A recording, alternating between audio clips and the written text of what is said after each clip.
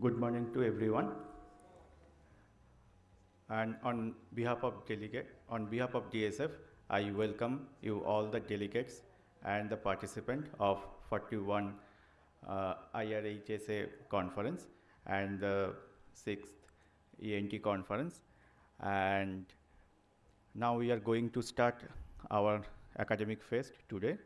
And the first is the Nomita Sarkar Memorial free paper presentation. And I would like to request the chairperson, Dr. B.N. Jha sir, and our respected MD sir, please. And Dr. Ulanganathan, please.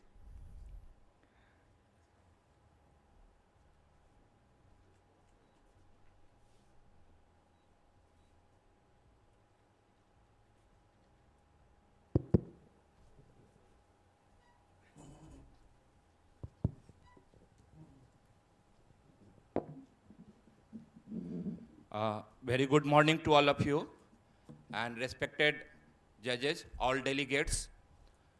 It is our honor to have a very scientific free papers on Namita Sarkar Memorial. In every years, you used to do this Namita Sarkar Memorial, particularly on the memory of this. So before starting anything, I would like to request to give the Namita Sarkar full.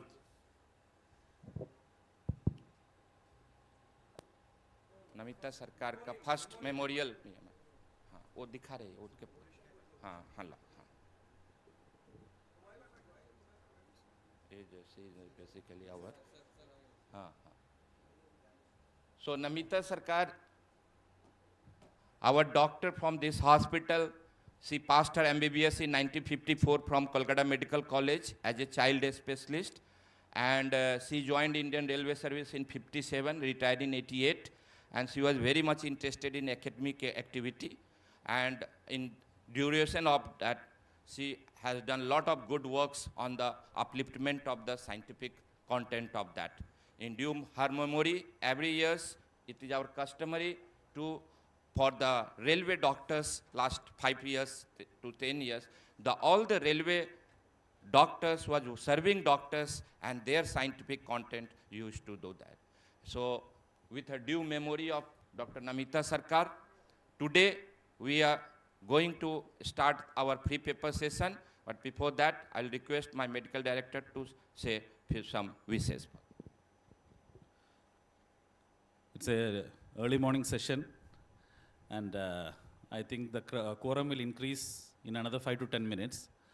And all the very best to all the participants. And I think you'll please do your best. Be confident and do your best. God bless you. So the rule is very clear-cut. Now this paper will contain the 6-minute presentation by the speaker and 2 minutes for the discussion. Regarding the 7 total out of 6 to 7 candidates, 1 is absent till now. All the speakers should maintain their time, and then the questions first will be asked by the judges, and if time will permit, then only for the will ask from the chair side or the delegate side. Yeah. Yes, and for today's our judges is none other than our chief surgeon of this hospital, Dr. G.C. Das. Give a round of applause for him. And our chief physician, pediatrician, and very, very academically shown Dr. K.K. Malik. And very soon, Dr. Mukherjee will be on with third judges. But as per, we have a rule for that. So I think now mic to your judges. First speaker is the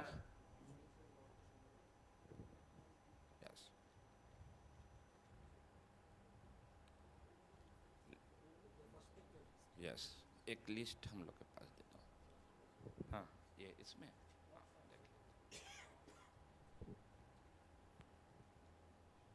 hold moral हाँ Avinash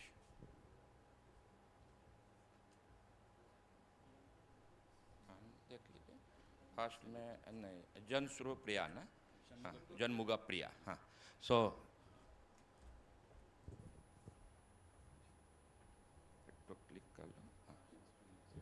first speaker. Hello. हाँ. First speaker is Dr. J. Shanmugapriya. She's, her topic is sudden sensorineural hearing loss, and she's from representing the South Central Railways. All the Yes. very best, doctor.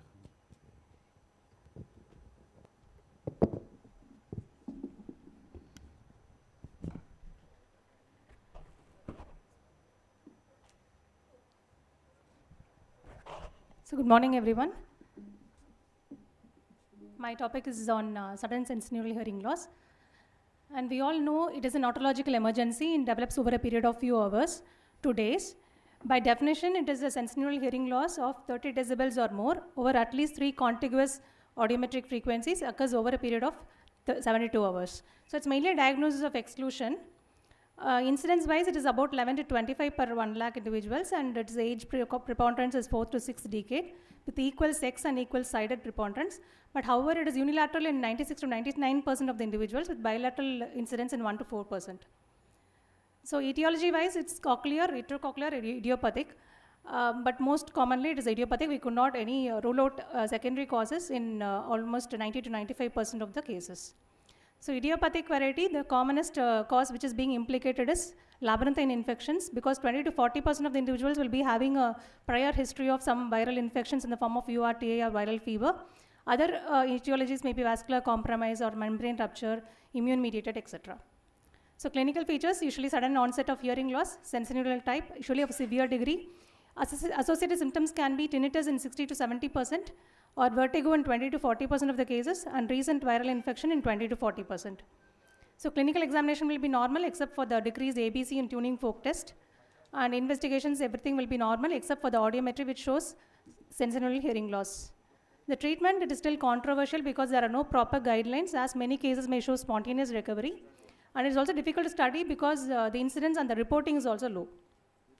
General treatment, it is bed rest and avoiding all ototoxic agents like smoking, ototoxic drugs, noise, etc. The definitive treatment is, of course, steroids. Steroids can be given either in the form of systemic steroids or topical. Systemic steroids in the form of oral steroids, prednisolone, 1 mg per kilogram per day. That is for a period of 3 to 5 days, followed by tapering dose over 2 to 3 weeks. It can also be given IV methylprednisolone of 1 gram IV infusion for 3 days. Either of this can be given or both can be combined together. And the intratympanic injection, which is mainly the definitive treatment of present day, is the intratympanic injection of the steroid. The preferred steroid is dexamethasone, which is given in the form of 1 mg per ml in about 5 to 6 sittings. It is given in the posterior-inferior quadrant after small local infiltration, which can be given in the posterior wall of the external auditory canal. So apart from this, we can also give instillations, but it requires a grommet insertion as shown in the picture. Again, dexamethasone, it can be mixed with sodium hyaluronate, so that for the better penetration of the steroid. Advantages of intratympanic steroids are it can be given in persons whom systemic steroids are contraindicated, and the other advantages, a higher concentration can be achieved in the target organ. Here, in our case, it is in inner ear. It can be performed in OP settings, and it has got a relatively low complication rate. The prognosis, most of the cases have shown spontaneous remission, almost 70%. But out of this, the 3 can be the outcome, like it could be a complete recovery, which is called as hearing within 10 decibels of the pre-treatment hearing threshold, or it can be partial recovery, hearing within 50%, or there can be no recovery at all. That means less than 50% of the hearing improvement. So these are the prognostic factors which determines whether the patient will have a good improvement following therapy. So the positive prognostic factors include age, less than 60 years, and the duration of onset within 1 to 2 weeks, the pattern of hearing loss being low or mid-frequency, the severity of hearing loss, mild to moderate degree, and with no associated symptoms, no systemic illness, they will have a fair prognostic factors. Rather than the negative prognostic factors of advanced age, more than 3 months of onset of the symptoms, flat or downsloping hearing loss, moderate to severe degree of hearing loss, and associated vertigo, associated comorbidities like diabetes, they may not have good recovery following the therapy. So I will just have 3 cases in our railway population. First case is a 31-year-old ALP second upper division. He presented to us with sudden onset of hearing loss on the left side along with tinnitus, no comorbidities, routine investigations normal. MRI brain is also done to rule out acoustic neuroma, which can also present a sudden sensorineural hearing loss, which was having just an incidental finding of cystic lesion. This is the audiometric report of 70 decibels of sensorineural hearing loss. And treatment, he was admitted and he was given systemic steroids, injection methylprednisolone, 1 gram IV infusion for 3 days. Along with intratympanic injection was also started. And he had shown clinical improvement, and he was given 2 more intratympanic injections, and he was discharged with the oral steroids. This is the post-procedural audiometry report, which showed almost 27 decibels of hearing threshold. The patient had a conversational speech at 3 meters satisfactory, and he was made fit to duty. This is pre and post. It's almost 2 weeks of period. He had a very good improvement following intratympanic steroids. Although there was some residual high-frequency hearing loss, the patient was not complaining about it, and we could make him fit for the duty as ALP within 3 weeks period. And surprisingly, the tinnitus also got resolved. And follow-up also, he was asymptomatic. Second case is a 31-year-old pointsman, again from Nanded. He had a sudden onset of hearing loss, and he had 6 sittings of intratympanic. This is pre and post. From 80 decibels of sensorineural threshold, it has come down to 15 dB. And third case is again a chief OS with a left-sided hearing loss. This is the pre and post. From 53 and 228, the patient was also happy. And other extended uses of intratympanic injections include, it can be even tried in sensorineural hearing loss, ruling out presbyacusis, and it can also be given a trial in tinnitus of unknown origin, because some patients also have some symptomatic improvement. So this have been tried in my cases also, and they have very good improvement. These are the references. Thank you.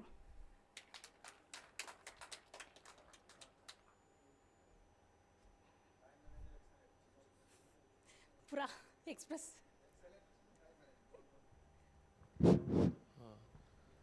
Thank you, Dr. Priya, for a nice presentation. Thank you, sir. How do follow these cases? Sir, actually we follow up the cases every alternate day. We give a trial of injections in the OP setting with under local anesthesia, and we have a give after 3 or 4 injections, we do a repeat audiometry. So with that audiometry, we can see how much of improvement the patient is having, and clinical also they may have improvement, and at the end of 6 injections, we go for a routine evaluation, complete evaluation. What are the causes? Why you?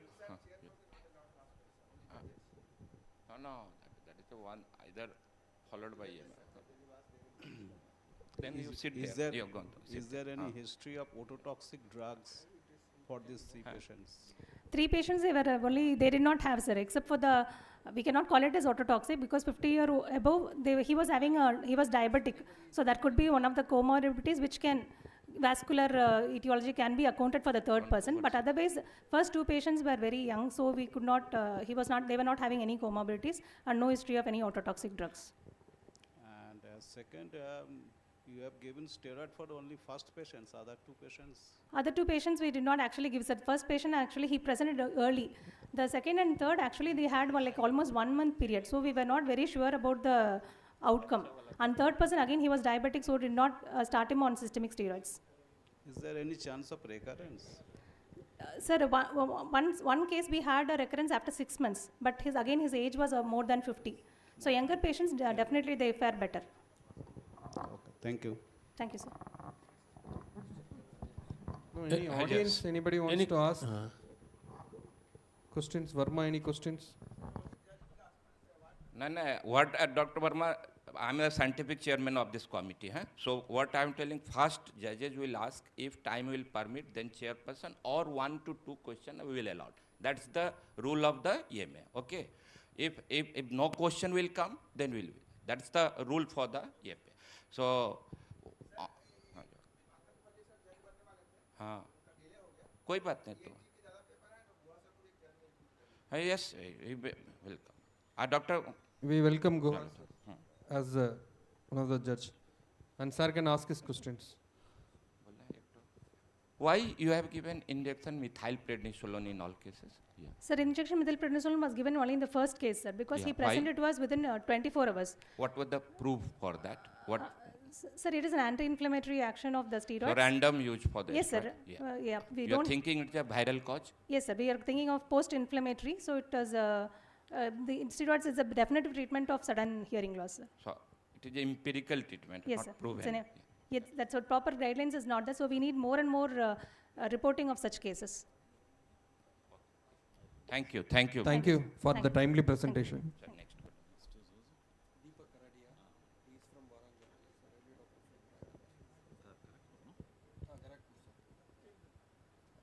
Next, I invite Dr. Deepak Karade from Kharagpur.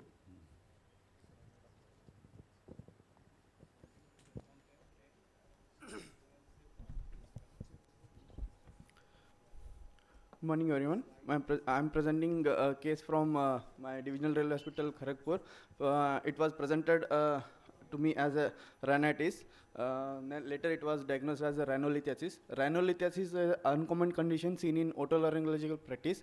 It is formed by calcification and mineralization around the nidus that could be either endogenous or exogenous. The clinical suspicion to diagnose rhinolithiasis increases in young patients with unilateral nasal symptoms. So nonetheless, rhinolith can be found at any age. Usually patients do not recall foreign body insertion into the nose. This case report aims to increase the awareness of rhinolithiasis in clinical practice and to point out the importance of considering other diseases that may share similar radiological features of calcification such as fungal sinusitis as well as some benign and malignant nasal tumors.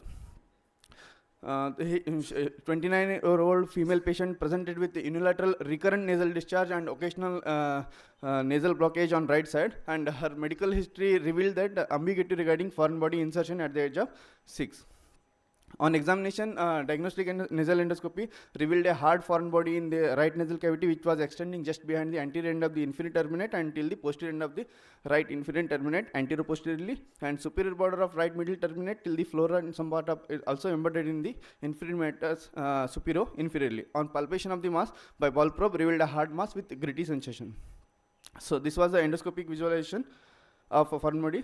Then I did a MD-CT scan of PNS which showed calcified mass in right nasal cavity measuring about 28 into 21 into 9 mm mass. The smooth focal contiguous erosion over the adjoining side of the hard palate with intact lower cortex is also seen with right-sided maxillary and frontoethmoidal sinusitis. So this is a CT scan showing calcified mass.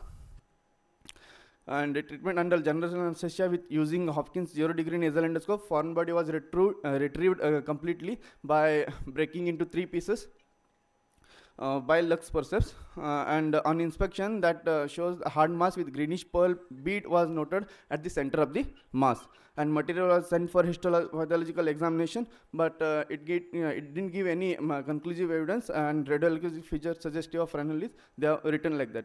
And after 5 days of IV antibiotics, case was discharged. This is the gross appearance of hard Chagon rhinolith after retrieval.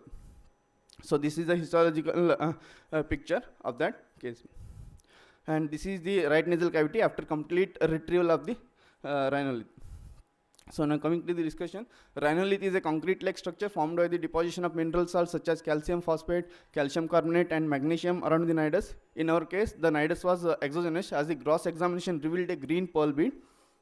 As a nasal foreign body is usually underestimated as a cause for unilateral nasal symptom in the middle to old age population, although not clearly understood that the incidence of rhinolith is more common in female population than in male population. Unilateral nasal obstruction, nasal or nasal oral malodor, headache, hyposmia, epiphora, epistaxis are the symptoms that can present in long-standing rhinolith. However, rhinolith could be completely asymptomatic and discovered incidentally. In this case study, the main symptom was unilateral nasal discharge and blockage. The differential diagnoses include unilateral inflammatory nasal disease with calcification such as fungal sinusitis, calcified nasal polyps, granulomatous diseases such as syphilis, tuberculosis, benign nasal, malignant nasal tumors. So endoscopic examination is essential to help the diagnosis the rhinolith. Usually it appears like a concrete whitish mass and is commonly found between the inferior terminate and the nasal septum as in our patient. CT scan is required to support the diagnosis and to exclude other causes of unilateral nasal mass with benign radiological features such as bone remodeling, hyperostosis, suspicious features in particular bone destruction, invasion and soft tissue involvement, and also assess the associated comorbidities such as sinusitis and to rule out any complications. Potential complications of rhinolith include nasooral fistula, nasoseptal perforation, palatal perforation, social withdrawal due to nasal or oral murder, but none of them were present in our case, but only superficial erosion of over the right side of the hard palate was present. In our case, the rhinolith was there for right nasal cavity nearly about 23 years. Removal of rhinolith is under general anesthesia favorable patient with structural abnormalities like septal deformities, sinusitis, but it can be optional also by local anesthesia. In this report, the rhinolith is removed under general anesthesia because the patient did not tolerate the procedure. Under local anesthesia, as the rhinolith was very large and adherent to the mucosa of the nasal septum and the inferior terminate. This was after 6 months of follow-up, which is showing right nasal cavity endoscopic examination. So conclusion, unilateral nasal symptoms warrant an otolaryngologist for localized disease process. Rhinolith is usually underestimated as a cause due to rarity of the disease in young adults, and endoscopic nasal examination with imaging, histopathological evaluation with chemical analysis also needed to confirm the diagnosis of rhinolith.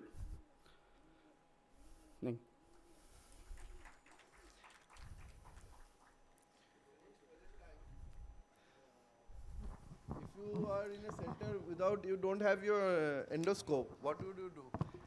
Anterior rhinoscopy examination, sir.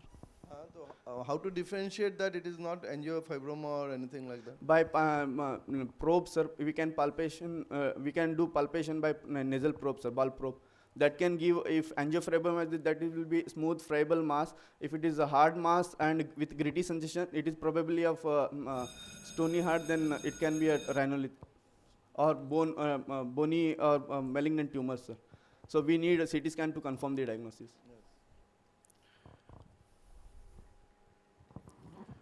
Is there any relation with hyperparathyroidism? But in our patient did not have any thyroidly related diseases, sir. But it can be present in hyperthyroidism also, sir. Because hyperparathyroid, not yes. hypothyroid. Yes, sir. Parathyroid. Excessive bone deposition, calcium deposition can also happen in parathyroid. Yes, sir. In this case, the silent interval was too much. In between, was there any symptoms? Yes, sir. The age of presentation, and what is the age of the patient? 29 years, sir. 29, and the history is the putting of the foreign body at the age of 6. Yes, sir. So in the span of this long years, was he having any symptoms or? She had only rhinitis, sir, rhinitis-like symptoms with frequent nasal discharge. They thought that she is getting common cold frequently. That's why they shown here and there with only symptomatic treatment. But none of them were ready to diagnose case because they didn't do any diagnostic nasal endoscopy or anterior rhinoscopy. That's why that got maybe delayed due to this reason, sir. You was not seen by any ENT doctor. Maybe seen by ENT doctor, sir, but they could fail to diagnose. Yes, sir, yes, sir. Only they treated like a rhinitis case. Okay, very nice case.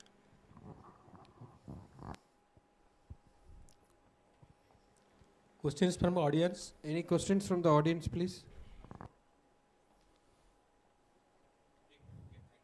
Thank you. It was a nice, timely presentation. You also very well pointed out unilateral foul-smelling nasal discharge. Always, please consult an ENT surgeon. Thank you. Thank you, sir. Thank you, sir. The third speaker, participant, Dr. Priyanka Mandal. And the topic is rare cases of vulvar onset progressive GB syndrome.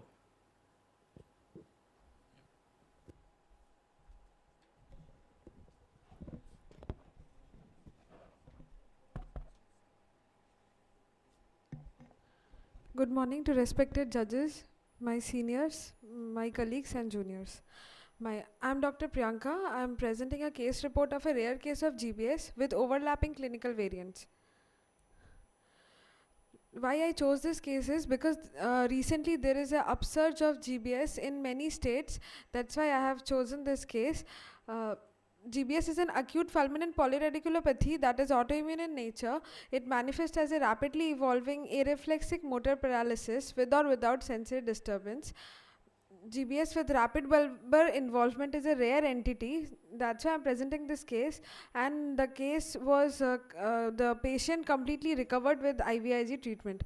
My patient was a 41-year-old male. He was a resident of Kolkata, known hypertensive, and with no addiction history. He presented with quadriparesis. It was acute in onset, rapidly progressive over 12 hours. Ascending type, he was unable to close his eyes with acute onset of dysphagia and dysarthria. Preceding illness, he had a history of acute enteritis 2 weeks back. On 7 June in the evening hours, when he got up from his bed and tried to walk, he fell down due to buckling of knees. He tried to get up with support but noticed weakness in both his upper limbs. He experienced rapidly progressive quadriparesis. In the next 12 hours, he was unable to lift his limbs over the bed. This was followed by dysarthria, dysphagia and inability to close his eyes. There was no loss of vision, diplopia, no sensory loss, no bowel and bladder involvement. The patient had history of travel before 2 weeks where he had loose motion and upper respiratory tract infections. He is married and he is a banker by profession. On general physical examination, the patient was averagely built, oriented to time, place and person. His BP was 170 by 110 and pulse was 110 per minute. Higher mental functions, he was alert, conscious, oriented to time, place and person, dysarthric. On cranial nerve examination, there was bilateral LM paresis, Wells phenomena was present, absent corneal reflex, glossopharyngeal and vagus nerve, there was loss of gag reflex, and rest all cranial nerves were normal. Motor system examination, there was hypotonia in all 4 limbs and power grade 2 in all 4 limbs, areflexia in all 4 limbs. The plantar was equivocal. Sensory system was normal. In autonomic system, the blood pressure was fluctuating and heart rate was also fluctuating. My summary is a 41-year-old gentleman presented with preceding history of acute diarrheal illness during travel, presented with complaints of ascending rapidly progressive LM weakness of all 4 limbs associated with dysarthria, dysphagia and bilateral LM palsy with autonomic dysfunction without any sensory loss. In investigations, NCV was done. There was prolonged distal latencies of bilateral medial ulnar, tibial and peroneal nerves, prolonged F wave latencies and reduced amplitude of CMAP. Impression is demyelinating type of motor predominant radiculopathy of all 4 limbs, left lower limb more than upper limb with sural sparing. MRI brain, dorsal spine and cervical spine imaging was done. There was no significant abnormality detected. In the CSF analysis, the color of the CSF was watery and clear. WBCs were 3 cells and protein was 28 mg per dl. 2D echo was, there was no RWMA found. My diagnosis is it is a quadriparesis with bilateral facial palsy along with bulbar palsy, lower motor neuron disease. Anatomical is peripheral nerves. Etiological, it is maybe post-infectious immune-mediated polyneuropathy, likely GBS, Aman variant with overlapping cervicobrachial variant. The course in the hospital was the patient was admitted with the above mentioned complaints and routine investigations were done. He was intubated due to SOB and he put on mechanical ventilatory support on the day of admission in view of hypoxia and worsening dyspnea. He was started on IVIG at 2 mg per kg body weight for 5 days along with IV antibiotics and other supportive medications. Clinical condition of the patient gradually improved and he was extubated after 48 hours. His bulbar palsy, diplopia and limb weakness started to improve 4 days later and he almost completely recovered at the time of discharge. He was discharged on day 12 in hemodynamically stable condition. Discussion. In 1859, the first case of GB was noted and the patient had a fever and it progressed to paralysis over 3 weeks and he died from respiratory failure. Besides the classical presentation of GBS, clinical variants are based on the type of nerve fibers involved, motor, sensory, maybe combined sensory and motor, cranial or autonomic, predominant mode of fiber injury, demyelinating versus axonal, and the presence of alteration in consciousness. The pharyngeal cervical brachial variant of GBS is defined by rapidly progressive oropharyngeal and cervicobrachial weaknesses associated with areflexia in the other limbs. Thank you. Sir, to judges, please. What was the ABG report of this patient? So the patient was having respiratory acidosis. Respiratory acidosis. And what was the PO2 level? Sir, PO2 was 86. And 86. Now my question was, because you have put the patient on ventilation, is there any role of NIV? no, sir, because the patient, it will progress to diaphragmatic paralysis. That's why the patient was kept on mechanical ventilation. Second question is, you have given IVIG. Yes, sir. If the patient didn't improve or respond, what are the other modalities you can? So we can go for plasmapheresis. Thank you. I just want to know that what are the differential diagnoses in this case?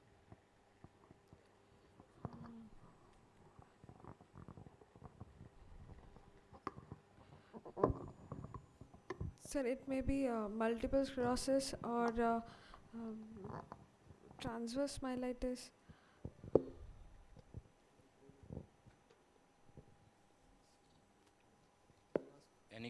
Any question question by the from audience? house? Yeah. What is Miller-Fisher variety of GBS? Sir, it is a variant of GBS with ophthalmoparesis, areflexia, and ataxia, gait ataxia. In your patient, the other cranial nerves involved beside your bulbar? So seventh cranial nerve. Ophthalmoplegia? Yes. Yes, sir, ophthalmoplegia was also there. 3, 4, and 6. And what was the prognosis after how many days the patient fully Sir, recovered? After 15 days, the patient recovered well. He is coming to the OPD now. He is walking. He is fine. Any other question? Thank you. Thank you. Thank you. Thank you, sir.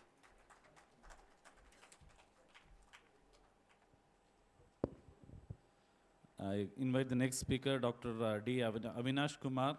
His topic is impact of cadaveric skin allograft on outcome in burns patients and institutional experience. Good morning, respected judges, chairpersons, and all the dignitaries. I am Dr. Avinash Kumar, and my paper today is Impact of Cadaveric Skin Allograft on Outcome in Burns Patients and Institutional Experience. The disclaimer: all data was collected from institutional records. Consent for audiovisual display of patients were taken. Skin grafting is elemental in the management of extensive burns. Though using an autologous skin graft cover is a gold standard, it is often not feasible due to limited availability of autograft. Biologic or synthetic skin substitutes are necessary for the temporary coverage of such burn wounds. Use of skin allograft in burn wound management was first described by Bettman in 1938. Cadaveric skin allograft provide the following advantages in terms of reduction of loss of water, proteins and electrolytes, thermoregulation, reduction of pain, lowering the risk of wound infection, and preparing the wound bed for subsequent autograft take. Cadaveric skin is a temporary wound coverage, but there is insufficient evidence regarding its clinical usefulness in Indian patients with major burns. The aim is to study the impact of the cadaveric skin allograft application in patients with more than 30% total burn surface area in terms of mortality rate and hospital stay. The objectives of our study are to divide the patients into cadaveric and non-cadaveric groups based on the usage of cadaveric graft for burns wound cover, to determine the differences of hospital stay and mortality rate between the two groups.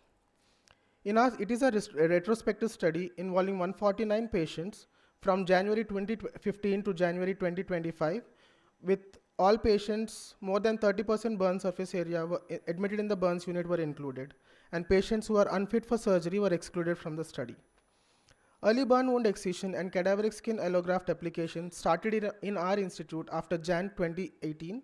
So 92 patients admitted after Jan 2018 underwent early burn wound excision and cadaveric skin allograft were included in the cadaveric group, and 57 patients before Jan 2018 were included in the non-cadaveric group.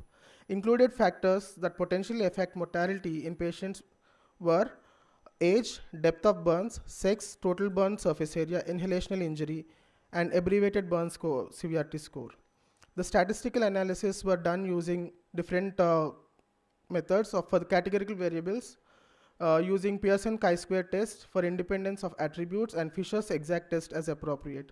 Continuous variables were studied using Mann-Whitney U-test since the data did not follow normal distribution. SPSS version 25 was used for statistical analysis and alpha level of 5% was taken. The results of my study include, in the non-cadaveric group, males were 35% and females were 65%, and in the cadaveric group 25% were males and 75% were females. The most common etiology in our study was flame burns, it is 89%, followed by flash and scald burns, which were 4.70%, and the least common was electrical burns, which was 1.34%.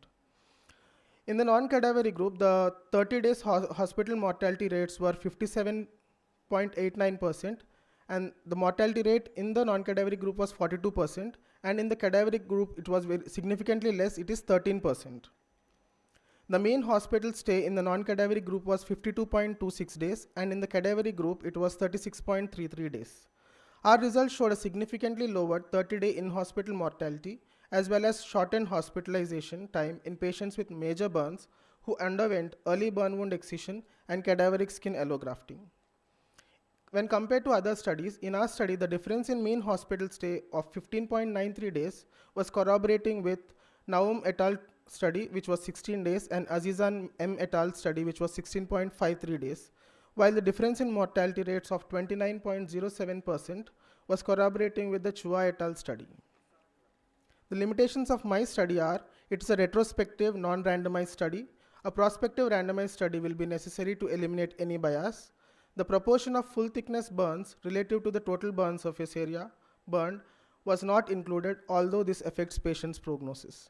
Multiple confounding factors affecting prognosis like patient comorbidities, infection, and onset of sepsis were not taken into consideration in my study.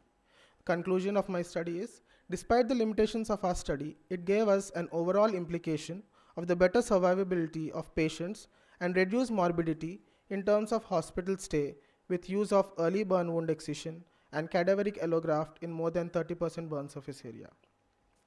These are some of the images of our patients who have undergone early burn wound excision with cadaveric skin graft, and we procure our cadaveric skin from National Burn Center, Airoli, Navi Mumbai, and Masina Hospital Trust Skin Bank in Mumbai.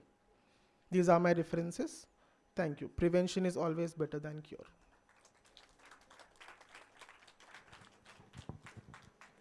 Dr. Avinash, is a nice presentation. Thank you, sir. Is there any difference in outcome in electrical burns and flame injuries? Sir, in the etiology, we did not compare the etiologies, sir. Basically, in our study, we did not compare the etiologies. But overall burns, we have compared the cadaveric and the non-cadaveric group. In electrical burns, the mortality may be because of rhabdomyolysis and renal injury, more than sepsis. Because usually in electrical burns, the amount of burn surface area is less. If it is flash burns, again the burn surface area is more in electrical burns.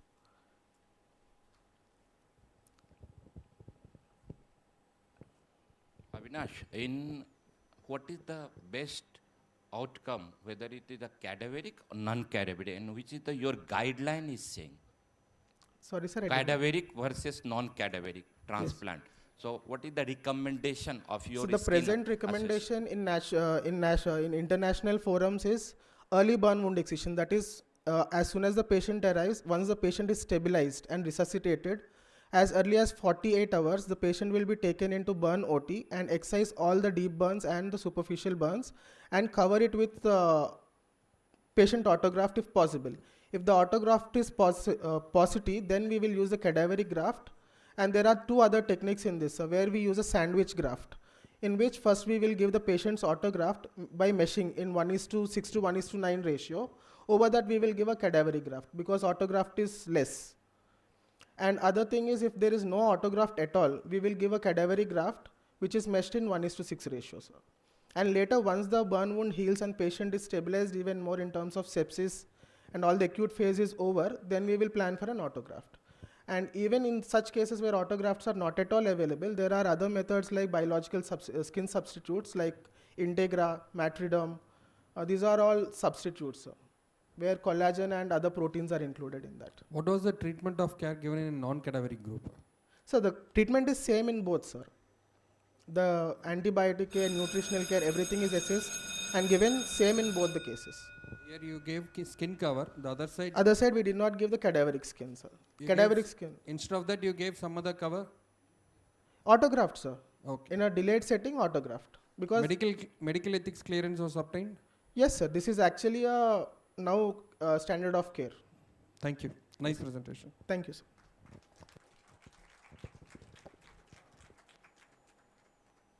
Next, I invite Dr. Ashay D. Amlikar. His topic is salivary lesions and diagnostic challenges. Is not the? Okay. You. Arjuna? Anuja Kulkarni okay already आ गए ना तो बुला लीजिए ठीक है next Akshay को दिया था actually okay is arjuna Kulkarni yes okay and diagnosis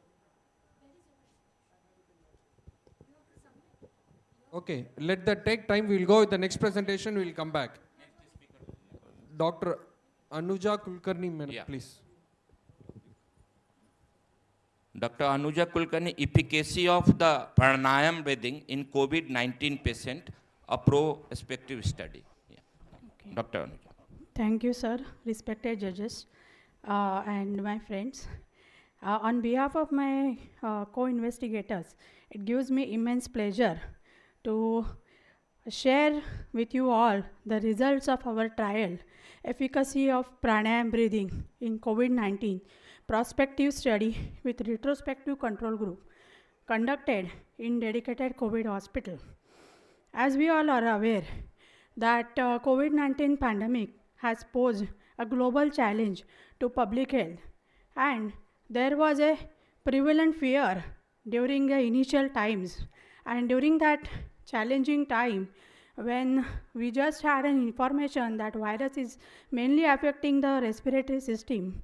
So while working in a busy COVID isolation ward in a dedicated COVID hospital, based on the personal experience, it was noticed that addition of pranayama breathing, a type of chest physiotherapy, as an addition to the conventional COVID management, has resulted in a significant increase in the oxygen saturation level of the patient.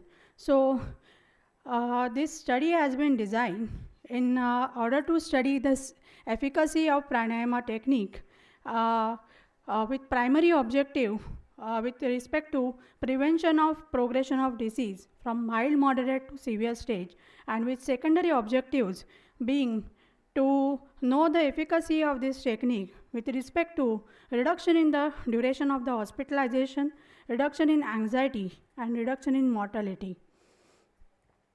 Approximately 300 patients were screened for the eligibility criteria. 278 patients were included in the study. 139 formed the study group, while 139 patients formed the control group. Study was explained, informed consent form was served, written informed consent was obtained, and the participants from the study group received pranayama breathing as a physiotherapy add-on to the conventional allopathic treatment, 22 breaths per cycle, 3 times a day, minimum of 28 days. Follow-up was done on day 1, 3, 7, 14, and 28 days of enrollment. Outcomes were compared to the historical control group prior to introduction of add-on pranayama physiotherapy, ensuring 1:1 matching with respect to age, gender, clinical stage, and comorbidities. The results of our studies are that with the effect of first pranayama, there was increase in the mean oxygen saturation level in the participants from 95.24 to 97.40 with the effect of first pranayama, and this difference was statistically significant at t-value of 0.001.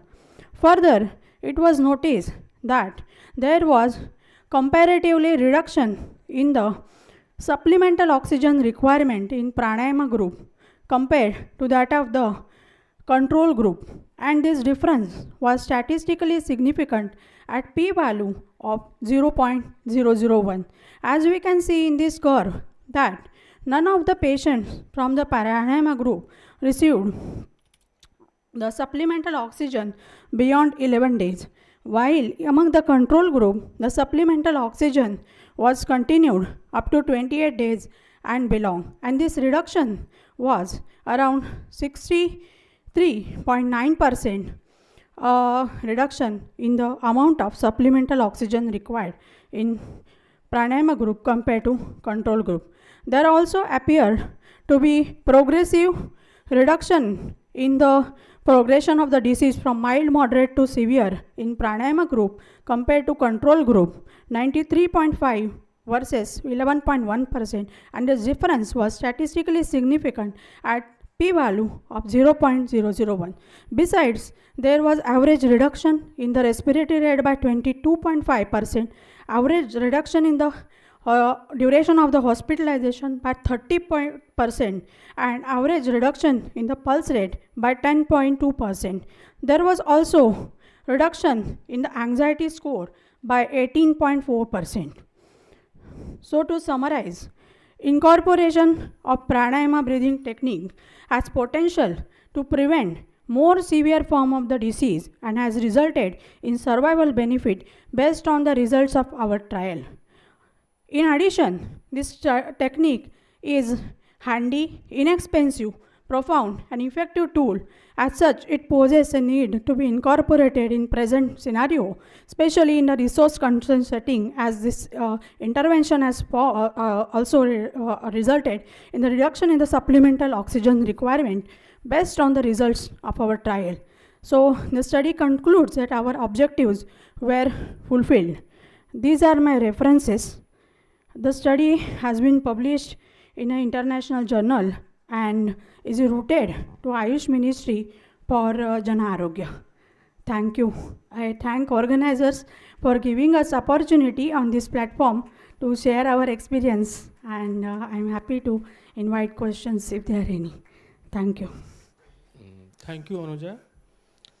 Was there any study in your group, the persons who are practicing pranayam before COVID, say for long years, and they started pranayam after COVID?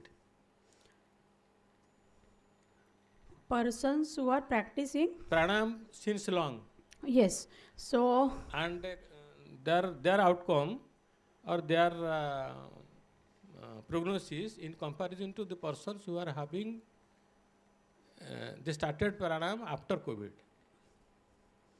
So, sir, that is confounding factor I think you are pushing on, but most of the patients who were come to our hospital, they were quite frightened, and they were not even knowing the how to breathe actually. So what I observed while busy during my duty, I'm just sharing my personal experience, not mentioned in the study anywhere, that they were not breathing properly. I noticed, because I happened to be the first one to do that 10 days long duty, because there are prevalent fever in the amongst the medical fraternity also that time, and I observed that they were doing chest breathing and there was no abdominal breathing.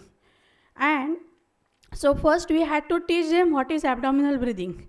So I understand that yoga has become the general thing, but those patients who were having COVID and were admitted in our hospital that time initially, they were not even knowing how to breathe abdominally. So we had to teach them along with the physiotherapist help how to do abdominal breathing, and then we started giving them deep abdominal breathing with deep exhalation, twice that of the inhalation, and we gave the whole time in between, and this actually worked. So this used to happen that I start the round from one corner to another, and I used to start taking out their oxygen for some time, thinking that we'll take the risk, let's see what happens. And we used to make them do pranayama and put that SpO2 probe, And by the time I come to the last patient, this patient's saturation has already gone from 95 to 97.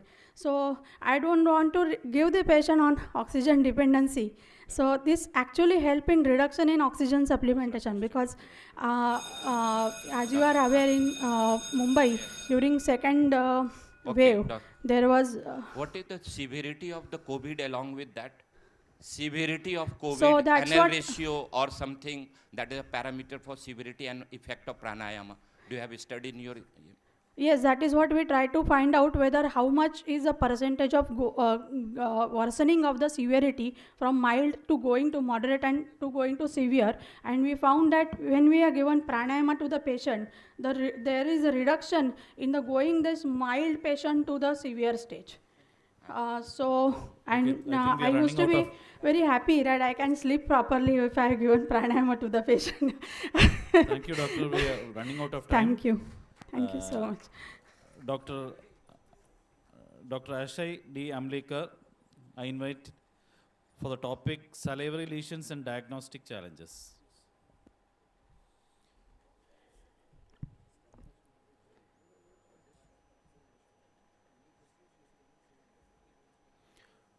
Good morning, judges. Good morning, all my senior colleagues and resident doctors. So the topic of my presentation is salivary lesions, FNAC, histopathology correlation, and diagnostic challenges. The introduction. Salivary lesions have diverse morphological patterns and overlapping features, making it a challenging job to give a precise diagnosis at times. FNAC of suspected salivary lesions has an established role in preoperative diagnosis and its management. Salivary malignancies are rare, and precise diagnosis require histopathology, immunohistochemistry, and sometimes molecular studies. The aims and objectives of my study were to study the spectrum of salivary neoplasms on FNAC and confirmation by histopathology as well as IRHSA, to study the accuracy of FNAC to differentiate benign and malignant neoplasms of salivary, to study accuracy of typing of salivary neoplasms on FNAC or histopathology. So in materials and methods, I performed a retrospective study of FNAC of salivary lesions of 40 patients. I could receive 50% of gross specimen. The span of study was 3 years, that is 2024, 23, and 2022. Histopathology, which immunohistochemistry was considered as gold standard.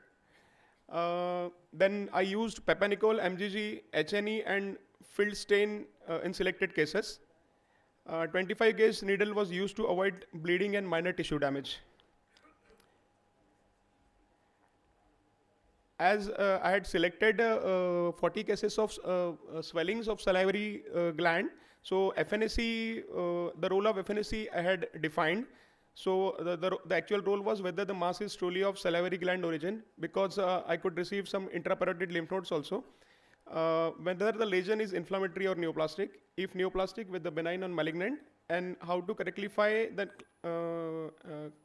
classify the neoplasm, particularly if malignant. And this was the spectrum of diagnosis I could offer. Under non-neoplastic epithelial lesions, salivary gland cyst, chronic sialadenitis, chronic sclerosing sialadenitis, these diagnoses were offered. Under neoplastic benign category, pleomorphic adenoma, basal cell adenoma, myopithelial adenoma or myopithelioma, oncocytoma, and Warthin's tumor, these diagnoses were offered. And under neoplastic malignant, I could offer adenoid cystic carcinoma and actinic cell carcinoma. So these are some micro photographs of FNAC of certain neoplasms, benign as well as malignant. The left top corner shows the fibrillary fibromyxoid stroma of parotid pleomorphic adenoma along with its epithelial component. Similar on the field stain on the right top corner.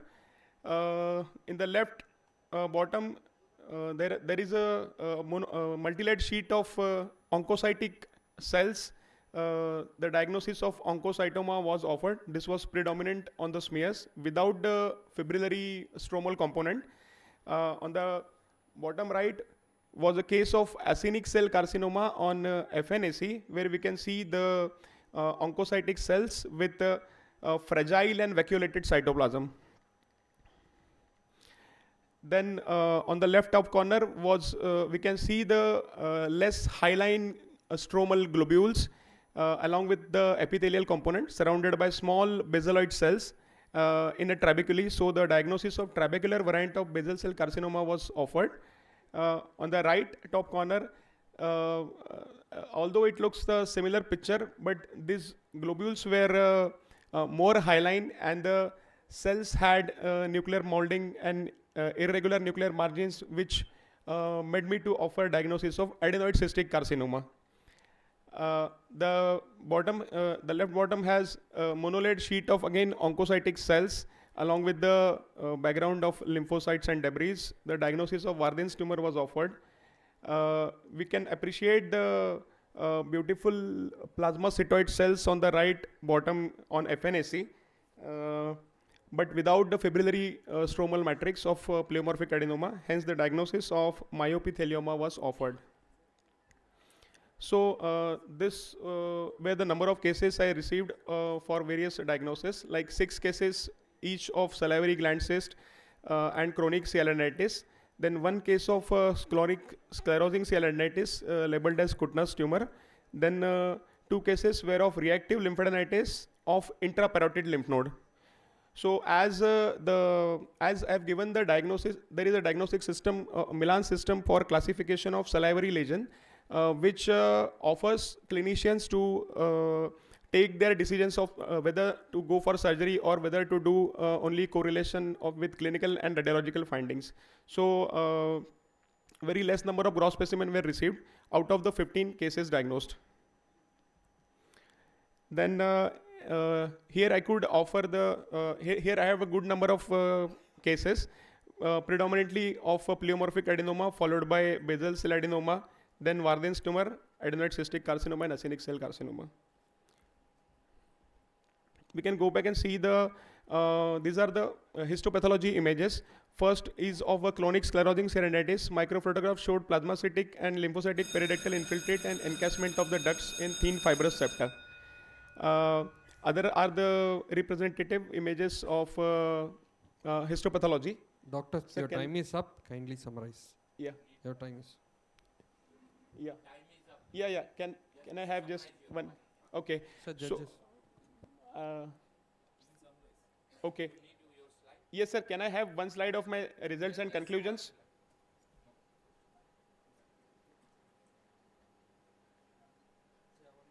Yeah, I'll just go.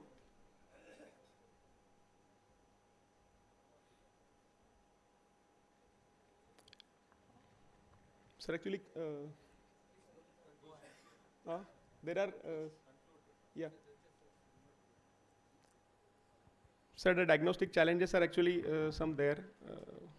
If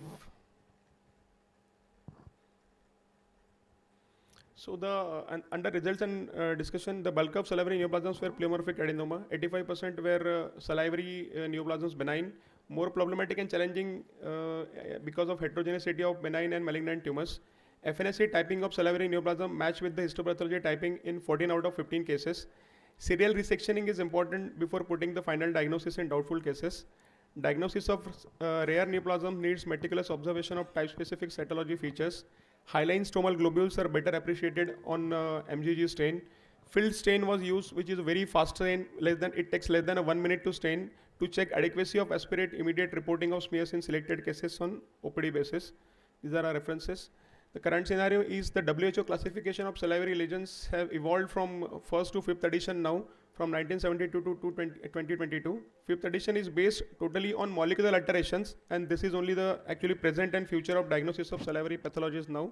The genetic alteration will be helpful as prognostic and predictive biomarkers and can also serve as a targets for anti-cancer therapies. Thank you. What is the false negative percentage in your cases study? Sir, false negative possibility, we can say false negativity in case of diagnosing malignancies was very less because whatever features we could observe on FNAC in our smears were representative in most of the times. and which were confirmed in 14 out of 15 cases by histopathology. So it was less, sir. Very less. Previous years it was said, rather it was a rule, that FNAC on two structures should not be done. One is a parotid and another one is the testicular tumors. So because cells may infiltrate along the needle track. Did you encounter any such sort of thing in your study? Not in this, sir. Not in this.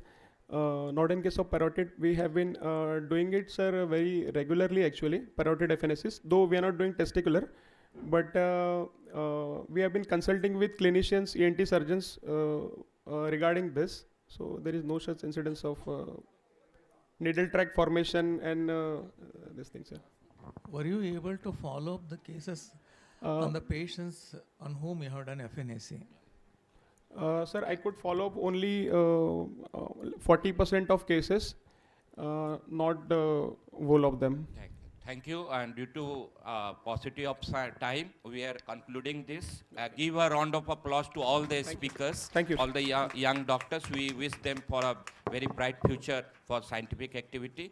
And by this, along with my medical director, my colleague, we are, and thanks to judges.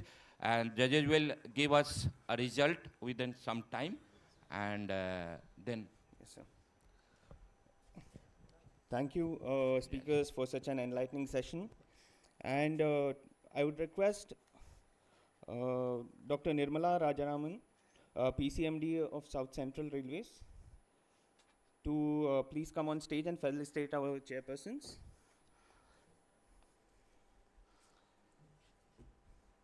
Dr. Shri Kumar sir, MD GRC.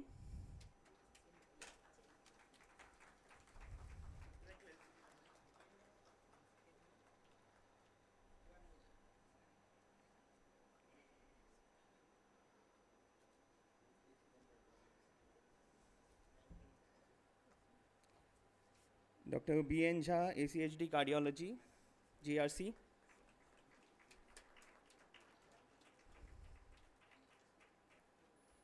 Dr. Ulagnathan, Senior DMO, SG SR.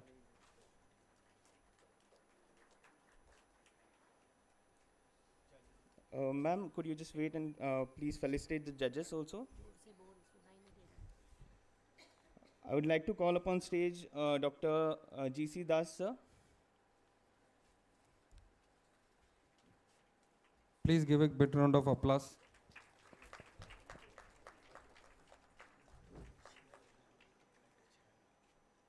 Dr. K.K. Malik, sir.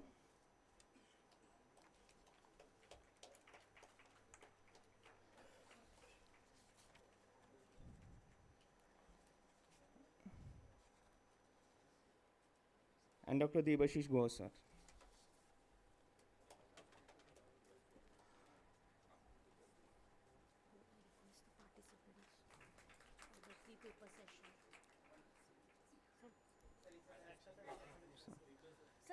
Can we all Ma'am, the speakers please come on the stage? Yeah. We'll have a group photos.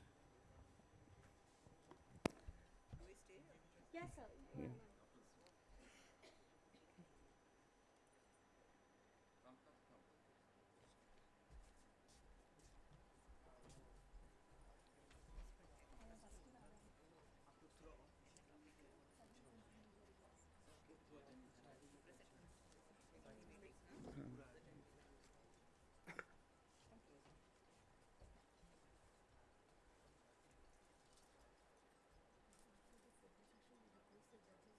To stay back.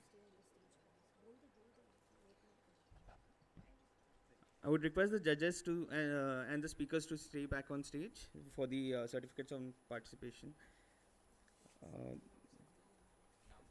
Yeah, Dr. J. Shanmuga Priya.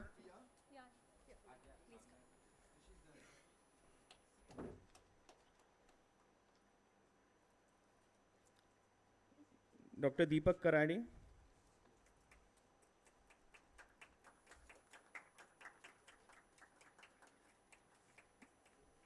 Dr. Priyanka Mondal.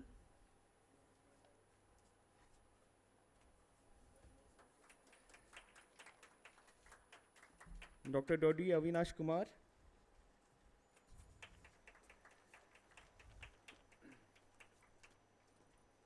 Dr. Ashay Amlikar.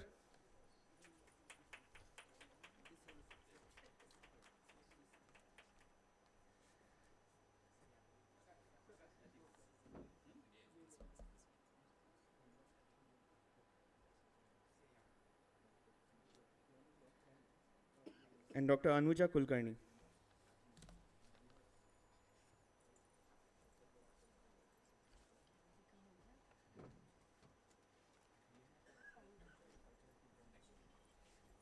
Thank you so much.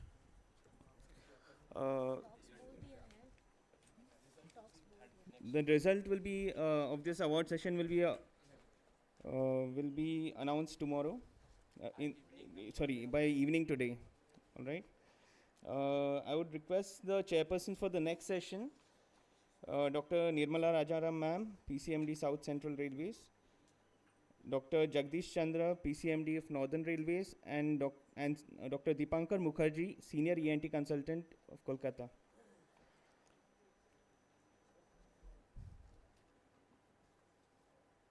The first speaker for today is Dr. Meenakshi Agrawal.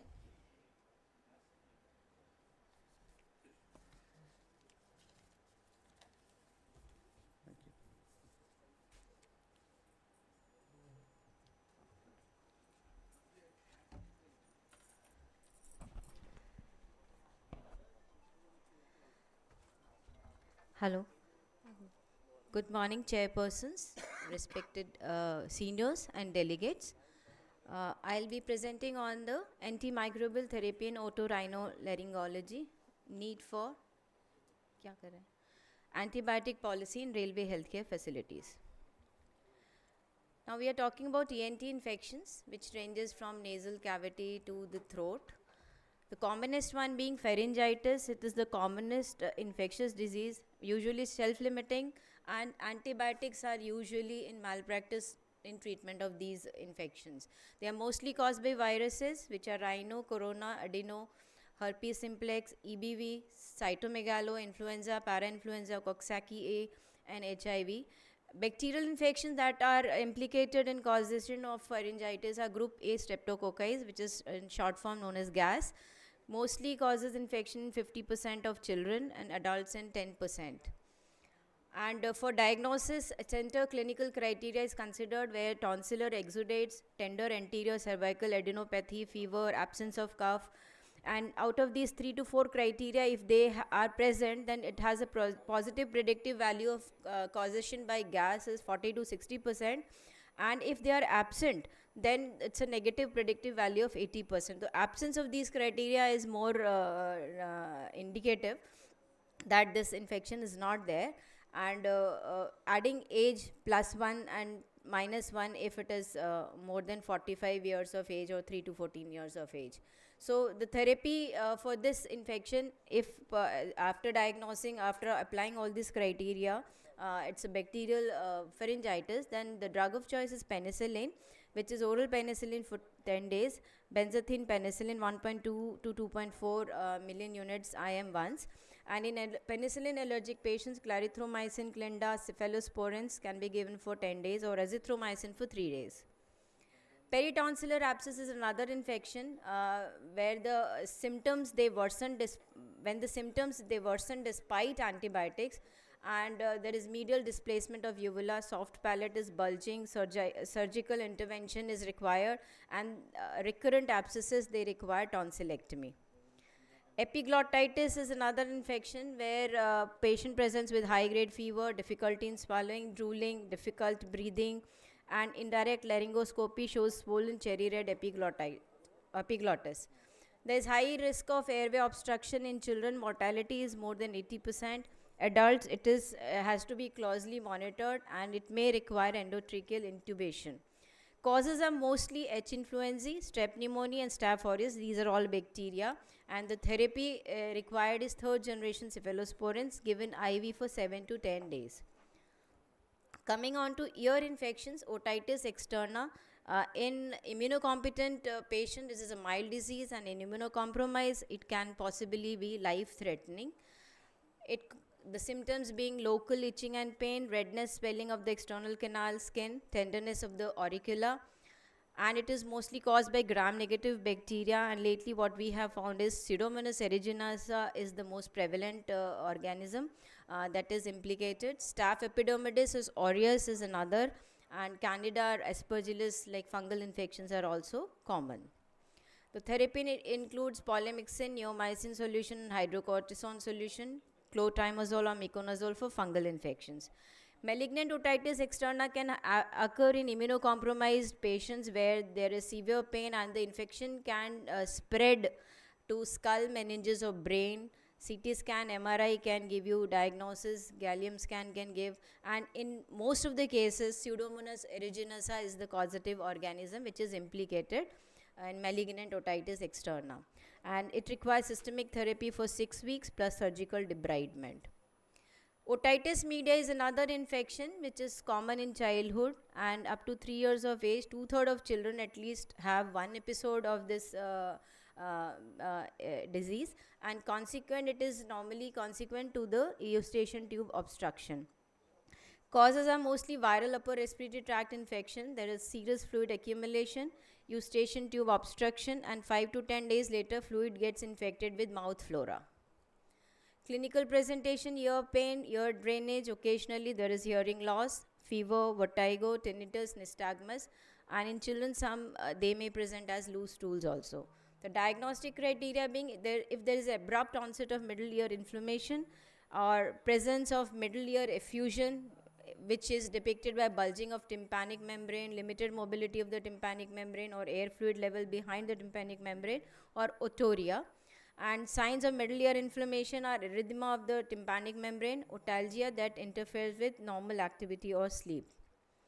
Causes are mostly strep pneumoniae, H. influenzae, Moraxella catarrhalis, and group A streptococcus and Staphylococcus aureus.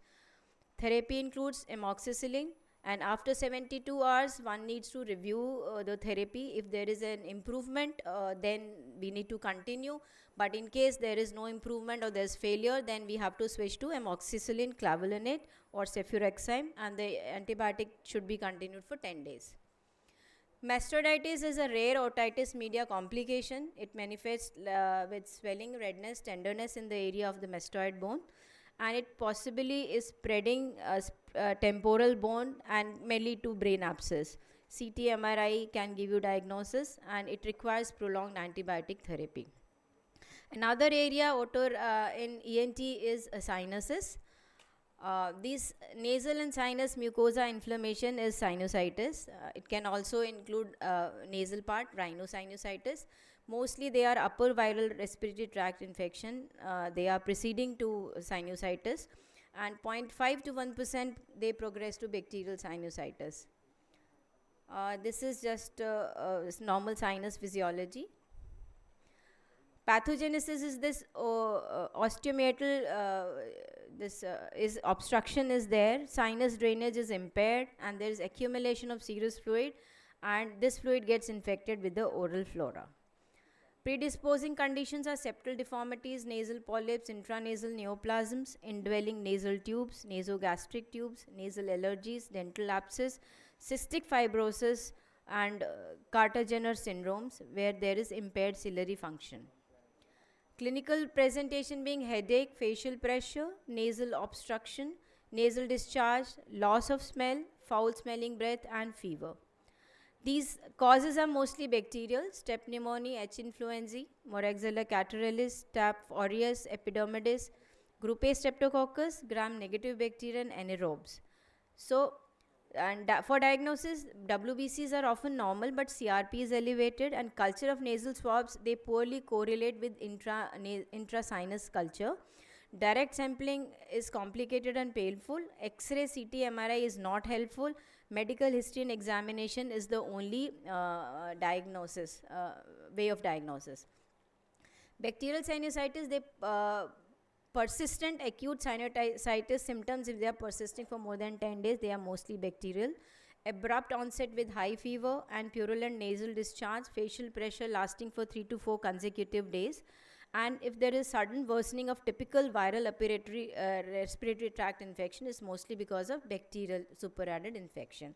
The therapy includes amoxicillin clavulanate acid 2 grams, 2 into 1 grams, fluoroquinolones, levofloxacin or moxifloxacin, doxycycline, cefuroxime and cefixime.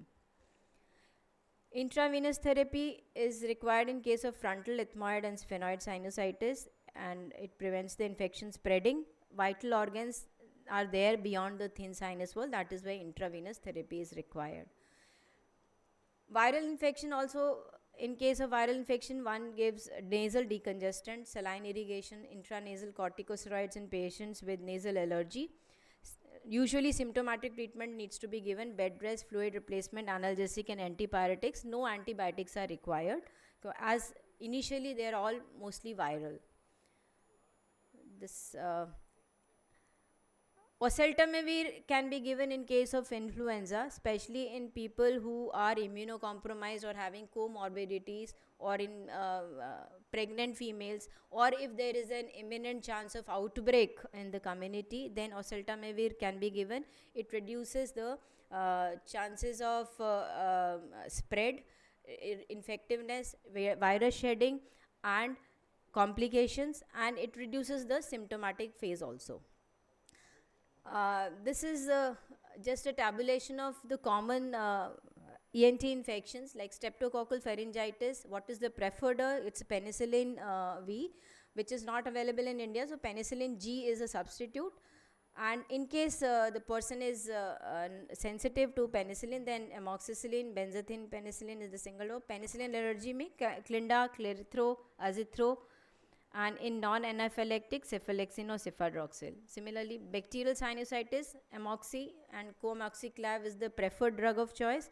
Alternatively, ceftriaxone or cefopodoxime can be given. In case of penicillin allergy, then doxycycline, respiratory quinolones and other antibiotics as per the table can be given. Acute motitis media, amoxicillin and coamoxiclav is the preferred drug of choice. Alternatives are cefopodoxime, cefuroxime, cefdinir and ceftriaxone.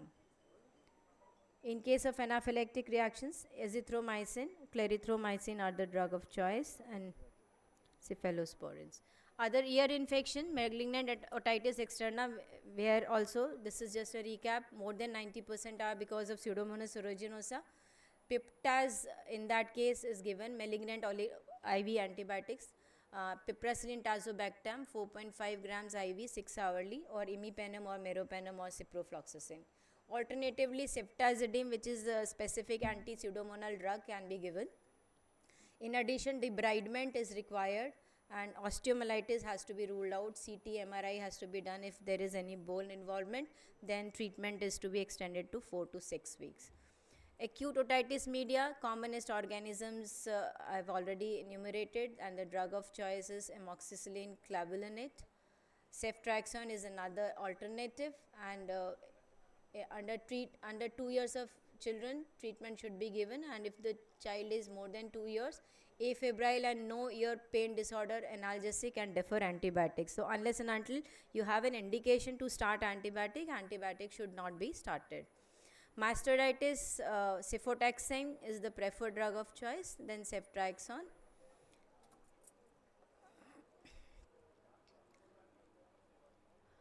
Membranous pharyngitis caused by diphtheria, erythromycin is the drug of choice, or penicillin G. And epiglottitis, cefotaxime is the drug of choice, 50 mg per kg IV 8 hourly, or ceftriaxone 50 mg per kg IV 24 hourly. Alternatively, levofloxacin, clindamycin can be given. Laryngitis group A are normally viral 90%, so no antibiotics are required. Acute pharyngitis, as I have already told you, mostly viral, so only symptomatic treatment needs to be given. Group A, streptococcus infection, penicillin is the drug of choice. Ludwig's angina, Vincent angina is mostly polymicrobial, and clindamycin and amoxiclavulanate is the drug of choice. Alternatively, piptaz can be given, and duration of treatment is based on the improvement. Now coming to the next topic, need for antibiotic policy in healthcare services. After the discovery of penicillin, the history of medicine changed. You can identify these pictures: Alexander Fleming, Howard Florey, and Ernst Chain, who were the change makers. Why we need antibiotics? Nearly 1/2 of the hospitalized patients, they receive antimicrobial agents. So we need to know that antibiotics are valuable discoveries of the modern medicine. All current achievements in medicine are attributed to the use of antibiotics. They are life-saving in serious infections. But what went wrong with the antibiotic use? We are treating all trivial infections or viral infections also with antibiotic, and it has become a routine affair. Many use antibiotics without knowing the basics of basic principles of antibiotic therapy, and many medical practitioners are under pressure for short-term solution. They want फटाफट मरीज ठीक हो जाना चाहिए. And there are commercial interests of pharmaceutical industry also which are pushing antibiotic use, more so for broad spectrum antibiotic and newer generation antibiotic, as every industry has become profit oriented. Poverty encourages drug resistance due to underutilization of appropriate antibiotics. So more drug usage leads to drug resistance. And what is the basic of antibiotic resistance? Antibiotic resistance is guided by genomic changes. It spreads R plasmids among the bacteria, and the human gut forms the interconnecting area where R plasmids transmission leads to ultimately antibiotic resistance. This is just a pictorial representation as why frequent, irrational and discriminate use increases antibiotic resistance.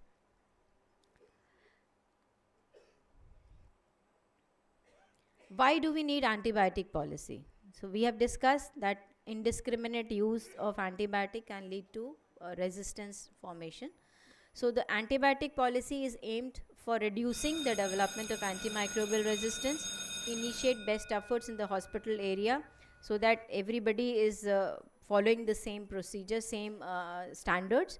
Good hygiene practices. If we are not following good hygiene, then we are giving infection to our patients, or infection is going from one patient to another. So it initiates good hygienic practices, best practice efforts also, so that resistant strains are not transferred from one bacteria, one patient to another, and does not spill into critically ill patients in the hospital. And it also helps in preventing spill into the society. The multi-drug resistant organism that we encounter in a hospital setup, we are not passing them on to the community. So they do not become community associated infections.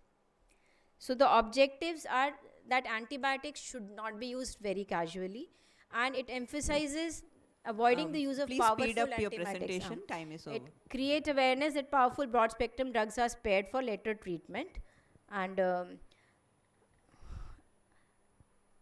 action plan is to educate all concerned clinical staff and evaluate feedback or success failure policy, create infection surveillance data, developing facilities in microbiology department for auditing data and guidance, restriction in prescribing and antibiotic availability.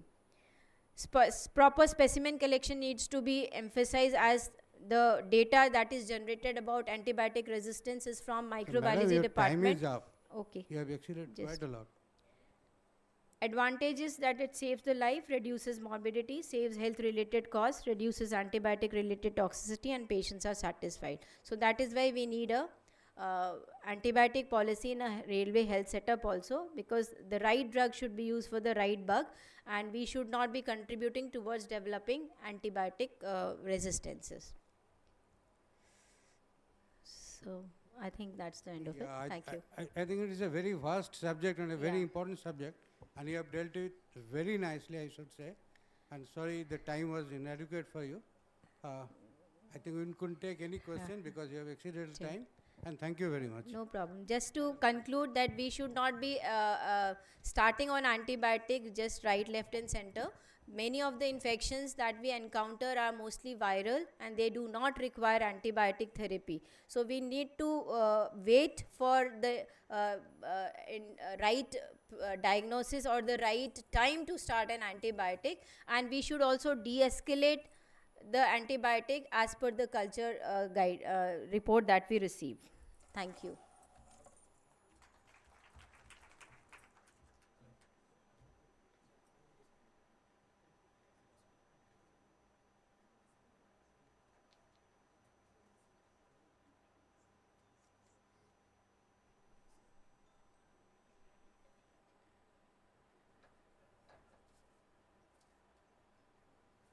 So, may I call upon Dr. Ruhi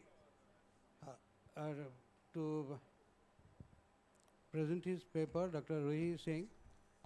She is a professor of ENT and a neurologist and microear surgeon in the Command Hospital, Calcutta. I know her. I have listened to her many papers in many occasions. And she is a very excellent orator and also and a very excellent researcher. And I request to please start your paper. Thank you, sir. Respected chairpersons, seniors and colleagues, a very good morning to all. First of all, I would like to thank the organizing committee for giving me this opportunity to speak on bone conduction implants when and why. So better hearing improves our communication skills and we enjoy and live better. Starting with the introduction, the aim of this presentation is to describe what bone conduction implants are, when to utilize it, why to utilize it, and this presentation is not intended to promote any device or company, and all the consents for photography and videography has been taken. So bone conduction implants are special types of implantable hearing devices which may consist of an implanted fixture like the Baha Connect system, an internal magnet like the Baha Attract system, or a transducer with magnet like the bone bridge system. These are implanted onto the temporoparietal bone behind the pinna over which the speech processors get attached. Loosely, they have been termed together as bone-anchored hearing aids. What happens in normal hearing that the sound passes through the external auditory canal, reaches the middle ear, and then reaches the inner ear. From here, these are conducted through the auditory nerve to the brain and which is perceived as sound. In contrast to the normal hearing, bone conduction implants utilizes only the bone conduction pathway.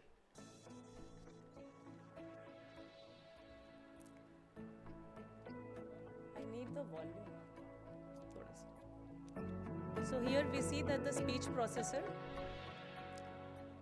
is receiving the sound and the conduction happens through the bone conduction to the cochlea.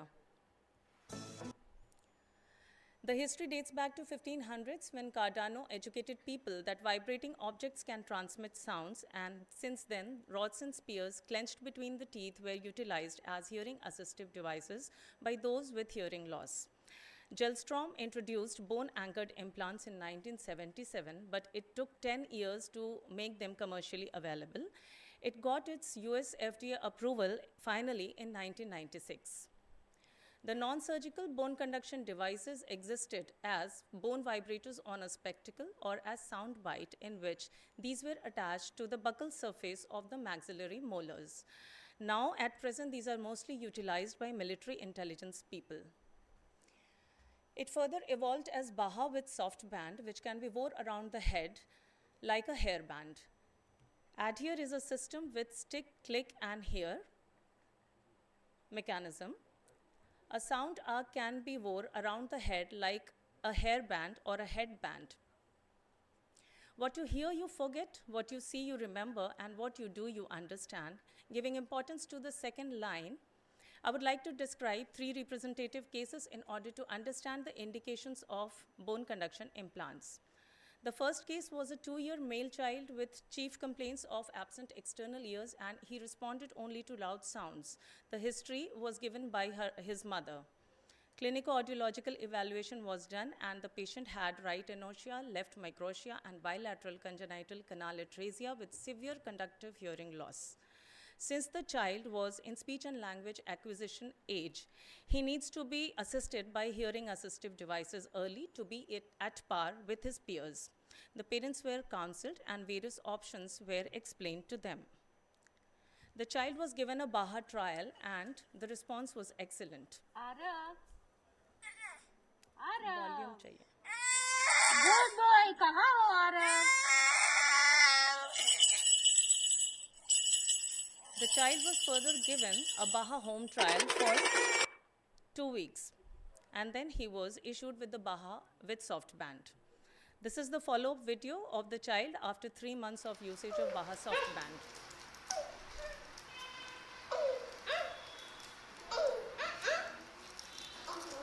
So we see that the child has started responding to the sound cues. Vivaan chocolate चाहिए? नहीं? He also understands speech, but still the language development was awaited. She might seem to be inattentive to the tales you are telling. Try again from her right, and she will hear you out. So these are few lines written by one of my patients of single-sided deafness. These lines appear to be very simple, but has intense meaning deep within it. So the second case was a 27-year female with chief complaints of inability to locate traffic while driving a two-wheeler. Clinico-audiological evaluation was suggestive of left profound idiopathic sensory neural hearing loss. The hearing aid trial gave her no benefits, and she was given a Baha trial, and she agreed for a Baha attract surgery and underwent the same. This is her follow-up video. अभी आपको कैसा लगता है? सब कुछ सही अच्छा सुनाई भी देता है बच्चे को स्कूल लाने ले जाने में भी दिक्कत नहीं कोई तकलीफ नहीं होती है सेफ्टी वाइज भी यू आर ओके है ना ठीक Case 3 was a 14-year male in high school, and the patient underwent left ear surgery. He was hard of hearing and had a discharging mastoid cavity, because of which he was unable to use his hearing aids. The patient also underwent a surgical Baha. Now moving further to the discussion of candidacy for bone conduction implants, this will answer our question to BCI when. So the otologic indications are those patients who cannot wear a hearing aid, like the patients with absent pinna, small pinna or deformed pinna, and absent external auditory canal, a discharging ear cavity or a mastoid cavity or a discharging ear. The audiologic indications are unilateral hearing loss or a conductive or mixed hearing loss not benefiting with hearing aid. The audiometric indications to be specific: in conductive or mixed hearing loss, the bone conduction threshold should not be more than 65 decibels and STS should be more than 60% with a good AB gap of more than 30 decibel. In single-sided deafness, the contralateral ear should have normal hearing. So bone conduction implants may be categorized as percutaneous or transcutaneous, active or passive systems. Baha Connect is a percutaneous system which has an efficient sound transmission property, but the disadvantage is the abutment protruding out of the skin behind the pinna, which is not accepted by most of the patients aesthetically. Also, the skin around this abutment needs to be cleaned and taken care lifelong, or else surgical site infection sets in, and this may be as severe to cause an explantation to happen. Baha Attract is a transcutaneous device. It is obviously aesthetically superior, and with the upcoming speech processors, sound transmission is not a problem. In active devices, the vibrating transducer is placed directly on the bone, and this causes a very efficient signal transmission. While in passive, the vibrating processor is on the skin, and sound attenuation occurs because of soft tissue intervening in between. The benefits of both these implant types, that is the transcutaneous and active systems, were inculcated into the latest bone bridge implant system. To understand why BCI to be used, we must know the advantages of BCI. So the benefits as compared to middle ear surgery is that these are reliable and reversible means of restoring hearing. And as compared to hearing aid, there is no occlusion of the ear canal, lower amplification is required, and reduced risk of feedback is there. In single-sided deafness, it helps in sound localization, and in bilateral mixed or conductive deafness, it helps in better speech perception in noisy surrounding and better music perception. Coming to the third line, what you do, you understand. We must do the surgery to understand it better. So for Baha surgery, the surgical site is planned as per the cosmesis, that is, the speech processor should be aligned with the superior aspect of the pinna. The skull bone thickness requirement is 3 mm or more, and this can be assessed by axial cuts of CT temporal bone. The parts should be prepared and the patient is taken for surgery. This can be taken under local or general anesthesia. So the implant site is marked with the help of template and a C-shaped incision is given on the skin.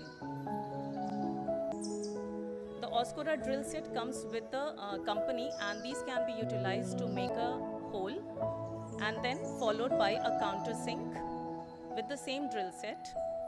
The implant inserter is utilized to insert the implant. Copious irrigation should be given. The rough surface around the implant site should be removed so that the internal magnet suitably abuts the surface. It is hand tightened with a screwdriver or a multi-wrench, or an Oscora drill set may also be utilized for the same. The skin thickness should not be more than 6 mm. If more, should be reduced, and closure is done. The patient is up and about by the evening.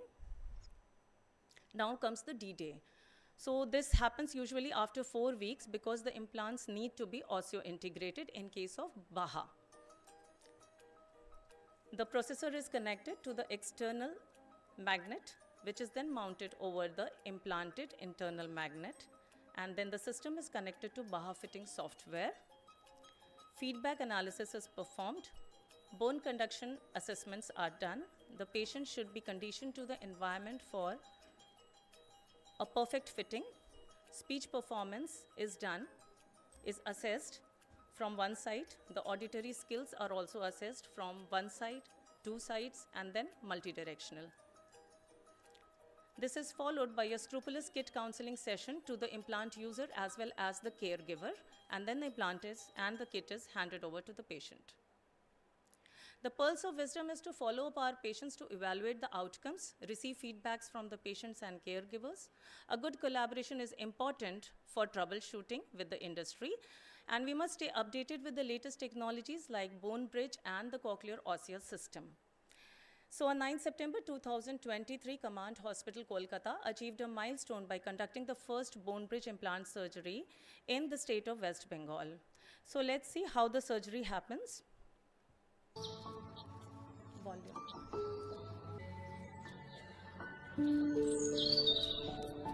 So the marking is done by the footprint sizer. Infiltration is given. Post-oral incision and palva flap is raised. A periosteal pocket is made. The PCFMT is marked on the bone, and drilling is done. 2 into 4.5 centimeter drilling is done. The implant is placed. It comes with 2 screws. These are taken carefully and then hand tightened. These are self-drilling screws, and then closure is done in layers. We very often get glimpses of affection from our patients, right from the WhatsApp status to a beautiful Tiranga handcrafts from our patients on the occasion of 15th August, 26th January. Happy Janmashtami greeting cards, big Ravana head, a cheerful thumbs up from a distant place in Japan, a distant city. This girl is pursuing her higher studies there. He is Sahil, and he is an Adhere user, and he is role-playing a teacher for his mom today.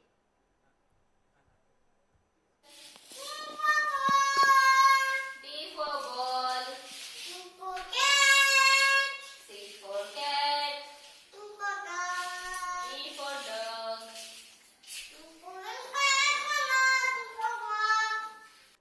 She is a state-level skating champion, and she has her own cute ways of providing feedback to us. A very confident child.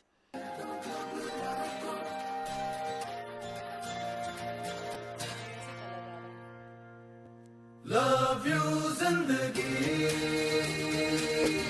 Love you zindagi. So she has no taboos with her implant, and she is a role model for many of our candidates. She loves and lives life, enjoys life.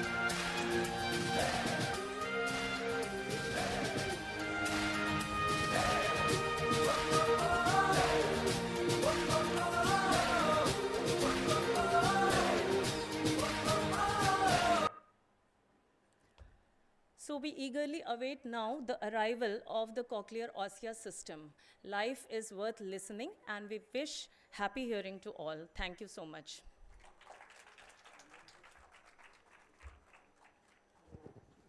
Thank you so much, Dr. Ruhi.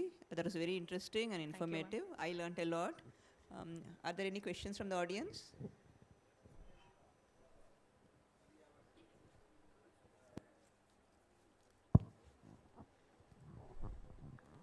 In a patient with good hearing in one ear and Baha implant in the other, is there a, it will complement or it may interfere with the person's hearing?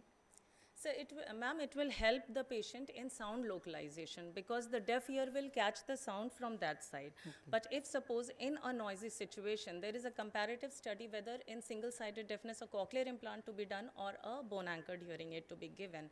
So, if the deprivation of hearing is more than 5 years, people should go for Baha, because that will help to catch the sound and it will transmit to the cochlea of the other side. Okay. But if the hearing loss is of less than 5 years, we must go for cochlear implantation. So the speech that will help. It will be better with implant. Yes, ma'am. Okay. Thank you. Thank you. So, Dr. Singh, it's a very nice presentation. Thank you, sir. So, 2 points. Sir. Number one is Bahas are usually given to the postlingual patients, isn't it? Yes, sir. So, why speech was so problematic in the first case that you have shown? Sir? The first case that you have shown, of the microtia. Sir. And the second point is, it's long-term care and maintenance. Yes, sir. Sir, in the first case, the child had anotia and microtia. We did bone conduction bera and air conduction bera, and the patient was having cochlear reserve preserved. That means his inner ear was okay. It was only the conductive loss which was interfering with his speech development. So yes, sir. Ultimately, it has now developed. I don't have the latest video, sir, because I got posted here. Thank you, sir. Yes, yes, sir. That we always explain to the patient, and the patients come to us in follow-up also, and we have implant sessions also in which we take different sessions for the maintenance of their speech processes. So they are under follow-up, sir. How long these devices last?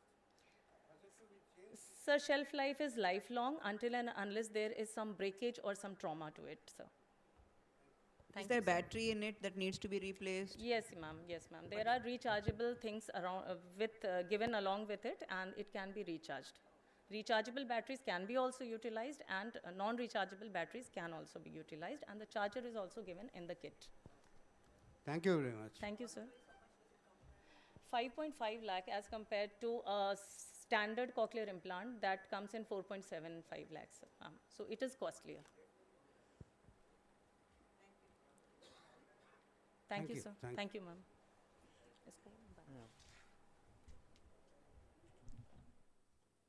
So we have a next speaker, Dr. Mohan. Dr. Enrique Mohan is a consultant otologist, ENT and cochlear implant surgeon, now working in the Calcutta hospitals. Has a vast experience. He is now the president of the Neurotology and Equilibrium Society of India. My very good friend, I know him very personally. He's a fantastic ear surgeon and a very accomplished and a very well-known otologist from this city. Dr. Mohan, please. First of all, thank you, Deepangadda, and thank you, Vermaji and the organizing committee for inviting me. This is a topic which is suited more for the undergraduates, the postgraduates, basic sciences. So I'm talking about the surgical anatomy of the ear, more in relation to the cochlear implantation. So basically, we all know cochlear implants have revolutionized the treatment of severe to profound sensory neural hearing loss. It's an expanding field and knowledge base. And as in any surgical procedure, knowledge of anatomy is very, very essential to good surgical outcome. Endoscopes have helped a great way in our understanding of the anatomy as well. So just a quick recap of the anatomy of the ear. So this is the left ear. As we can see, we have removed the cortex of the mastoid process, and This is the facial nerve, as we can see. This is the facial nerve. This is the chorda tympani nerve arising from the facial nerve. And this is somewhere here is the stylomastoid foramen. This is the digastric ridge, the lateral semicircular canal, and the superior semicircular canal, posterior semicircular canal. This is the sigmoid sinus and the tegmen tympani. So here, this is the external auditory canal and the posterior meatal wall. This region is the facial recess. This is where we, enter the middle ear for a cochlear implant. So just, to brush up on the relations of the structures in the middle ear. So the green is the tympanic membrane. We can see this is the facial nerve, the chorda tympani nerve. The chorda tympani nerve actually lies slightly anterior to the vertical part of the facial nerve, and it enters the middle ear through the posterior canaliculus. And through the facial recess, this region is the facial recess. Through the facial recess, we can see the round window membrane and the round window niche area. We can see the stapes, right? And what we need to realize is that just anterior to the basal turn of the cochlea, we have the internal carotid artery, right? And so just a quick brush up. To, especially for the PGs, the orientation of the facial recess, you have to realize that the facial recess is not in a vertical plane, or rather in a coronal plane. It is actually, when as a surgeon, you see it more horizontal. That's more in the sagittal plane. So if you look at this is where the chorda tympani is, and this is the facial nerve.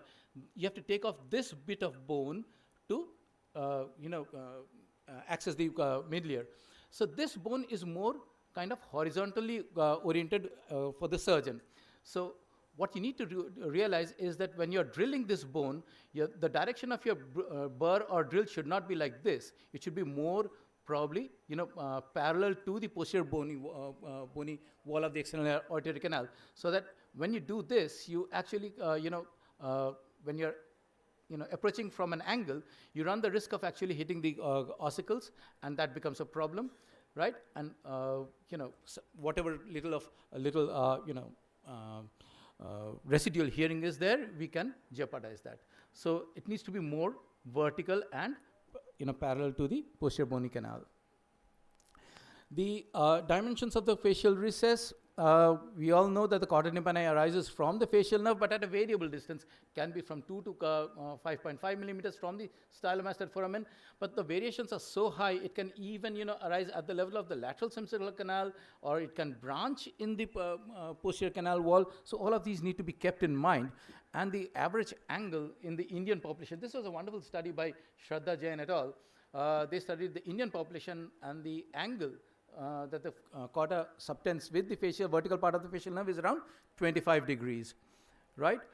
And you have to, and the more pneumatized the facial, mastoid bone, the greater the length of the facial recess, and the greater the angle between the facial nerve and the chorda tympani. So the wider is your facial recess, that makes life easier for the surgeon who's doing a posterior tympanotomy, right?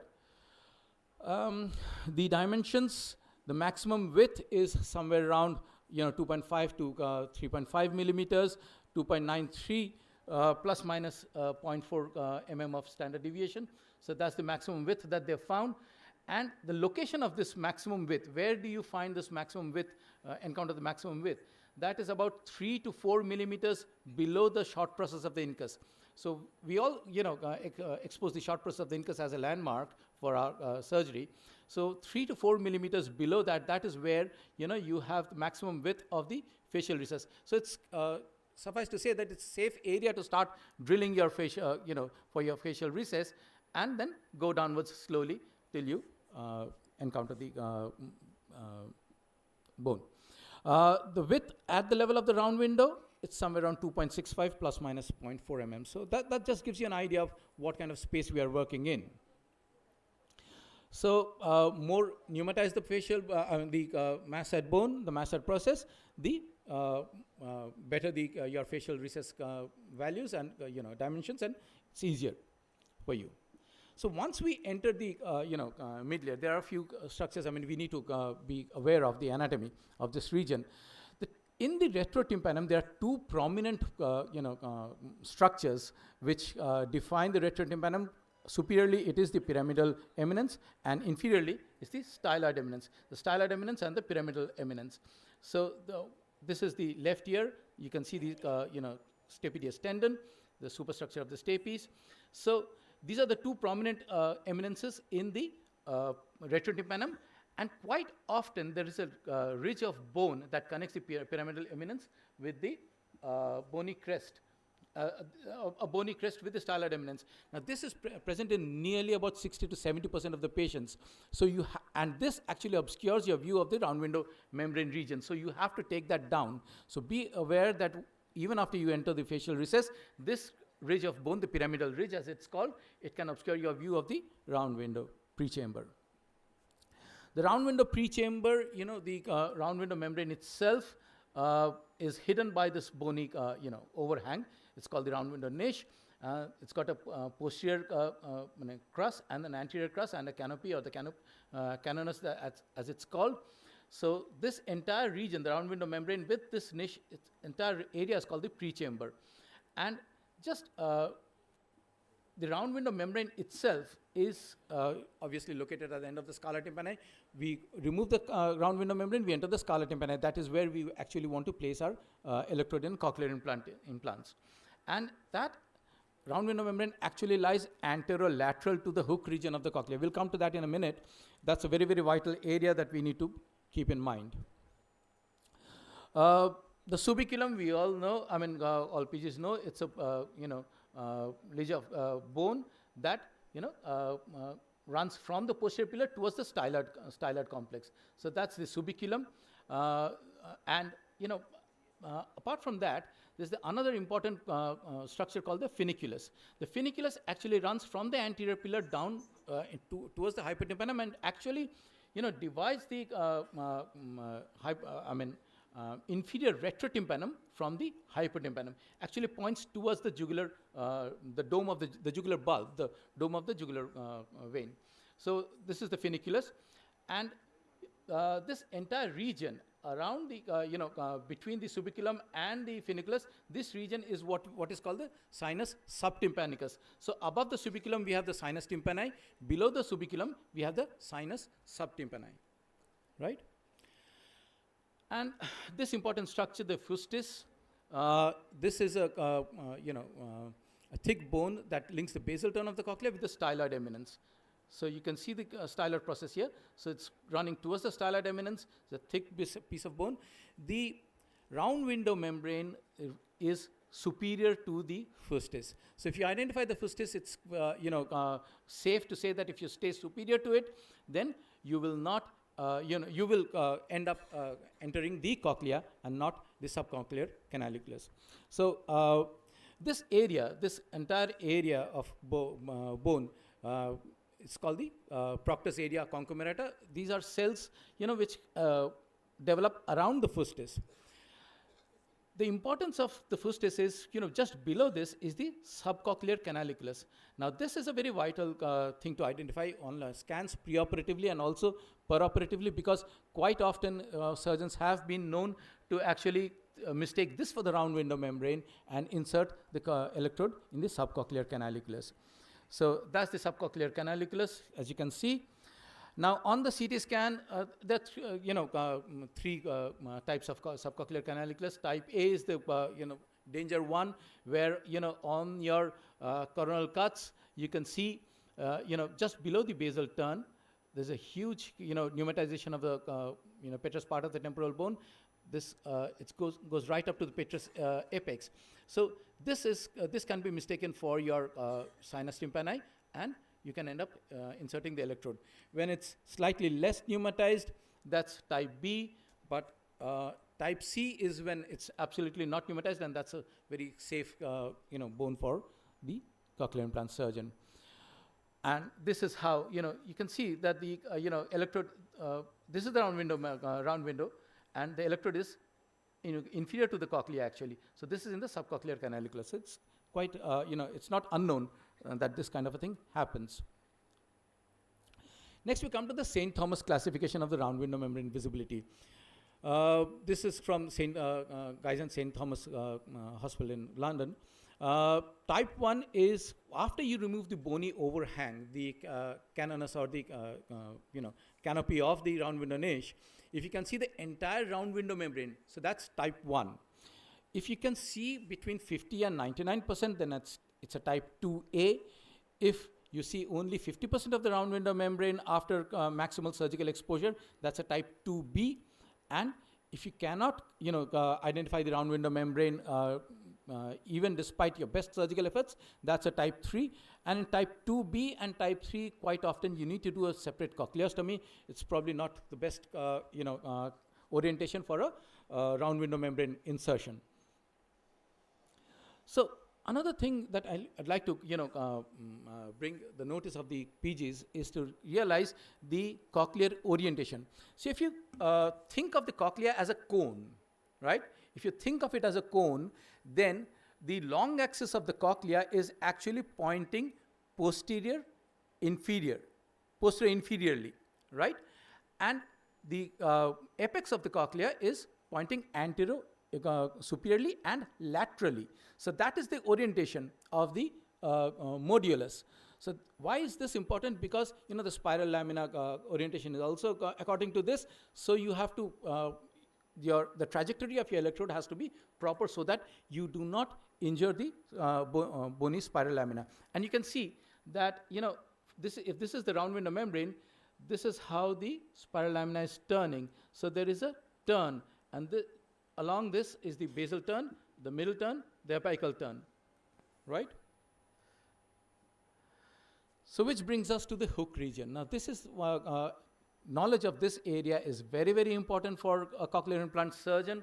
The hook region, this describes the proximal part of the cochlea where, initially the shape of the structures, intracochlear structures, how it changes, that gives rise to the name, the hook region. It's almost like a fish hook.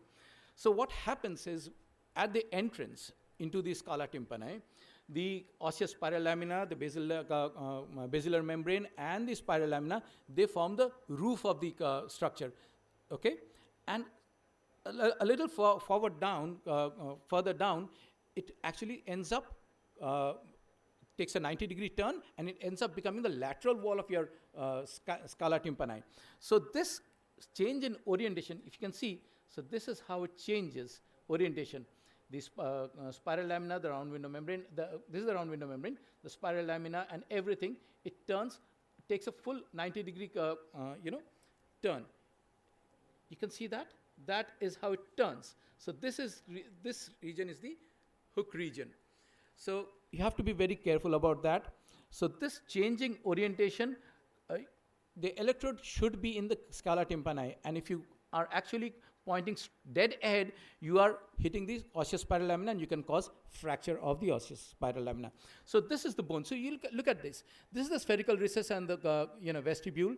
This is the cochlea. This is the fustis, round window membrane. This is the spiral lamina, bony spiral lamina. This is scala tympani, scala vestibuli. This is the pyramid. This is the promontory. This is the pyramid and pyramidal eminence. So look at how the bony spiral lamina is changing. It's just changing, turning 90 degrees, beginning as the roof of the scala tympani and ending up as being the lateral wall, right? However, having said that, even despite this, the first few millimeters, the scala tympani actually kind of maintains a more or less straight trajectory. So you just need to be sure about the initial angle of insertion so that you do not injure these structures. And the round window membrane itself, the anatomy of the round window membrane itself, you need to be aware of these few things. That is the secondary spiral lamina and the crista fenestra. This was a study where they utilized optical coherence tomography to study the structures around the round window. Now these two bony protrusions, that is the secondary spiral lamina and the crista fenestra, they actually narrow the entrance to the round window, to the scala tympani at the round window. The secondary spiral lamina is just located on the top of the spiral lamina itself and superiorly, and anterior-inferiorly is the crista fenestra, which to a variable degree it will narrow the round window membrane region. Now this needs to be kept in mind, especially say in a type 2 or a type 3, obviously in a type 3 of course, but in a type 2 or round window membrane as per the St. Thomas classification. So you have to take this crista fenestra down to be actually able to get a proper dimension to insert your electrode. So there's a variable narrowing, and this can lead to the deviation of the electrode. See, the crista fenestra, if it's prominent, then it will change the orientation. Even if you are trying to be anterior inferior in direction, it can change the direction of your electrode towards the spiral lamina and cause an injury there. Can you speed up your presentation, sir? I'm almost done, ma'am. Right? Accessing the basal turn, the middle turn in an ossified basal turn, you have to keep in mind that the middle turn is accessed right below the processus cochleariformis. So if you drill medially, directly medial to and inferior to the cochleariform process, you will encounter the middle turn. So the take-home message: surgery is all about knowledge of the anatomical landmarks. Variations are there, and knowledge of these variations is also important. Facial recess is obviously the area through which we go in, most posterior tympanotomy surgeons. More pneumatized the master process, the better it is for the surgeon. Proper identification of the round window membrane is very, very important. Keep an eye out for the fustes and read your scans properly so you don't end up entering the subcochlear canaliculus. Thank you very much. This is a picture we took just day before yesterday. For the first time in Eastern India, we used SmartNav technology from Cochlear to do an insertion, and actually gives us real-time knowledge about the speed and of insertion and how rough or how smooth it is, and it can tell you the depth of insertion, how much of an angular coverage you've used. We got a 408-degree angular coverage of the cochlea. Straight away we got the impedances and even the auto NRT without any wires actually entering your field, any bothersome wires. So sterility is taken care of. Last but not least, I will invite all of you to please come and join us at NESCON, Neurotology and Equilibriometric Society of India Conference, National Conference, 43rd National Conference from the 1st to the 3rd of August at Novotel. And for non-members of NES, you have a window period till the 15th of March, the early bird registration period. If you become a member of the NES at the same time at a discounted rate, you get to register for the conference at member rates. So that's a saving of nearly about $1,800. Thank you very much, gentlemen. Thank you, ma'am. So thank you, Mohan, for your very exhaustive and an excellent speech about the intricate anatomies that a cochlear implant surgeon should know. And because this cochlear implant is getting popular, and hopefully we all juniors practically, they are waiting that the prices will come down and everybody can do it and really can extend the benefit to the people who really need it. Because till now it is in the domain of the high-ended people, I think, at least those who can reach at these high-ended places. Anyway, but one point is that in the classification of the round in the type 3, that even after drilling out the niche, you don't find the round window membrane. How it is anatomically explained? Why you don't find it? So it's the orientation of the cochlea. So there is cochlear rotation because of the cochlear rotation. Okay. So all these variations happen because of the orientation of the cochlea. So if it changes direction, if it's slightly more, laterally rotated the apex, then the round window membrane gets hidden. Goes medially. It gets hidden. So from your surgical access, you can't see it. So then you have to drill anterior inferior to the round window membrane, region.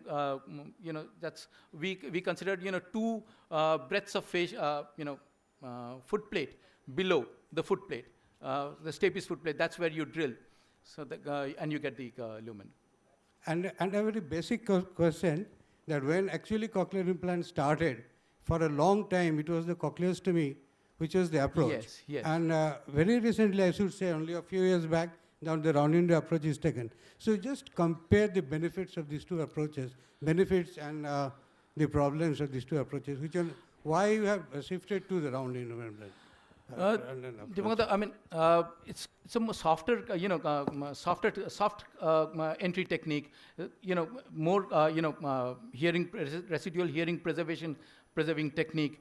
So once you identify the round window membrane, you just need to take it, remove the entire round window membrane, and you have access to the scala tympani. Drilling on the cochlea itself, it needs to be much more controlled, and you need to actually drill in the exact area. You cannot be too anterior. If you are too anterior to the round window membrane, just directly anterior, then you can end up, entering even the scala vestibuli, or, injuring the bony spiral lamina. So, osseous spiral lamina. So these are the problems. And, once we remove the round window membrane, and we slowly insert perilymph can egress. I mean, that of course can happen with the cochleostomy also. But, soft entry into the cochlea with a cochleostomy is more difficult than, identifying the round window membrane and taking it off. Exactly. Thank you. Thank you, Dr. Mohan. Thank you. Thank you. That was the end of an enlightening and enriching session. I would like to thank the chairpersons and the speakers, and would request them to proceed with Dr. Akshay, our resident, for felicitation at the photo booth. The speakers, Dr. Meenakshi Agrawal, ma'am, Lieutenant Colonel Dr. Ruhi Singh, and Dr. NVK Mohan, sir. Please proceed to the photo booth. Yes, ma'am. Ma'am, you also proceed, please.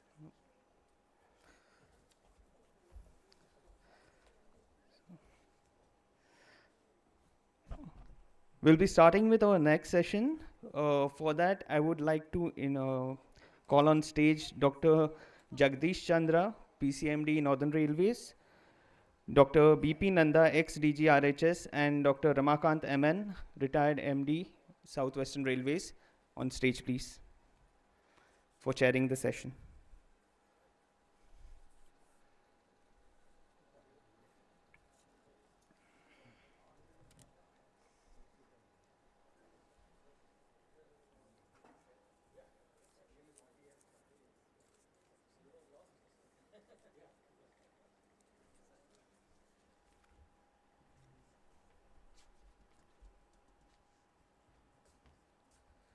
I would request the chairpersons to introduce the speakers.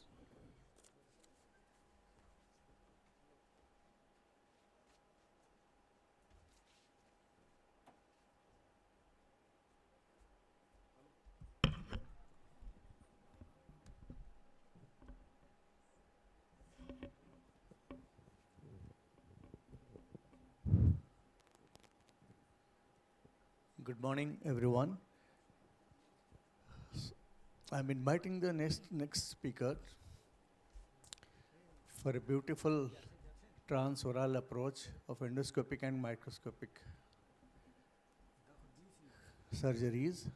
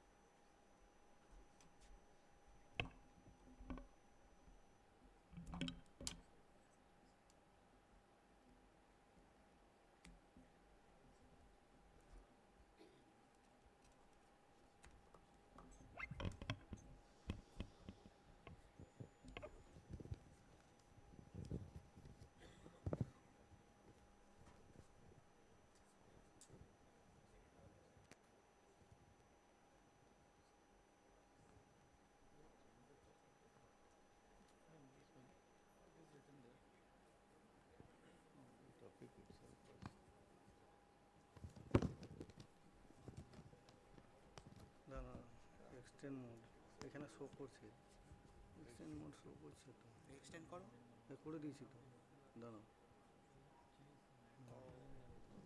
দেখো আসেনি এসছে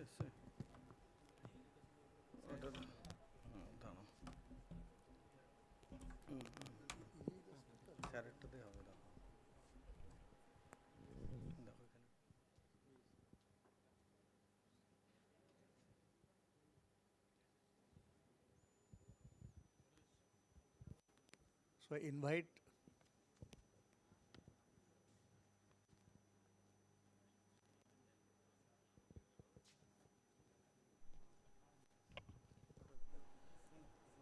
the speaker, Dr. Arindam Das. He is a consultant otologist and assistant professor in the Institute of Otolaryngology and Head and Neck Surgery, Kolkata. His experience and area of interest is endoscopic and microscopic ear surgery, cochlear implantation, facial nerve surgery. And he has got many honors and achievements to his credit, which is mentioned below. So now, Professor Arindam Das to start, please. Thank you. Good morning, everybody. It's my pleasure to present here. And at first, I want to thank you, the organizing committee, and everybody for inviting me for this presentation and this workshop. Today, I am going to present the endoscopic ossiculoplasty, the technical details, challenges, and results. No, it's 1 second. It's 1 second. Okay, sorry for the interruption. Now, this is the era for the minimally invasive surgery. Classically, we do all sort of ear surgery using the microscope. But for in last 15-20 years, there is a massive improvements and technical advancement in this field. And nowadays, in every aspect of the ear surgery, we are using endoscope that gives some extra advantages that we will discuss in our presentation. Now, what is the ossiculoplasty? In ear surgery, when there is a perforated eardrum is there or tympanic membrane is perforated, then we have to reconstruct the tympanic membrane. Along with this, there are three ossicles, the incus, malleus and the stapes, that actually carries the sound vibration into the inner ear. And if there is any erosion or any damages to these ossicles, that leads to some sort of hearing loss, basically the conductive hearing loss. Now, the main importance for that, when there is a conductive hearing loss, we have to do some sort of ossicular change reconstruction to restore the hearing mechanism of that person. Most of the commonly we use the primary ossiculoplasty when we do the ossicular chain reconstruction along with the tympanic membrane reconstruction or other sort of surgery. But in some cases where there is a gross infection is there, we have to stage the surgery 3 to 6 months after the primary surgery is done for the tympanic membrane repair. Now, before entering the technical aspects of the ossiculoplasty or this endoscopic technique, few basics things or the principles of the ossiculoplasty that is very, very helpful for the PGs and the students. That are the Strack's principle. That is what? The tension, round window presentation, the angle, the center and the space. That means the proper positioning of the piston or the ossicular prosthesis is the utmost importance for the good hearing outcome in the patients. And here comes the importance of the endoscope. Endoscope gives the precision as well as the preservation of the middle ear structure that can give a better hearing outcome in long term. Now, there is various type of ossicular defects that we found in day-to-day surgeries. First is the Austin-Cartouche classification. They have classified there is a various permutation combination things that can happen inside the middle ear, but in real pictures we found there is basically two scenarios, whether the stapes suprastructure is present or is absent. If the stapes suprastructure is present, then we perform a PORP ossiculoplasty or minor columella. If there is a stapes suprastructure is not present, the footplate is only there, then we have to go for a TORP or total ossicular prosthesis. So, in nutshell, the ossiculoplasty basically divided into the two types. If we use a total ossicular prosthesis or we use a partial ossicular prosthesis. According to the ossicular prosthesis used, there is a Ukofis classification that also said the same thing, but the main importance is whether the stapes suprastructure is present or not. If stapes suprastructure is present, then we will use PORP, and if it is not present, then we have to put a TORP for better hearing importance. Now, why endoscopy has come into the importance. In the last 50, 60 or maybe more time, we are using comfortably the microscope, but endoscope gives better understanding of the three-dimensional anatomy. And just before me, Mohan sir already give the excellent presentation on the anatomical intricacies of the middle ear, and what we see the important anatomical landmark, these fustes, this round window, and all these things. This has been revolutionized by the use of endoscope because of this panoramic view of the middle ear that we have never seen before the endoscope has came. Second is the maximal preservation of the normal structure. That is the most important topic, but important part for the hearing preservation surgery.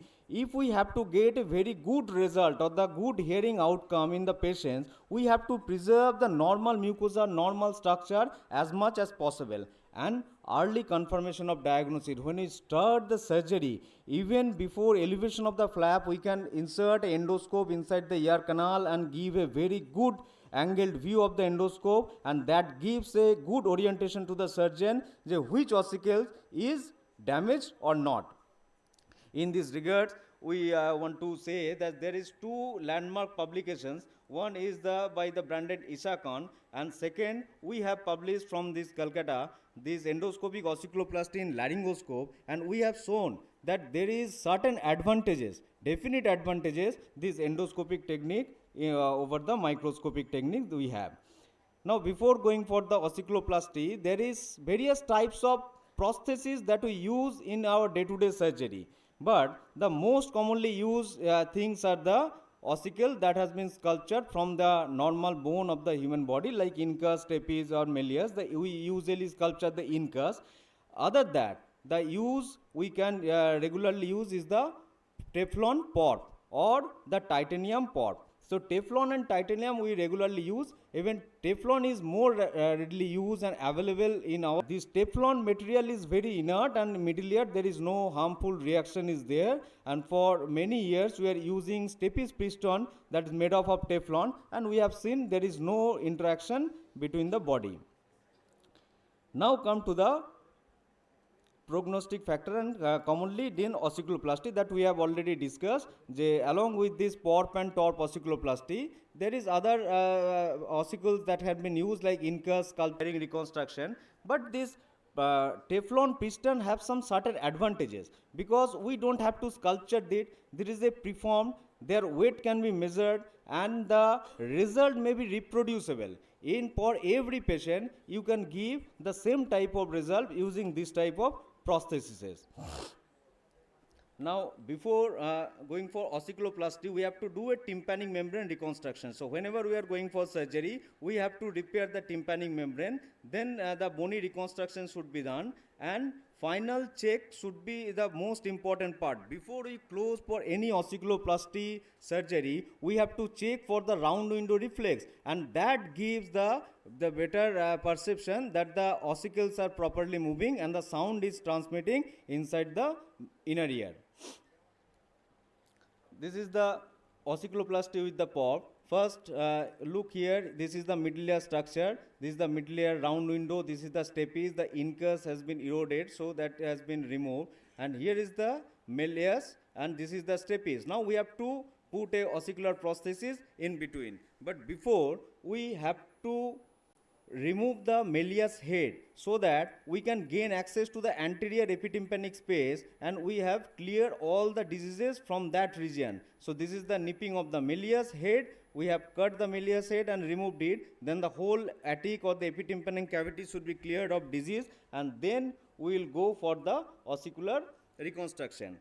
Now take a look at this endoscopic view of the middle ear. How beautifully the middle ear and all the structures can be seen three-dimensionally. This is the stapes, this is the foot plate, this is the facial nerve, here is the processus cochleariformis, this is the anterior epitympanic space here, malleus, we have already discussed. So, each and every anatomical structure can easily identifiable in endoscopic ear surgery, and we can put our piston easily. Now, before we can put our piston in the middle ear or the prosthesis, we have to measure the length of that area. So, we use this graduated dissector and we measure the length of the prosthesis, because this is a very important thing. If the height of the prosthesis is more, then the sound conduction will be very difficult. So actual size should be there, and before placement we should cut a V shape. We will see in the video for the stapedius tendon also. Now before we place the piston over the suprastructure of the stapes area, we have to reconstruct the attic using a small part of cartilage. We first place this cartilage because after placement of the prosthesis, that may be disturbed from that bed, and now this prosthesis is placed over the stapes head, and this is the V cut. This cut is for the stapedius tendon, so that the prosthesis will be stabilized over the head of the stapes. Now after placement of the prosthesis, we have to give a small part of cartilage cap. This is called cartilage cap over the prosthesis, because this is a inert material, it is a foreign body material, so it should not come in contact with the tympanic membrane. Otherwise there will be a higher chance of extrusion, and most of the literature say these pistons or they have some extrusion rate, but if we use this piston properly in a middle ear, then definitely we can get a very good result. And look, this is the round window, and after placement the movement can be seen in the round window. This is called the round window reflex. So if we get the round window reflex, then we will be very sure that patient can hear in the post-operative phase. Now come to the ossicloplasty with TORP. When the foot plate is only there, the stapes suprastructure is not here. So then we have to place a small cartilage shoe. This is called the cartilage shoe. So grip the prosthesis and place it over the foot plate. That will stabilize the foot plate, and there is a long-term study that says the placement of the cartilage shoe gives a better result in post-operative period.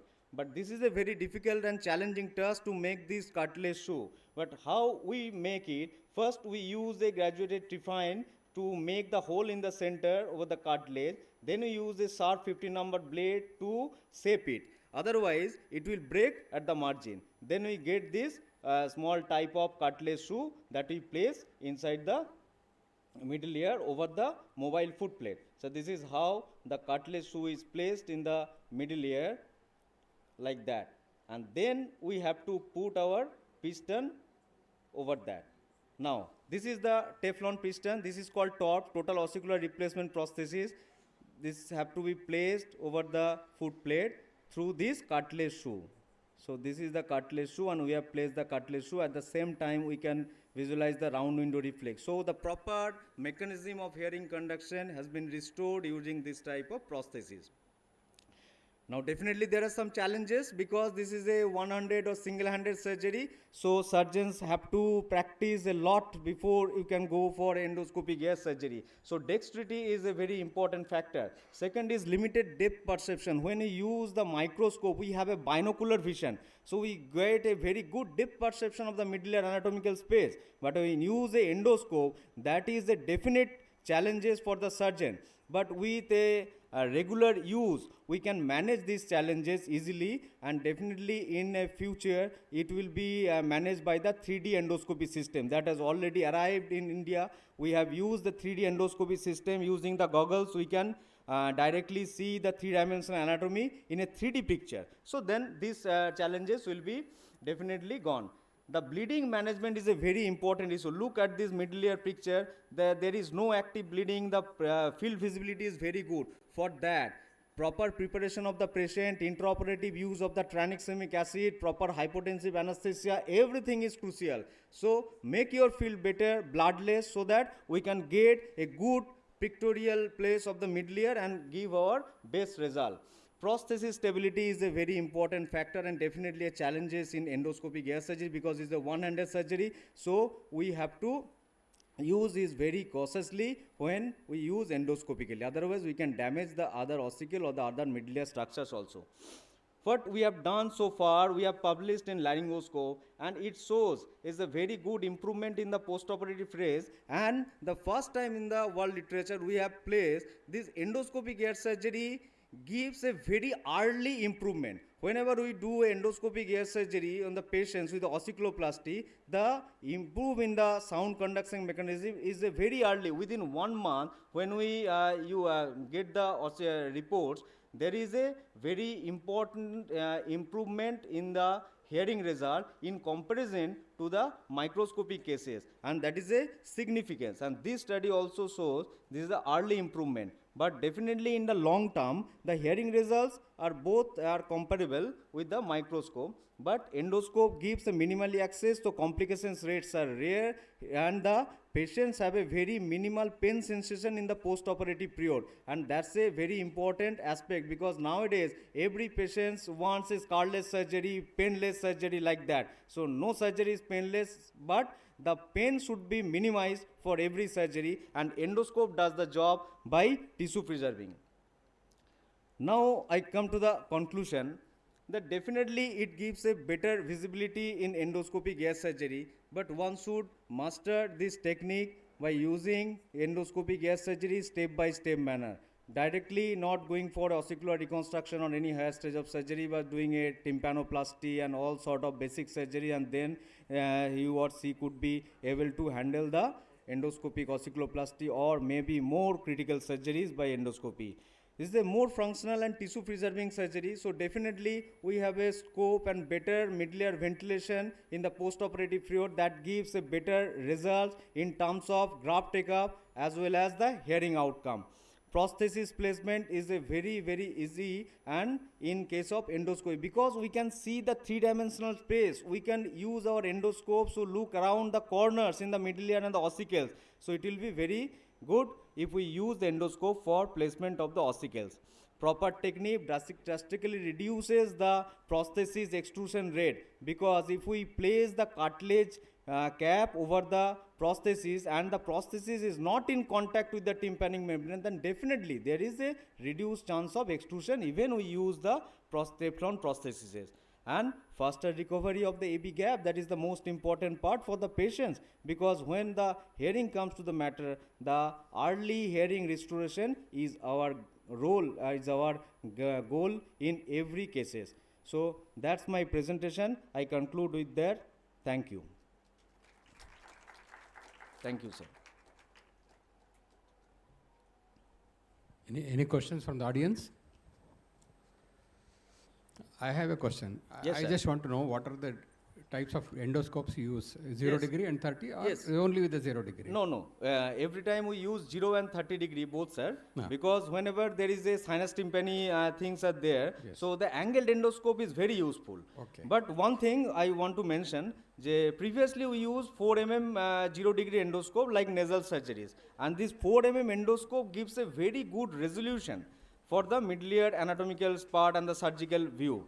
But nowadays we are using 3 mm endoscope, because the 3 mm is a very beautiful endoscope, gives a very wide range of picture and the panoramic view, but it is a slender endoscope, so we have a good area for manipulation using the second instrument also. So nowadays we use 0 and 30 of the 3 mm endoscope for regular ear surgery cases. Narrow external artery meters, if it is there? Even in pediatrics, we have used juvenile otosclerosis using this 3 mm. There is not a issue, sir. But definitely, very stenotic canal is a contraindication for any sort of endoscopic ear surgery. So, for endoscopic ear surgeons, apart from the anatomical aspects of the middle ear, mastoid, the external auditory canal is the very important thing they have to consider, because this is the way you can go with the middle ear. So, we have to check for that. Do you use mastoid surgery also, mastoidectomy also by endoscope? Yes, or we use microscope? No, both we use the endoscope and the microscope, because there is no tussle between endoscope and microscope. Both are the tools, and we are the surgeons. We have to define whether we use endoscope, whether we use microscope. Majority of our cholesteatoma mastoid surgery we use microscope, but when we get a attic cholesteatoma, a limited disease inside the epitympanic cavity, then we definitely use endoscope. Thank you. It is a very lucid, nice presentation. Thank you, and the sir. comparison between the endoscope and microscope, and using of the microscope also. Yes. It is something. It is very nice presentation. Thank you, For Das. cochlear implantation, lateral skull base, we use microscope. But whenever it is possible, even when doing the microscopic mastoid surgery, we use endoscope to look around the corner for the hidden spaces like sinus tympani, posterior crus is area. So Thank you. please. Thank you so Thank you, much. sir. Thank you, everybody.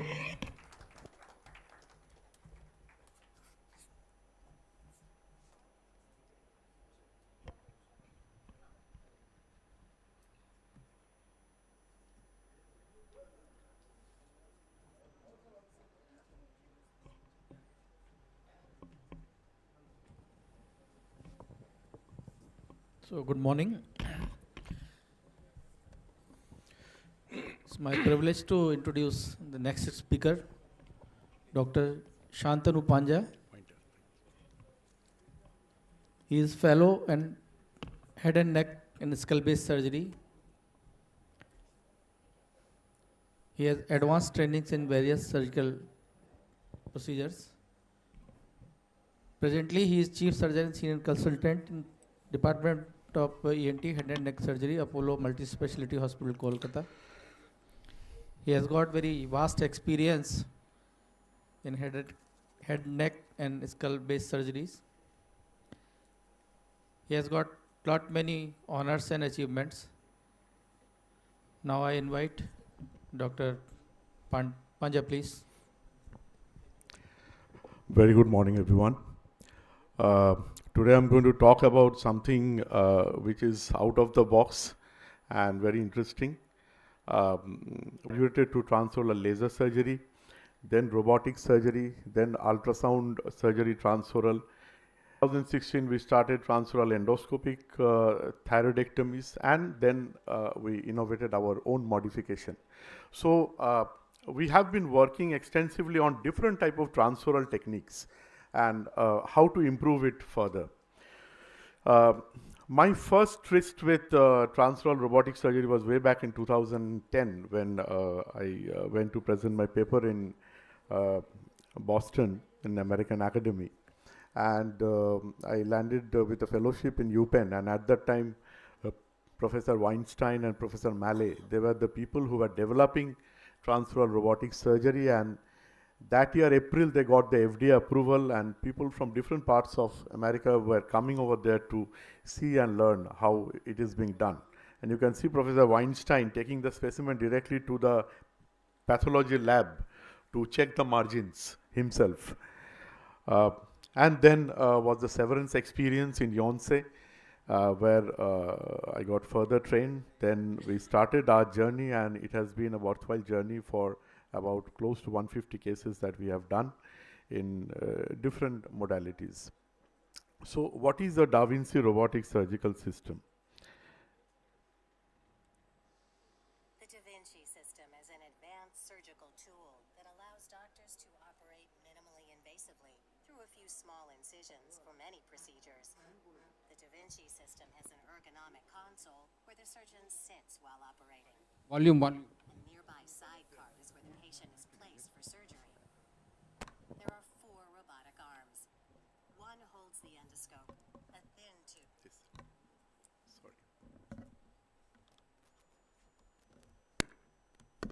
Okay. The Da Vinci system is an advanced surgical tool that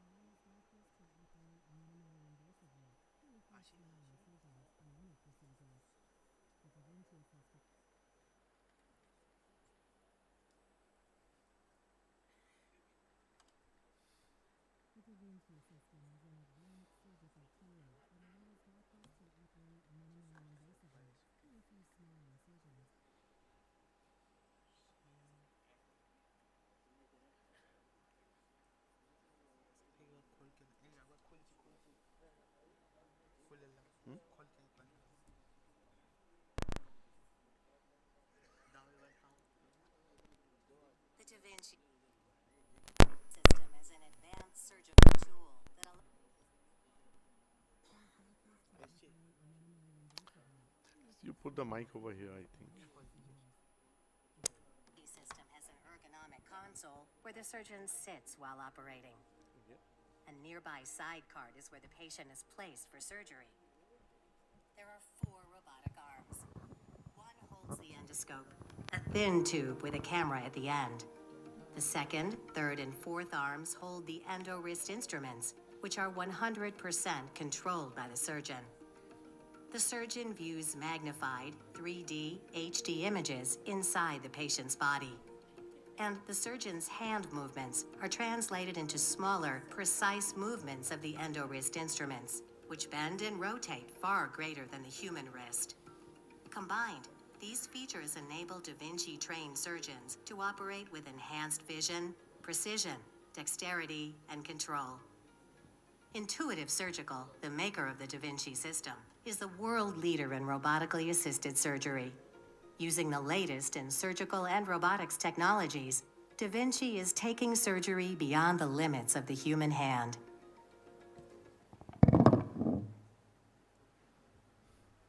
So the main difference is that our human hand has got only 2 axes of rotation. But a Da Vinci robotic hand has a 360-degree rotation, is 5mm arm. So within a precise space, it can resect and it can take out the disease. Plus the 3D image that you get gives an excellent visualization. So this is how our OR setup is. The surgeon is seated in the console. The exposure is created by the FK retractor. The robotic arms are docked, and then the surgery is carried out. So instrumentation is very important.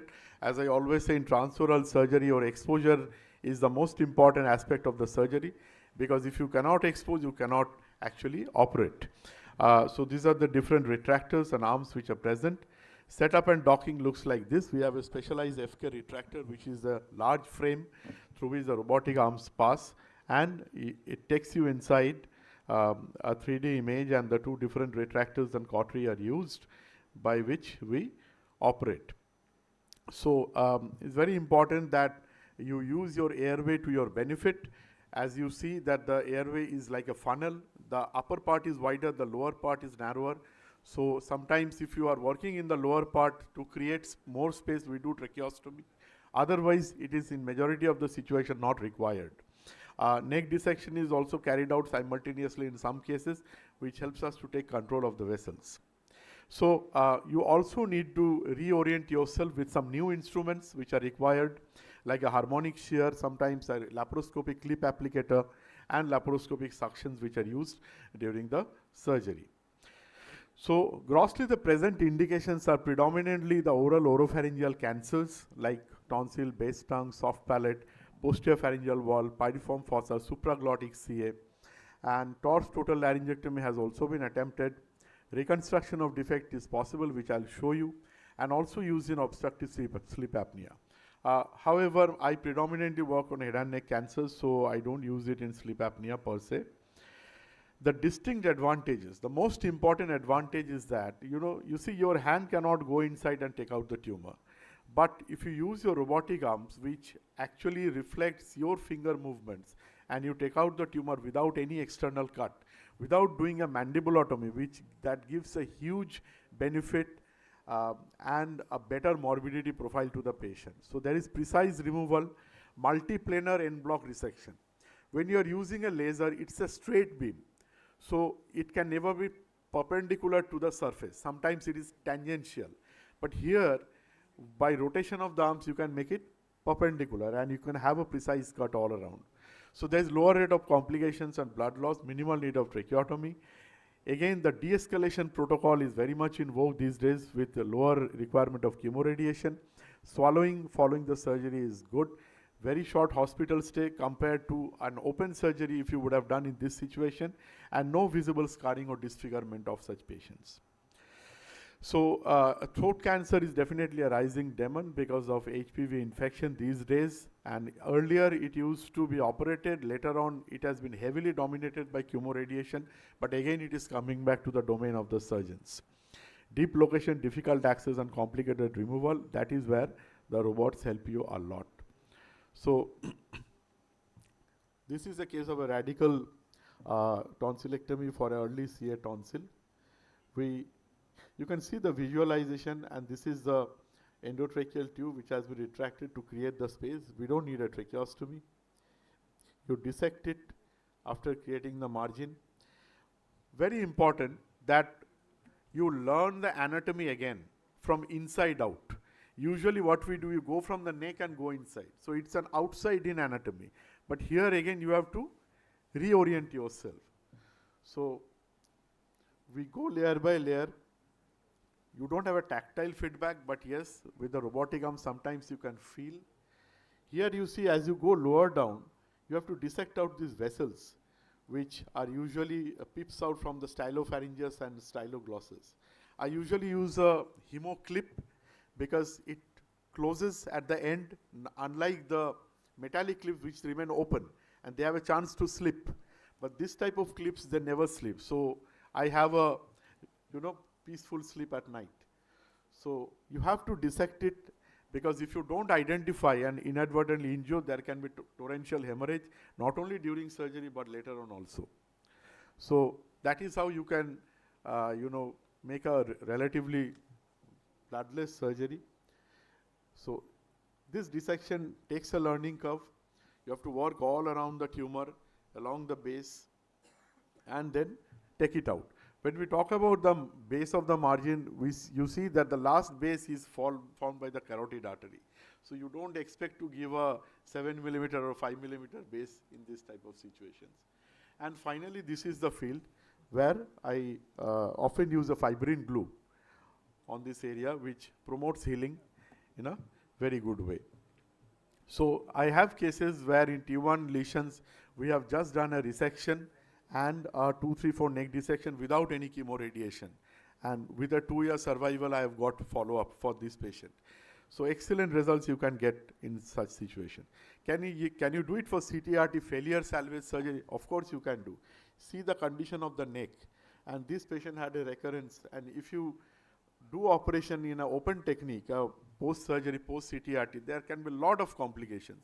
But this patient was discharged in 48 hours and he was drinking water after the surgery within 2 days' time without any visible external scar.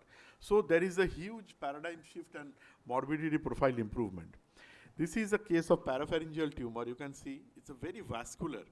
It came out as a parapharyngeal glomus, rarest of the rare diagnoses. And this girl went to probably every possible center in the country, and she was offered a mandibulotomy, a facial scar, to open up and then remove. We do it by robotic technology. You can see these white ones are the hemoclips. This is post-operative picture. And this is the girl after 8 years. She is married. She has a child. When she came, she was unmarried. And she's living in Bangalore, having an absolutely normal life, which we couldn't have given if I would have done a conventional technique. So my first TORS in Eastern India is probably the recorded oldest patient in the world to undergo a robotic surgery. He was 94-year-old. My anesthetist jumped from their chair when I told that I'm going to operate on this patient. But you see, the extent of the primary tumor, it was predominantly in the A-fold region. Chemoradiation was out of question because this patient won't tolerate. We wanted a single modality which would resect the disease, a small lesion, and at the same time do a neck dissection.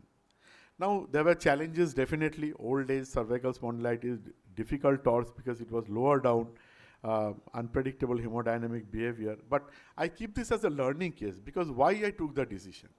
You see, he had a very good cardiorespiratory status, ejection fraction of 68%, good performance status, no comorbidity, adequate mouth opening, lateralized disease, and very positive attitude.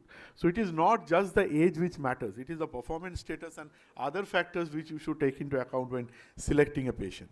So this is how it was removed. This is the patient during surgery. This is on the first post-operative day. He was writing, very spirited gentleman, and within 1 month time, I could make him eat without a tracheostomy, without a RAALS tube. And he survived for a couple of years more before succumbing to other disease.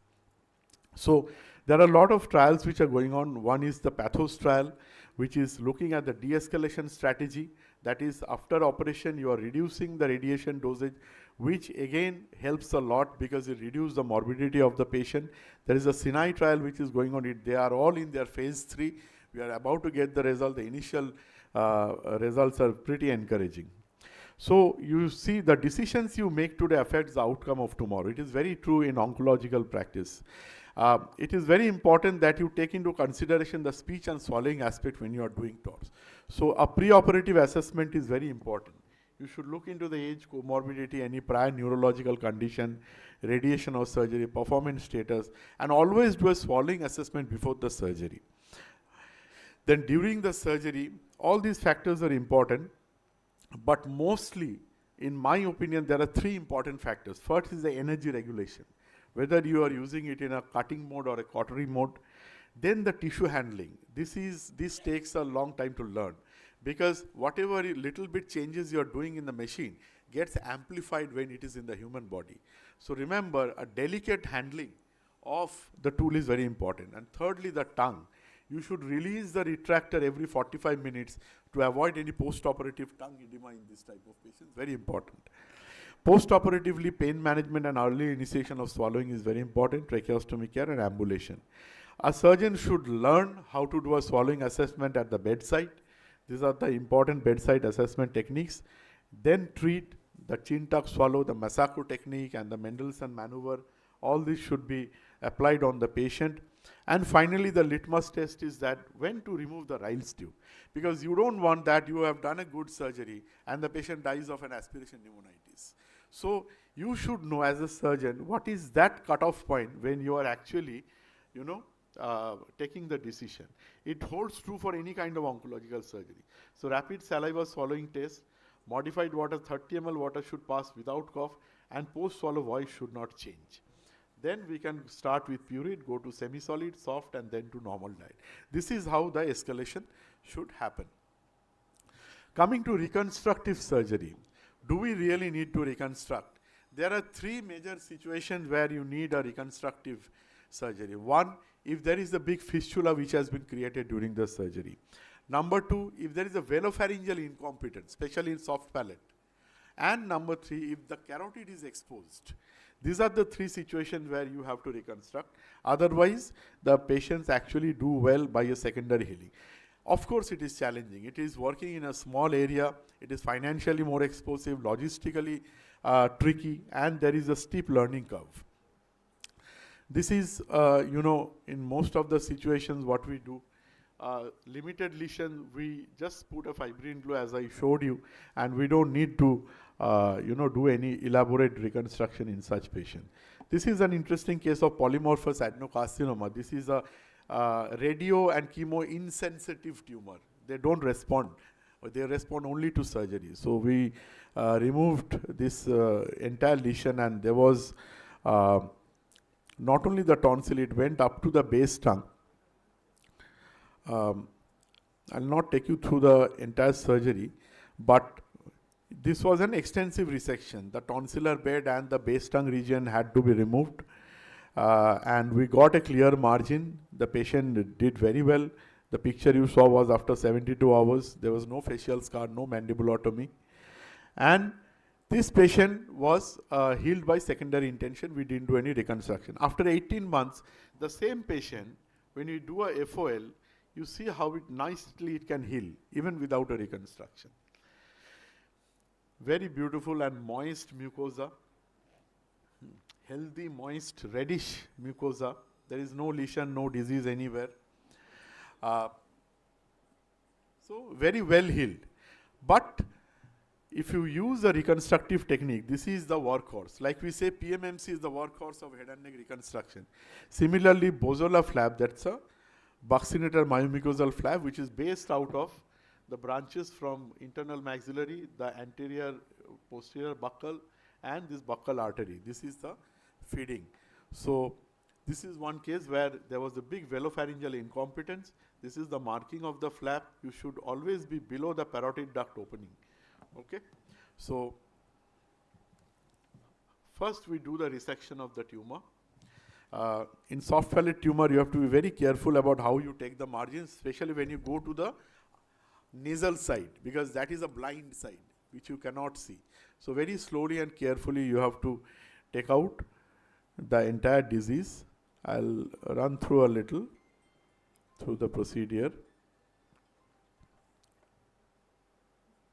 So you take margin all around, even in the posterior pharyngeal wall, and then here you see you have gone to the nasal side, and gradually, slowly you resect. I use a cutting mode so that it doesn't char the tissue too much. And you have to be very sure about the margin. We always do a frozen guided surgery. We are absolutely sure about the margin when we resect it. So here you can see you are working all around the tumor. You can see the margin which has been taken around the tumor. And then finally you remove it. So once you resect it, now you mark the flap. This is a myomucosal flap, so the mucosa and the muscle both has to be there. So you should be absolutely sure about the plane of your dissection. There should not be any buttonholing, and there should be, the vascularity should be maintained. So again, very delicate handling is needed, because if your flap, raising the flap is not right, then it will not work. You can see the fat, and this is the muscle. This is the plane where you have to dissect. So once we go up to the pedicle, we rotate it, and then we start suturing it to the defect, which can be done robotically. As you can see, with the margin of the defect, because there is a big velopharyngeal incompetence. If we leave it like this, then the patient is going to have a severe nasal regurgitation. Please speed up your presentation. So you suture it up, cover it robotically, and we use a buccal fat pad to reconstruct the defect. Again, this is a very delicate work. You are working with fat with a robotic arm. So you have to dissect out, gently tease out, keeping the vascularity of this fat pad, and your rotation of the needle should be along the arc. It cannot be a shearing pull. It will tear the fat globules. And this is how you suture it up. Dr. Panja, please speed up your presentation. Time is... Yeah, we are almost there. So this is the final look, and this is the post-operative 4 weeks. You have to see the structural outcome of this patient, how it looks. This is from the nasal side. And when we go from the oral cavity side, that is where you will see, this is after 4 weeks, there is, you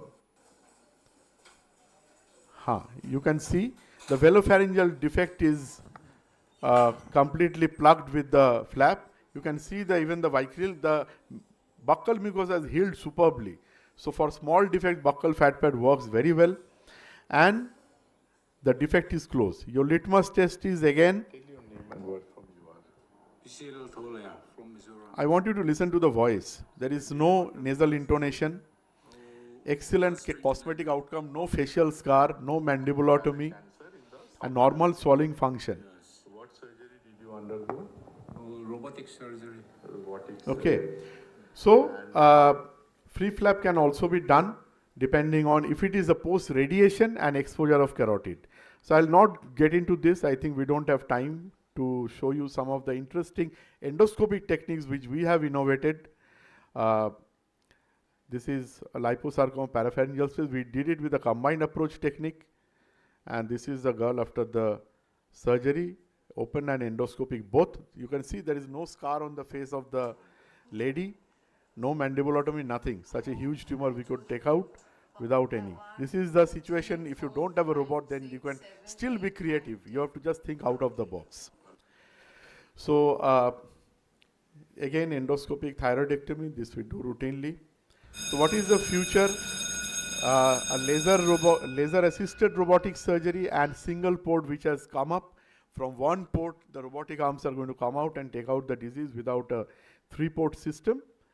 And eventually, the take-home message is first master the open surgical techniques before embarking on a minimally invasive procedure. Very important. Fundamentals of transoral surgery should be mastered, focusing on exposure, instrumentation, airway management, and practice. Relearn your anatomy inside out and learn about newer technologies in the field. Choose the right tool for the right cases. Think out of the box and innovate. Thank you so much. I think we are running out of time, so the questions can be taken at a later time. And thank you very much, Dr. Panja. It was a very nice presentation of an upcoming technique.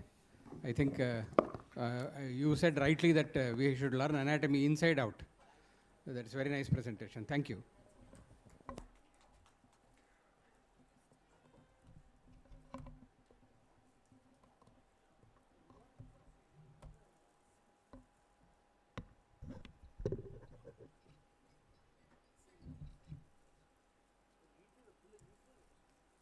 না এটা অন্য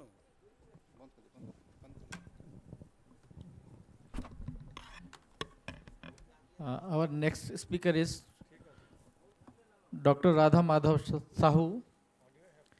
He is Senior Consultant, HOD, Department of ENT and Skull-Based Surgery, Some Ultimate Medicare, Bhubaneswar.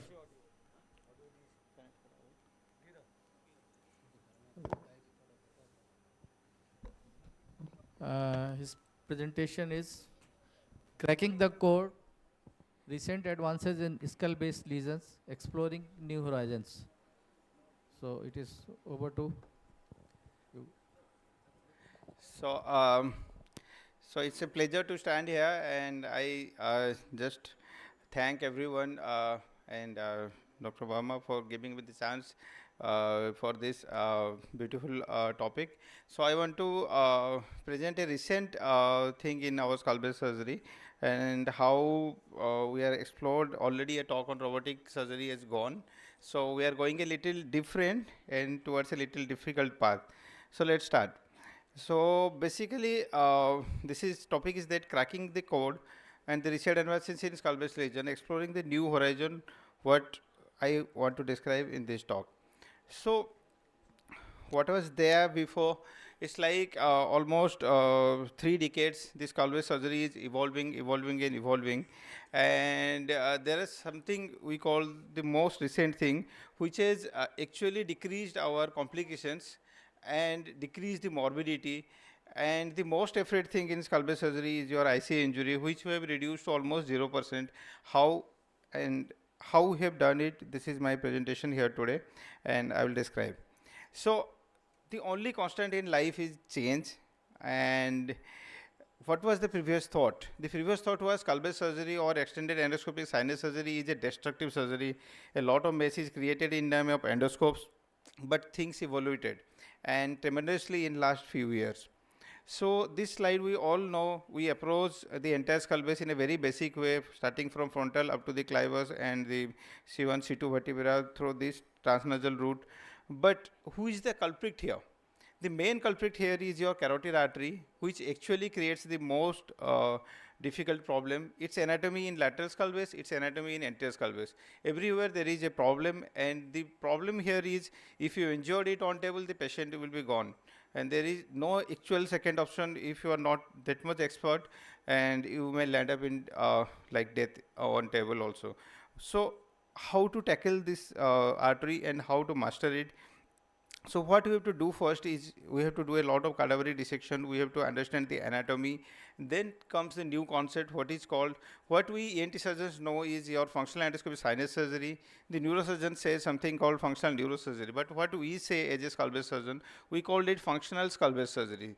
And this concept is a difficult and little new to master, and I will describe in my coming slides how we are describing the functional skull-based surgery. So this is like a lot of cadaver dissection we have to do from like years and years, and these are all our slides. But to make it safer, many times when we are lost on table, it's the God who helps us, and there are many situations happens to anyone on our table, and we have gone through. So what's it's all about? It's all about your practice and all that, what the surgeon is doing in behind, and taking a lot of effort before taking the final take. Final take is the final take is like your final surgery, which may be a complication free, and in a single shot you have to take the tumor completely out. So what is the major complication we face here? Is your vascular complications, mostly the ICA injury. That usually happens most of the time in your exposure time. It means when you expose the carotid artery, you may land up, or if you expose the pituitary fossa or sella, you may land up in injuring the carotid artery. Many times these are dehiscent, and these are already reported in the literature. So this is a simple case of a functional endoscopy sinus surgery you can see here, and during doing this we have seen the pulsation in the sphenoid sinus. And whenever you are using or any sharp instrument or taking the mucosa out, you may injure the main carotid artery, or sometimes you may confuse this as a dura, how we can describe in this coming slide. So this is a old way to look when we have a single chip camera and we are operating. At that time also we are also giving result, But gradually, since things have evolved, and what we are doing is, this is the endoscopic view, and this is a 12-year-old video when we are very happy looking all this anatomy through the nose. But there are certain things what I can say. So what is the new thing which came in last 3-4 years is your ICG dye, which was used in endoscope rather than which was used previously in microscope. So what we are doing here is a 10 ml of saline was taken and one vial was mixed with that, and each ml contains only 2.5 milligram, and you make it a 10 ml solution, and you can divide into 2 to 3 doses as per the requirement of the scenario. So one is what we do, one is your during the exposure, and I just want to describe how this ICG has been used in vascular neurosurgery since decades, and it was not integrated into the endoscope. So recently it was integrated into the endoscope for the pituitary adenomas or identification of the carotid artery. So how we have used it here, you can see here. So this is the endoscopic view. So in the same way as you are doing your surgery, we are doing it here, but during the exposure, so we have putting the dye in the intravenous route, and this dye was seen within 20 seconds within the carotid artery, and you have to see with a special endoscope with a special camera. So there are 3-4 views. One is your overlay, monochromatic or intensity map. Through this, you can visualize the main artery or the dura in a different way. See, in this case, the artery is dehiscent, and you can see the dura here, which is actually exposed. Now, a beginner can confuse this or this as a dura, and he may put a incision here in many scenario. These are the videos you have seen in many big conferences. Doctors have shown they are putting a knife on this thing, thinking it dura, but there is a carotid injury on spot. These videos are also shown. So what I am showing here is, by a simple technology through this, when we put the dye, the carotid will take the dye, but dura is not going to take the dye on table. So this is the difference, so that your type of injury or direct injury to carotid will decrease to almost 0% if you use these techniques in a proper way in skull-base surgery. So what we are doing is here, so we are confirming that ICG finding with Doppler. So you can see here the Doppler says the same what ICG was saying. So in that way also you can reconfirm your ICG finding with the Doppler. So how to define your corridor? In last like almost 20 years, what we are taught here is we have to identify the 4 blues, and we have to do you have to just expose up to the level of the carotid. But everybody says I operate with my experience, or somebody use the navigation, or somebody use the your basically Doppler. But what this technology says here, once I put the dye, I have to do my exposure with my own experience, then I put the dye. You see there is a small ledge of bone is still there. So I don't have to use my brain and use my experience in that much, like people say with my experience. This technique is going to make it so simple ki the carotid will itself says I am carotid, don't come close to me. So it defines your corridor, it decreases your complication, it makes a newcomer more safer as comparison to like any other surgery. But the main hindrance in skull-base surgery is learning curve. Many people say it's very difficult to learn. Many just entered into the branch and came out because of looking all these complications. So how we have simplified it just by putting the dye in front. You can see here. So it was easily the corridor is defined, and still I have to do a little more craniotomy to see this. Again, I am redefining this or reconfirming this with the Doppler to identify the same carotid which was shown by the basically ICG is same as with the Doppler. So the beginning is actually difficult, but once you start it, actually there are a lot of criticism, but gradually you will understand this will decrease your complications, and this will help you out in many difficult situations. So coming to the difficult situation, what is actually the difficulty? See, there are very less papers in the world right now on this. So some people in Western world, they say ki if there is a case of growth hormone secreting tumor, your bone thickness will increase to like 3-4 times. At that time, the ICG dye is not working. So we have done the study in India, and we have the highest series of similar cases in India right now. And we found that this theory is actually not true. In Indian scenario, it's not working what they suggested. This is a case of growth hormone tumor. In all our growth hormone tumors, we can identify all these arteries in a very nice way. You can see this is a car-like appearance, like you can see here. And everything is beautifully identified, and that theory was not that correct. So to our experience, so what we are doing here is, this is like a complete, your book for a beginner for a skull-base surgery who is want to practice, and he can operate actually by decreasing his complications, and the afraid to doing this surgery will decrease with time to time. So what we are doing here is, at the beginning, to identify the carotid artery I have shown here. The intercavernous sinus, we can see through it. Basilar plexus we can see the viability of nasoseptal flap, the dural vasculature, and the pituitary fluorescence. So you can use it in the middle, we can use it in the end of the surgery too. So these are the few cases where you can see the ICG dye and the video. This is basically like superimposed image where you can see here, and the same surgery but in a different test. So with experience you can understand the principle here is the pituitary gland takes the maximum supply, means pituitary gland has more blood supply than your tumor. So the pituitary gland will glow more than comparison to the tumor. So in that way, what you can do here, I can show you this surgical video of a Rathke's cyst here. So this is a Rathke's cyst in a 23-year-old female, and this patient presented with headache and loss of vision. So what we are doing here is, so we are doing all the same things like routine. We are taking the cellular floor out, we are exposing the dura, we are confirming with Doppler, and we are cutting the dura here.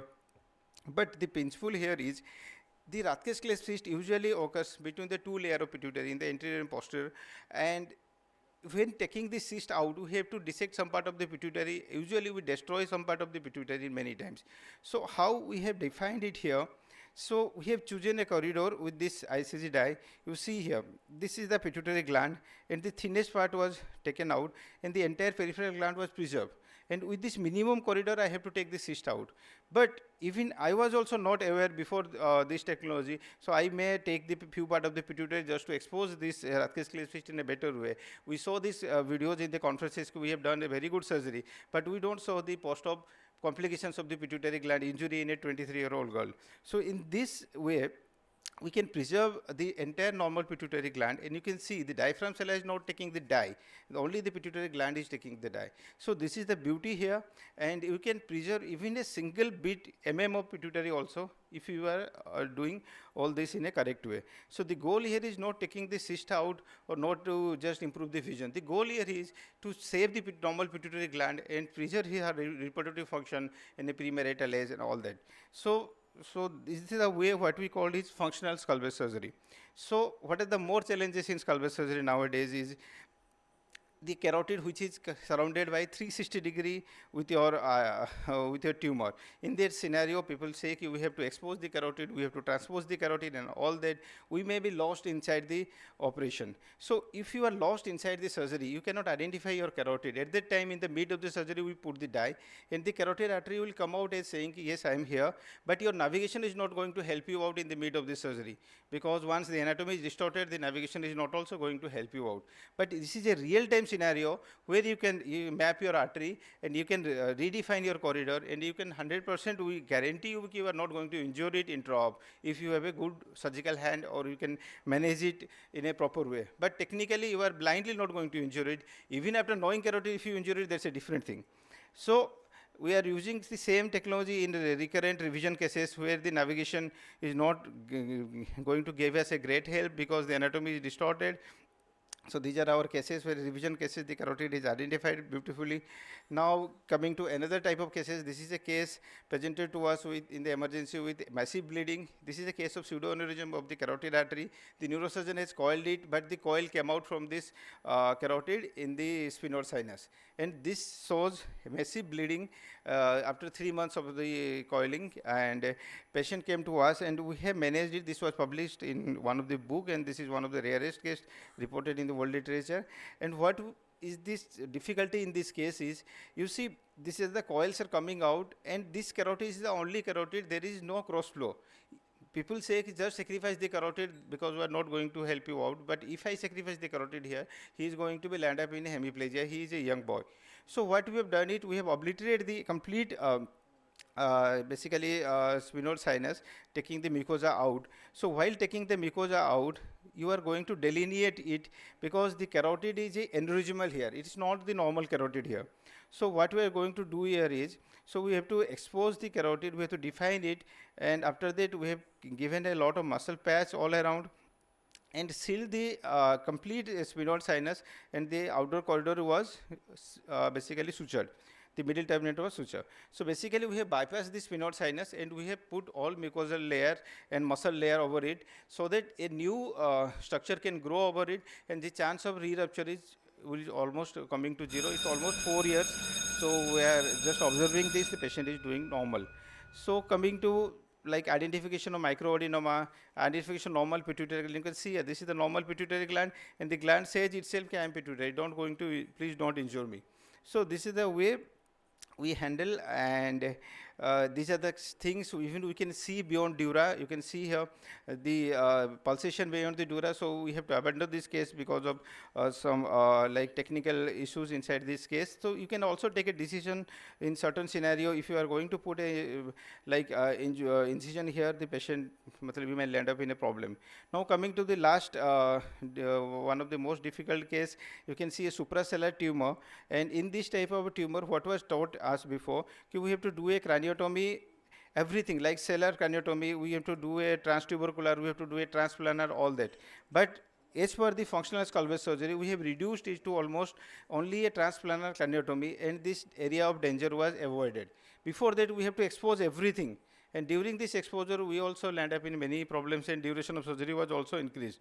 So in this technology, we have managed it by creating a only 1.5 centimeter craniotomy here, and the entire tumor was taken out through this small corridor, and you can see the beautiful anatomy of the optic nerve here.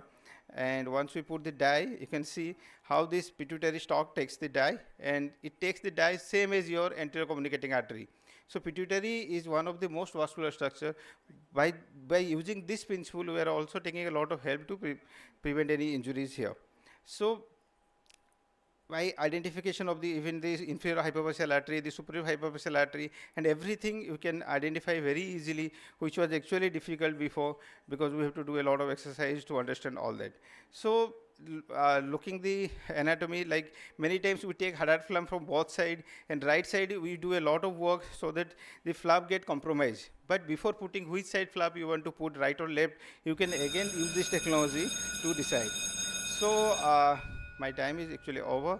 So we can use the same technology in base of the tongue tumor in the last case, as the doctors the robotic cases was shown. In the to see the vascularity, we can use the same technology, and you can see this is the final view, and the entire tumor was taken out.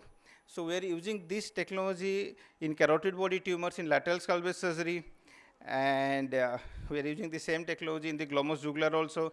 So this is, we cannot show everything in a single presentation. So I have shown all actually the anterior skull base. The same technology was used in the lateral skull base. Maybe in some other day we can show all this. So just when I have my presentation, I think I'm 1 minute late. So for any questions, I'm ready to answer. Thank you. Thank you, Dr. Sahu, for the nice presentation. Now in this conference where our DG RHS has arrived, I welcome him on behalf of Association of Laryngologists of Railway Chapter. And this conference has been made successful with help of DG RHS and our young, dynamic ENT surgeons of railways. So I feel privileged to chair this session, and we, at the end of this session, I think one more speaker is there. Please hurry up because our time, we are running out of time, and I welcome the next speaker, none other than Dr. Kailas Prasad Verma. He's a very eminent and dynamic ENT surgeon of Southeastern Railway Garden Reach, and he is heading the department with his dynamism. He has got 19 years of experience in the field of otolaryngology, and he has got a lot of achievements, like he is doing cochlear implant and anterior skull-based surgery at the ENT department, Garden Reach. Now I request Dr. Burma to start his topic, please. First of all, I will welcome our DGRHSA sir, Dr. Man Singh sir. He has arrived to grace the occasion and give us blessings.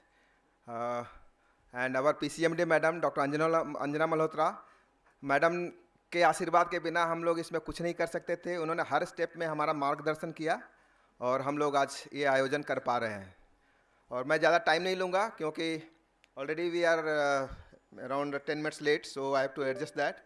I will have very short presentation.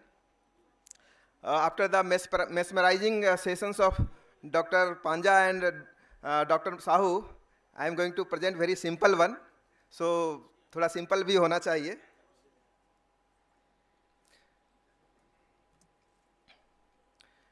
So I am going to present on canal wall reconstruction after mastectomy. We have seen older age cases where mastectomy is performed and ear is still discharging. Every now and then we have to clean it. So we have to do surgery foolproof. So how to do it and when to do it? Initially it was 2-stage surgery. Now we have come to the era where we have to do in single stage for better patient compliance. And there are many things we can use, but in our hospital we are mainly using the cartilage which is readily available in the same incision, same time. So to cut short my time, I am directly going to the videos.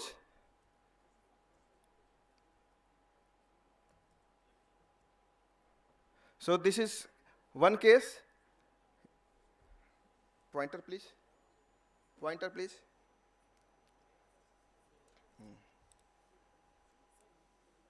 So this is the first case where we can see this is the intact tympanic membrane, and this part was the posterior bony wall is completely gone.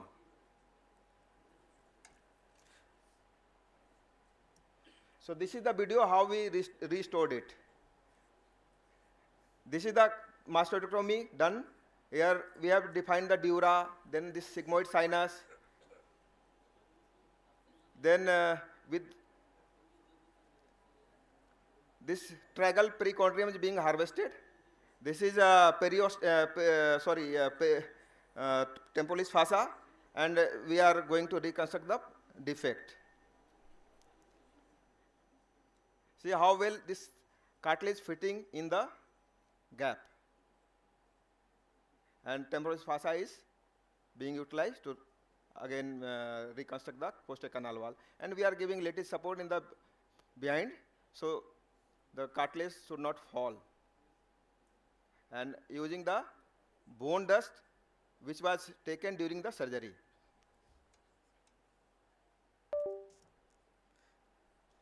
This is another case. Here you can see the disease. So we planned for tympanomastectomy with reconstruction. This is the video.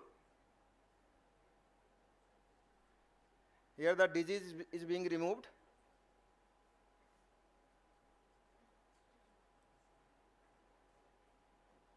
Then after complete removal of disease, we are trying to reconstruct the hearing with help of cartilage only. And again the posterior canal wall will be reconstructed with the help of conchal cartilage and temporalis fossa sandwich.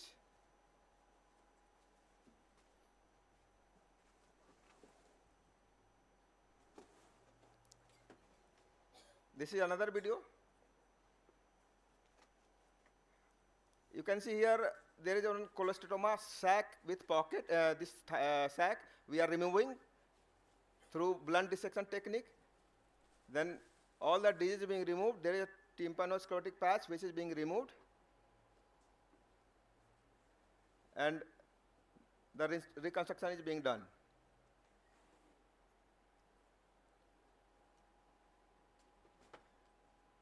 And posterior canal wall is beautifully repaired with the help of little modification of the cartilage.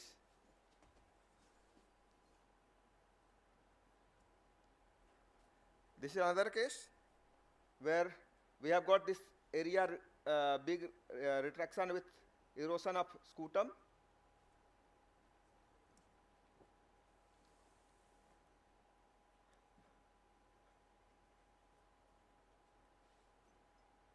So the dissection is being carried out, the whole epitympanum is being removed of the disease,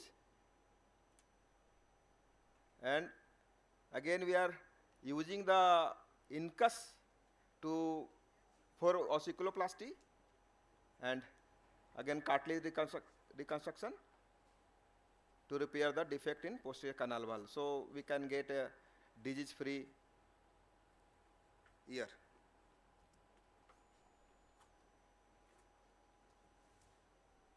This is another case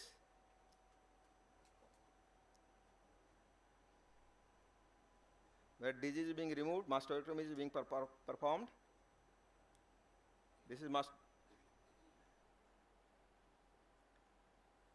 we are keeping, wherever possible, we are keeping a small bridge here to anchor the cartilage. We try to keep a small anchor most of the time.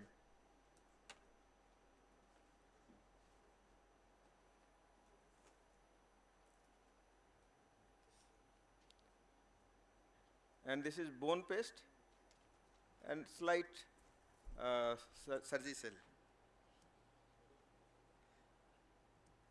This is another case where disease is there in the posterior superior part. With gouge and hammer, we are removing the scutum, and disease is being removed.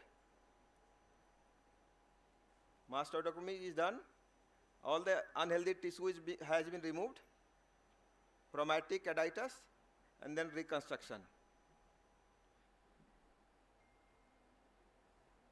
So I have got more videos, but due to shortage of time, I am buying organizer, so I compromise myself, and I am stopping here.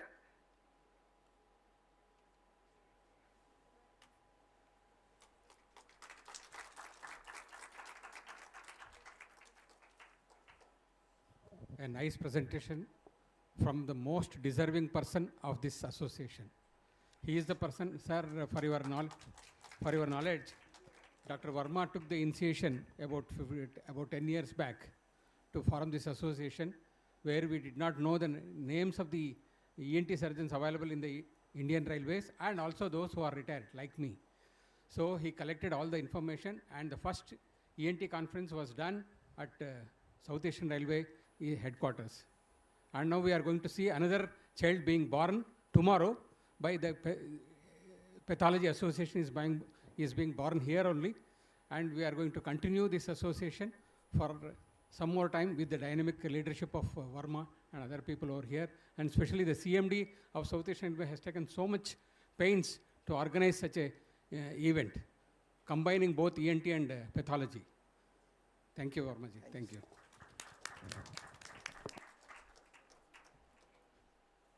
Now the next session will be the oration session, and Dr. Uri and team will take over.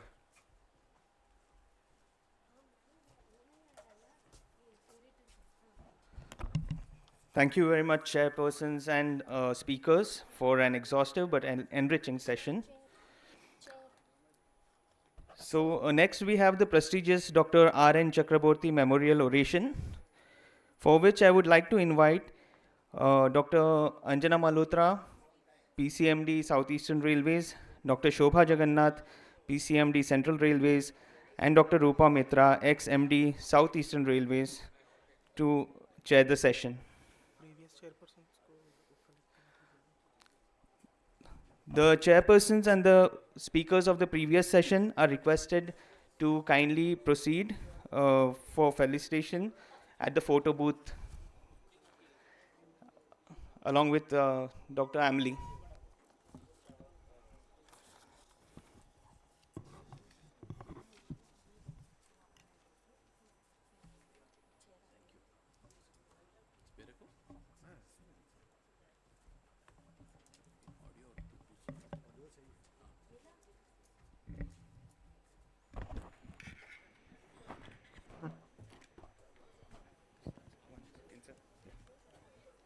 Can you have a seat here, sir?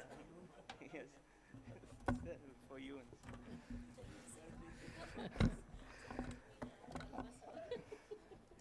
I would request Dr. Ashish Bhumkar to occupy the chair. No, I'm not. Hello, Verma ji, ye kya kar rahe hain? Yes, yes. I welcome all the delegates to the prestigious Dr. R.N. Chakravarti Memorial Oration for the year 2025.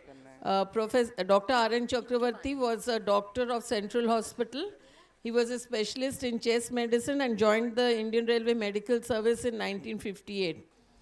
He was an extremely energetic and popular personality, being very versatile and had a keen interest in diversified subjects, especially dramatics, socializing and sports. He passed away at the early age of 53 years when he was a DMO at Central Hospital. This oration was instituted by his son in his memory, and those of you who are not from this part of the country, his son is a very popular TV and film actor in this part of the... So for this year's oration, we have none other than Dr. Bhunkar, and I would request Himanshu to please read out Sir's CV. For felicitating Dr. Ashish Bhumkar, I would request Dr. Sri Kumar, MD, JRC, Dr. KP Verma, Secretary, Doctors Scientific Forum, Dr. Subrato Lahiri, Chief Consultant, Department of Gynecology, and Dr. Saurabh Bera, Senior DMO, Radiology, JRC, to please come on the dais.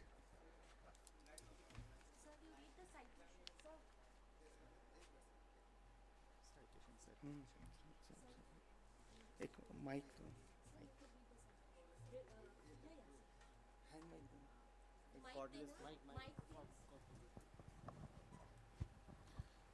Good afternoon, everyone. I just read out the citation.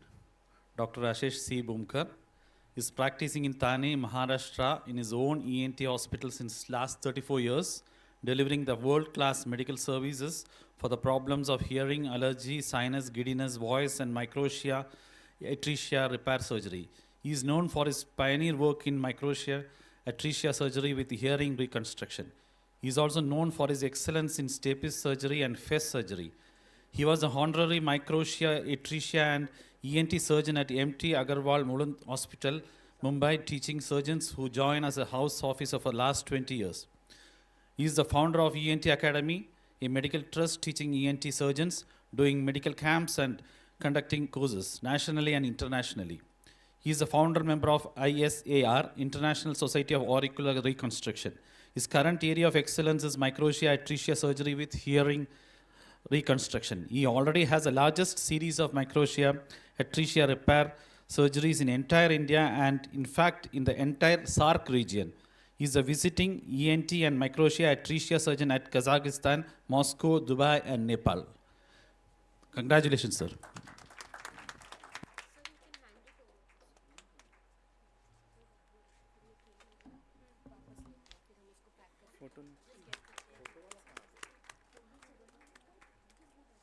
Avinash, take a photo.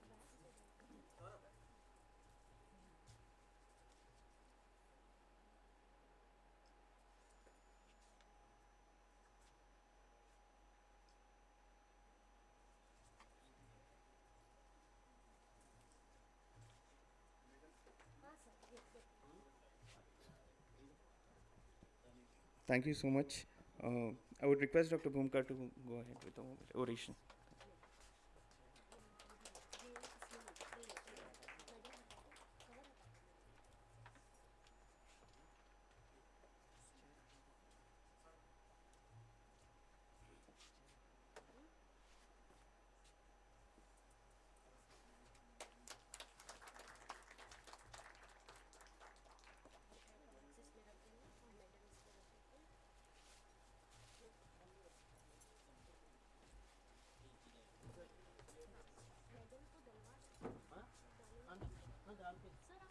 पहन के रहिए, पहन के हाँ पहन के ही operation दीजिए, that better better, don't open.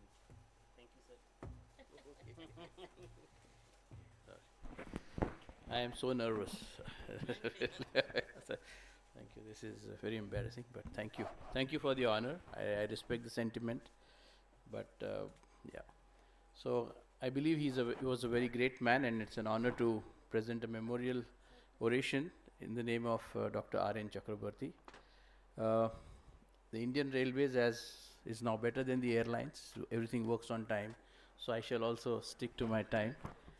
I am the mere passenger in this group of railway experts here. So I call it the Microtia Express, and the bogie number is 41. 41 being the annual conference जो है ये. तो ये first of all salutations. I know Deepak very well, so I know what quality of work is going on. So salutations to all the railways medical fraternity, not just ENT and patho, but I've been to the hospital several times for the highest quality. I mean, it's unbelievable how much the railways are providing in terms of infrastructure and the quality of surgeons and the doctors that it is attracting, therefore to be able to do. So my salutations to the department. Dr. Dalmia, my brother, younger brother, the finest ENT surgeon in the country. And of course, Dr. Verma, as Deepak says, his most talented colleague. So Verma, thank you so much. Coming to the Indian Railways. Sorry, audio lagaya beta? Haan. Audio? लगाया तो है, but इधर जरा क्योंकि सीटी बज रही इधर, तो इसको है चांस, अदरवाइज आई गो है. थोड़ा मस्ती वाला शुरुआत है तो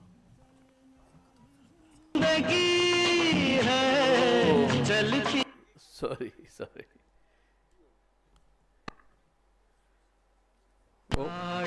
बुला रही है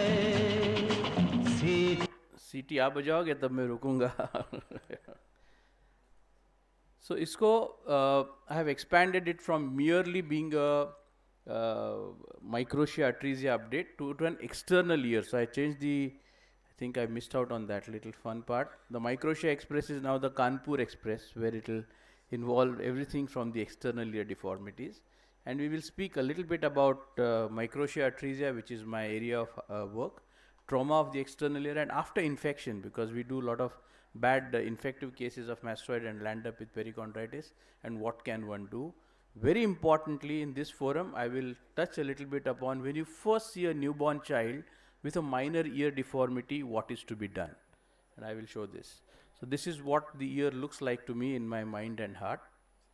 And this is where the last 20 years, the journey for the external ear has been. Microtia should never be used as a term, and it should always be microtia atresia, because hearing is an important component, or more important than the looks is the hearing, and this is where we as ENT surgeons come in. Now microtia comes in various forms. There are very many kids born with all kinds of ears looking deformed, sometimes absent, all kinds of deformities, which fortunately get hidden under the hair. So this is the journey now, from a deformed side to making it into a nearly normal looking ear, and all of this in one single stage. Previously it used to be 5 or 6 operations, but now it has evolved. So our destination, talking about railways, the destination is this. And today now, with our experience, we are now able to do this in single stage, and the surgical time is also almost less than 3 hours or around that time. This is what it is. It continues to get better with time, and the skin tends to remodel. So how does this surgery begin? It first begins in a unilateral case by making a line drawing of the opposite side on an X-ray, which we call as a template, and there are certain calculations to be done. Then from the patient's own rib, chest, we remove some part of the rib and sculpt it into a beautiful looking ear framework. And then this framework, the deformed cartilage is removed with an incision, the entire deformed cartilage removed, a subacute skin pocket is made. Then this framework that is sculpted on the table during the same surgery goes into this subacute pocket, and then we apply a vacuum. So this is the framework. The deformed cartilage has been removed. There is a vacuum kept here, and you slip it inside.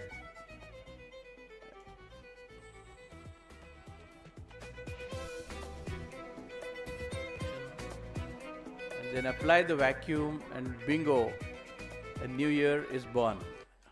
In the, yes. So we say Happy New Year, and then we say Badai Ho, since we are here in Calcutta. So this is what it is, the deformed, the cartilage, the under the removal of the skin and the skin pocket. And over a period of time, the skin tends to remodel, gets its shine, and starts to become thin. I'll share just a few pictures to inspire in you that nearly normal looking ears can be created in one single, because this surgery had a bad name, but very, very normal looking ears can be created. So this is the destination, like I said, in one single stage. So I'll speak a little bit about the cartilage harvesting and the techniques that are still done here. So you need a lot of cartilage. It's not, although the ear tends to look small, to sculpt it out, you need the rib cartilage, not the main bones of the rib. This is for me. No, no. 6, 7, and 8, you need the lot of cartilage. Therefore, the selection criteria, at what age can you do or should you do external ear reconstruction using the rib, is when the chest circumference is 60 centimeters, or in Indian age population around age of 10 is what you should, because you don't want to cause a chest deformity. Typically this is how the pieces come out. This is the 6 and 7. So you need a lot of cartilage to make the ear. Then there are some little tricks that we have evolved. There's a blotting paper. From this template we make it into a blotting paper template, and then this is just to show you the 8th rib will form the helix. This is the base plate, and then the tragus, antitragus, and the antihelix. So a lot of cartilage again, this slide to be repeated, 60 centimeters chest or 10 centimeters and above. So this is what the block of rib looks like. Then we use this for precision so that you don't go wrong. If you tend to keep drawing the parts, you can go wrong. So instead this blotting paper ink helps you. You get this ink marks on it, and then for each subunit, it is typically made in 4 subunits, where the 6 and 7 form the base plate. Then there is the antihelix and the helix, which typically comes from the 8th, and the tragus, antitragus, usually in one piece. And all these are now, with the use of 5-0 double steel wire, each unit like a jigsaw puzzle is superimposed on each other, and you create a beautiful framework. This is the 5-0 steel wire, and then this is the attachment of the pieces to the base plate, and this is how this sculpted. This takes about 1 hour or 1 hour 10 minutes after I have harvested the. So harvesting is about 30 to 40 minutes. This is 1.5 hours. The skin pocket is 1 hour, and then we are doing things simultaneously. This is typically how the ear frameworks look. Sometimes the cartilage are different, so the ear frameworks have, of course, very different. And then once this is done, while the framework is being done, the skin pocket is also made. And I call it like the tango. This surgery is like the tango, where the solid framework is the man and the delicate supple skin is the woman, and the man has to very lovingly and artistically invite the woman in the appropriate dance moves. I think I will. This is what I showed you earlier, the skin drapes. This is some more just to inspire that thing underneath, and the entire new year is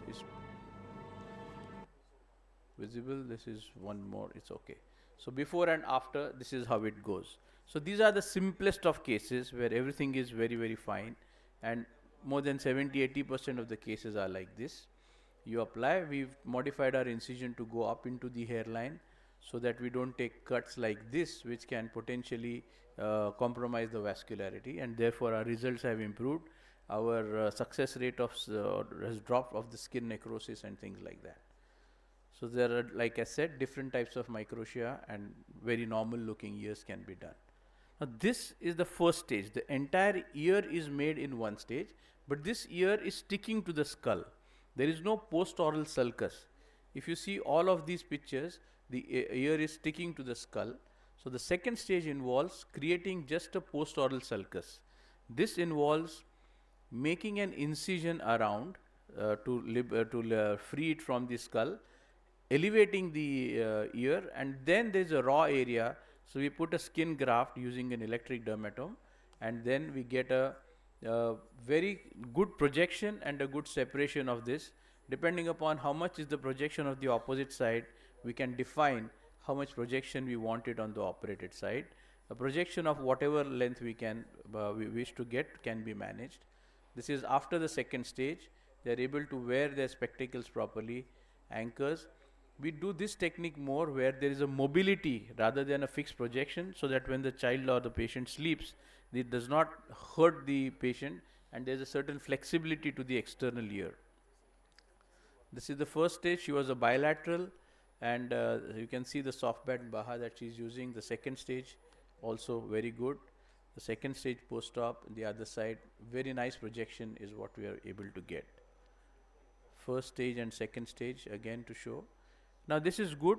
There will be some cases who will come to you who have undergone surgery somewhere, and unfortunately things have not gone right. Even these cases can be helped. It's not a problem. We can do, so long as they have an artery which is the superficial temporal artery which is good, we can always do a reconstruction and give them a almost normal looking ear. The whole scar tissue is excised. We use the vascular flap. So from here to here it is possible to do. The only thing is we have to use the superficial temporal artery temporoparietal flap, remove the scar tissue. This is the TP flap that is used. This flap is everted, the framework and other things remain, and now this with a vacuum, this vascular flap is shrunk on the cartilage framework, and then we apply the split thickness skin graft, which we take sometimes from the scalp but also from the thigh. From the scalp the color match is best.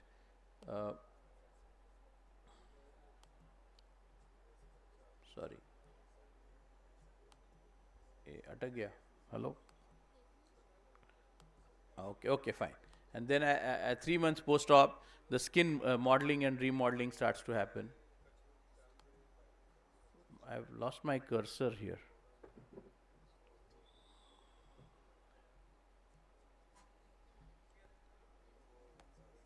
Sorry, stop. Can you help me with this? Otherwise I have to get my ये जो cursor है ना वो कहीं चले गए. हाँ आ गया. Yeah, okay. And this is like I said, the skin remodeling happens. There are also some cases, the same technique is used. There are some cases which are difficult cases, very, very low hairline. So if you were to make an ear here, it would come in an area which would be covered with skin.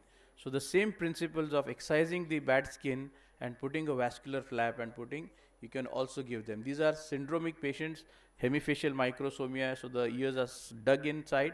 So we have to do a lot of modifications to make sure that the... Sir, sorry, वापस हो गया.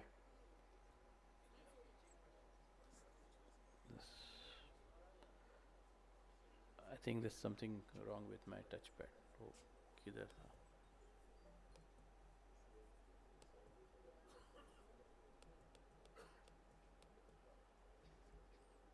Oops.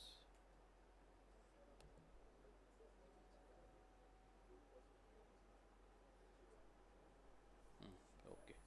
I won't use that now. Yeah, fine. Now for those, there are some cases in which the ribs cannot be harvested. They have undergone open heart surgery as a child because cardiac anomalies are also common, or they have skeletal deformities and things like that. So there is a material available which is called as Medpor, which comes typically, all these years used to come in 2 pieces, and then we could only do the length and the breadth. The same thing, because it's a synthetic material, it needs the temporoparietal flap. So the entire ear can be reconstructed in one stage along with the projection, but you have to cover this with the same temporoparietal flap based on the superficial temporal artery. So we always do a CT angio to study the vascular map, and then accordingly decide a newer, one of the newest, and I have done only 4 of these, is now that same material is available in a real life ear models. The frameworks look like exactly like a normal ear, and we have 25 different models to choose from. And then these cases also the same principles, and beautiful ears can be made out of this. Now coming to the infection part, the perichondritis, you cannot really open up this. This is scar tissue, so it has to go away. And the same, the remaining piece that is gone and destroyed, you have to take out the rib, sculpt whatever is required as a missing jigsaw piece, and then put it there. This becomes a 2-stage surgery again, because the native post-oral skin covers the framework first, and then In the second stage, you have to free it. Trauma, same things, we get a lot of trauma, human bites, dog bites and other things.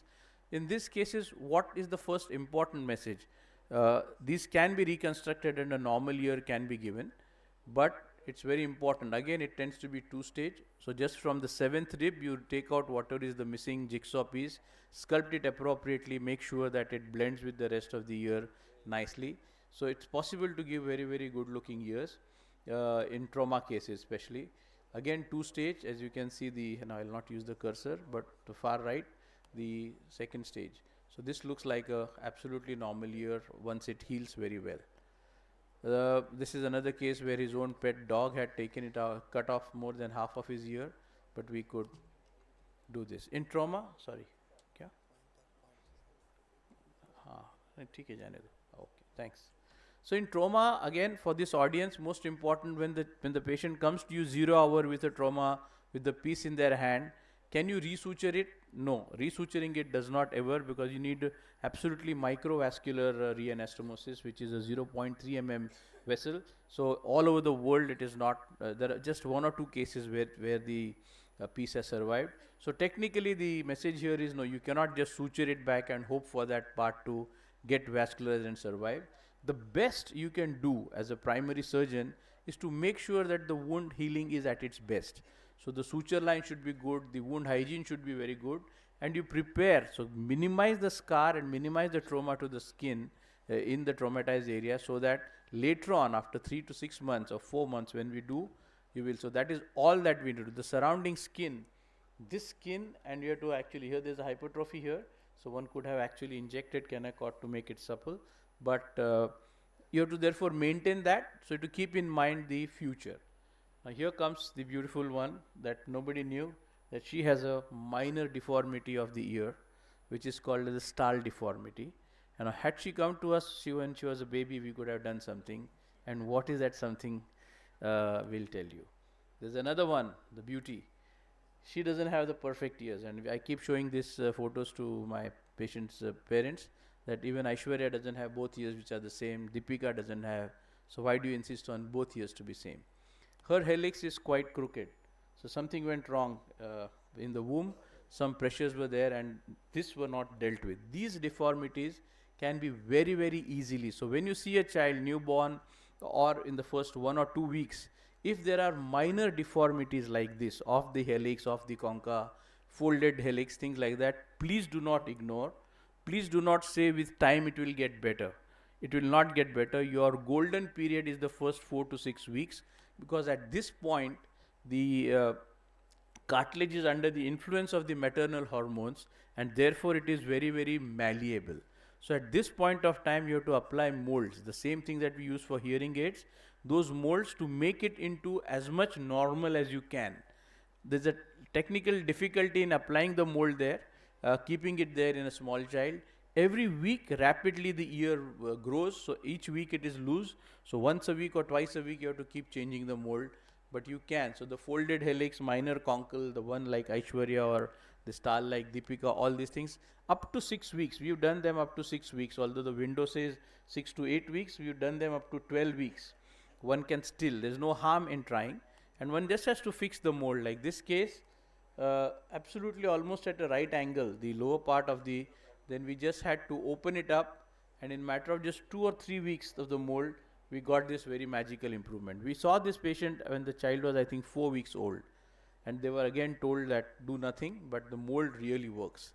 Fixing it in place is a bit of a challenge, and each case needs to be dealt with in a particular way. The mother and the parents need to be trained to help keep the mold in place. So this was about the external ear. We'll talk a little bit about the hearing part since we are here. A bilateral conductive hearing loss in a child with a bilateral microtia. So how is the child hearing? This is normal hearing. This is a mild conductive loss.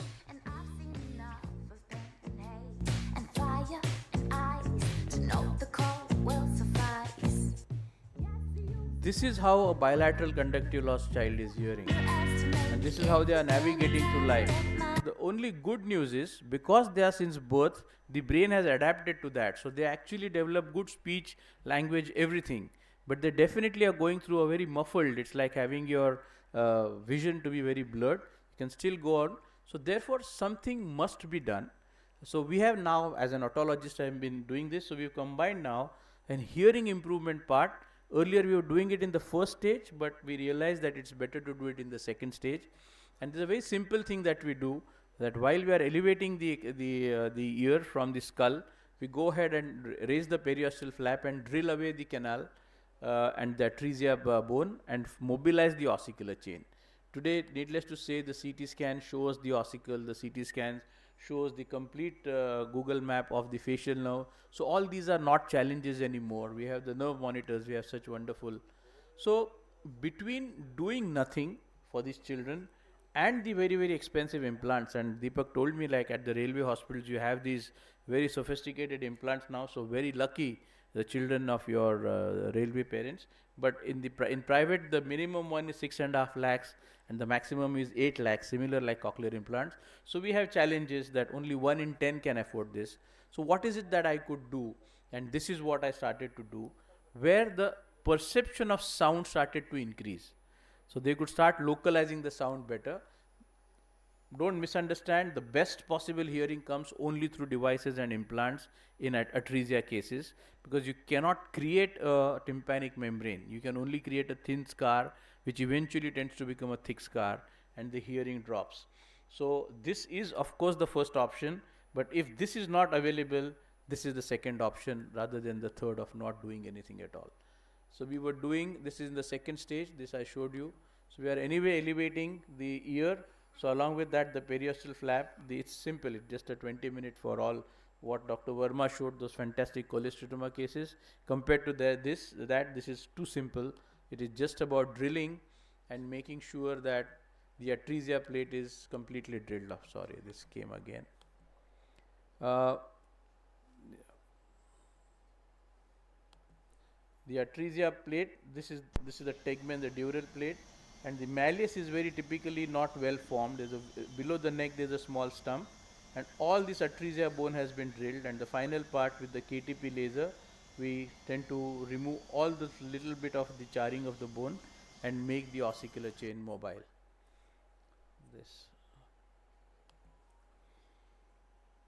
After doing that, just to make sure, we see a good mobility of the ossicular chain, and this is enough to do this, and just close the ear and continue. So doing this has given a lot of patients a tremendous sense of improvement.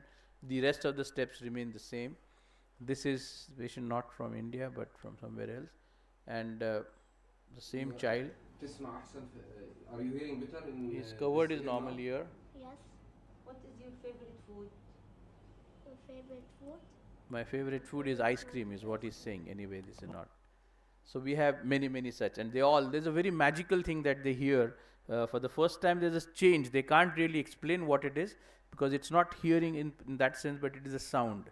And once we drill the canal, we have done again several of these, even 4 years, 10 years down the line, the bony canal never undergoes restenosis. All the atresia work that has got a bad name in our otology ENT thing is all because the soft tissue and the meatus tends to close, and now we have techniques to deal with this. This is one more patient, I think you will take my word. I think I have. Anyway, this is also something. Now, in certain cases where the ear is reasonably well formed and they are clear that they don't want anything to do with this, there are techniques to make only the atresia where the meatus is open and you can do a good skin lining. So these are the cases which give you excellent results. There are certain techniques where we use the soft tissue to line the bony margins, and therefore we don't get stenosis there, and typical free skin graft is kept. This is after a few months. Very nice shining tympanic membrane. It's not a tympanic membrane, but it's shining, nice wide canal. So this is possible to do. His hearing has also improved significantly because his ossicular status was good. These patients, when we open the meatus, line the canal, they get very good hearing. The other technique was for other patient that I told you. This is another case where atresia is not, the only atresia repair is done. Same technique also for him. There are some patients now, he actually had a microtia, small defect, but the parents didn't want this repaired because his maternal uncle had a similar ear. So they were seeing him in this. So they said, for sure we don't want. But they wanted a ear that can hear, or something which we may call it as making it into a hearing aidable canal. Even if I can't improve the hearing, at least instead of the expensive device, the child will be able to wear a hearing aid. So we give them a canal in which the same things, the atresia plate is done. This is the temporoparietal flap, the TP flap, and we have drilled the canal and now used vacuum to suck that flap into the canal. So we don't have a raw bone, we have a vascularized lining over the entire raw bone, and then we put a skin graft in the usual way. But because there's a vascular bed, there's no possibility of this skin graft not taking, and you get, this is at the end. This incision looks good, but it's taken in such a way that there's no hair loss. And then this is how for atresia the canal, look at the meatus, Undergone absolutely right brilliant. ear canal plasty surgery for atresia. It's almost 4 months. 4 months post-op, no His stenosis, canal because is by now he excellent. could have got. And now even if the hearing as a child, for now the hearing is good, but if he goes to college, if he goes to do a job or becomes a businessman or whatever, then he'll be able to wear and an implant can be avoided in this particular case. Again, he's saying I'm hearing well. A little bit about the implants, because you all have now access to all these fancy, not fancy, but real high-tech implants. This is the Ossia, currently the gold standard. Unfortunately, 8 lakhs in the private market. That's the price of the device. We do them free of charge. We don't take any surgical charges, but the patient has to buy. There used to be very big incisions. We have modified into what we call as Mossia. It's a minimally access to the Ossia implant. Very easy. They work very, very well. This is a Baha Attract, the earlier model. Again, very simple. The only message that I would like to give here, okay, sorry.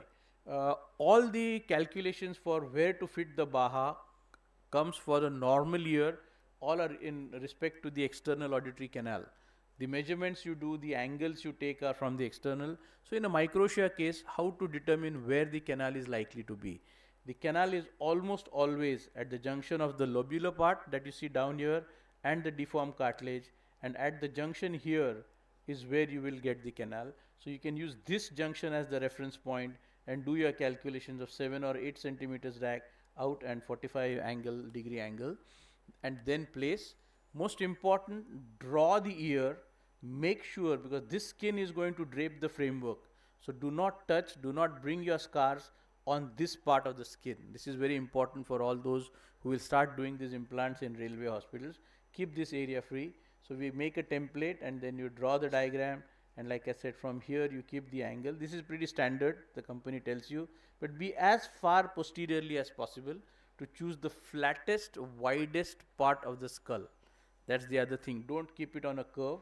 So the farthest away about 7 centimeters or 8 centimeters, and this is where the implant will fit.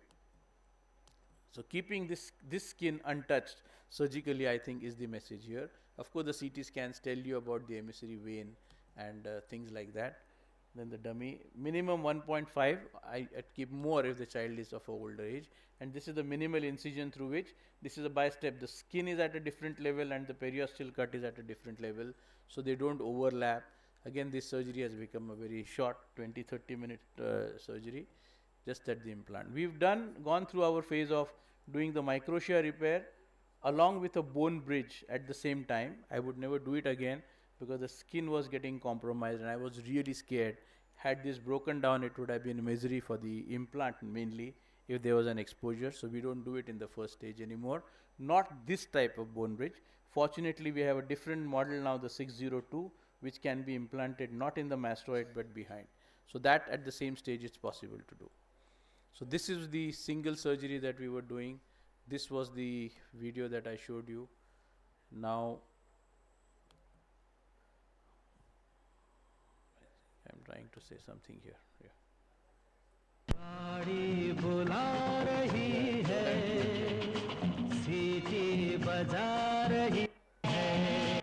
No, something went wrong. It was the wrong one. It was so this is what After all that you have done, whatever I spoke, then you go and ask the child or ask the girl child typically, what is it that you like good about your new year? And the child will say, what I like most about the new year is now I can wear an earring. And to them, that's all that matters. So it all comes down to wearing the jhumka, is what I say. So it's all about the jhumka. And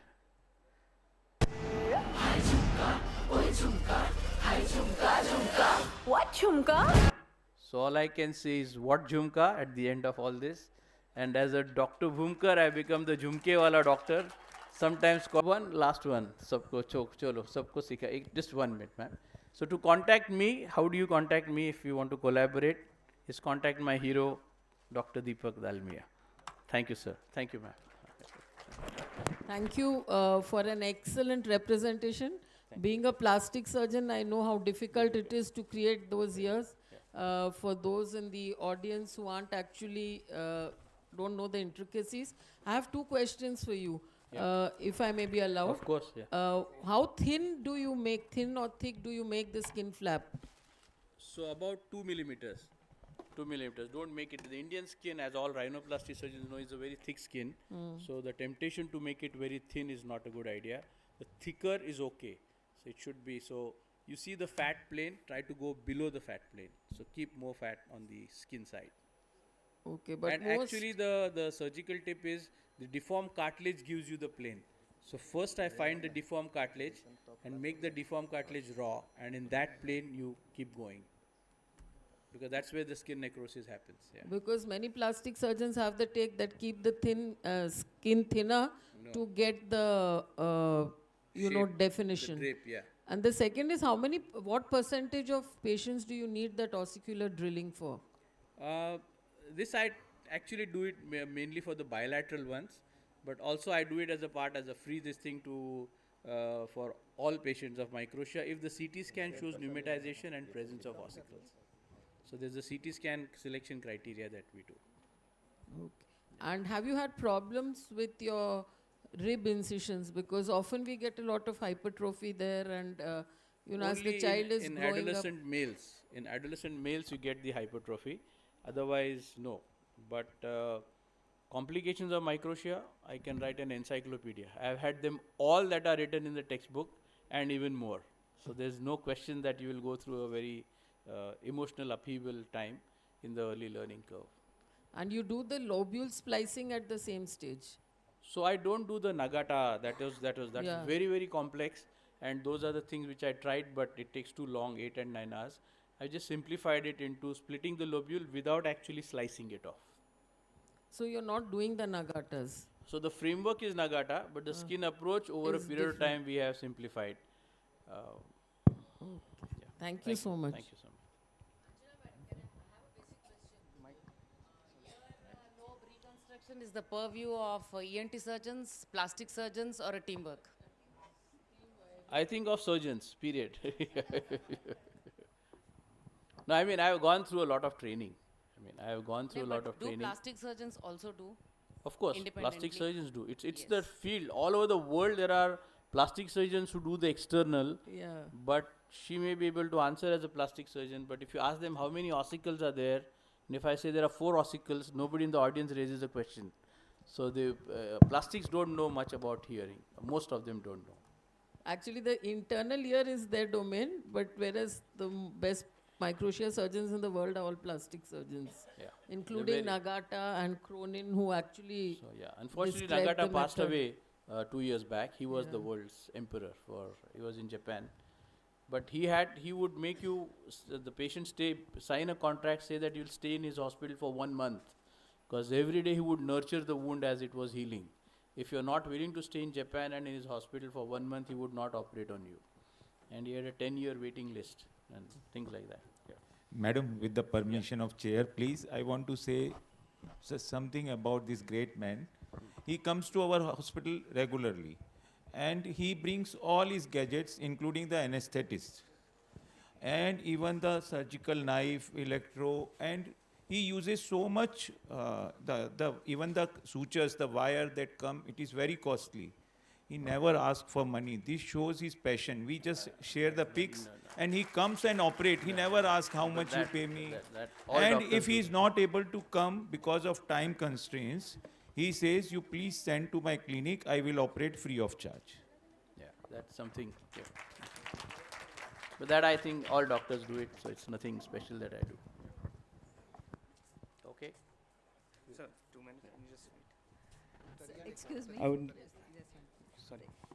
Sir, we are very privileged to be here for this oration, and you have done full justice to it. Thank you. Thank you very much. Thank you so much. Thank you. Sir, just 1 minute. I request our PCMD madam to Thank you for not bringing that chair again. नहीं sir, chair नहीं sir. To respect with our उतरिए to sir. Actually, आइए sir. दीपक sir, आप भी आ जाइए. दीपक sir, please.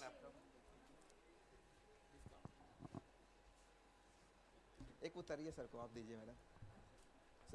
Madam आप लोग भी आ जाइए प्लीज.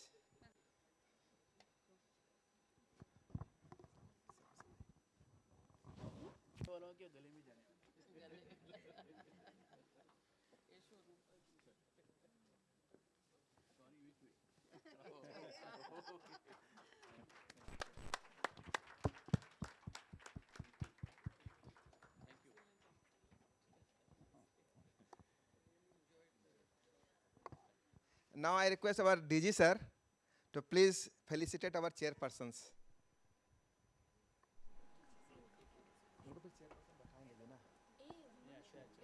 हो जाएगा मैडम.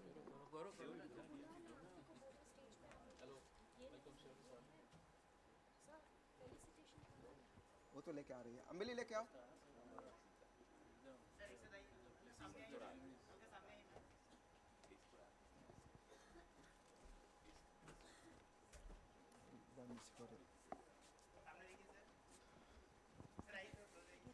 सामने देखिए कि आपकी तरफ देखिए. अच्छा ओके तो अभी हंस रहे. सर यहाँ पे आइए.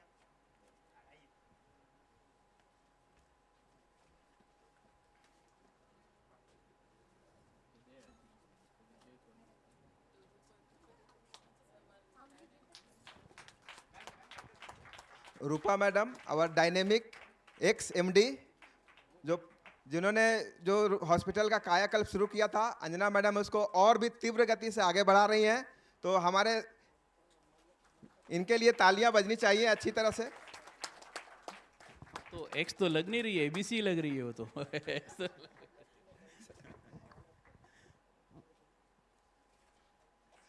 यहाँ एक जोरदार ताली बजाए, कोई बाकी नहीं रहेंगे.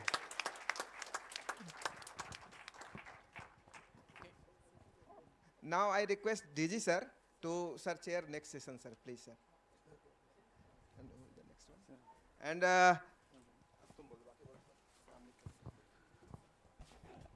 that was a wonderful oration. Thank you, sir. Thank you, chairpersons. To carry the proceedings forward, I would like to hand over to Dr. Farhanaz. Dr. Farhanaz, please. Thank you, Dr. Himanshu. Good afternoon, everyone. This is the last session before lunch. So to chair this session, I would like to call upon the chairpersons, the guardian of medical fraternity in our Indian Railway, Director General of Railway Health Services, Dr. Mansingh sir, accompanied by PCMD Western Railway, Dr. K. Anuradha ma'am, and PCMD NFR, Dr. Sapna Dimai. Thank you. Please come, ma'am.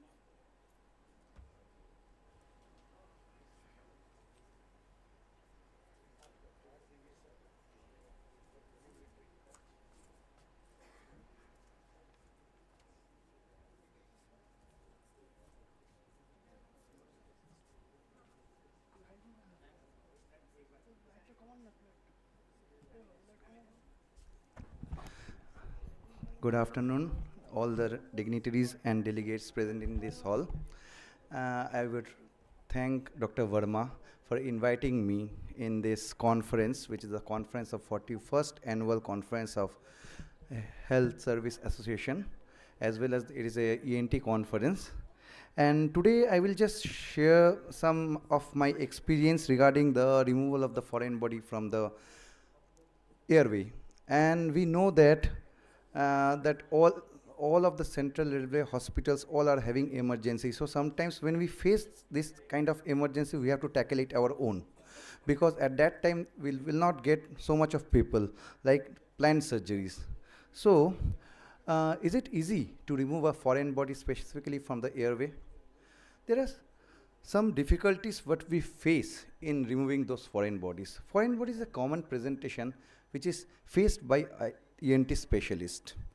But there are some risk of removals, and in case of extremes of age, where the patient is having some behavioral development disorder, like having some neurological conditions and psychological conditions, as well as those patients who are alcoholic and having poor dentition. In those cases, it is very difficult to remove the foreign body specifically from airway. Now, I have divided in nasal, oropharyngeal and aerodigestive tract. So in case of coming to nasal airway foreign body, the most common presentation what we saw in our OPD or emergency practice, that a child come with a unilateral nasal discharge, and nasal foreign body usually requires 4 days before the discharge starts to occur.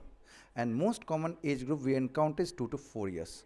Sometimes inert nasal foreign body may be present as rhinolith, which can be presented 1 or 1.5 years after the introduction of the foreign body. So it is a very simple case. A 3-year-old child presented in an emergency in Department of ENT with history of foreign body. There was a pearl in the nasal cavity which we can be removed with the help of a nasal foreign body hook. But if child and his parents properly hold the child, otherwise there will be bleeding. So never try again and again. Go to the OT, you can remove it with the help of nasal foreign body hook, but under general anesthesia.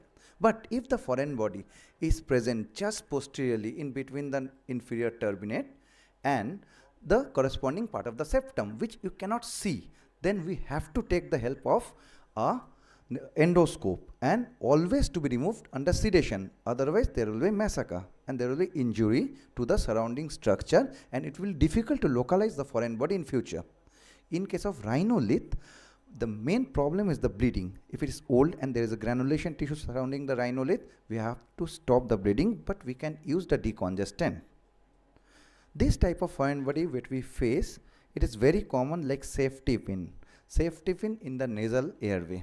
The problem is that when the safety pin, the open safety pin, it is too anteriorly placed. Means when you want to remove the safety pin with the help of a Tilly's forceps or any instrument, then there will be injury to the surrounding mucosa. What we can try, we can insert, if it is open under endoscopic guidance, we can insert a infant feeding tube or any type of suction tube, very small portion in front of that open end. Then we can remove, then there will be chance of the, it is a difficult, but under endoscopic guidance we can try. Just pulling the safety pin with anything, then there will be huge bleeding, and it is very difficult to remove that. Now, the most dangerous foreign body is the battery. It is also very common in case of a child. This type of battery of watches or any doll or anything, they insert it in the ear, in the nose, and obviously sometimes it is taken also in the esophagus. The risk, you have to explain the patient that you have come in after 48 hours. So there may be chance of the septal perforation. There may be chance of the corrosive injury to the surrounding structure first. Second is the risk explained. Second is the timing. Timing is very important. So we cannot wait for the planned surgery timing. If the child is at 2 p.m. in the 2 a.m. in the night, you have to operate within 2 to 3 hours. Then there will be another bout of the injury. So what is the, if there is a role of steroid, if we give steroid packing in every case of battery, I think we should give, specifically if it is in the nasal mucosa. In the airway it is not possible. In the nasal mucosa you give nasal steroid packing for 24 or 48 hours. Then it will help to reduce the damage. It should be always done under general anesthesia, and packing to be done if there is bleeding or extensive granulation. Now, my message is the timely decision to remove the foreign body from the nose. Only one attempt in the emergency, do not go for the several attempts, and always to be done under general anesthesia to minimize the injury from the surrounding structure, and never decongest the nasal mucosa as the foreign body can slip posteriorly. We have faced some airway foreign body in the form of the some portion is the nose, some portion in the orbit, and nasal sinuses. So, which route should be preferred if it is a sinonasal foreign body and if it is involving any vital structure like orbit, if the vision is impaired, if there is a fracture of the nasal sinuses as well as septal injury. These are some of the various foreign body what we encountered, like bamboo stick in the nose, like saw blade explosion. This is the one interesting case. There was an explosion of the drill machine, and suddenly there was the saw blade drill machine blade was accidentally into the orbit as well as the nasal cavity. But the problem is that patient presented to Department of the Ophthalmology 14 days after the incident, and the primary wound was repaired in the health centers. So already right eye was lost. There was no vision in the right eye. Only there was perception of the light in the left eye. After the CT scan, the ophthalmology people saw that there was a something foreign body which is present in the nasal cavity, in the both nasal cavity as well as in the orbit. But there was perception of the light in the left eye. They sent to us in the ENT and we admitted the patient, but we removed by external wound with the help of the endoscopic guidance. So the nasal part was approached to the nasal endoscopy under general anesthesia, and it was pushed to the orbital part, retracting the globe, and it was easily taken out through the globe. And after 1 month, the vision of the left eye was improving day by day, and it was 6/24 from the perception of light. So if timely patient was presented before 14 days or at initial time and this surgery was taken, then we could also prevent the visual loss in the right eye also. I think there was rupture in that eye. So surgical approach should be planned based on the size, type, position of the foreign body and presence or absence of any external wound. In presence of external wound, the foreign body should be retrieved in retrograde fashion through the open wound using a 0-degree endoscope with the transnasal assistance. Otherwise, you can use 0 or 45-degree nasal endoscope to evaluate the nasal cavity and to remove the nasal cavity. Sometimes, in case of small bamboo sticks or foreign body which are present in the ethmoid or bulla, in this region, we have to perform uncinectomy, a full house face to remove the foreign body. An immense care should be taken to avoid the breaking of the foreign body and piecemeal retrieval. This was a airway foreign body, but after 1 year, patient presented with there was something coming out from the neck. So it is a migrating foreign body. In this type of foreign body, it was taken away through the puffed rice or anything, and patient was unaware of that. After that 6-7 months, there was something coming out from the neck. But if you palpate the foreign body, you can easily take out the foreign body through the external wound. When you cannot palpate that, you have to use a C-arm assistance. And in case of C-arm assistance, you can localize the foreign body and you can take the foreign body from the tissue. This type of foreign body is not encountered every day. In the left side, one side, this is a 23-year-old female with a fish bone stuck in such a manner that it is half in the piriform of sinus and piercing the epiglottic fold and is coming into the supraglottis. And in other side, there is a 56-year-old male from the North Bengal with a leech, accidental live leech injection through the spring water. In both cases, what I want to say, this is proper airway foreign body. We cannot intubate in these cases. We have to, only the induction anesthesia was given when we have to take in the foreign body. So there is a role of anesthesia is very, very important in these cases. In esophageal foreign body, coin we easily can remove, but sometimes we face difficulty in impacted denture, with specifically if there is any wear. So it is inserted in such a manner when you will pull the denture, there will be injury to the surrounding structure and huge bleeding, and it is occluding the view of the denture. So I talked with the gastrosurgery people. They are saying that you pull 2 or 3 times. If it is not coming, push it and pass it to the stomach. It is better. Otherwise, you land up in the denture in the mediastinum. If continuously you do the same maneuver and pulling it. So impacted dentures sometimes we removed with the help of them by the pharyngotomy approach. So if the denture is not coming, never think that we should take it through the esophagoscope. What is our idea? और एक बार कोशिश करते हैं, और एक बार अगर आ जाएगा, but इसमें क्या होता है, डैमेज होता है. So tell the gastro people if they can come, otherwise it is very easy, you can take with the help of cardiothoracic and you can pull the denture with the pharyngotomy approach. Sometimes this type of foreign body, in the X-ray there is a wear, but when you are doing esophagoscopy you cannot find the wear.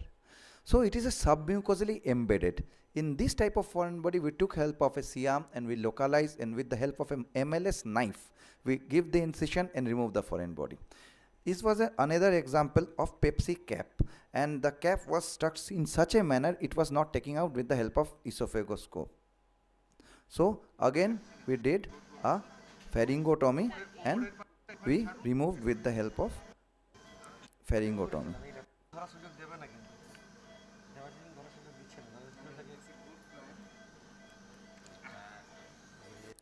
So when necessary you have to go for the open approach in case of esophageal foreign body also. So what is the role of anesthetist? We are sharing the common airway. If it is in the larynx like leech, like that fish bone, so intubation can be delayed. In esophagus, bulb inflation always to be done before removing the foreign body. In nasal foreign body, oropharyngeal pack always to be given. Hypotensive, normotensive anesthesia, jet ventilation, it is the choice of the anesthesia people. In bronchial foreign body, we are having both instruments like conventional instrument as well as the optical sheath. Obviously, optical sheath is much preferable because of the proper visualization illumination. But when it is an bronchial emergency, so we have to prepare with the all sets. But correct choice of the internal diameter is very important, because we have faced some foreign body with neonate bronchial foreign body, but at that time our neonatal bronchoscope was not there. So we tried with the pediatric bronchoscope, but we could not do it. So what I want to say, proper infrastructure is very important if you want to go for an emergency bronchial foreign body removal. But before going to that, this was an unusual presentation because the foreign body was lodged in such a manner, it was present in the ventricle. It's a cap, plastic cap. Patient was only giving the history, but there was no stridor, no respiratory distress. There was only pain. 35-year-old accidentally ingested the foreign body with the drinking water from an open can. On examination, there was tenderness present over the laryngeal framework, slight change over the voice, but there was no respiratory distress. Fiber optic laryngoscopy, transparent like material was seen in the junction of the false cord and true vocal cord. It was inserted in such a manner in a live patient that 2/3 of the glottis was open and 1/3. But patient is difficult for speaking. We remove this foreign body, same in TIVA, not in, obviously intubation cannot be possible, it will go inside. So TIVA, and this is purely 7-year-old child with a whistling sound, typical case. Ready, cast that too. Typical whistling sound. And this type of foreign body can be taken with the help of a bronchoscope. But the infrastructure is very important. You have to a good anesthesia people, good instrument, because this type of foreign body was done 5-6 years ago and with a conventional instrument. It was very difficult for me to remove. Their anesthesia people is giving few seconds or minute for me. Again saturation is dropping. Shorina. Again we are inserting. Now we are having optical. I will show you the one optical also. When the foreign body is very sharp. Sharp means this foreign body, there is a sharp keel. And it is difficult to remove the foreign body because there is bleeding. And I will show you in the last one. This one, acute emergency. The patient presented to the ENT OPD. They sent us, because there was whistling sound, they sent us to our ENT OT. He was sitting outside. There was whistling sound, but at that there was no respiratory distress. I and Dr. Banerjee came inside the OT. Again there was a call that he suddenly collapsed. When there was coughing, the foreign body was dislodged and there was sudden collapse. Pura kneel ho gaya tha, fell down. हम लोग लेके आए. Then anesthesia people took 20 minutes to take the saturation to 80. Then give us. We removed the foreign body. After that, patient was okay. And this is the foreign body with the optical forceps. So much easy because there was a proper visualization. There was proper visualization. I am going with the optical forceps. The burkha ka pin. There was a sharp pin inside the left bronchus. You can easily go. There was no hurry because there was jet ventilation with the side port. So you locate the foreign body first. It was slightly embedded. You locate the foreign body as a cap in the, you can see. I will hold the pin portion, then introduce it within the scope. Otherwise there will be chance of injury and bleeding. As it was in emergency, so lots of people, you can see here, they are giving advice.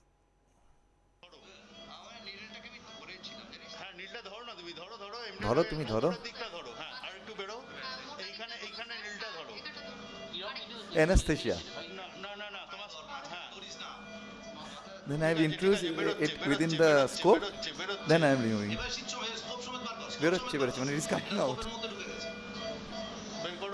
So removing the foreign body is an experience, and sometimes in 1 or 2 cases we fail to remove because it was in emergency. Then we have to intubate the patient and call the cardiothoracic people. So you have to take spot decision what to do at that moment, but you should have some infrastructure. Thank you. Thank you, Dr. Deepanshu, for the very lucid presentation, and that too very well finished within time. I just observed one thing, that open safety pin which is to be removed, you are saying? Madam, in case of nasal endoscope, if you use, it is possible, but in esophagus, it is very difficult to introduce something. We have also faced safety pin in the esophagus. It is not possible to introduce a catheter, but in case of nasal endoscopy, you can easily, with the help of a Tilly's forceps or Blakeslee, you can introduce the open end, a small catheter. Then you will hold that wear end posteriorly, and you can take it out. You are mentioning some suction has to be applied. The suction catheter I will introduce in the sharp end. But in esophagoscopy it is not possible. It is very difficult.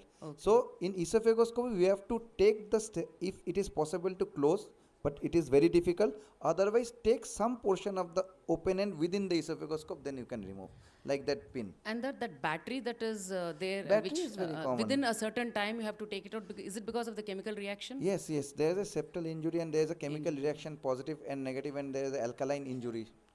Are there any questions from the audience? Okay, thank you. Thank you. And one thing about the Bhumka, sir, I was seeing, sir, and in defined from last 14 years. And before, sir, there was 3 or 4 step operation. Now you're doing in single step. So everything is changing.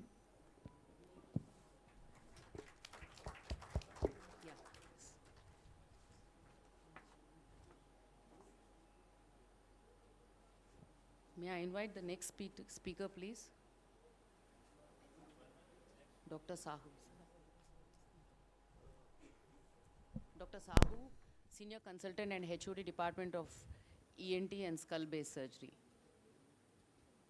I think you have already delivered one lecture before.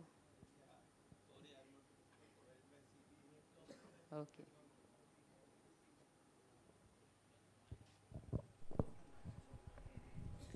So, can you switch the screen now? Yeah.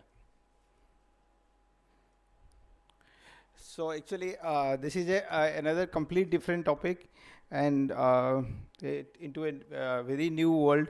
What we called is SEAL endoscopy. This is the era of minimal invasive salivary gland surgery. So what was the dictum before?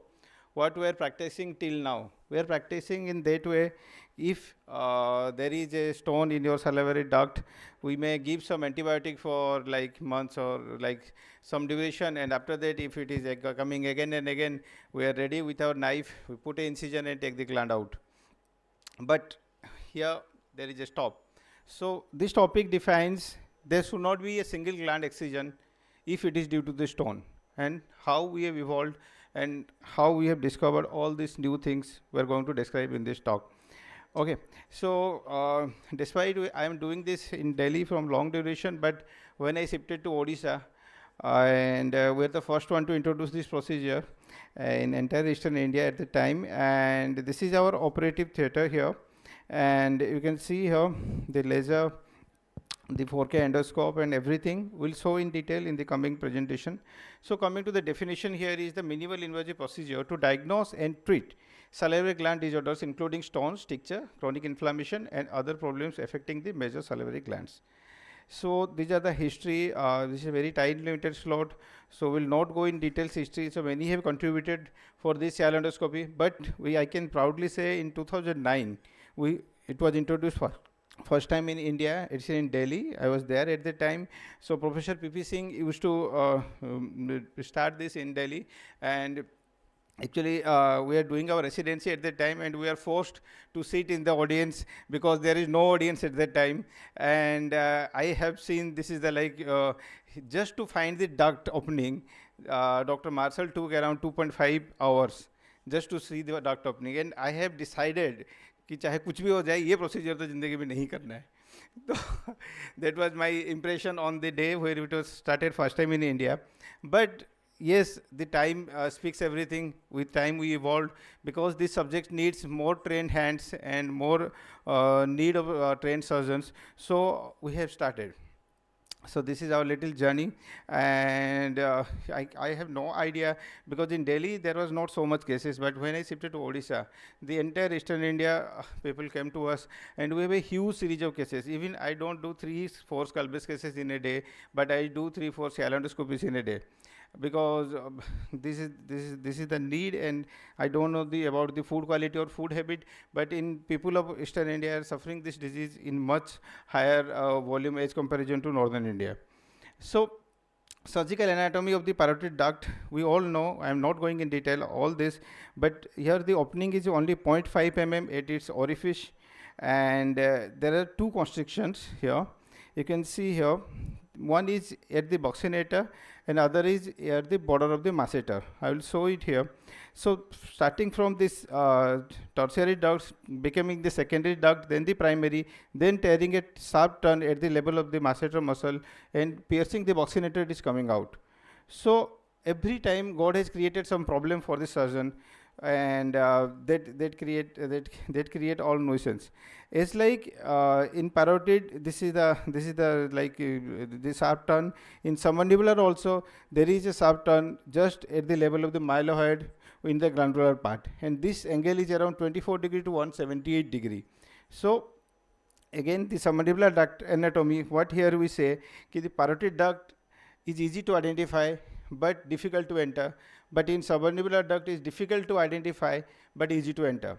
So the things God has reversed in both the glands to make it simpler or make it difficult as per the surgeon's choice. So this is the picture you can show here. This is the opening at the level of the frenulum.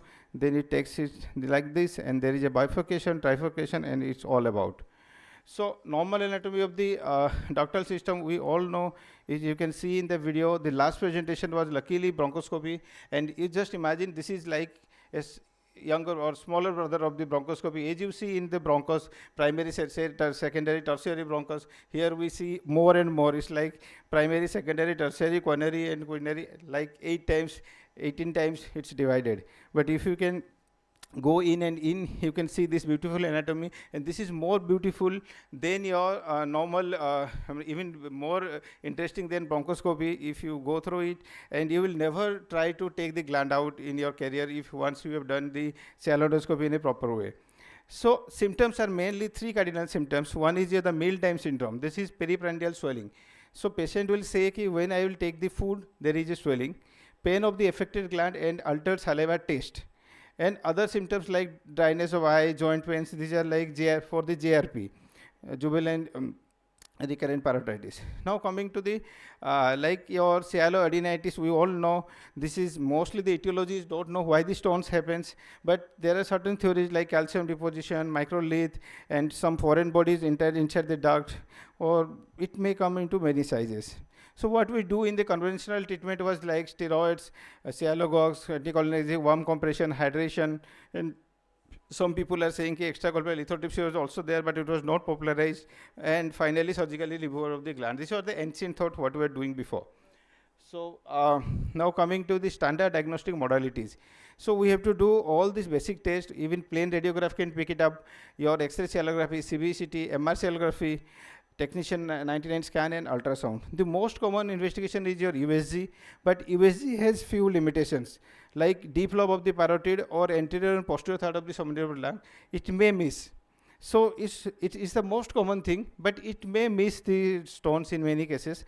So the other, like MR cellography, is the second most interesting investigation where we can identify if it is missed by the ultrasound. And lastly, diagnostic cell endoscopy. If you have missed everything but symptoms are there, you have to go for a diagnostic cell endoscopy. So it's a paradigm shift in the management of this pathology, enhanced optical resolution and miniaturization of the instrument through various advanced technology. So this is the cell endoscopic technique. So there are two types, one is Analgen and one is Marshall, and usually we prefer the Marshall, and this is preferred worldwide now, and these are the scopes. These are all these instruments you can see here. This is the endoscope with the sheath, and these are the serial dilators. These are two forceps, these are baskets, these are again the miniature forceps, and these are the endoscope sheaths. And there is a port for the irrigation, there is a port for the scope, and there is a port for the instrument. So this is the basket, you can see here how it is dilated here, and these are like even it's difficult to see through the eye, and we'll show you in the procedures. So this is a small video to show how we insert, and the best friend of cell endoscopy is, like many say we manage everything without all the tools, but I say if the laser is not there in your basket, so you may miss many cases and you may be in problem. So this is Holmium laser, and a true friend of any cell endoscopist where we failed, this is going to help you us. I will enlighten how this laser has the more important role in cell endoscopy where we failed many times. So this is our operating theater, you can see. This is all around, and this is the instrument tray, how we save, and this is the emitter autorizer, this is the laser you can see, and this is the entire system. The patient is lying, and this is the setting of the laser. Because this topic is not going to cover, I cannot cover, so maybe in some other session we can say about laser setting and all that. Yes, microscope is a different thing. I usually don't prefer to take microscope, but all cell endoscopists say they take microscope because you usually use the 4K endoscope. So usually we identify with the ducts very easily. It's not a big problem, but many times just to you can use the microscope. It's for the surgeon's choice. It's not mandatory. You can use microscope or endoscope, whatever is your preference. Because endoscope is a must. You cannot complete without the endoscope, the surgery. So again, the microscope, if you are taking, then these are two tools inside your OT. Sometimes it's very difficult to manage all these big tools, but it's up to the surgeon's choice. So indications are like sialolithiasis, stenosis, foreign body polyps, recurrent sialolithiasis, and stenosis, king, JRP, and many times to understand the pathology. Contraindication is like acute inflammation. Don't do a cell endoscopy in an inflammatory case because it may perforate, it may create your stenosis, it can create more problem rather than solving the problem. So lab investigation, many times surgical profile we will do along with some markers like C-ANCA, P-ANCA for JRP and inflammatory pathologies, autoimmune diseases. Pre-op evaluation is a must. Complete your head and neck examination. You can see, palpate the stone with your hand and see everything in the pre-op examination. Evaluate the accessibility to oral cavity, like if any oral commissure is there, tongue, how it looks, how the teeth are there. If incisors are very big, then it can create problem. Or if the patient has a trismus, you can also create problem. So you have to seek all that. And so now coming to, there is a LSD classification to know the calibrity and all that. This is like hardcore cell endoscopist, so this cannot be taken as a detail. Now coming to the anesthesia. Most common anesthesia we can use under GA or LA, but beginners I suggest ki go for GA, and if you are expert in later on you can go for LA. Under GA, glycopyrrolate is avoided, and patients are advised to chew 2 tablets of vitamin C just before shifting to the procedure, or you can also put lemon directly on the duct papilla before taking into the OR. So this is the exposure. We have to put a bite block there, and we have to put a self-retaining mouth retractor here, and you can see here. And bite block should be always kept opposite to the side of your operation. So diagnostic cell endoscopy, before that you have to dilate with serial dilatations. You can see here how we are doing it, and step by step. and I'll show you in the next video. And coming to here. So application of the LA local agent over the papilla, you can do it.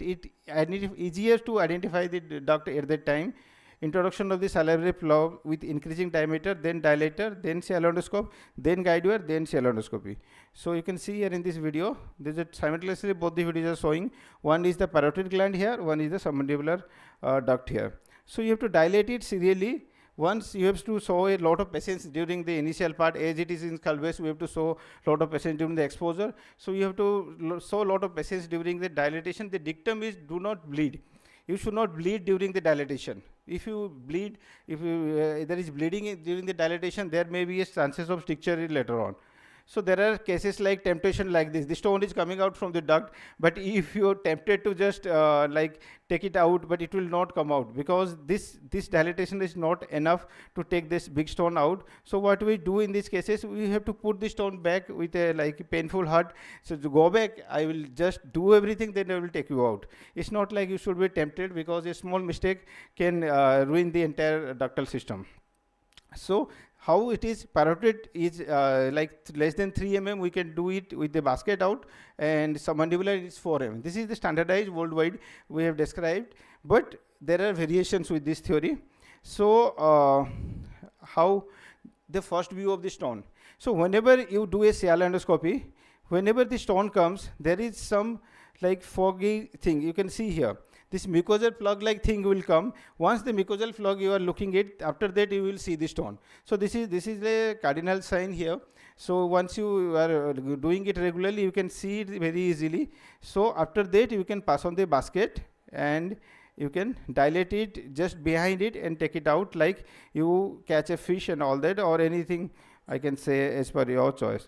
So now coming to the other difficulty. Now I told it's like stone is 3 mm or 4 mm, I can take it out with the basket. But if now stone is 5 mm or it's like 6 mm or 8 mm, so what do we have to do it here? So we cannot put an incision and take a 8 mm stone or 6 mm stone easily. So what we are doing is we are using the laser to fragment it out. We make it very small pieces, and all these fragments are taken out easily. And the main goal here is don't fire the laser in the wall of this submandibular duct, or in the parotid duct. So you have to be very particular during the firing the laser, and you have to create a very good hand-eye coordination. If you fire your laser close to your scope, also scope will also burst. There are a lot of incidences, people have just injured their own scope during their procedure and stopped doing shallow endoscopy. So you have to keep an adequate distance between the laser and your scope, and adequate amount of water should flow, and all that you have to take care. So there are difficult situations like many stones cannot be broken out with the laser. At least 1 or 2 pieces you can make it, and after that also you can do a combined assisted approach. So this is again a laser breakdown. You can see it burst like popcorn. So you can also enjoy these surgeries like something very interesting and all that. There is a very miniature duct, but the surgery looks big here. And if you do it, and there are very variety of stones. Sometimes the stones are very friable and it will burst like anything. Sometimes stones are very hard. And usually I found the scenario, the people where the patient has taken homeopathy medications. What happens? These are the stones where they referred, some people take homeopathy medication. These stones become more harder. And this was a very difficult job for the shallow endoscopies. At that time, what the drug does, I don't know, but it makes the stone more harder. And it's more difficult for us to handle all these cases. So we also put this as a history, whether he is taking homeopathy or not. So stenosis is again a challenge. Stenosis case can be easily dilated with the balloon, and coming to sometimes the stone is more than 1 centimeter. So at that time what we are doing here, we can take it out the stone by a open approach. You can see here combined approach is done. We have to put an incision, we have to take the stone out. So these are various variety of stones we have done. You can see all these variety of shapes, whatever is literature reports in the worldwide. We have almost all variety of stones. You can see, you can have a glimpse and see stagon shape and a rough surface and smooth surface in the basket of the stone. See the size of the stone, almost 2 centimeter in the submandibular duct, and you can see So this is like always do a check endoscopy after removal of the stone, and this is again a small parotid stone, so we have to take it by basket. 2 mm stone can be easily taken by basket. So so this is something called frontal glow. As you do in face, we call it parotid glow. In your like endoscopy surgery, you can see here how it glows and how it looks beautiful if somebody observes it from the external camera, and this is the way, and this is, we call it as a parotid glow. You can see here. And coming to the combined approach for the parotid gland, again these things are same. We have to put a small miniature incision in the external, and we can do the same with a combined approach.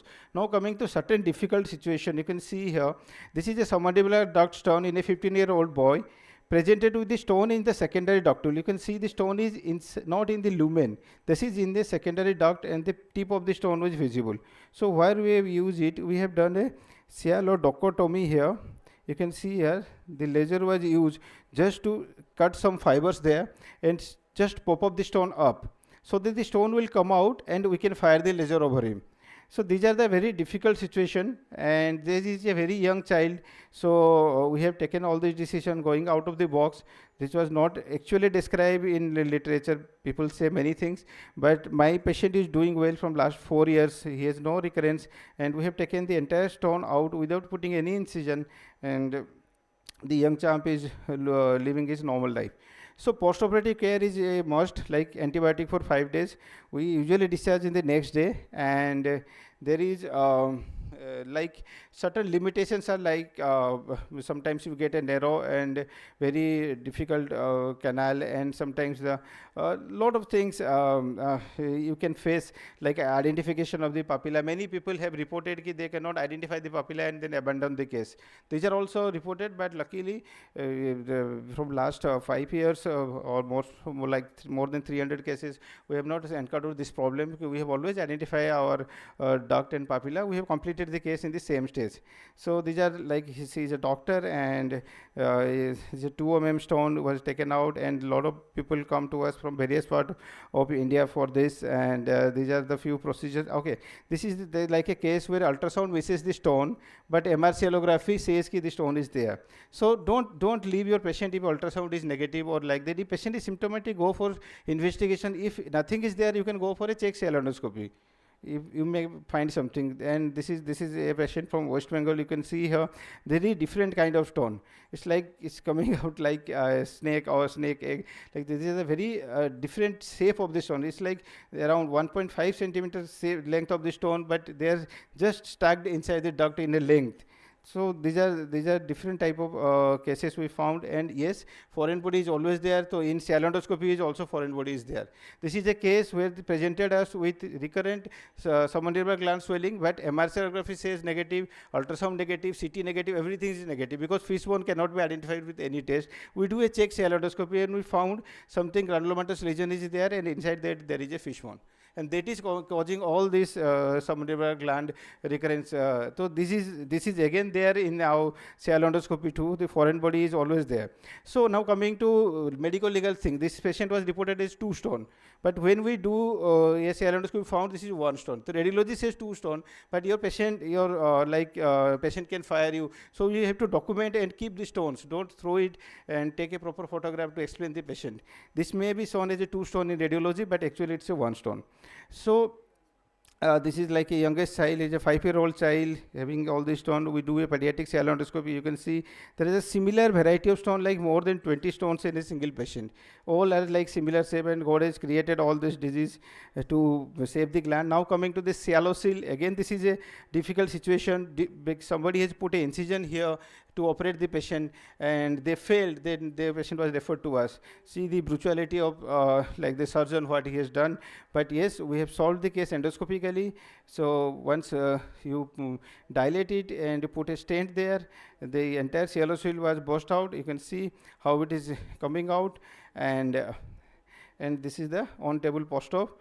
And yes, we have to do a nasal intubation all our endoscopy cases. Now coming to the most difficult case. This is a case basically referred come to us from Mumbai only. The patient was diagnosed as a parotid duct stenosis, and he was evaluated everywhere. And this case was like lack of examination. This case is very difficult. And when we open on table, what we find here, the dentist who has put the denture in this patient's mouth, he has taken the parotid duct along with the denture. And this case was presented as a stenosis of the parotid duct, because parotid duct is very close to your second molar. He has put a big denture in the entire mouth, and accidentally he has taken the mucosa, duct opening, everything with the denture, and it was fixed. And he has a recurrence swelling of the parotid gland. When we opened it, we found that it was embedded with the denture. So we have to just transpose the duct, because the opening was already fibrosed. So we have transposed the duct here, and you can see here the duct was transposed from its place. The denture was removed, and a new duct was created, and the patient is living a normal life. So these are the googly, you can say, in all our cases. So before, so there is certain situation called, even I failed in shallow endoscopy, and I have to take the gland out for submandibular. So we have taken training to do it by transoral route. We are not putting an incision here to take the gland out, so we can remove it through transoral route. These are few of our media released to create awareness. So we have put an incision here, and we have take the gland out. This is called transoral excision of the submandibular gland if I failed in shallow endoscopy. So this is like to avoid the scar in the face to the maximum extent. Yes, a lot of awareness is required for this branch, so we create a lot, and these are all our things. And I just want to conclude my talk, because I cannot cover everything about the shallow endoscopy. I just want to brief how it is. So need experienced hand, have patience, proper instruments, thorough endoscopic anatomical knowledge, and learning curve. And the most learning curve here is sometimes intra-op we are lost. You can see here. So in this case, I cannot find a stone, although it was reported radiologically. But when I failed, I have to take a intra-op ultrasound. And I found in the ultrasound, the duct is completely normal. And again, this is a medical legal problem for me, because I cannot find the stone, but it was reported radiological. But yes, radiologically it was reported wrong, but I kept all these documents intra-op. So intra-op ultrasound also can help you out. You can see the entire duct here. The entire duct was patent all around. So you have to again take a training of doing an intra-op ultrasound. So it's a big basket. We have to master, or for the laser, we have to master for ultrasound. We have to master for this difficult anatomy, and we have to master for a steady hand. So I just want to conclude my talk, and for any questions, I'm there to answer. Thank you. Thank you, Dr. Radhamadab Sahu. You have explained everything very nicely, and we found it very interesting. Thank you. Anything from the audience side?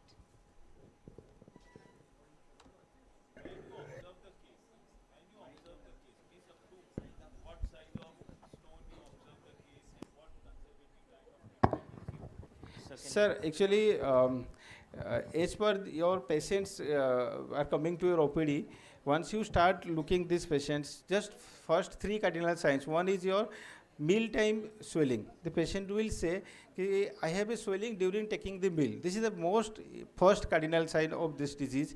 And second is altered saliva. The patient can say, मेरा saliva का taste मुझे कुछ अलग लग रहा है. So these are the things. If you see in a patient, you just go for an ultrasound first. Or don't forget to do a bimanual palpation. Even in a bimanual palpation, you can 100% diagnose even a 3 mm stone. 2 mm is difficult. 3-4 mm stone you can easily roll in your submandibular duct. Even in parotid, if it is towards the opening, you can palpate. If you palpate it, then the diagnosis is confirmed. If not, you can do the ultrasound. And I usually prefer to go to my sonologist, like I have to go to the ultrasound room every case when he does this for the shallow endoscopy, because these are the cases where the radiology usually create a mistake, and that mistake is very big, like it create a problem for us. So we usually go to our radiology room for ultrasonography of all these cases, and we are actually also learning the ultrasound skills, because sometimes if I failed in intro, then I cannot call this radiologist, please come and show me, because he will create a nuisance. So this is a part of the thing. So if the stone is identified, then your first symptoms is like if the patient doesn't any painful swelling or the swelling subsides, then we can do it immediately. If this swelling having like swelling with pain and there is fever or anything, you can see by palpation there is pus is coming, then there is a contraindication for 10 to 14 days. Like you have to give a proper antibiotic and you have to wait for it, you have to give a little steroid. So you have to just nourish your duct again. So again, the patient revisits you, you can reconfirm with the ultrasound, because ultrasound is a non-invasive test. So if the ultrasound says there is no inflammation, the gland is getting normal, then you can go for a endoscopy with all preparations, because this type of cases may need any tool anytime. Like normal basket can also help sometime, but if your basket fails inside your OR and the stone is like that, you cannot do a incision over it and you can hold the stone there. So at that time laser is coming in. If laser is not there, you may be in problem. Many people say, okay, I can do anything without a laser, but honestly saying, this branch is complete with all these tools. One is your intra-op ultrasound machine, one is your laser, one is your complete CL endoscopy set with a normal endoscope. It doesn't need a very good endoscope. A basic endoscope is enough, and a microscope if you require it. So these are the 4 things. If you have inside your OR, there is a guarantee that your patient is not going to be failed or you are not going to take the gland out. Okay. With all these gadgets, in how many percentage of your cases you have to do the hybrid or combined approach? Sir, see, there is a very specific guideline. For a combined approach, like the stone is like more than 8 mm, or like the stone is more than 7 mm. At that time, if it is a submandibular duct stone in the like middle or like your distal, towards the distal duct, if the stone is visible or palpable, you can put a small incision, endoscopy guided, and you can take it out. You can use the laser, but laser has a problem, because if you are not expert in laser, once you are firing in the laser inside the duct, there is chance of stenosis also. So it has a pros and cons. What is our main goal? Main goal is to just make the patient stone free. It's not about a hybrid approach, it's a combined approach or an endoscopic approach. So you are the judge, you have to decide on table.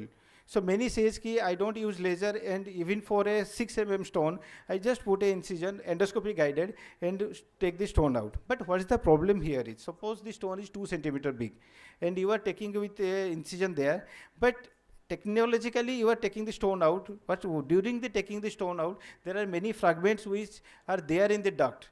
So if you are not washing the duct or you are not doing a check cell endoscopy, the patient is going to having a recurrence again. But with our ego, many times we say, I can do all these cases by just putting an incision in the oral cavity and my cases are doing well. But please follow them vividly. Sometimes these micro stones which we are taking accidentally with open eye, there are many fragments are inside. Actually, this is our finding when we do a check endoscopy by a hybrid approach.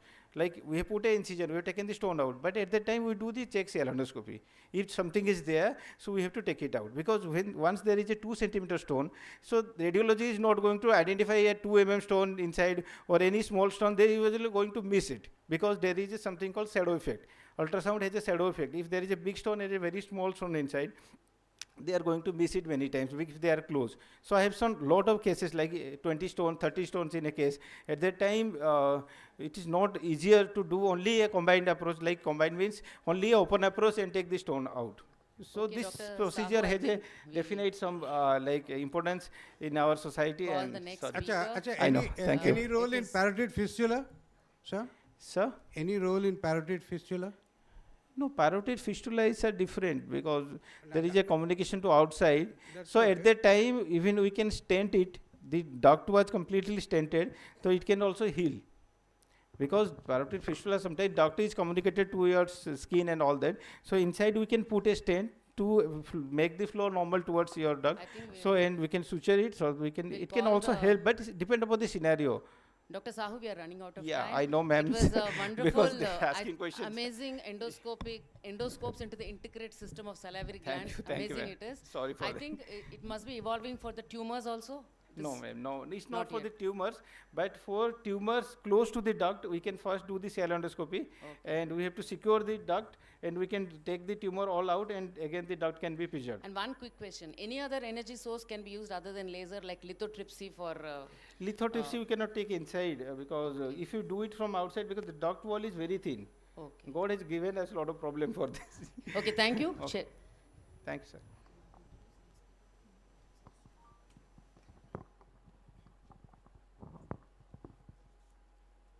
Now I invite Dr. Ashwini Kumar Malhotra, general surgery, trained in surgical oncology, trained in laparoscopy surgery. Dr. Malhotra, sir.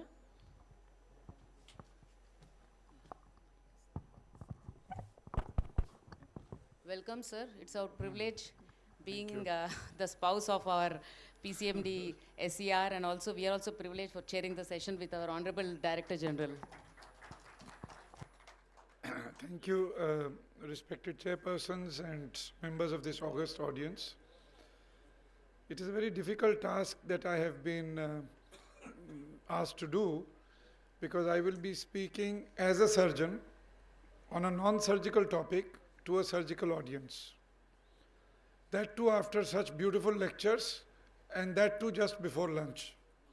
So my task has been multiply confounded. Of course, as I was listening to the previous speaker, so just beginning with that, you know, I remember the words of Bruce Lee. He said that he fears more a man who is, not one who kicks, who knows 1,000 types of kicks, but one who has practiced 1,000, single kick 1,000 times. So when we are talking about these newer technologies and these newer techniques, one also has to understand that the experience that is required to produce the results which we see in journals and papers are not always available. So we have to understand that these are things which we have to, you know, filter when we are taking this. Proceeding with my topic, it's a very esoteric topic, so I will try to make it a little interesting. I was hearing Dr. Deepak Dalmia's oration yesterday. Now, I am not an ENT surgeon. I don't understand much about cochlear implant, but I still remember some of the things that he said yesterday about why a bilateral is needed, more complex words can be heard better, why during an examination, if one fails, the child can be completely, you know, it can be a complete disaster, how you should go slowly in the anterior-inferior direction. So despite not knowing anything about cochlear implants, we do take home some messages. And similarly, I would try that some take-home messages go to an audience which is waiting for lunch, a non-surgical topic from a surgeon to surgeons. Now, when we are talking about oral cancers, we are talking about head and neck squamous cell carcinomas. Now, I have been given the brief to talk about metastatic and recurrent head and neck cancers. Now, as we all know, those who are dealing with head and neck squamous cell cancers, that metastatic or recurrent oral head and neck cancers are a very difficult and a very frustrating problem to treat actually. As long as we can operate on them, it's all okay. In early cases, the surgeries are not very fanciful, but the results are much better. In later cases, when they are operable, the internal carotid and vagus is preserved, the surgeries can be fairly fanciful and very satisfying, but the results obviously will not be as good as those in the early cases. But I have been briefed to talk about a situation where the surgeon has either failed or is unable to do something. So you get these big bad cases, and we do get these cases often in India. And how are we supposed to deal with it with the help of certain modern drugs that we have? So these are some of the things that I would like you to carry home. And Indian patients are different as compared to Western patients. Now, why are they different? First of all, as you all know, that we have this habit of chewing tobacco and different forms of gutka, oral tobaccos, etc. So a lot of our cancers are actually oral cancers. So if there is a national cancer that can be called, I mean, however dubious that phrase may sound, it is oral cancers, the national cancer of India. In the West, head and neck squamous cell carcinomas are not that much in the oral cavity. They are mainly in the larynx, in the pharynx. Those are the areas which are more important. Look at the HPV prevalence due to sexual practices. It is more than 20%, almost a quarter of cancers in the West are due to HPV. And the importance is that they are generally found in a younger population, they are found in non-smokers, and they have a better prognosis. Whereas in the Indians, it is more oral cancers, they are found in older patients mostly, and the prognosis is much worse. As you can see that the aggressiveness of disease in HPV-related cancers, which are commonly found in the Western populations, they are generally much lesser aggressive. So that is something that we need to understand, that when we look at these papers coming out from the West and the data coming out from the West, we have to understand, because they club all of them together. And because their oral cancers are very few, what we do is we club these oral cancers with all the larynx and pharynx and then try and have guidelines formulated for everything together, whereas that may not always be true.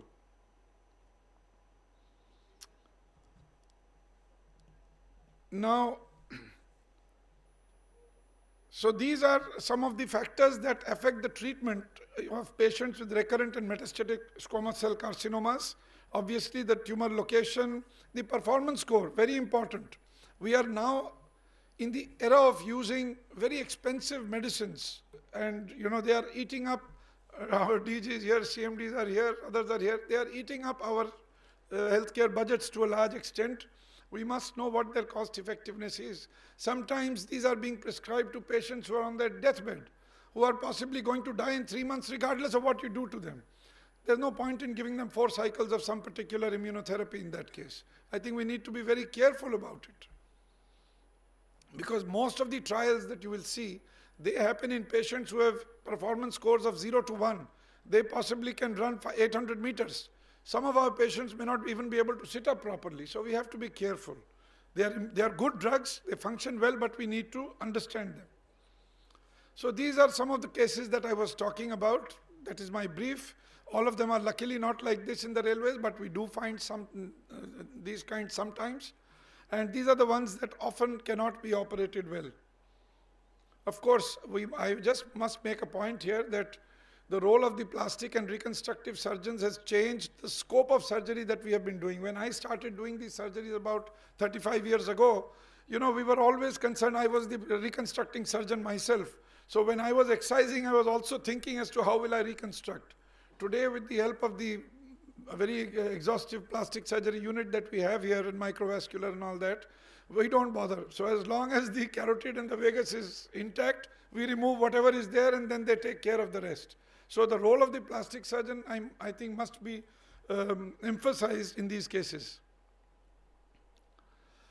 Now this is an important slide, and this is where I would like to just stay for a couple of minutes, because some of the other slides can be very technically demanding. But this is a simple slide. Now when we are using these modern drugs like immunotherapeutic agents or EGFR receptors, this thing like cetuximab or say pembrolizumab, we must know when to use what. It's very, very important. First of all, whether to use it or not, whether the patient is actually deserving, whether he is very morbidly ill, that is one thing. And if we are to use them, which case should we use what drug? That is very important. And here I would like to mention that there is something called the CPS or the TPS scores. Now what are they basically? So when we are using, so I'll just give you a little brief about what immunotherapy is. Immunotherapy is basically, it is actually trying to, when tumor cells try to hide themselves from the body's immune systems by the help of certain presenting antigens. So that is what we are trying to block. So we are not allowing them to hide. And that is these PD-1 receptors, PD-L1 receptors, etc. So we need to actually know their scoring. How many of the cells are actually having these present on them? And accordingly, they may benefit or may not benefit, depending on the tissue, on the tumor, etc., etc. So this is a combined score, combined positivity score. Now what is a combined positivity score? It shows us the PD-1 levels on the tumor cells, on the lymphocytes, on the macrophages as a ratio of the total number of tumor cells present. So if it is less than 1, then it is very unlikely that pembrolizumab or these drugs are going to act very well on them. So there maybe if one has to give, if the patient has a reasonable performance score, we can give cetuximab as the primary line of therapy along with chemotherapy. If it is more than 20, that means the PD-1 receptors are found in a significant proportion of the cells, then it is more likely that these immune checkpoint inhibitors like pembrolizumab or nivolumab, these are the ones which are going to act better than drugs like cetuximab. Whereas if it is between 1 and 20, then that's the gray area where you can choose depending on other factors. So this is very important. When to give, whether to give or not, when to give, and what to give, depending on certain biomarkers that we have. The other thing now, recently, I will just give you an example of one case that we had, and this gentleman was operated by me in 2016. He had a recurrence because nowadays patients live much longer. We do have second and third surgeries as well. So he recurred in 2021, so after 5 years, and we did another surgery on him. This time, unfortunately, he recurred pretty quickly. And I was quite, disappointed seeing the recurrence. We took a biopsy, and it was a very aggressive tumor. We took a biopsy, and it turned out to be a sarcomatoid variant of squamous cell carcinoma, which is quite unusual. This patient was put on immune checkpoint inhibitors. He did very well. That entire tumor disappeared for about 1.5 years, and then again started regrowing very fast. We put him on cetuximab, and he again regressed remarkably. Now, this is an unusual case, I'm telling you. It doesn't happen generally like this. But this was a sarcomatoid variant, which is rare. He again responded miraculously and is still under complete response. I have given him a drug holiday now, so it's now more than 3 years, 3.5 years after this massive disease. He is completely disease-free. The only one point that I would like to make over here as a biomarker is that when he was started on cetuximab, after 3 or 4 cycles, he developed grade 4 rash. That was very bad rash, almost life-threatening rash, which was managed. Ideally speaking, we should have not given him any more cetuximab, but somehow he was very keen, and we did give him for a few more cycles, and he never had the rash again. But the response was, strangely enough, miraculous. So this is another factor that I want to point out, that in some of these drugs, whether they are the tyrosine kinase inhibitors or the monoclonal antibodies, the presence of side effects is sometimes actually a biomarker for therapeutic efficacy. So patients who have developed severe rash are possibly the ones, whether it is erlotinib, whether it is gefitinib, whether it is cetuximab.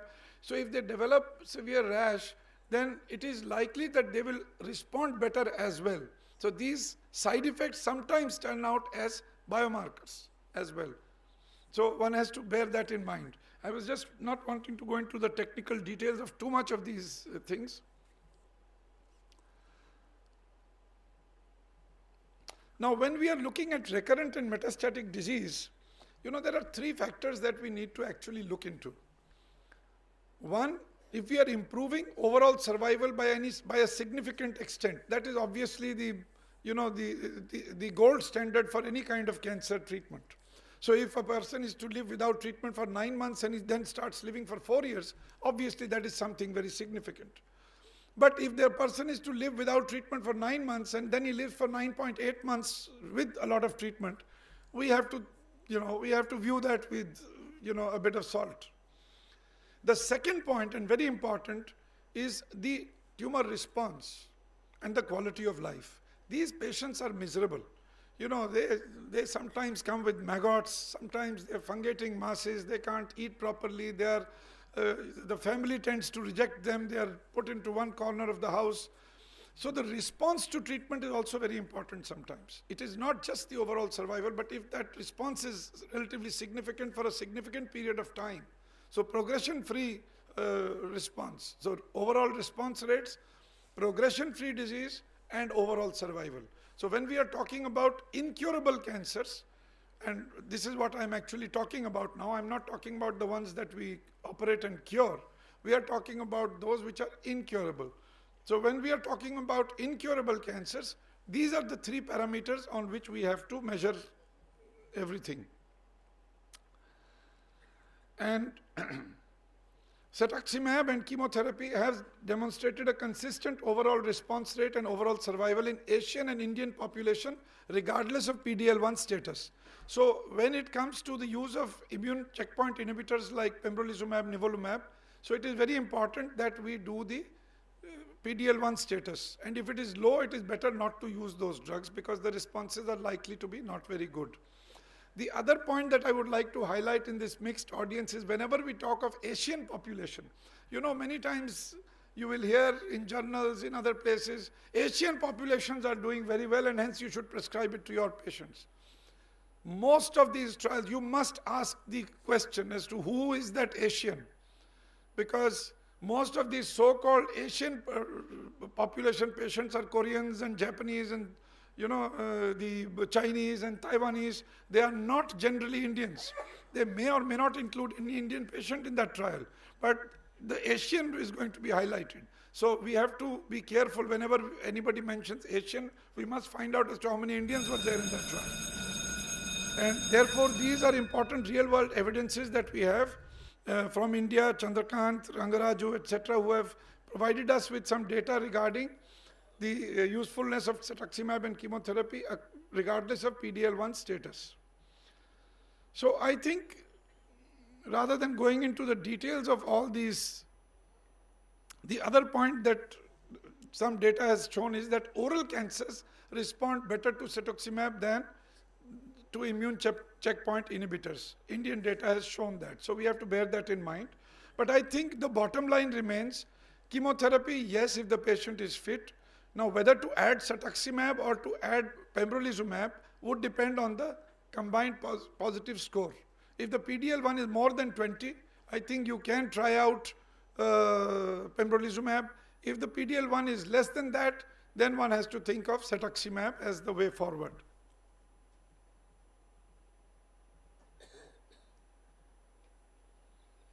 And of course, there is this, this is just, I'll take 1 minute for this slide, and in fact, I've mentioned this earlier as well, so I need not repeat it.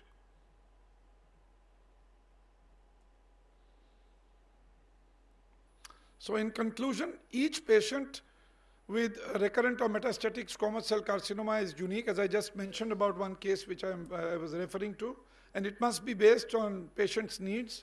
Indian patients are different, not only from the Western population, as this slide says. Indian patients are different even from the Asian population if the Asians are just the Far Eastern patients. Tumor site, tumor symptom burden, most of these data are from non-oral cancer patients. Our patients primarily belong to the oral cancer variety. For response or survival, cetuximab plus chemotherapy provide consistent, powerful start.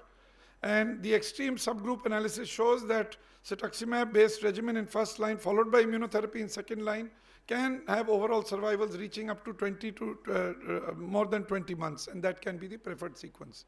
So I think I have not gone into the technical details of the trials because I thought that that would actually just, not be very interesting. So thank you all for a patient hearing. Thank you very much. I would be happy to answer any questions if I can. 1 or 2 questions? Deepak, as usual. Sir, the point you raise is very valid. The immunotherapy, we are also getting the letters from the medical oncologists that this patient will survive as per the, instead of 9 months, he will survive for 9.8 months. Then how we are knowing that he is bedridden, he is not able to walk, and we are not against spending on patients, but for the sake of 9.8 months instead of 9 months, and we are spending crores of rupees, and the patient who is suffering, even the quality of life also we are not improving. How can we refuse such cases? So you know what, I'll tell you, it's a very difficult choice for the treating clinician. But I think at some point, we will have to make a decision. Now, it is true that, see, in our setup, you can say, I mean, at a very personal level, for a lot of patients, if I say you don't need it, they may accept it. But what you're saying is very true. That doesn't happen in most of the cases, and people are very fond of taking expensive medicines. You have people who are coming, who will ask you that, sir, will you give me that expensive medicine? Even if they know nothing about what is being administered to them. So that is true. But I think this basically has to be an administrative decision. It is very difficult to make a clinical call. Yes, there are things which we can do. If I see a performance status, 3-4 patient almost dead being prescribed, I straight away say, no need, I put it in writing. Because we have also been seeing cancer for the last 35 years, we know that. But yes, there are many cases where this is a problem. For example, you know, in our policy making, we have a bone marrow transplant policy that we will give this much, and beyond that it will be given by the patient. So some measure has to be taken, either of this type, or that 5% of the cost has to be borne by somebody or something like that. Otherwise, you know, the budgets are going to shoot through the roof, as they are in many places, I think. But your point is extremely valid. So thank you, sir, for the very nice lecture. And many PCMDs are here. Just like Deepak also said, they must be facing this problem. In this immunotherapy aspect, we are facing huge challenges, like regarding the cost, and also where is the end point once we start the treatment. There are no clear guidelines. Since we are falling short of time. Maybe see, there is a patient who may be taking immunotherapeutic drug for 48 months. I have a patient who for the past 5 years. 5 crores. We are at least 1 crore per year for the patient we are spending. So we can have some discussion during the lunch, sir. Thank you. Thank you. Thank you very much. Thank you, sir. Now, I request DG sir to address available audience involving ENT surgeons, pathology, microbiology, and biochemistry people and other people also. And हमारे administrators sir सभी को थोड़ा sir आप आशीर्वचन दीजिएगा। Sir हम लोगों के लिए थोड़ा सा सजेशन दीजिए sir.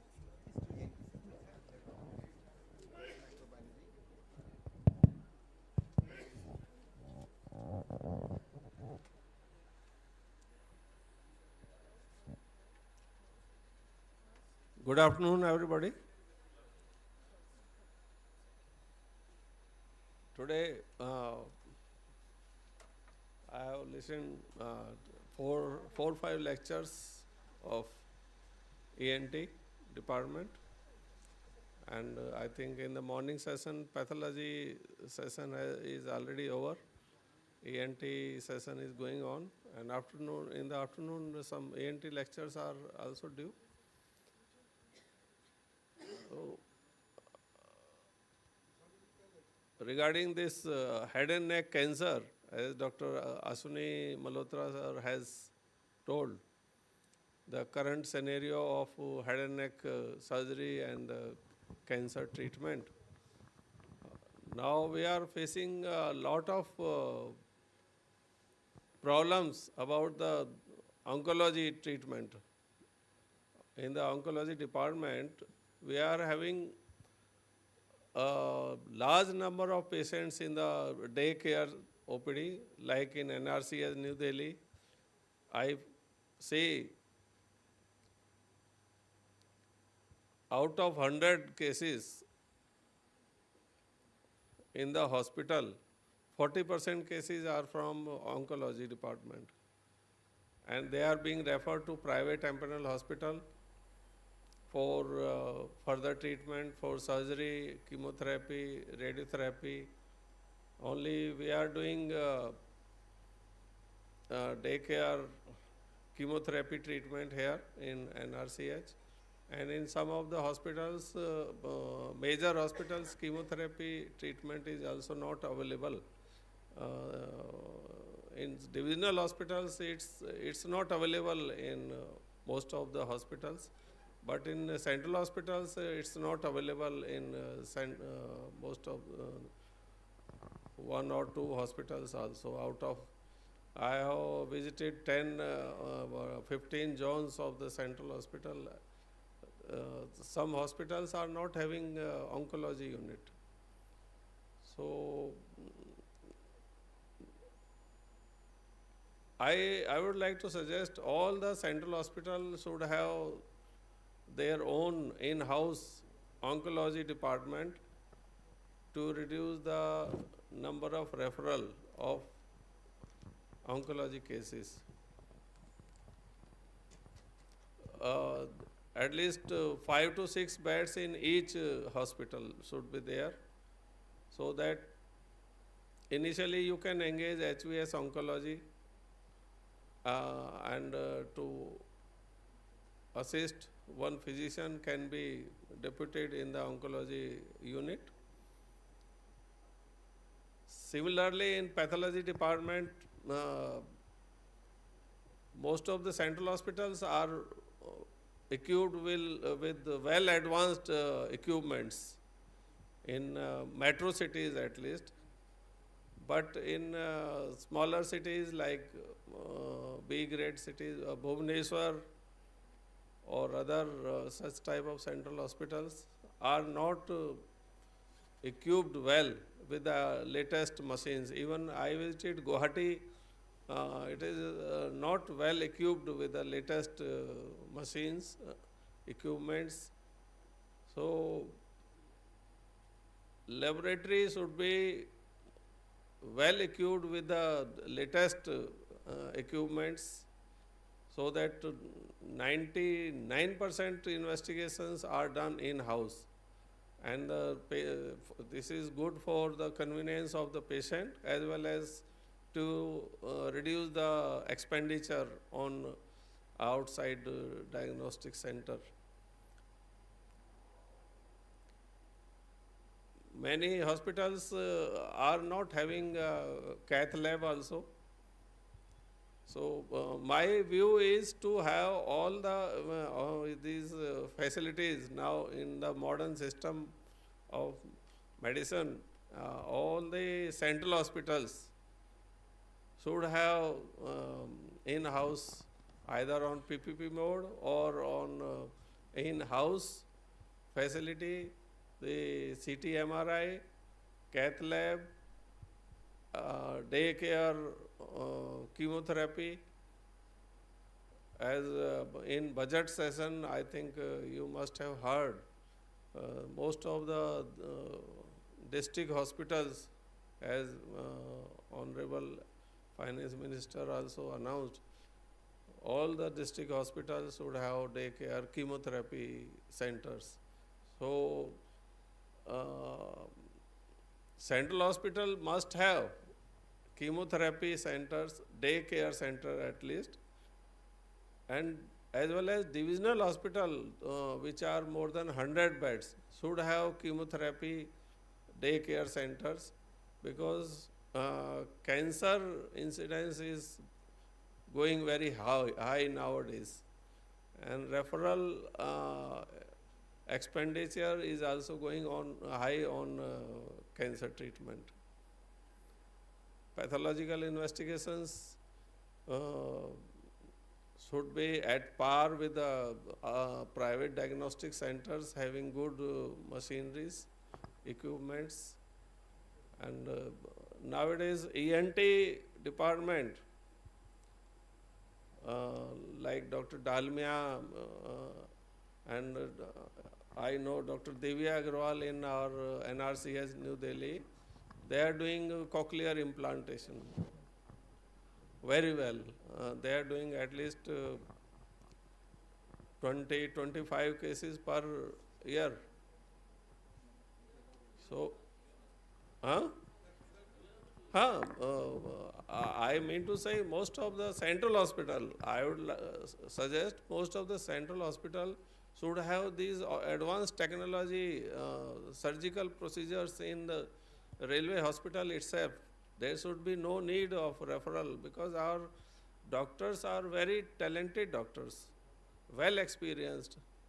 Dr. Dalmia is, I think, having more than 25 years of experience, and some senior doctors are there. They are well expert in surgical hand. So by having such type of CME providing good knowledge to each other and other delegates of Indian Railway IRHS cadre.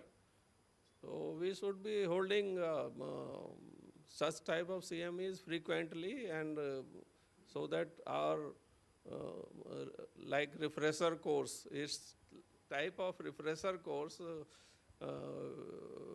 We get refresher course every 3 months, 6 months, or annually. So it is nice, and I congratulate you that you are holding two major departments CMEs together. And I must thank Dr. Anjana Malhotra madam and all the doctors who are coming from all the zonal railways, PCMDs. Thank you. Now I request DG sir to felicitate our speakers, please. Dr. Radha Madhav Sahu.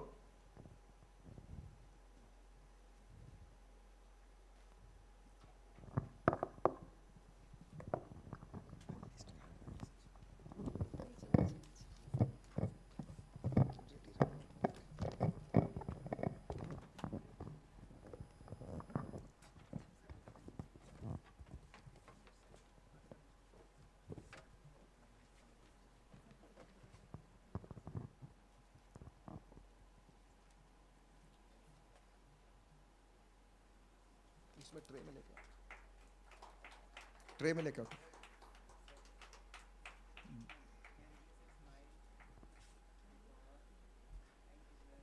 Doctor Diptanshu Mukherjee tray में लेके आओ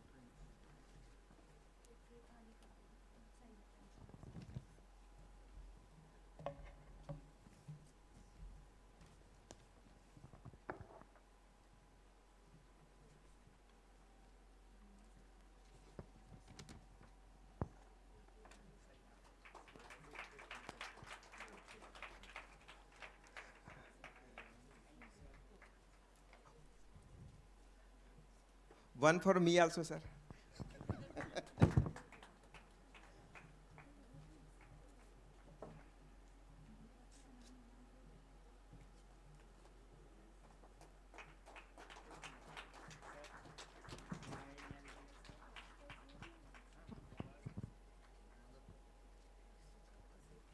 And one for we have saved for till the last. Our greatest surgeon of Indian Railway, Dr. A.K. Malhotra sir. He was our ex-PED and now he is our principal consultant surgery. And he has done so many head and neck surgery that people are coming every day and we are seeing them so happy. A big round of applause for sir.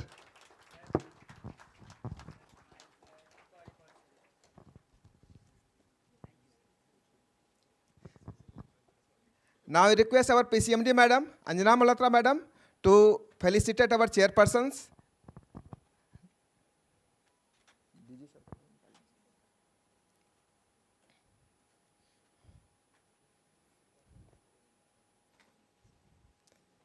CMD madam आप लोग भी आ जाएं, आप लोग chairperson थे.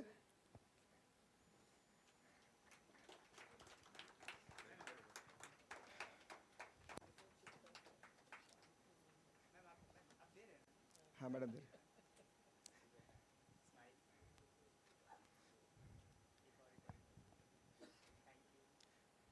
For PCMD madam, Western Railway.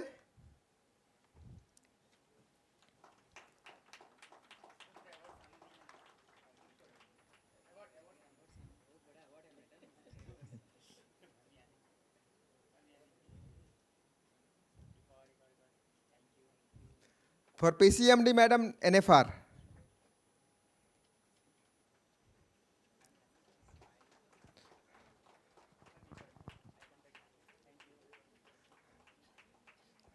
Now I request request for award session. Yes.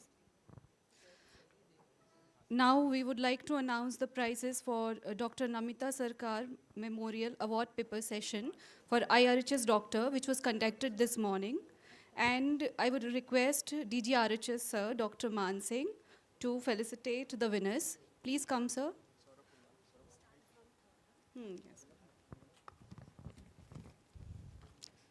Okay. And third prize goes to Dr. Shanmuga Priya.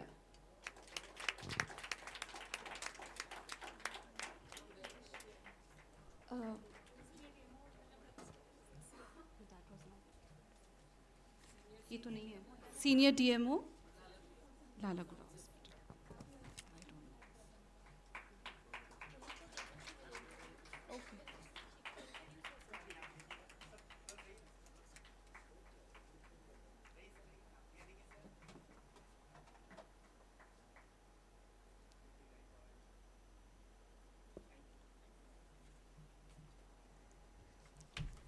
Second prize goes to Dr. Deepak Karade,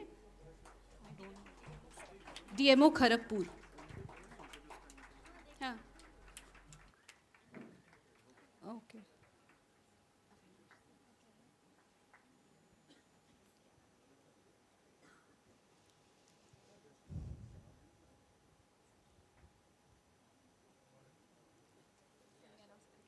नहीं, नहीं, नहीं.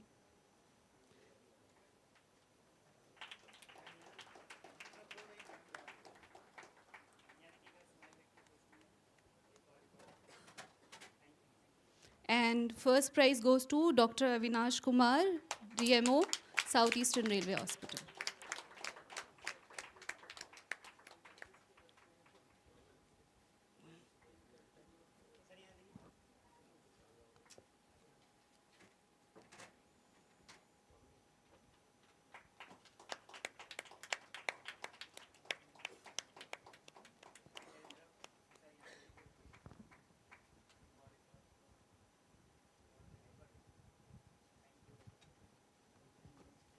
Thank you so much. Now it's time for lunch break, 30 minutes. Post lunch break, we'll meet here again. Thank you so much.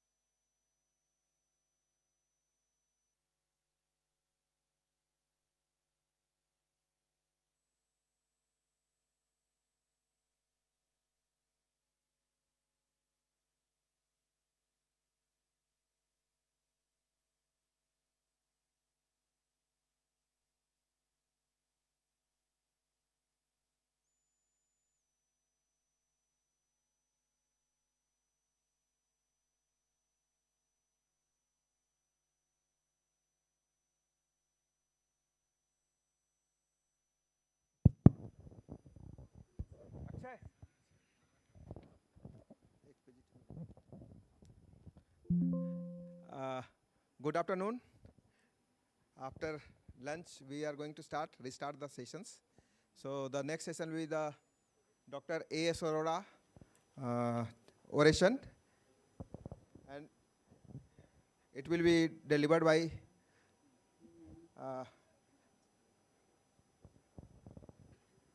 Professor Radhika Srinivasan. And first of all, I will ask chairpersons, our MD sir, Dr. K. Sukumar sir, please come to the dais. Dr. Dhriti Deepa madam, actually मैंने पानी नहीं पिया ना तो जीभ फंस रही है, थोड़ा माफ कर दीजिएगा. CSD हमारा CSD है, and doctor Charu Chandra Saxena, chief specialist. Sir आप नॉर्दर्न रेलवे से हैं, नॉर्थ ईस्टर्न रेलवे से, sorry sir. And Mahamaya madam, doctor Mahamaya Sharma, ACHD pathology, garden rich, Kolkata. अब मैं MD सर से रिक्वेस्ट करूंगा कि प्रोसीडिंग को अपने हाथ में लें sir.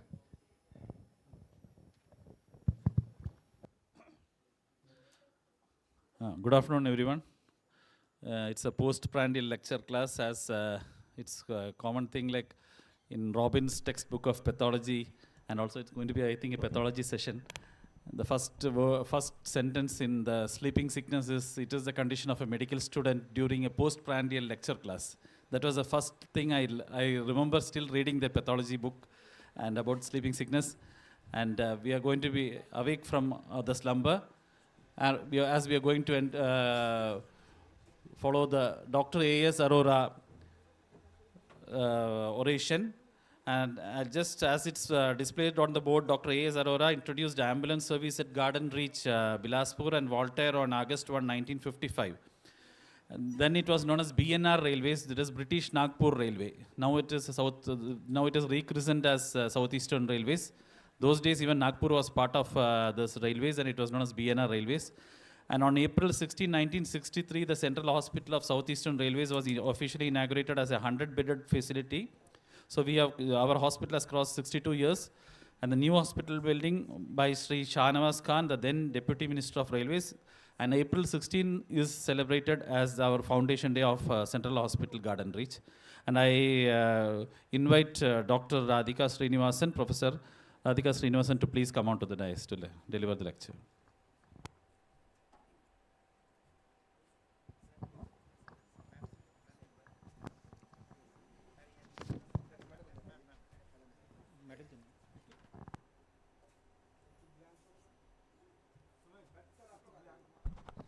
I request Dr. Charu Chandra Saxena to please read the citation and hand over the citation to ma'am. Thank you, madam. Okay, it has been a great privilege to introduce to us Dr. Radhika Srinivasan. She is a well-known person. She is a well-known figure. Dr. Radhika Srinivasan is a distinguished pathologist specializing in cytopathology, gynecological pathology, and the molecular pathology. After completing her MBBS from Mysore Medical College, she earned her MD pathology degree from the prestigious PGI Chandigarh in 1996. She was awarded the Commonwealth Scholarship, which led her obtaining a PhD in cancer research from the prestigious Imperial College School of Medicine, University of London. She returned to India and continued as faculty in PGMIR and has mentored several MD and PhD students and authored more than 300 international publications and book chapters, including contribution to the WHO Blue Book on Female Genital Tract, the 5th edition. She is internationally recognized and an expert member of the International Consortium for Cancer Reporting and has been international guest faculty for training workshops in Bangladesh and Uganda. She has served as the president of the Indian Academy of Cytologists 2024, secretary from 2019 to 22, and national EQA chairperson from 2006 to 2019, playing a pivotal role in the advancing pathology standards. Her dedication to scientific excellence and global pathology education and mentorship continues to inspire and advance the medical and research community.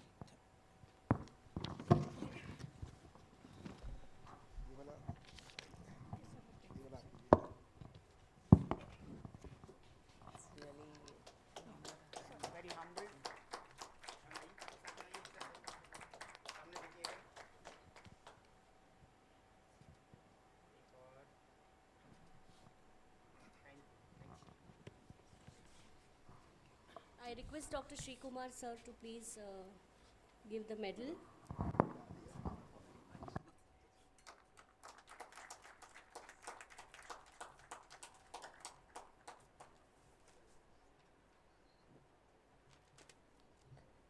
Request Dr. Dhriti Deepa ma'am to do the honors, please.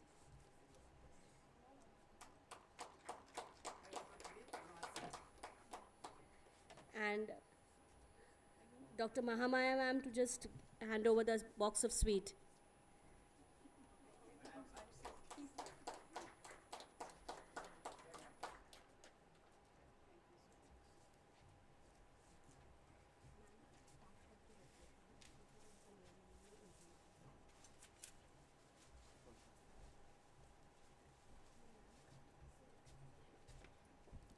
Thank you very much. I'm deeply humbled and feel so honored to stand before you. Thank you so much, all of you, sir and madam. And I wish to thank the organizers of this conference, particularly my very good friend, Dr. Mahamaya, for having extended this kind invitation to deliver the very prestigious Dr. A.S. Arora Memorial Oration. So when she actually asked me to choose a topic, and also I was going to address a mixed audience of clinicians and pathologists, and I do hope there are enough clinicians here in the audience here. So I chose this topic of solving challenging cases and what is the pathologist's perspective. So I joined PGI in the year 1985 and continue to serve as a junior resident. I joined as a junior resident, and today I am chairperson in the same department. So I've continued to serve PGI for good 40 years. I have a year more for my retirement. So this has really been my karma bhumi, which has given me everything. At the very outset, I want to pay homage to my two gurus, Professor Banerjee, A.K. Banerjee, and Professor Subhash Kumari Gupta, both of them who have molded me, and if I am anybody today, it is only because of my gurus, and my homage to them. So, you know, when I got the seat in MD Pathology, of course, my mother was very disappointed and all that, and, you know, pathology is considered a paraclinical subject. But yes, after I joined and after spending a few years, you know, it's doing a lot of detective work. I always feel that I am a Sherlock Holmes or a Hercule Poirot for that matter, you know, and what are we looking at? We are always looking at clues as a pathologist. We have to look at the tissues and the cells and listen to the tales the tissues tell and the songs the cells sing. And how can you, as a clinician, help us solve the case? Well, you know that to solve a case, you need to know the scene of crime, so you can describe the scene of crime well, and tell us all you can about the victim. Then only I can find out who has done it. So clinical history and imaging are vital for us to give you back a good report. And this is the best practice in pathology. So you have clinical history and imaging, then you have morphology on the tissues or the cells or whatever, then we integrate certain ancillary testing, and this is the holy triad. And again, it has to be back correlated to everything. In everything fits, you make the correct diagnosis. What has not changed over the years are the smears. So we have the histology tissue sections, we have the smears. The histology or the cytomorphology remains the cornerstone of diagnosis. Now, morphology itself may be sufficient for diagnosis in many cases. It allows for the appropriate selection of ancillary techniques and efficient triaging of the limited and precious specimen at our disposal. Now, throughout my talk, I will be slanted a lot towards cytopathology, as you can see, because I have specialized both in cytopathology and gynec histopathology, but it will be slanted definitely towards cytopathology. Now, here are some situations where a morphological diagnosis is sufficient. You know, you got a thyroid swelling, you aspirate colloid, it's colloid goiter, straightforward. A lymph node showing reactive hyperplasia, or a fibrocystic disease of the breast, which is showing you those apocrine cells. This is the pointer. Do we have a pointer here? Pointer, this is not working, I think. Yeah, and then you of course have this metastatic squamous cell carcinoma. It's very straightforward diagnosis. But sometimes we have to look beyond morphology. And why is it? We have to sometimes identify what is the specific infection at hand, identify substance, distinguish benign proliferations from neoplasia, and of course provide an accurate tumor typing, and resolution. All of these requires us to look beyond morphology. Now that brings us to the topic of ancillary techniques in diagnostic pathology and how to choose the best test. So this is from a very popular eatery in a takeaway joint or whatever, and so what you order, so you see there's a long list, but what you actually order is, and what you want to eat depends on your mood, your taste habits, and of course your pocket. And these are exactly the same logic applies when you have to choose the best ancillary technique in a given situation. So whenever we look at a tissue or a cell or whatever, we make a morphological impression. This is the standard algorithm. Is it non-neoplastic, or we classify it as neoplastic, if it's neoplastic, benign versus malignant. And then if it's non-neoplastic, if it's infections, specific infections, or it's non-infective inflammatory process. So this is what goes in our minds. So then we have small biopsies. We live in the era of small biopsies. So we have CT-guided biopsy, EUS, FNA, or a biopsy, EBUS, TBNAs, FNAs, and so on and so forth. Now, all of these are very, very small samples. So in such situations, what is very useful is RAAS, or rapid on-site evaluation, which will allow for, appropriate ancillary tests to be chosen at the time of sample acquisition itself. Okay, so this is a very good thing to have in your hospital. Let me show you a few cases. Here's a 26-year-old male, cervical lymphadenopathy, absolutely lot of caseous necrosis, and everybody in the audience knows that, yes, we are dealing with tuberculosis. We order a ZN stain, and it's full of tubercle bacilli. We are very happy to sign this out as tuberculosis, no problem. But we have to also send the material for culture. It's not enough just to see acid-fast bacilli on smear. We know that. And this, in fact, was my first thesis in 1985 when I joined the department 40 years ago. This was my thesis on tuberculous lymphadenitis. We explored, but that was the time we started sending the aspirates to the microbiology department. And this was my first paper in diagnostic cytopathology at that time, when we said that you add culture and then you can increase the detection of mycobacteria by nearly twofold. But do we stop at that? No, we don't. Now we have progressed further. We have to do molecular testing. We've come into the era of Gene Expert. Now, Gene Expert, we have to send the material for Gene Expert because we know that it increases that is also as per the WHO recommendation. So this shows a high sensitivity and specificity. So we again have to send the material for Gene Expert. And then we have a whole lot of other stains for fungi and so on and so forth. So this is what the algorithm we follow, that when we suspect infectious etiology, or when we get something like pus or pus-like material, we send it for a whole lot of cultures depending on the case scenario, bacterial, mycobacterial, fungal, etc. And we also send it for PCRs, we send it for Gene Expert to give you an integrated report. Now let's move on to the field of oncopathology and which ancillary technique that is most appropriate. So this brings me broadly, if you want to look at IHC itself, there could be diagnostic markers for diagnostic purposes to achieve an accurate diagnosis, and you have a wide range of markers. You could have some which are of prognostic importance, for example, ERPR or an MMR IHC. And then you have predictive. So if it is ER positive, you put the patient on anti-estrogens. If it is HER2 positive, you put the patient on anti-HER2 therapy, and so on and so forth. So then comes, we could not apply IHC in cytology for many years. It was very limited in application. And what really ushered in a revolution is the cell blocks. And then that began, it began the era of cytohistopathology. So nowadays when I say, don't say FNAC, please call it an FNABC. It's a fine needle aspiration biopsy cytology, because you're looking at two things. You're looking at cyto as well as histopathology. So what are these cell blocks? They refer to the conversion of a cytopathology sample into an FFP, like a histopathology tissue. Cytohistology, it acts as microbiopsies. It's excellent for IHC. You don't require any standardization. You can put your entire panel of antibodies. If you want to do a molecular testing, you can ship the cell block. And very important, you can archive, or the archival of material is possible. So this is what I said. These are smears, we add a cell block, we do the IHC as appropriate. It has been a game changer and a revolutionary change in the practice of cytopathology particularly.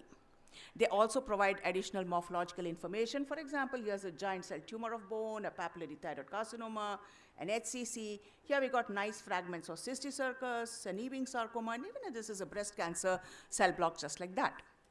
Now, we were for a very long time doing the plasma thrombin clot method, but what happened in COVID is suddenly there was a supply chain disruption. So, you know, necessity is the mother of invention, and we were unable at that time to even procure thrombin. And that was when, you know, we actually looked at alternatives and came up with this technique called sodium alginate calcium chloride, or the alginate cell blocks. We did a comparative evaluation. So you see, this is how the clot forms when you put plasma and thrombin, and here alginate plus calcium chloride. This is how it comes up. You put it in a paraffin block, you cut your sections, and that is so easy to do.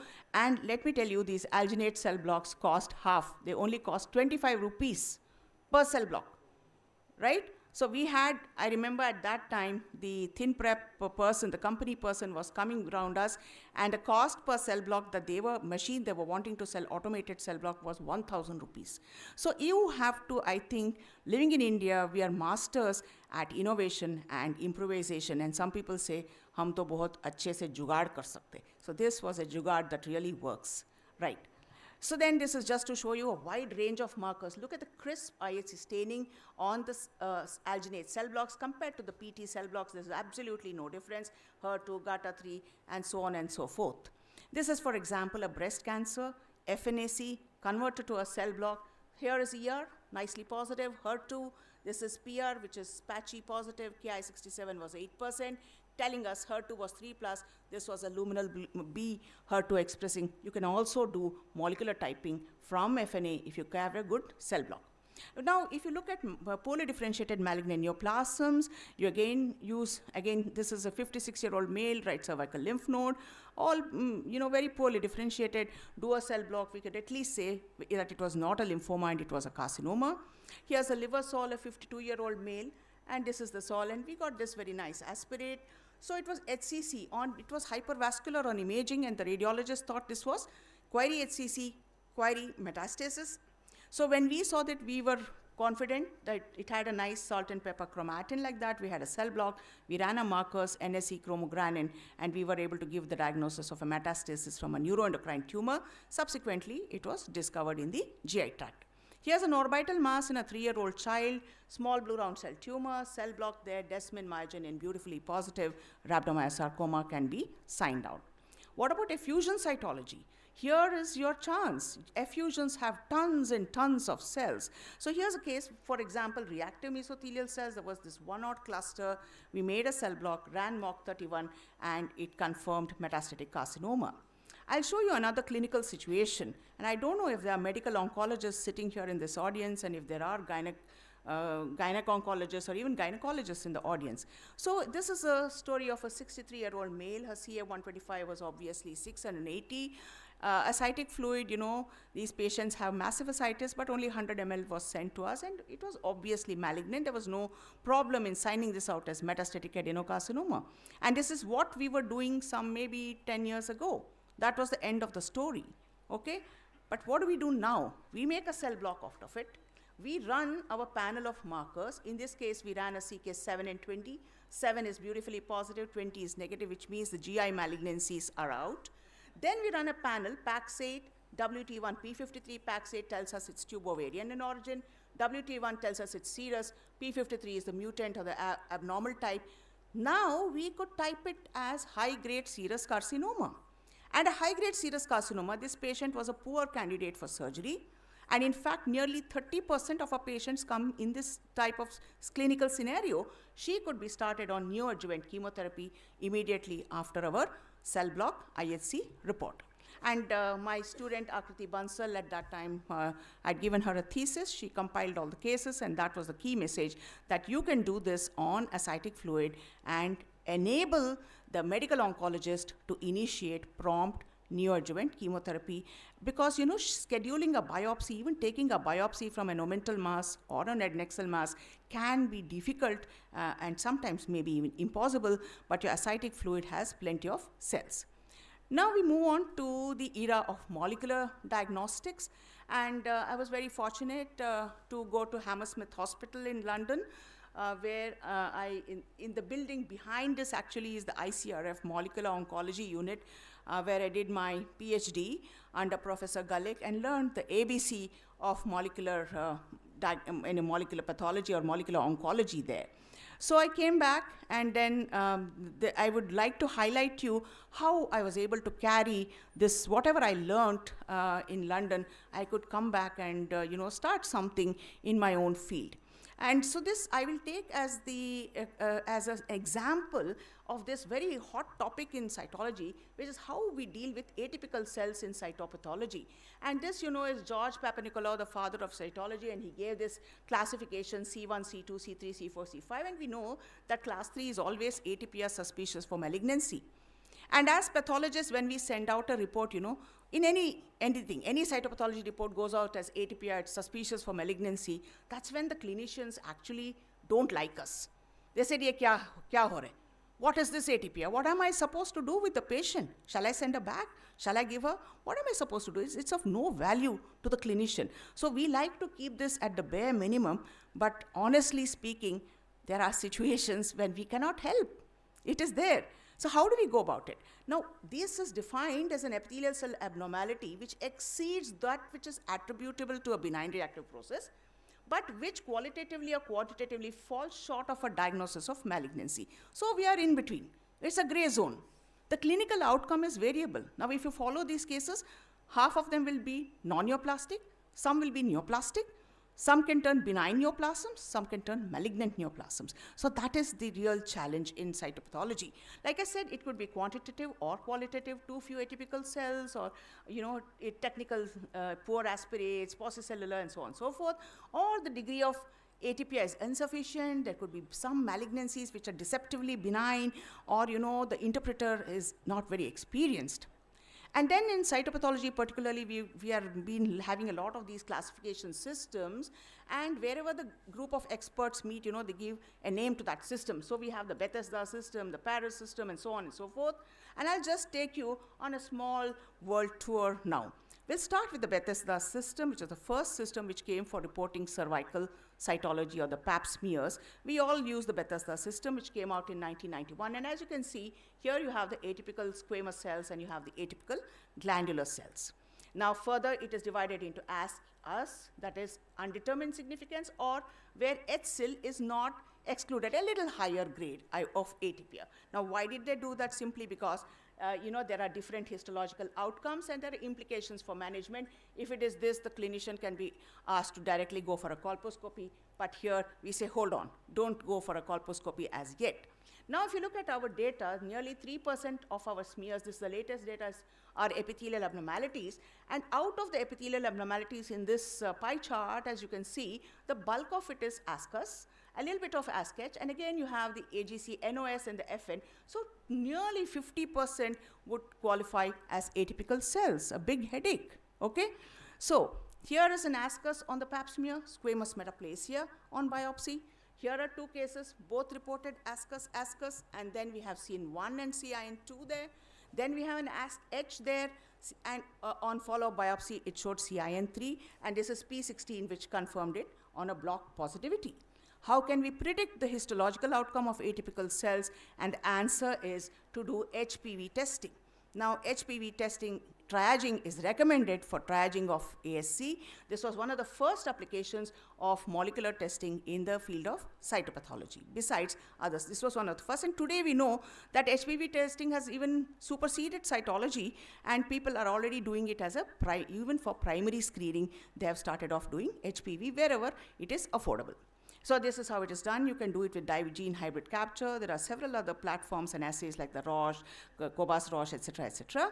And just to show you, a case of ASCUS, ASCH, HPV is positive, okay, and turns out to be CIN2 on the biopsy. Another case of ASCUS, there you can see this abnormal cell there. She had persistence. An HPV was done, which was positive. Follow-up biopsy showed an HSIL. So this is the impact of testing, HPV testing in ASCUS. Then we move on to the Paris system, which deals with atypical cells in urine. I'm not sure if urologists are sitting in this audience, but some of you could be dealing with it. And this is the famous Paris system again, which came. Again, you see that you have atypical cells constituting nearly 5 to 15% of all urine cytoreports, and they have a risk of high-grade malignancy anywhere between 24 to 50%. And then this is the algorithmic we follow to define atypia and to sign out as atypical urothelial cells. Now, just wanted to show you 2 cases. For example, when we looked at our cases of AUC, atypical urothelial cells, in 9, there was no malignancy on follow-up. In 38 cases, there was low-grade urothelial neoplasm. Look at this, L-gun. These are atypical cells. Here's another cluster of atypical cells. You can hardly make out difference much here. This turned out to be a high-grade urothelial carcinoma on follow-up. So this is what it was. We had 57, and like I said, they constituted 88.5% of all the urine samples. Overall risk of malignancy was 85%. Risk of high grade was nearly 12% there. Now, what to do? There are a whole lot of FDA-approved tests. Which one are you going to choose? Some of them are cell-based, some like NPM22 can be done, some are point-of-care tests. But look at everything, the sensitivity is not very great. But then we tried to follow what is known as the fluorescence in situ hybridization. These are some images from the Paris system booklet, which gives the application of fish, Eurovision fish, it is called, on atypical urothelial cells. So this is what we did. We went on to do Eurovision fish, and this was the thesis of Dr. Sharan, K.C. Sharan, with Manish Rohila and myself as his guides. And you can see that there are probes. One is again chromosome 3, one, I guess, green for 7, gold is 9, and aqua is 17. And you look at the cells and you count the number of those, red, green, and all these dots. And of course, you come whether it's abnormal or so. And then we, of course, gave a long list. And we were also able to find differences in the whether it predicted for a neoplastic outcome or it predicted for a benign outcome. And the ACTA cytology, they recently published it a few months ago, and it also figured on the cover page of ACTA Cytologica. So with this, we move on to the lymph nodes, a very important area in the lymph nodes. I just want about small little bit of water, if you can. Yeah. So let's look at the lymphoproliferative diseases and which is the kind of ancillary technique that suits us ideally in this situation. Here is a case, and which again you would be seeing. This is a 10-year-old child. Fever, right submandibular lymph node, 3 centimeters D. Is it reactive? But it's been persistent for a few months. The patients are anxious, the doctor is anxious. Is this lymphoma? Please exclude lymphoma. And everything, there's nothing wrong with the blood, CBC, everything is fine. We did the flow cytometry on this. It was positive for B cells, T cells, everything, no light chain restriction. Obviously, it was a case of a reactive lymphoid hyperplasia. So here is an ancillary technique. When you're seeing such a scenario, you have to choose flow cytometry. Here's another case, 26-year-old massive pleural effusion, 150 ml of turbid fluid, tuberculosis versus lymphoma, a very common clinical problem here. And what did the cytologist say, cytopathologist said? This is atypical cells, and this is suspicious for lymphoma. Okay, you can send it for culture. You can do ADA levels and other things and all. But nothing is going to give you a definite diagnosis. What we did is to run a flow. You run a flow, so this is the B cell plot. There's no light chain restriction here. CD34 is negative, so it excludes acute leukemia. Look at the T cell plots, beautiful dual positivity for 4-8 was there. This is cytoplasmic CD3. This was TDT was also positive. It confirmed a T lymphoblastic lymphoma. Straight away, this patient went on to receive was referred to the medical oncologist for chemotherapy. You saved the patient. You saved time by doing flow cytometry and giving a speedy diagnosis. Similar scenario, young lady, mediastinal mass, pleural effusion there, right? Query TB, query NHL. It's always the same differential diagnosis. Come on, sometimes you clinicians have to do better than that, than always telling us query this and query that, and putting the burden on us. And we tell you again, it is query this and query that. So we can't keep on talking to each other like this. So anyway, we receive pleural effusion. Now this here It was quite suspicious for a lymphoma, people thought, and at least, but when we did the flow, there was none of the parameters it could fulfill. I can't go into the details, but this was a T-cell rich reactive effusion. This was not TLBL. A biopsy of the core mediastinal mass had been taken, showed Hodgkin lymphoma, nodular sclerosing type. Here's a case of Burkitt lymphoma. Again, sometimes can come as a medical emergency, rapidly enlarging abdominal mass. A child also had cervical lymph nodes. We did an FNA, ran the flow. We could confirm it was a mature B-cell lymphoma, and the turnaround time was just 4 hours. Immediately, the pediatric oncologist could put this child on chemotherapy. Subsequently, also the cell block came. You could run your markers on the cell block. But the best is to do a FISH. This is the CMYC dual color break apart rearrangement. You see the fuse signal, and you see the split signal. This is the fuse, this is the split. Telling you there is MYC dual color rearrangement. This virtually confirms Burkitt lymphoma. Here's a large mass in a breast lump there. And so this is what we saw. We saw sheets of atypical lymphoid cells. We did a flow, showed that this was a mature B. Look at the HLA-DR was there, kappa restriction was there. This is CD20 plot there. So this was a non-Hodgkin's lymphoma. Cell block again was available. CD20 is positive. We put the Hans algorithm here. 10, CD10 and BCL6 are negative, MUM1 is positive. So this was a non-GCB DLBCL wherein we could fulfill the Hans algorithm as well. Some of my publications, my first student, one of my students, Tuhin Pal, who practices in Kolkata. He's in, I think, National Medical College, and he did a thesis with me. And that is when this whole, in 2010 or 11, we started doing flow nearly 15 years ago. And we could say that it is very, very useful. It contributes in more than 75% of the cases. With a cell block, you can go up to 88, and you can actually do good lymphoma typing. This was what some of the cases I showed you on precursor TLBL. One of my senior residents did this study also. And Hans algorithm again, I have already shown you this is a thing. So when we do these ancillary techniques, we can fulfill the promise of the Sydney system by applying these ancillary techniques. Like I said, it takes 2 to tango, flow and cell block immunohistochemistry. Both are required to crack a case of lymphoma. Let's move on. I hope I'm doing good on time here. Right. So I come back to thyroid. So I'm very interested in thyroid, and I hope we have a good number of the ENT people with us. I hope you're there, because this is a common ground for pathologists and the otorhinolaryngologists. In the morning, it was all on the ear, cochlea, and I enjoyed the beautiful talks that were given in the morning. But now I think it's your turn to listen to the pathologist for a change. And we'll talk on thyroid FNAC, a common area. Now, we all know that this, again, is the Bethesda system for reporting thyroid cytopathologists. Again, it came in 2009. It gave a uniform terminology, and it also explained, categories with risk of malignancy where there was further recommendations on patient management. And this is what it is, category 1 to 6. 6 is malignant, 1 is non-diagnostic, 2 is benign. But you have this category 3, again, bothering us, 5 to 15%.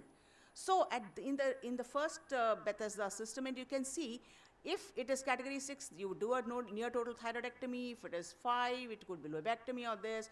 If it is 4, it is lobectomy. If it is 3, at that time they said just go and repeat. And if it's 2, of course, you may not do anything at all. So again, atypia, AUS, again falls into this nice gray zone area, the major challenge in FNA cytodiagnosis. So first of all, we also did an audit, and my student Swati Mahajan thesis, I gave her a thesis. Let's see what's happening in our scenario. What proportion of our cases is AUS? Let's at least have a look at that. And this is from 2010 to 2015. You can see that if this solid line is the category 3, it was very low in 2010, but it came in 2011, it was 2.3% or so, and it went up to 5% in 2015. This is 10 years ago. Now, what's the current scenario? Currently, this is the latest data. Another student who just completed her thesis, our AUS is pegged at around 7 to 8%, something around that. And why is it increasing over the years? I always used to tell, earlier I never had a problem with thyroid FNA, but today every case of thyroid FNA that you see, you're going to end up with this problem. Most of the time is this category, and that's because of the ultrasonologists. they are going and picking up all the thyroid nodules. They want to put a needle in all, although now there are kind of guidelines and recommendations coming when to do a tissue sampling, when not to do a tissue sampling, etc., etc. But in spite of that, this is the reason why our rates of ATPR are actually going up. And there are some centers in the West, for example, where the rate is as high as 25%. If 25% of my reports are ATPR, I think you would stop referring cases to me. Okay, Dr. Radhika, you're no good. We are not going to send any more thyroid FNA to you. So, you got to keep your rates at a reasonable rate, and the recommendation has to be below 10%. So here is a case, 63-year-old, routine FNA had been done a year ago. It was reported as a colloid goiter, but it was increasing in size, and this was a TIRADS 4 lesion. Now you go and ask the radiologist, TIRADS 4, what do you mean? Is it neoplastic, non-neoplastic? They'll say 50-50. It could be 50% neoplastic, 50% non-neoplastic. We did the FNA. Now here we got all these Hürthle cells. Now we don't know whether we're dealing with an oncocytoma or a lymphocytic thyroiditis with oncocytic hyperplastic nodules sitting there. Again, we are also sitting on the fence. So here are some more cases of AUS. This was a cellular aspirate, but colloid was scanty. There was focal microfollicular arrangement. Here's another thing of the Hürthle cell type. So that I'm showing you 4 pictures. These were some were category 3, some were category 4. They're all looking similar. But if you look at the histological outcome, all 3 were reported as AUS, and 1 turned out nodular goiter, 1 turned out FVPTC, 1 turned out Hürthle cell, or now we call it an oncocytic adenoma, and 1 was a follicular carcinoma. Now I don't know which one of which is this, right? So it can be, morphology can be confusing. Now when you get an FNA report of AUS, would you operate or not operate? So you would go and ask the radiologist, tell me about the TIRADS. If it is 5 or 6, yes, no problem, go and operate. But the patient preference has to be taken also. Some patients are very hyper anxious. They'll say, even with 1 report of ATPR, they'll say, mere ko ye nikal dena. I don't want to live with it. But what if the HPV turns out to be non-neoplastic? She's had a thyroidectomy for no good reason. What are the risks versus benefit of thyroid surgery is something you have to evaluate when the patient is sitting in front of you. Now, second is supposing it turns out that we said AUS, then you did a limited surgery, a lobectomy or something like that, and PTC came out, then the surgery was inadequate, you have to go and re-operate the patient, and that's not easy where the thyroid comes. Well, you got a report of AUS on the FNA, and you chose not to operate. You have to keep the patient on surveillance every 6 months to monitor the growth of the nodule, and that's not easy in routine practice. She has to go to the same ultrasonologist, preferably with the same machine and everything. Patient compliance has to be ensured, and they must understand the consequences of this choice, that there could be a malignancy that is sitting there. So I want to quote William Shakespeare here. If to do were as easy as to know what were good to do, chapels had been churches and poor men's cottages, princes' palaces. So if we only knew what to do in this situation. Now again, when we looked at our own data and looked at all the histopathological outcome, look at it, something is PTC, something is goiter, follicular carcinoma, follicular adenoma, Hashimoto's, so on and so forth. So it can again be a wide variety. So when you do risk of malignancy, means out of the how many you have resected, how many turn malignant. Now again, if you look at all these series, risk of malignancy is so variable, 6%, 17%, 13%, 69%, and ours came something like 58% or something like that.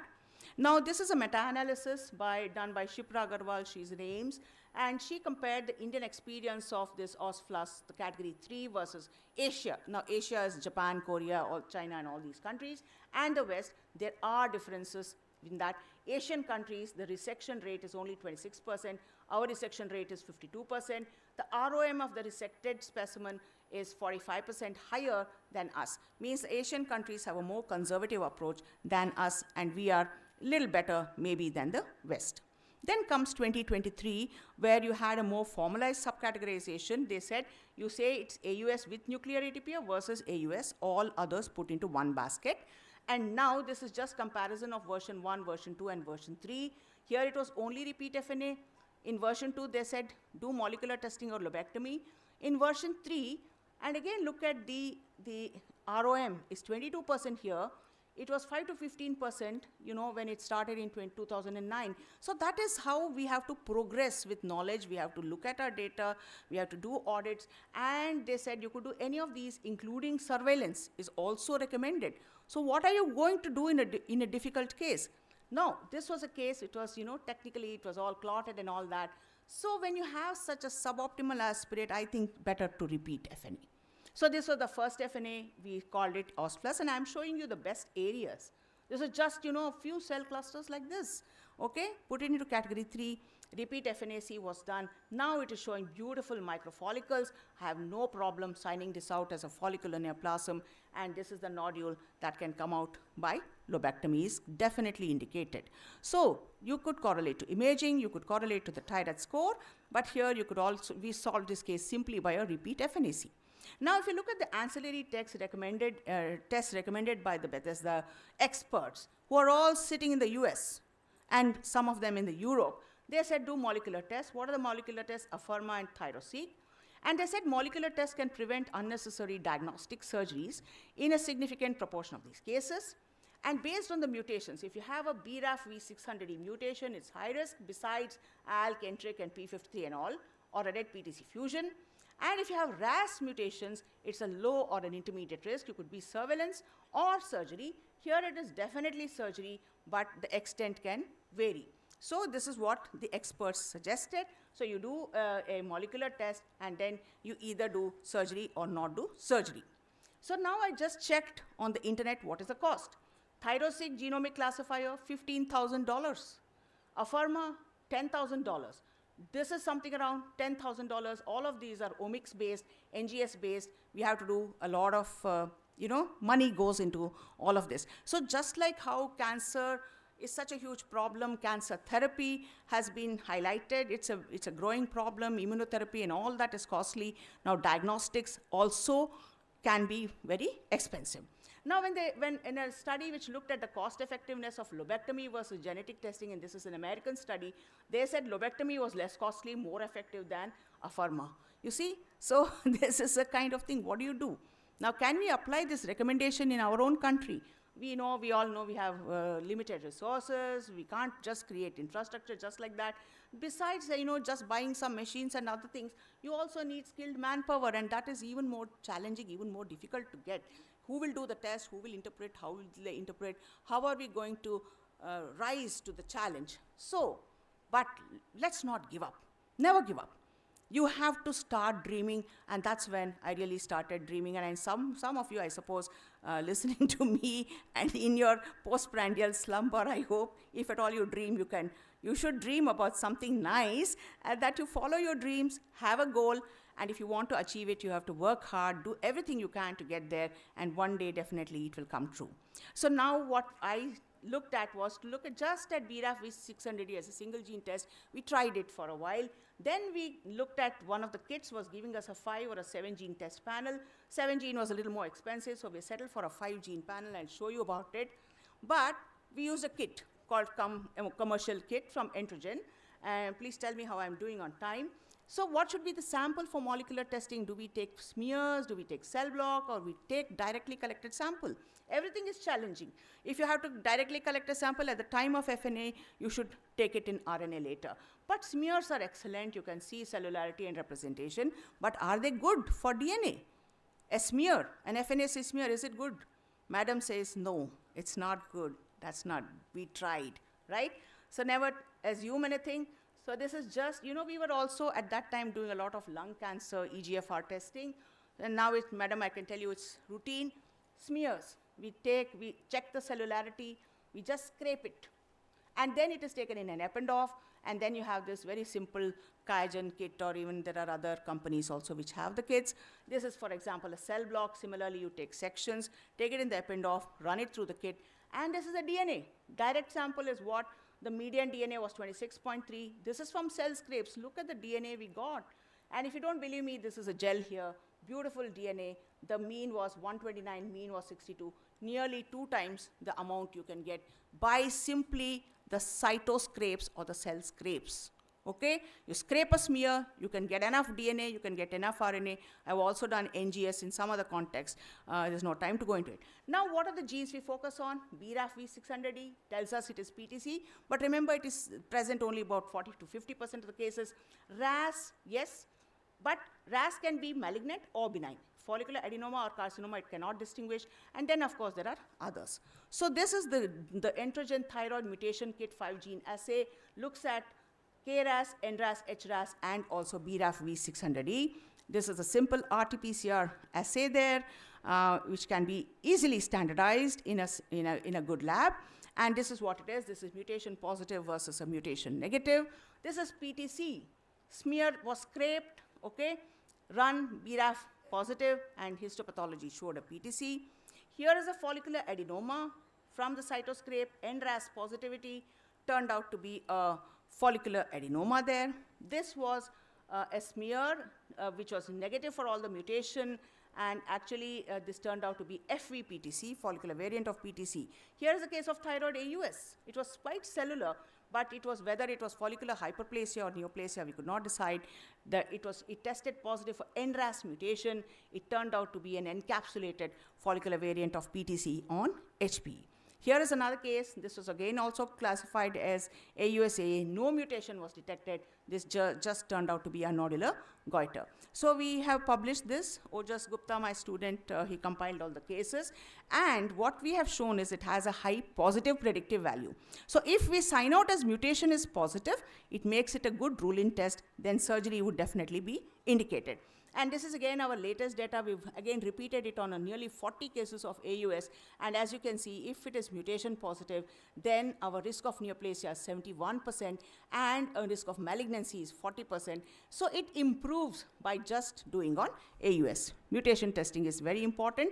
It is what we have currently is a rule-in test. What also we need is a good rule-out test. So we have gone from Bethesda to Paris to Sydney, and we're back to Bethesda. So, ladies and gentlemen, when we have to solve challenging cases, we have morphology, we have immunohistochemistry and flow cytometric immunophenotyping. I've shown you some examples where HPV and FISH have to be used, and molecular testing depending on the case scenario. You have to have an individualized approach. It is resource-based. There are also the practice setting issues there. And is this the end? Well, not really the end. This is just I would say, you're very close to the end, but that's very important. One is the telepathology, which is again being a game changer. Very important for solving difficult case. You can get an expert second opinion using telepathology. I think the railways should really go into telepathology to connect your remote hospitals to the major centers, and that's going to be a very great game changer, as you will see.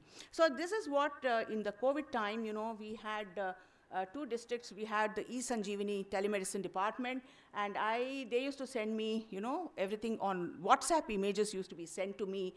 And when I looked at it, even that was good enough to make a diagnosis. I was able to help the pathologists in two districts, Mansa and Sangrur, through consultation, even on WhatsApp. Okay? So people say it's very poor quality image. There were, 40 163 kb and all, but I found it good for lymph node, breast. At thyroid, it was a little less useful, but at least in about 70-80% of the cases, I was able to give a definite opinion and enable the pathologist at the other end. Lastly, of course, we are into an era of microscopes without eyepieces. We've entered the digital world. We have digital microscopes. There's a whole lot of AI. Is another world that is coming in front of us, and I don't have time. But the last but not the least is this multidisciplinary approach. And I really want to do this as really your take home should be multidisciplinary meetings. So this is a multidisciplinary meeting we have every week. Actually, this is with the radiology department. We conduct an audit of all the weekly cases. We discuss challenging cases. What is the next line, best line of management? And these are our senior residents performing the job. And this is me sitting here with all the colleagues and all that. So we have rounds in a whole lot of systems. We have a pulmo round, a thoracic oncology round, an endocrine, a pediatric oncology round, a head neck oncology round, a gynec oncology, lymphoma round, and so on and so forth. That enables good communication with the clinician on one side and the pathologist on the other. Communication, communication, communication. That is very, very important. Here's just a case. I can show you a last case, 64-year-old male, necrotic periportal lymphadenopathy.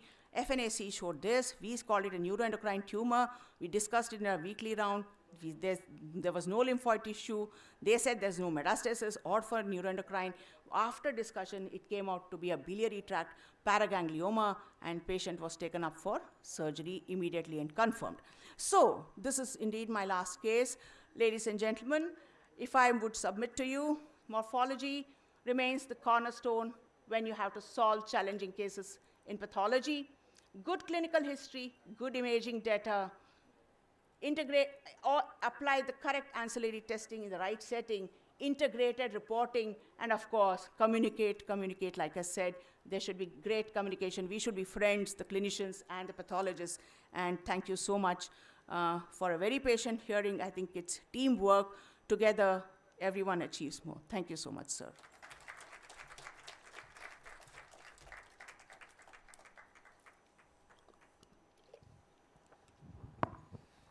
Thank you, madam, for the very detailed communication which we can need with the clinicians and the pathologists. That has been emphasized, and we look forward for that.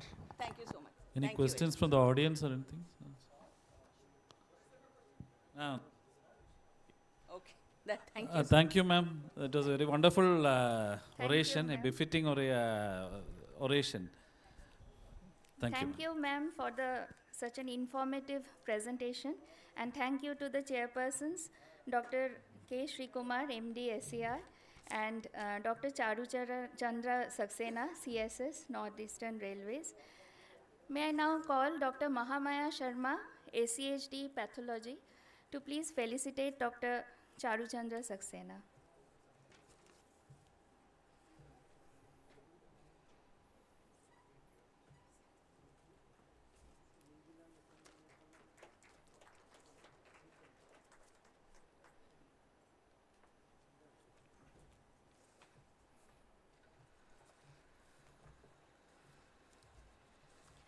Thank you, everyone. For our next session, I call upon the chairpersons, Dr. Pradeep DC, CMS Palakkad, Dr. Sanjay Kumar, PCMO Della, Dr. C.S. Rawat, ex-Chief Specialist, Northern Frontal Railways, Dr. KPS Kashipati, CMS Raipur.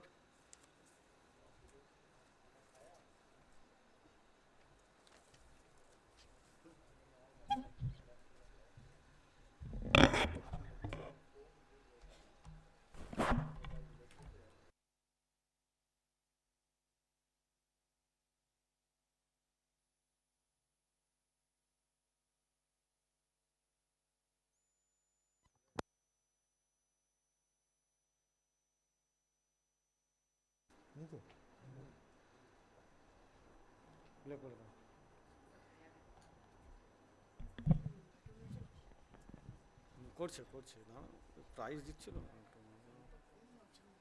ঠিক আছে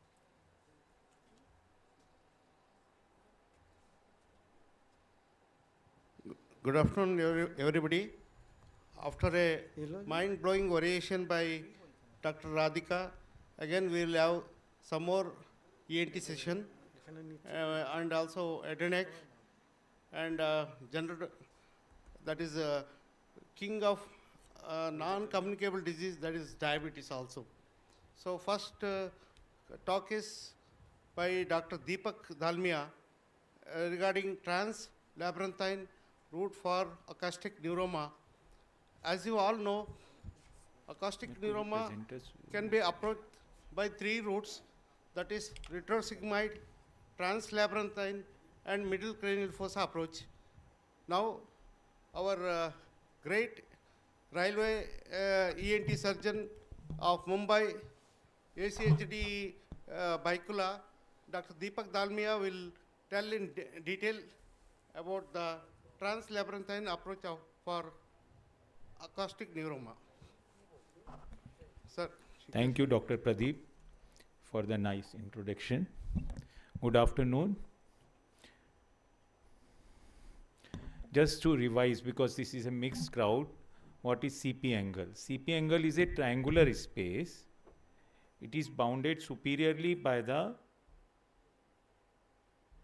tentorium cerebelli, posteriorly by the anterior surface of the cerebellum, inferiorly by lower cranial nerves. Here you can see 9th, 10th, 11th, anteriorly 7th and 8th is the content, and 5th is anterior, and posterior inferior cerebellar artery and 12th nerve. All lower cranial nerves are coming in close contact with these tumors. And laterally is the petrous temporal bone. This is petrous temporal bone. Medially is the pons. This is the pons area. These are the most common neoplasm in the posterior cranial fossa, and about 10% of all intracranial tumors are vestibular of the intracranial tumors. This was previously known as acoustic neuroma. It is actually a misnomer because these tumors arises from the Schwann cells. That is the region they say vestibular schwannoma. And it is 80 to 85% of the CP angle tumors are vestibular schwannoma. And you can see this is the typical ice cream cone appearance of these tumors. This is the internal auditory meatus and this is the tumor here. So this is typical ice cream cone appearance. In the early 20th century, the CP angle lesions were very difficult to get diagnosed and rarely completely excised. Mortality rate was about 50%. With the advancement of neuroradiological imaging, surgical techniques, they became uniformly treatable with acceptable morbidity and very low rate of mortality. So this is a very nice story why this approach developed. He is the father of neurootology, William House. That time in 1960, what happened, one of his known developed vestibular schwannoma. And he observed that patient for 1-2 years and that was gradually progressing. Then he referred that case to the neurosurgeon. And that 30 years boy died after the surgery. Then that provoked him to think of what else we can do, such a high mortality. Then he did so many temporal bone dissections and he developed this approach of translabyrinthine and middle cranial fossa approach. So what are the commonest symptoms of all these vestibular schwannomas? Unilateral sensorineural hearing loss, giddiness, same-sided tinnitus, facial numbness and ataxia. If any patient presents to you with all these symptoms, and at least one side, if the one-sided deafness, one-sided tinnitus, then and one-side numbness, then we must do imaging. So the symptoms depends on the involvement of the nerve.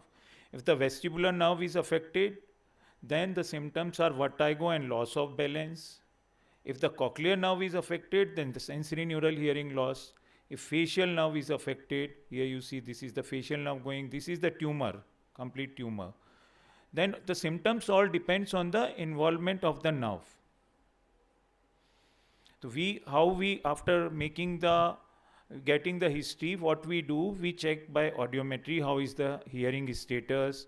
We do various audiometry tests, speech discrimination. This shows typical, this is the hearing loss. You see 70 to 90% of the hearing loss or almost 100% here. So the speech discrimination is also very poor in such patients. We do auditory brain stem response. This is the objective test. We check the pattern of the waves. And in our system, we always have a doubt that is he malingering? That is the reason also we do these objective tests. We do electronystagmography to check the spontaneous nystagmus or not. And here you see in the imaging, this is the normal IAC, internal auditory canal. The diameter is about 2 to 5 millimeters. But if you see here in this case, it is so wide. This typically shows that this is a tumor of the CP angle. In the MRI, we can see the importance of MRI is we must do contrast enhanced MRI not plain MRI, because if we do plain MRI, sometimes we may miss this. And why MRI needed besides CT scan? Because intracanalicular component of the tumor, if the small tumors only in the meatus, we may miss. So two options are there if we make the diagnosis by doing all these tests: conservative management and active management. So various grading systems are there. On the basis of that, if the tumor is less than 15 to 20 millimeters, we can go for conservative management. And we do repeated MRI annually, but depending on the symptoms, what are the symptoms, and on the basis of the symptoms, we decide whether the patient need conservative treatment or the surgical intervention. What are the approaches? Translabyrinthine approach or by ear root, middle cranial fossa approach, and retrosigmoid approach. So what we do this is the retrolabyrinthine approach, and translabyrinthine, you see, this is the sigmoid sinus. This is the sigmoid sinus. If we go behind this sigmoid sinus, then we say retrosigmoid. If we go in front of this sigmoid sinus, then we say translabyrinthine. This is another view. For the middle cranial fossa approach, we give this incision, but here we have to retract the temporal lobe. And in this case of retrosigmoid approach, you see this is here, the cerebellum is coming before reaching up to this area. Before reaching up to this area, we have to retract this much of the cerebellum. But in our approach of translabyrinthine, there is no retraction of the cerebellum is required. This is a comparison. I am skipping this. Just see, in our approach, this is the cerebellum here, and the tumor is here. By drilling this bone of this area, we hit this tumor here. The indications are patients having poor hearing loss. If the hearing is there, then we go for the middle cranial fossa or retrosigmoid approach. If the patient is having no hearing or profound hearing loss, or the speech discrimination is poor, then we go for this translabyrinthine approach. And any tumor we can excise, any size tumor we can excise with this approach.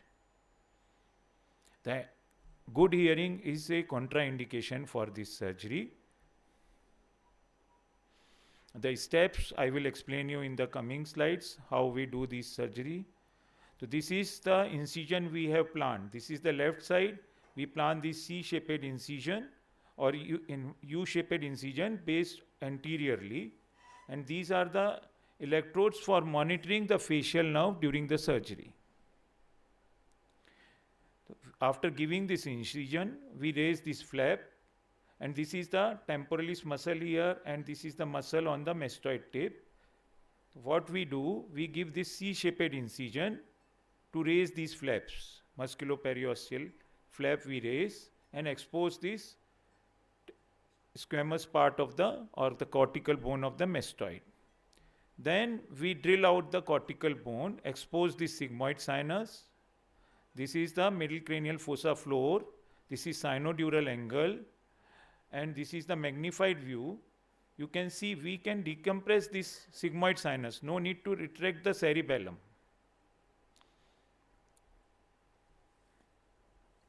And here you see again, this is extended mastoidectomy. We have done the dissection, retrosigmoid also, and started drilling the labyrinth. As the name suggests, it is translabyrinthine, and the hearing is already not there. So we can drill out this labyrinth. These are the semicircular canals, the lateral, superior, and the posterior. Here the semicircular canal comes. Then we have to drill this. ये sound देना भाई.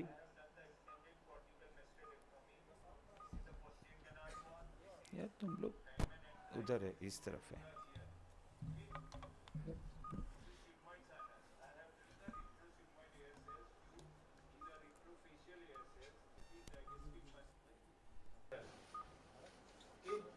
This is lateral semicircular canal. This is incus. You can see the movement. So I will increase this. This is the incus. You can see the movement of the incus. Okay, this is lateral semicircular. Even the ligament is visible. Okay, this may be the facial mastoid segment of the facial. This is interfacial hair cell. This is sigmoid sinus going like this. This is sinodural angle. Okay. Actually, this after finishing this bone work, usually we have the PG trainees. We explain every anatomy to them so that they can get the idea of what we have done. This I am skipping actually. Now you see, again we drill this. This is the jugular bulb area. This is looking avascular or no blood. But it is such a area, if we miss little bit millimeters, then the sigmoid sinus starts bleeding profusely. If my bird touches here, then the jugular bulb starts bleeding profusely. If I go above, then the CSF starts leaking. Every step we should be very careful. This I am drilling the endolymphatic duct.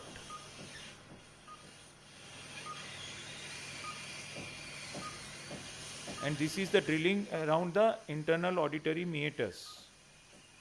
Because the 7th and 8th nerve complexes are in the internal auditory meatus, and the tumor is of inferior, usually it arises from the inferior vestibular nerve Schwann cells.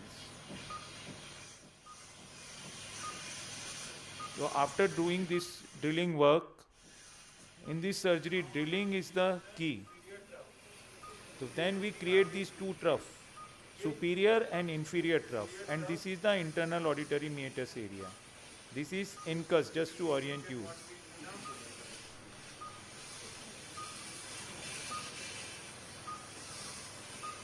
And this is the area of the mastoid segment of the facial nerve going like this, second genu. Then we continue drilling this area up to almost 270 degree of the internal auditory meatus we expose.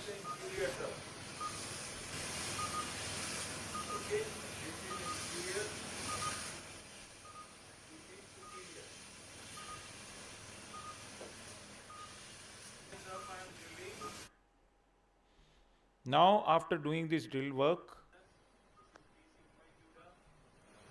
this is jugular bulb coming up here, the facial is going, okay, maybe like this, and this is the IAC, this is superior trough, this is inferior trough.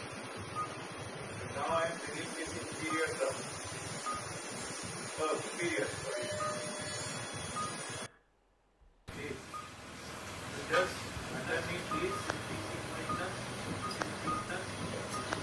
now I am exposing here the pre-sigmoid dura. This is the sigmoid sinus. I am giving incision, but you should be very careful because underneath is the cerebellum. So then you have to be very careful while giving incision in this pre-sigmoid dura.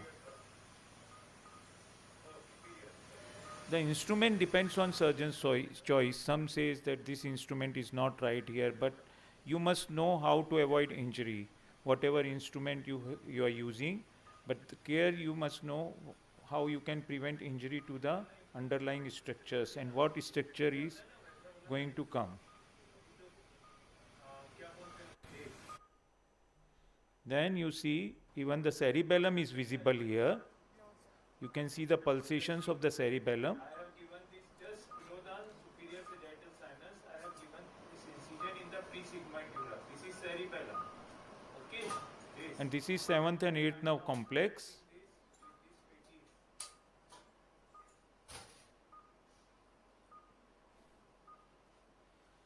At every step we achieve hemostasis. Here you can see the sigmoid sinus was bleeding and the Surgicel was kept to stop that bleeding.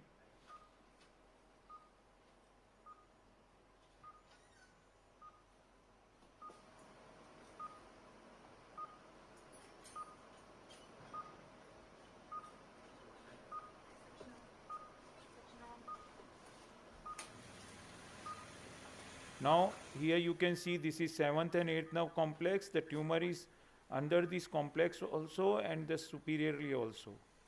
So I am dissecting slowly in the subarachnoid layer.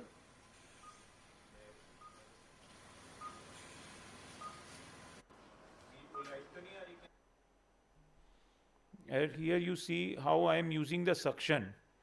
tip to retract, give counter traction. And this is the facial nerve. It is looking very thick here, but this is under very high magnification. And this is the cochlear nerve. So slowly we dissect. And this is the nerve monitor probe. This is such a good instrument for these surgeries. And we are having this with us. And at every step, that company person, when I touch or when I stretch, you are stretching, touching. This is the way they monitor and just keep us at every step that we will not damage this nerve. So as the madam said, everywhere the teamwork comes, if even the technician of the nerve monitor company is properly and sitting and guiding you during what we are touching, what we are not touching, that also saves the nerve of the patient. So she just tells us, sir, you are stretching, sir, you are stretching.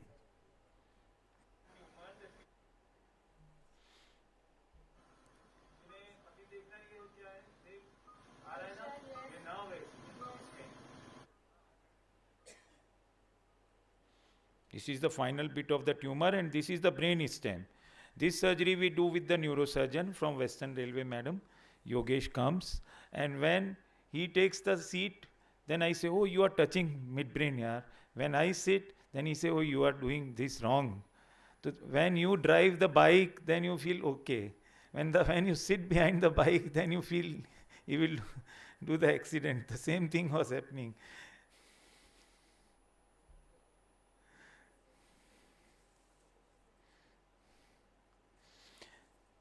So slowly we were removing these tumors. And here you see the final bit of the tumor. This is the facial here. This is the cochlear, and this is the midbrain. And we are checking this facial nerve, and you can see the contraction of the digastric here. This we started intentionally exposing this nerve, so that we can see this posterior belly of digastric contraction in the digastric groove.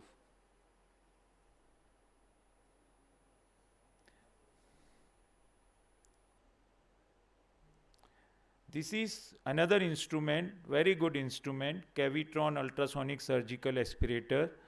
And here you see, it is just cutting and sucking, and it decreases the bleeding also. So we are just doing the intracapsular dissection, and after doing the debulking, then we start dissecting the extracapsular part. This is the complete hemostasis we achieved after the excision of the tumor. Here you see, this is the jugular bulb. A few millimeters we drill, then it starts bleeding profusely. And this is sigmoid sinus. And you see how means there is as such no retraction of the ceri. You see just started oozing here, and it was bleeding profusely. We stopped with the Surgicel.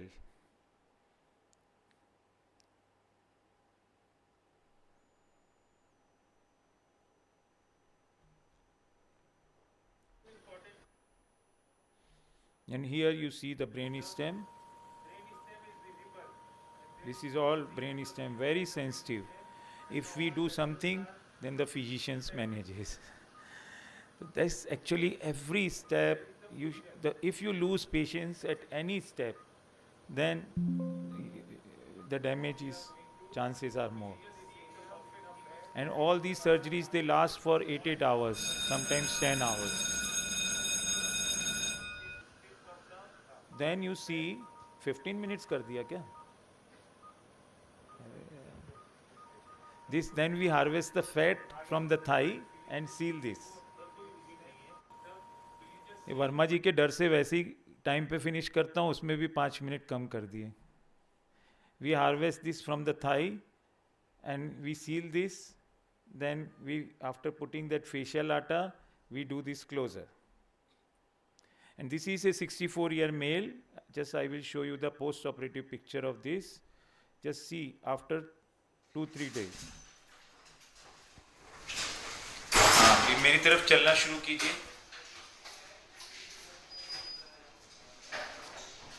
कोई दिक्कत है चलने में? Because there is no cerebellar retraction, no temporal bone retraction, he is just walking normally. And this facial weakness is only because of neuropraxia and little bit stretching. And I will show you that he recovered completely. And this is the pre-operative picture of the patient, and this is the post-operative CT scan of the patient. Complete tumor removal. Here you can see, and this was the defect which we created by drilling to get excision of this tumor. And this is the scar, and you just hear this. मेरा नाम जितेंद्र तिवारी है। मेरा brain tumour का operation doctor Dalmia sir के under instruction में 16 अक्टूबर 2024 को हुआ था। अभी मैं बिल्कुल ठीक हूँ। आपको तकलीफ क्या थी जब आप आए थे हमारे? नहीं, हमारे यहाँ पे लेफ्ट साइड में नम्स आ गया था पूरा। जीभ जो है टेस्टलेस हो गई थी। सुन्नपन रहता था। हाँ, सुन्नपन। और जो है जीभ जो है टेस्टलेस हो गई थी उसमें।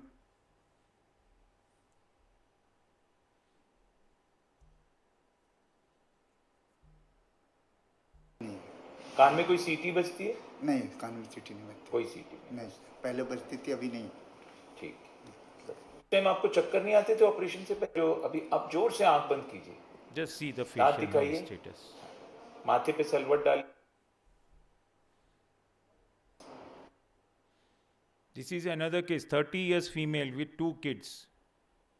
And we left some tumor on the midbrain because we were afraid that we may cause some infarct, but that is very less. Seeing the size here, you can see huge tumor.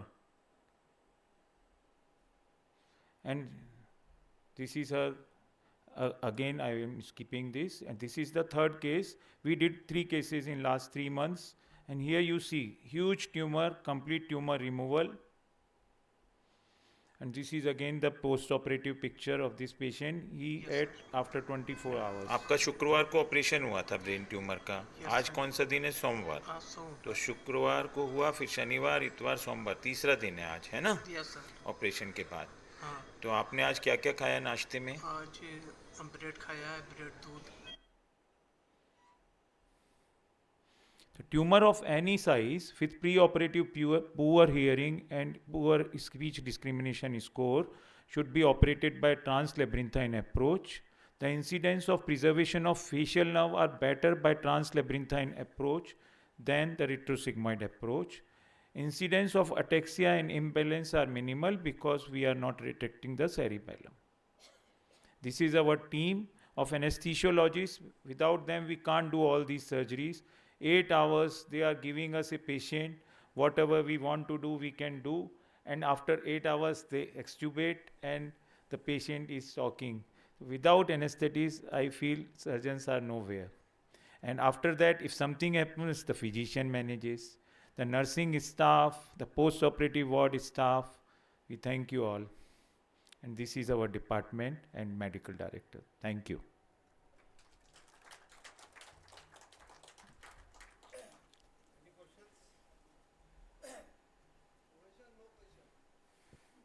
This is not oration, but it's okay.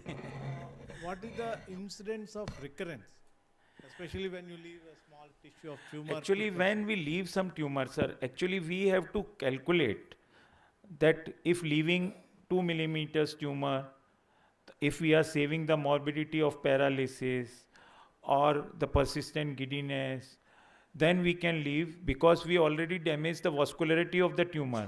They will not grow so fast. The vascularity is gone. They may fibrose also. If we leave 5 millimeters, that may go to 2 millimeters. But if we try to take out that if suppose the tumor regrows, the chances are very less. Another option is gamma knife or cyber knife we can give. But otherwise, these tumors are very slow growing tumors. They may take years to grow.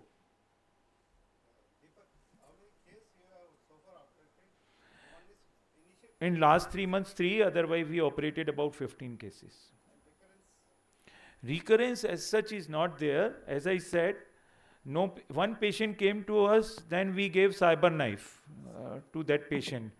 But I was feeling after giving that treatment I may have done the revision, because that is also not a foolproof treatment that it will burn the tumor. It may stop the growth, but we can't say. Okay. Long-standing, after 2 years, 3 years, any international series of the, particularly the acoustic neuroma operated cases, what is the recurrence rate? Everybody, as a non-ENT surgeon, wanted to know. Yeah, actually, sir, recurrence as such is a wrong word. Fact is this, for almost all tumors, recurrence rarely occurs. Usually when we leave the residual tumor, that regrows. So actually, we are very smart people. We say this to save us. It's a benign tumor. In the one lady left small tissue, no? Whether you will observe and radio knife treatment We observe later or immediately? Yes, we observe that, and we do the MRI after 1 year, and we do up to 5 years MRI. If there is no growth, and per annum we do the MRI. If there is no growth, then literature says then tumor will not regrow. Yeah. And if the growth is there, and if it is less than 1 millimeter or 2 millimeters per annum, then we'll continue observing. Yes. Because we already created so much of space, the patient will not develop any pressure symptoms.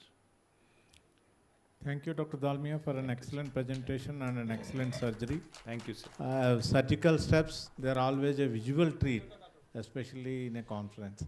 So, thank you and congratulations. Thank you, sir. Thank you. Again, Dr. Deepak, he is doing all type of ENT and head and neck surgery.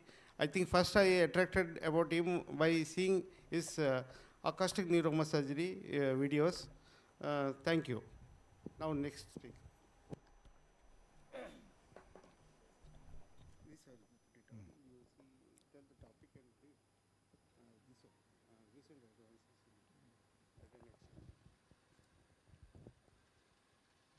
So the next presentation will be on recent advancements in head and neck surgery, and the speaker is Dr. Rajiv Sharan, Senior Consultant. He is a Senior Consultant and HOD, Head and Neck Surgical Oncology, Thyroid Surgery and Robotic Surgery, HCG Cancer Center, Newtown, Kolkata. Doctor sir, welcome. As you know, head and neck surgery, Dr. Malhotra sir was also speaking. This is a very important cancer in Indian setup, and oral cancers are part of the head and neck cancers, and they cause a lot of morbidity and mortality. Please go ahead with your presentation.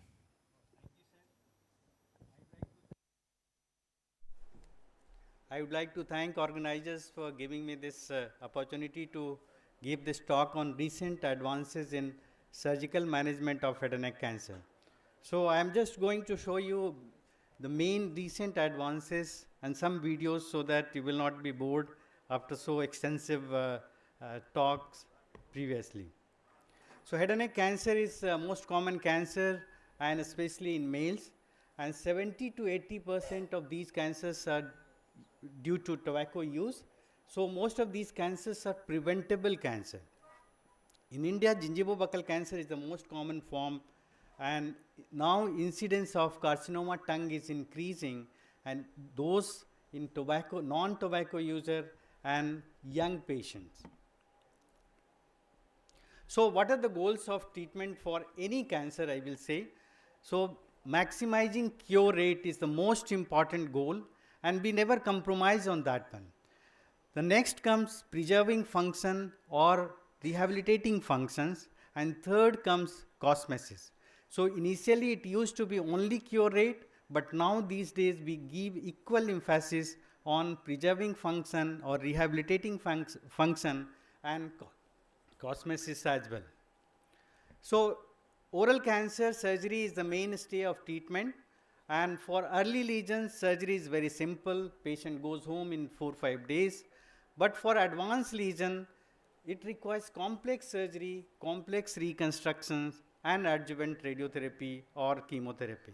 For N0 neck, all these patients require neck dissection in some form, especially selective neck dissections, and if neck nodes are positive, then these patients now we do extended supraomohyoid neck dissections, that is level 1 to 4 neck dissection.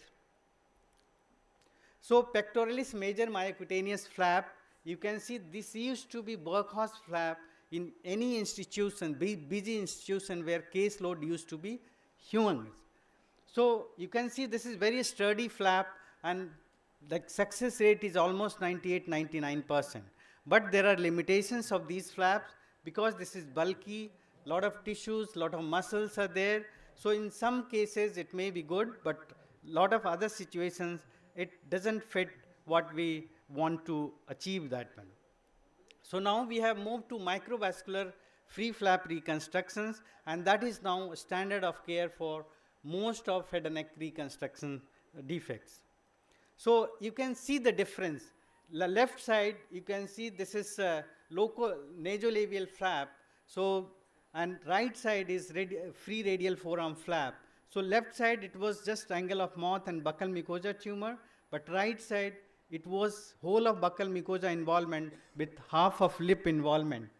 So here with local flap, you can see the cosmesis is not that good, and function, main problem is function, because these patients will have drooling, you can see the teeth, but right side, that angle, commissure has been reconstructed, so function as well as cosmesis both are good with free flap reconstruction.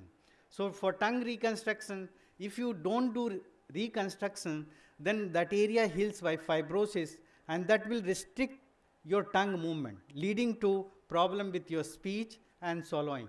So lower down, we have reconstructed with lateral radial forearm and lateral arm flaps, and you can see the tongue contour of the tongue has been maintained, and that gives better movement, and that will lead to better function in these patients. For mandibular reconstruction, when central arch is involved, you always do bony reconstruction, otherwise patient will have anti-gum deformity. And reconstruction of mandible is a standard. The most commonly used flap is free fibula flap. And nowadays, you can put dental implants in the fibula so that in post-op period, you can rehabilitate these patients. This here you can see the implants have been put in the fibula bone, and later on we can give denture. Here you can see the denture has been put, so that gives better function as well as better cosmesis in these patients. So now these are now time is for technology. So now 3D printing of mandible is common. We print mandible, 3D printing of mandible is done, and based on these model, we do reconstruction so that these patients will have better occlusion and better cosmesis.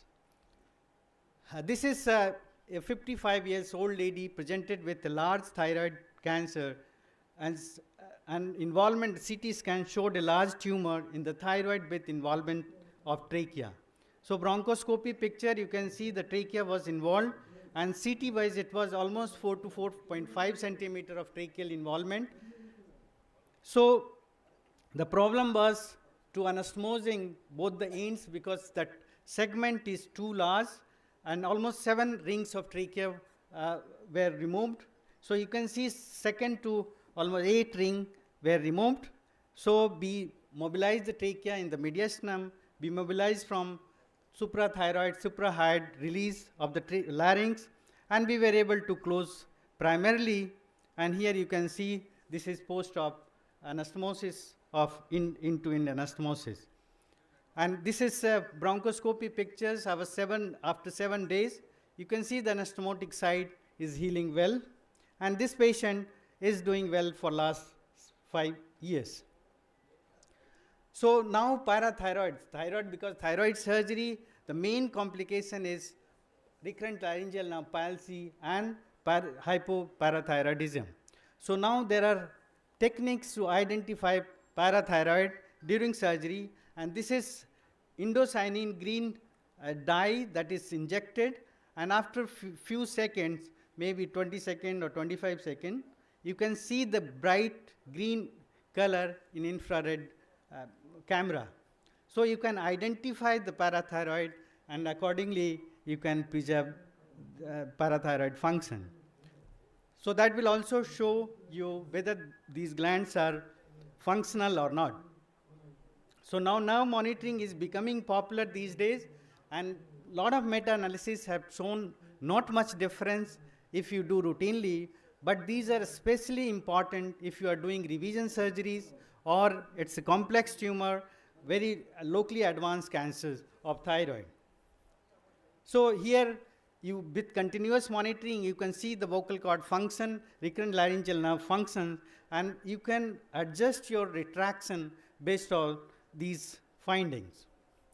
So if if recurrent laryngeal nerve used to be involved, we used to leave that open, just dissect the nerve and leave it like that, and these patients will have vocal cord palsy, but now these days, we routinely reconstruct, either we do nerve graft for anastomosis of these ends of recurrent laryngeal nerve, or we do use ansa cervicalis for anastomosing this end of the recurrent laryngeal nerve. So that will not give you movement of the vocal cord, but that will prevent atrophy of the vocal cord, so that these patients will have better function and better function in the post-op period. If you go to any head and neck waiting area, you will see either patients will be wearing some mask or using some cloths to cover the neck. Because this patient presented to my OPD, and I was wondering what problem patient is having, and when I asked, she removed her dupatta and showed this thyroidectomy scar in the neck.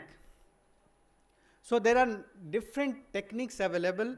So with those techniques, you can hide the scar in different area, so those scars will not be visible. And this is retroauricular approach popularized by Professor Ko from South Korea.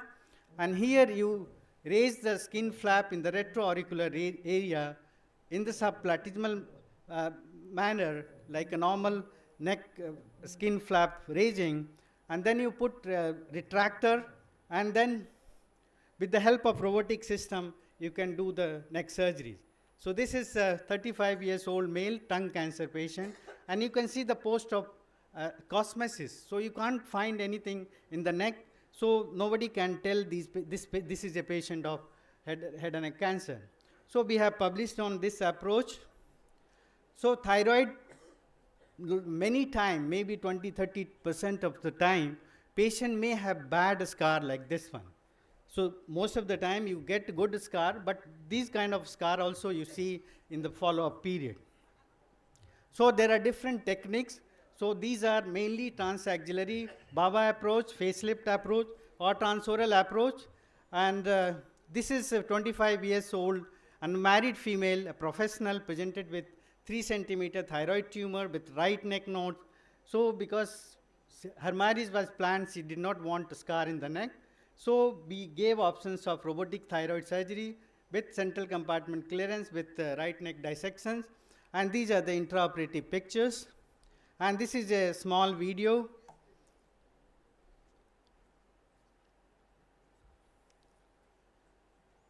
So a small clip, 1.5 minutes. So you raise the skin flap over the sternocleidomastoid muscle fascia. You identify the external jugular vein. You retract you put a retractor, self-retaining retractor. You put the robotic arms, and you start doing with the help of console. You are manipulating instrument from the console. So this is superior pole of thyroid. So everything you can take care with harmonic or monopolar cautery or bipolar cautery, depending upon whatever you have. So this is thyroid lobe is being lifted.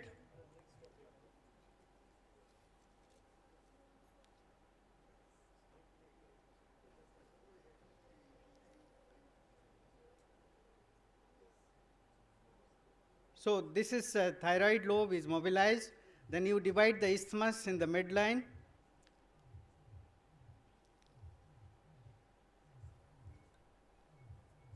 Then you come to the tracheoesophageal groove. You can see the recurrent laryngeal nerve here, beautifully dissected. you preserve the parathyroids, and if you have to do central compartment clearance, you can take central compartment nodes with the lobectomy specimen, or you can do after removal of the thyroid lobe.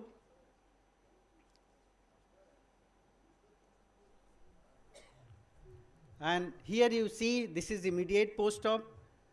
That scar is just in retroauricular area, and this is after 2 months, nothing is visible, neck looks beautiful, she got married and doing well.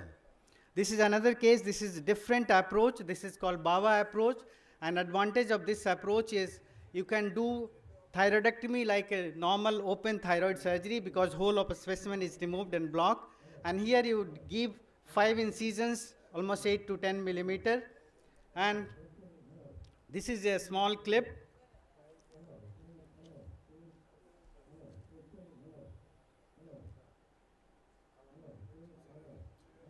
So position is like normal open thyroid surgery. You start raising your sublatissimal skin flap. You come in the midline. You separate the strap muscles like normal open thyroid surgery. Right lobe is being mobilized.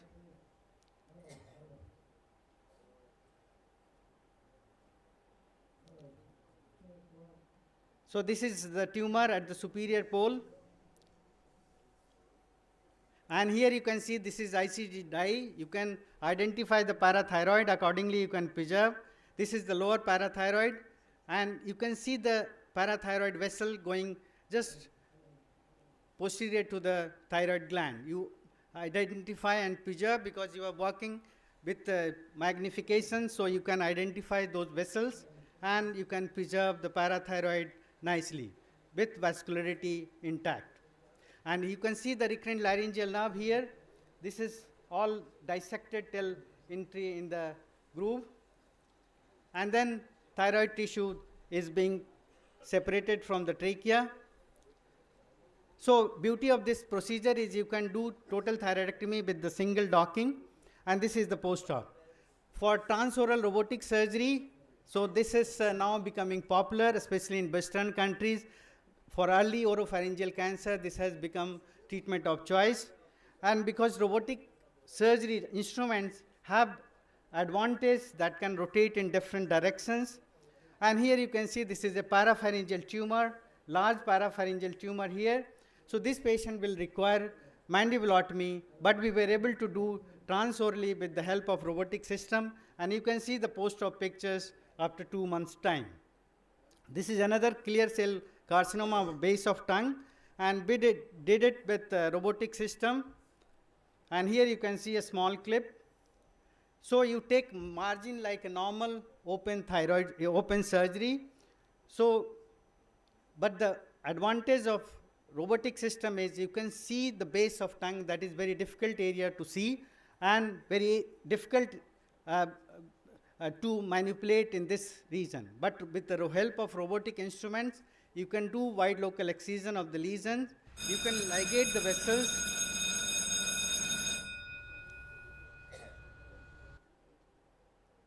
So here we just took the vallecula as well as epiglottic mucosa as well as lateral part of epiglottis along with the tumor.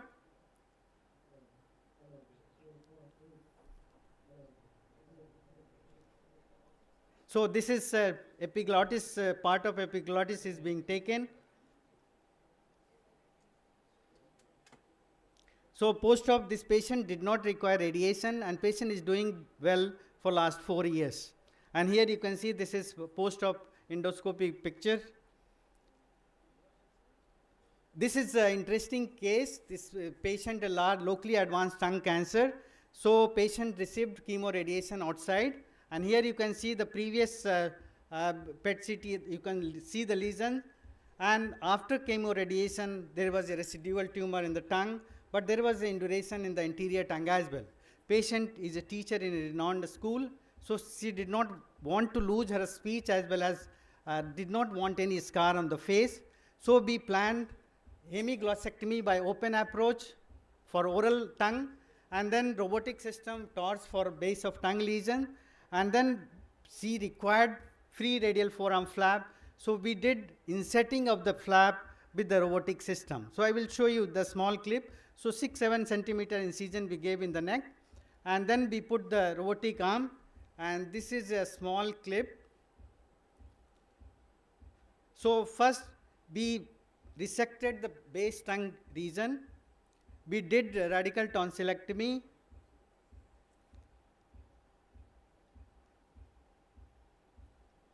So this tonsillectomy is being done. So base tongue resected.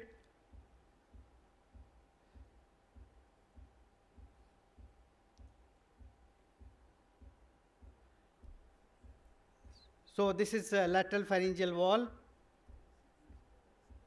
And then we removed this specimen. You can see this whole big specimen was removed. And then we took radial forearm flap, big flap, and then setting, because mouth opening was only 2 fingers, so it was difficult to do insetting without giving any incision. So we again used the robotic system to insert the flap in the base tongue region. With barbed sutures we used, and we were able to insert the flap through robotic system.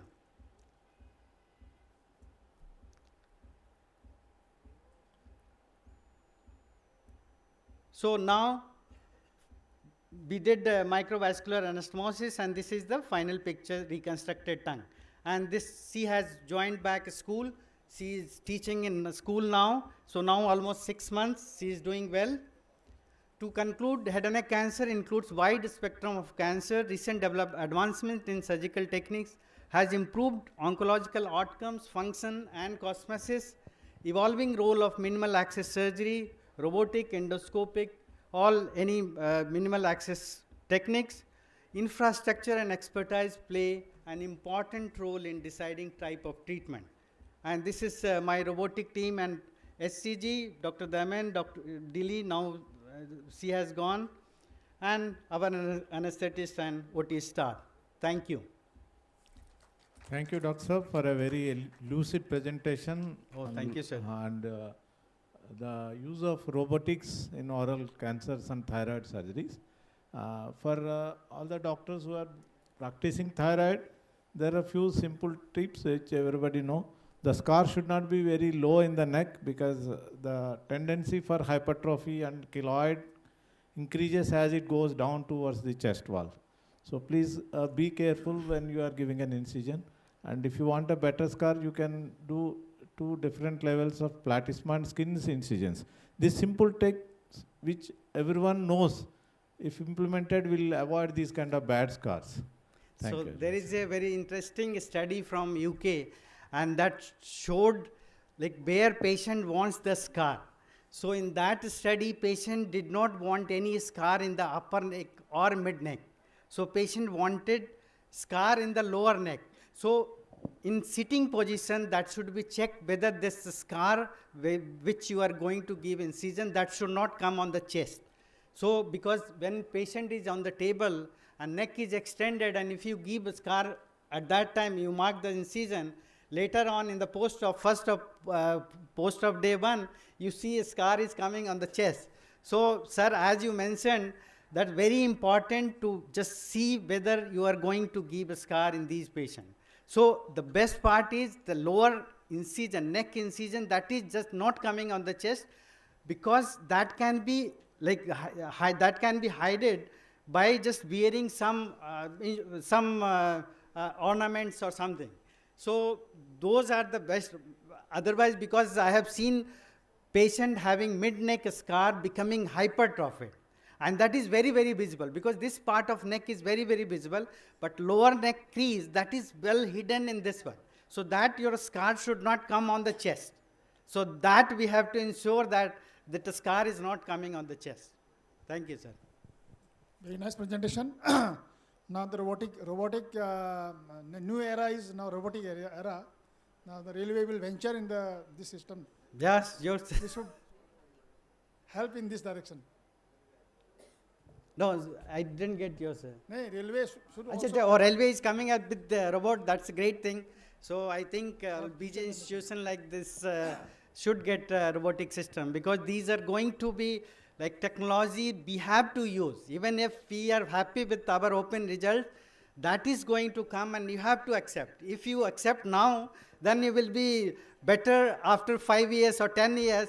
But if you don't pick that skill, that will be very difficult to cope up with the new technology. Any case of this one commando operation with this one myocutaneous, the pectoralis major myocutaneous flap done through axillary approach? Not, sir. That is not. That is not needed actually, because if you are giving so much incision on the face, there is no point in doing transaxillary. Because like, next car only the bad Yeah. it looks. Whether it can be avoided. Which one? This neck scar. Yes. Neck scar. So that robotic system. But problem is, if you have to cut the mandible, so that is not possible with the robotic system. So in that case, anyway, you have to open the neck or lip split incision. Like if lateral mandible is there, then obviously you can do from the cervical approach only. You don't need to give lip split incision. Okay. But even if you have to cut the bone, like tongue and all, so that what I showed. So open anterior tongue you can do transorally, but base of tongue, that robotic system can be used, so you don't have to give any incision in the head. Okay. So Dr. neck dissection we can do from retroauricular or transthoracic approach, so that is possible without giving any incision. Dr. A.K. Malhotra sir is in the hall. He taught us in the beginning that 2 transverse incisions in neck will give a better scar rather than a T-shaped incision. So sir can elaborate on this. Because this robotics, when you are doing a commando, you have to give an incision anyway for the dissection part. So that was way back, I think 25 years ago, when I was doing the neck dissections. Of course, the radical neck dissections were much more common at that time. They are very rare now. So I used to give the McPhee incision at that time. As he said, you know, see, if you have a hammer, the whole world starts looking like a nail. So robots are not meant for everything. They are meant for certain specific jobs where they have an advantage. Like if you do a cholecystectomy with a robot, the only advantage is that it is more expensive, that's all. So there are areas where it is, if you want to cut a little bit in the anterior tongue, you can use the robot, you can use the laser, you can use a knife, you can use a diathermy, it's all the same. Yes. Yes, when you're talking about base of tongue and a mandibulotomy avoidance, yes, there is some advantage. So there are certain advantages in certain conditions. And in some cases, the advantages are minimal. Some cases, there are no advantages. I think he will fully agree with that. Yeah. So T incision now we used to give when I was doing. I was senior resident in All Institute of Medical Sciences. At that time, we used to give hockey stick incision, and sometimes we used to give extension. But now, for last so many years, I have not given any inferior incision, extension. Just only a skin crease incision. And now I am doing with just only 6 centimeter or 7 centimeter incision. You can do whole neck. So anyway, now radical neck dissection I have not done in last 3-4 years. So hardly I do once in a while, and that too, if muscle is involved, you just remove the muscle. You don't need to do radical neck dissection for that one. And even if nodes are there in level 1 and 2, just we do level 1 to 4 neck dissection, and that is possible with just prominent neck incision. So just only superior one, with that only we are able to do whole of neck with smaller incision, so that patient will have minimal scar in the neck. Okay. Thank you very much. Okay, thank you, sir.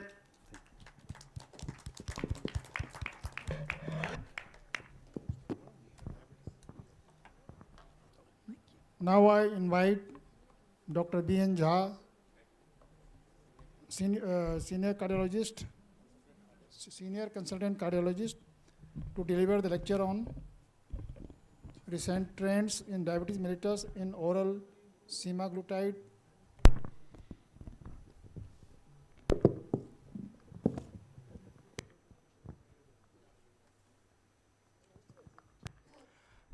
respected chairpersons, respected ex-DG sir, Nanda sir, Malhotra sir, all my postgraduate. Another 15 minutes after whole day massive exercise on ENT and patho, we are reaching on one specific topic on diabetes. Dear friend, diabetes is everyone's baby.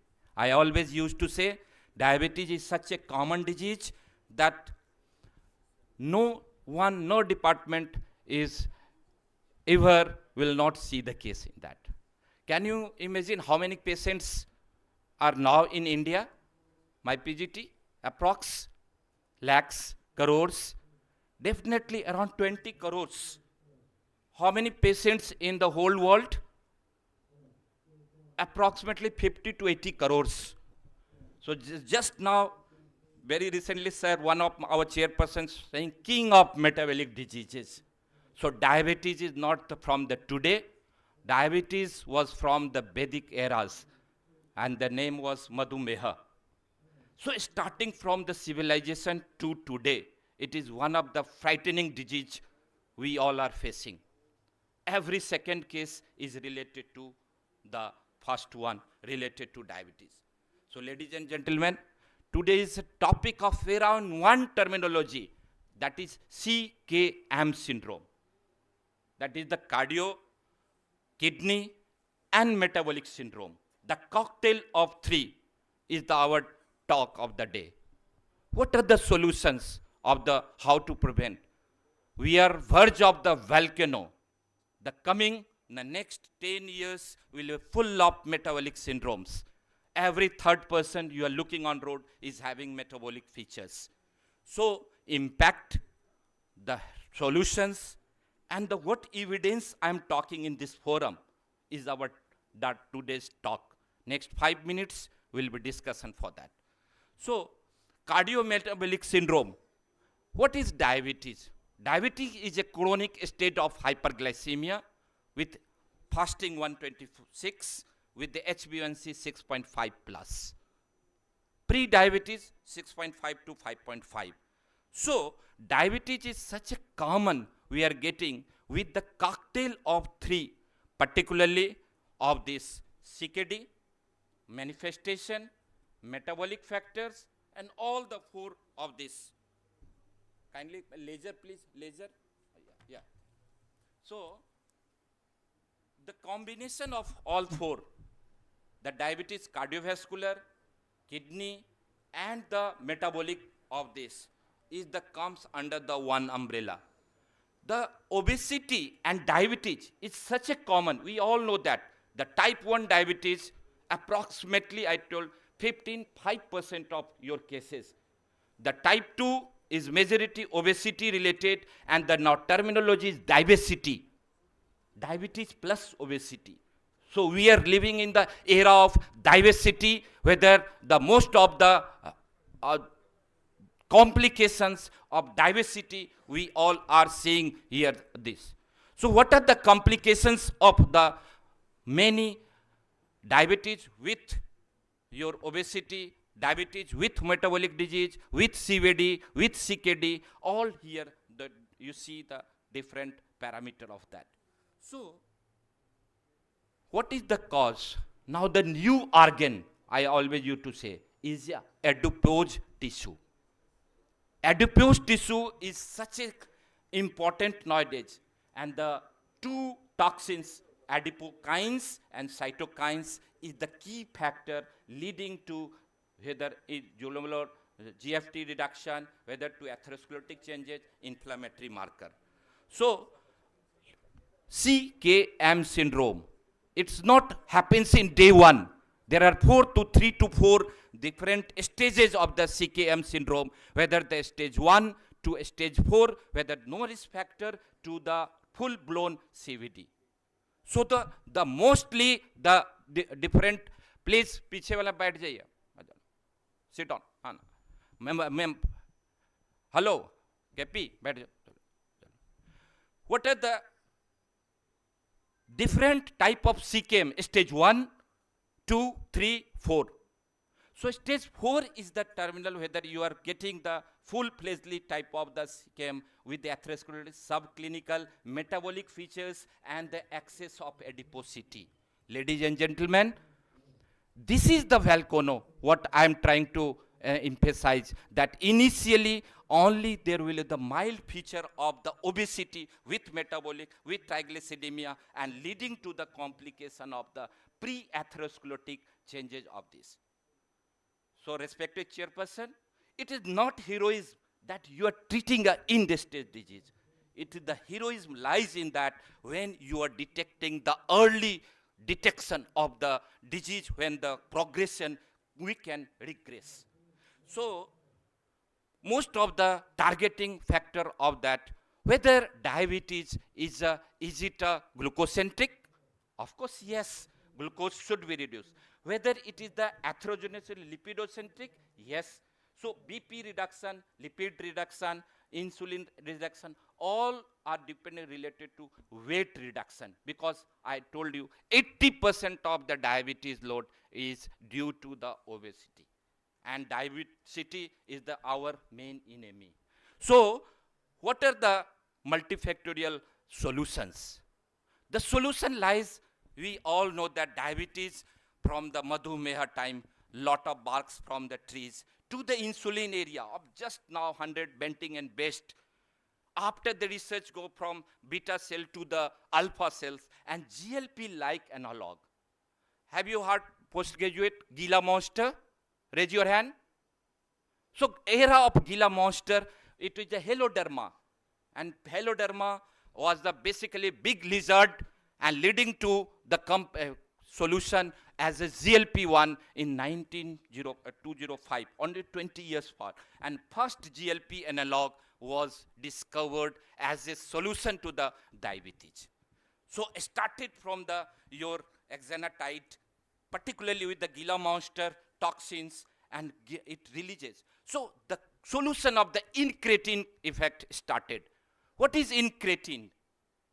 Incretin effect was like insulin. You are increasing the level of insulin, decreasing the level of glucagon, and at the same time decreasing the emptying time increasing, and finally satiety center and is decreasing.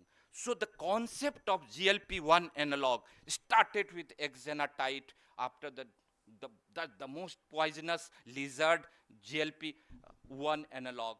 Then the liraglutide after the leader trial, then dulaglutide after the rewind trial, and finally the solution was the semaglutide. Ladies and gentlemen, can you imagine how many prescription of semaglutide was used in last year in USA? Lakhs, 2 lakhs, 4 lakhs?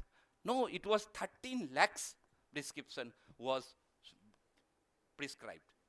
Why this molecule is so much important throughout the year? Because it is the weight reduction, appetite regulation, as I told you. Then it is the hunger, energy, food craving. These are the common cause of that. There is a complex pathway why someone become obesity. It is an enigma. But the solution is that we have to maintain this pathway. GLP is one pathway for that. So inhibition of satiety center, hunger center, always is the solution. So what happens to that beneficial effect of GLP in the Vietnam? There are so many trials. Pioneer 1, 2, 3, 4, 5, 6. So many trials of the Pioneer was done throughout the world. Among them, Pioneer 6 was related to your mostly particularly for the related to the cardiovascular benefit of the semaglutide. Mostly GLP is the impact on the second factor is the nephrotoxic, CKD. What is the definition of CKD? It has a revolutionized change in the definition of CKD. Any patient having the GFR less than 60 for 3 months is labeled as a CKD. Not that urea creatinine and everything raised, then you are labeling at that. That's why the change in the neuroprotective action on particularly for the all type of this metabolic and changes is the important for that. So systemic inflammation, particularly the mediators of the all type of GLP-1 inhibitor and changes the endorsement of this. So how to take the semaglutide? In the whole world, it was available in the injectable form. But now the one question will arise, it is the peptide, then why you will taking from the GI route? The solution was that the technology was known as SNAC technology, SNACs technology. And that is the oral enhancer technology for that. So SNAC technology was used for oral, and then it was come as a semaglutide in oral form. Most of the Indian, we all agree that we are very much afraid of taking the injection, and particularly if it is a repetitively throughout the years, throughout the month, definitely it is a painful process. So the semaglutide was the same polypeptide with the some change, and it was formed, different trial was done, and trial was Pioneer, and Pioneer 6, 7, 8 was given the full proof of the particularly the benefit of the significant reduction, not only in the HB1 glucocentric, but also in the weight reduction. This is our two main target for the benefit of the long term this. So CKM, this again I'm saying the RAALMCON, whole world is going to face for this. There how to semaglutide is going to benefit through the reduction of the, not only the complication of the mess, but also the reducing the atherosclerotic myocardial diseases through the 16% death in diabetes and 11% for the myocardial infarction of this. So it will not improve LDL, all the cholesterol, all the benefit of the semaglutide of this. There are some more similar drugs came at the same time, very interesting drug like Finrenone. We all have MRA antagonist, and empagliflozin is a very, very effective drug for that. But the SEMA have a benefit over some group of in the Pioneer 6 of 6. So it is not only the designing of the old system of that, but the early regression of the target organ damage is the most important CKD changes for that. Now what is the important for the SOUL trial? I will like you the evidence, what is the evidence for the SOUL trial? SOUL trial particularly for the 14% reduction in the MACE. And after this report, it was almost equivalent to all other trials, 6 trials which have gone through this oral semaglutide have all component in the myth reduction with particularly for this. So starting from the empagliflozin, from the IMPARAGE, Canvas, Leader, Rewind, and then SOUL. SOUL have a very benefit for significant 14 for that. Rewind trial, particularly dulaglutide, which was given once weekly. Leader trial, with we all know that liraglutide was a benefit for that IMPARAGE with this particularly for the empagliflozin. So, ladies and gentlemen, what is the practical consideration? How to take the semaglutide? It is in the tablet form. So it is started from the 3 milligram tablet with the half empty stomach with the 100 cc of water, because the technology was a snack technology. Otherwise, if you are taking 9 AM with the food, it is not going to work with that. So we have to properly train them and to the 3 milligram, then train them for the 1 month, and then you have to go for the 7 and then 14. This is the tradition for technology for the how to give the for 1 month, 2 month dose escalation, and further it is in the increasing of the what is the particularly for the elderly patient, what is the side effect? Why exenatide? Again, I am coming back to 2005 era, was rejected by that. Most common complication was the nausea. It was a nauseating drugs. So that was combat through the snack technology with the events of that, and gradual upset of the titration of the patient for that.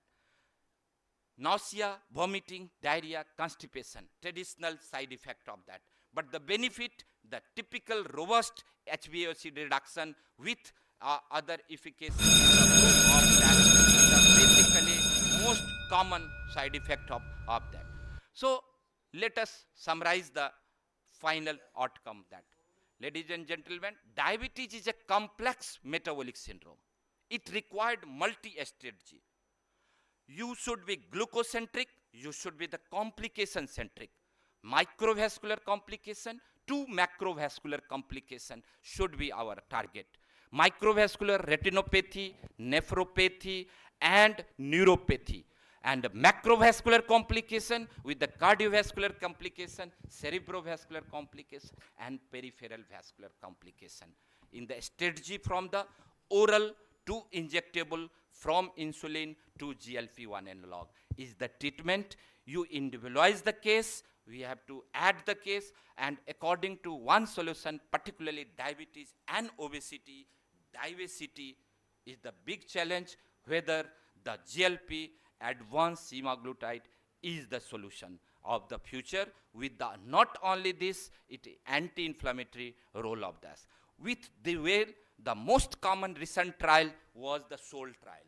And SOUL trial, we are recommending with the 14% adverse recant of this. Diabetes, commonest cause of death in diabetes is the cardiac patient. 60% of diabetes die due to cardiac complication. So we, as a cardiologist, always tell diabetes is coronary equivalent. So whenever you are seeing the diabetes, don't think as a simple glucocentric. You have to look for the complication, TOD, and all the various part of their complication of that. And how to stop the complication, how to prolong the diabetes life. One diabetes can very easily live with dignity up to 40 to 50 years of that. There are many diabetes terminology are coming. Diabetes was there, diabetes is there, diabetes will there. With this, I am stopping. Thank you for and welcome for any questions. Thank you, sir. Sir, this semaglutide is a cardioprotective. Whether it is cardioprotection is by direct best control of diabetes or any action directly on the heart is there? Yeah, the diabetes particularly, it is the atherosclerotic preventing that. As an anti-inflammatory, all the data are showing it is the reduction of the anti-inflammatory. I have shown in one, it is it reducing all the markers of the 4 times less than this. So it is involving particularly for the complication of the atherosclerotic early diseases, and in secondary prevention also, once all attack, it will reduce the both sides. Yeah, thank you. Normal, very good questions that how much weight reduction we are expecting. Up to 10 kg, up to, you know, the most celebrity who are used the semaglutide, nothing less than Elon Musk, richest man on the planet. And he has lost more than 20 kg. After Elon Musk, he discovered publicly, I was using semaglutide injectable form. The whole world was trying to think. And that's why the highest prescription for all the injectable form in India is not yet available. We are having available in the form of tablet. And we are using a selective use with add-on drugs. It is not a isolated mono drugs. We are using in obesity with early CKD prevention, and early we are using for the complication of CKM. Because whole thing concept is that, again I am repeating, it is not heroism that you are treating a terminally ill patient and showing it. It is a heroism lies that we will not allow you to go in that terminal stage for that. So right now the cost is very much. Any possibility of cost is coming down shortly? Definitely, it is a 40-50 rupees, under 100 rupees per tablet is not a very costly, but definitely the first 5 years remains the same, next 5 years, but after then generic is coming. Similarly, when we started with SGL2, it was 25-30 rupees, and nowadays we are purchasing with 3 rupees only. So the cost, and in the complication and morbidity and mortality, both reduction, you will think how much it will be helpful. Particularly government institute, we are lucky that we are able to serve the continuous for that. And one question, sir was asking, how many years? Answer is that first 1 to 2 years you continue, but after reduction, again weight was regaining. So your answer was 10 kg, up to 10 kg was reduction, but the regaining of the weight is possible. So how to that? Good lifestyle care with other adjuvant drug and with definitely reduce the pain. Again, the organ is adipose tissue. Adipose tissue, we are neglected them, but it is the era of all of us, and particularly postgraduate and young doctors, they should study more and more on adipose tissue, and this adiposity is common in for human civilization. Thank you, sir. Thank you. Good presentation. When I was discussing with Jaz sir, I heard one good news that Central Hospital Garden Ridge is getting cath lab.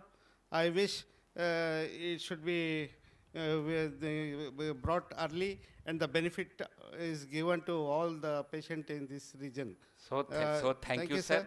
All my administrator, our general manager, DG sir, last time also, himself committed, but definitely not if today, tomorrow, day after tomorrow, over marrow, we will get, ek din honge hum kamyab. Thank you, sir, thank you.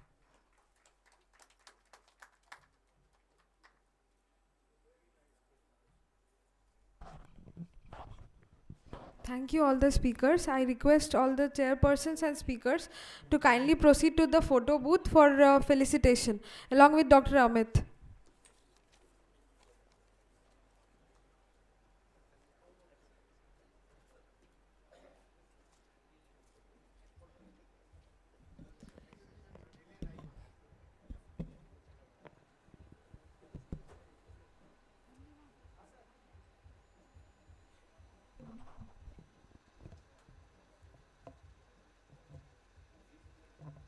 For the next session, I invite Dr. Krishna Das ma'am, Chief Specialist Physician, Southeastern Railway, Dr. Samapika Chatterjee, ACHD Gynae, Dr. Divya Agrawal, ACHD ENT, Northern Railway, and Dr. KK Malik sir, ex-Chief Physician, Garden Ridge.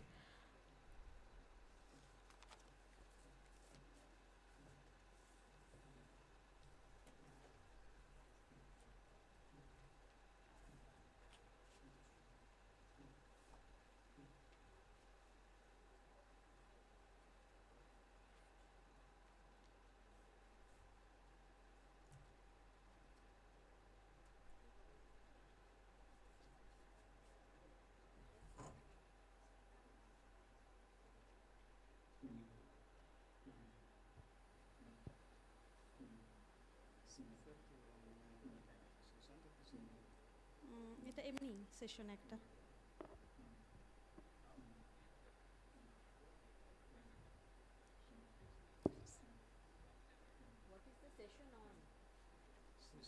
সেশনের কোনো নাম নেই topic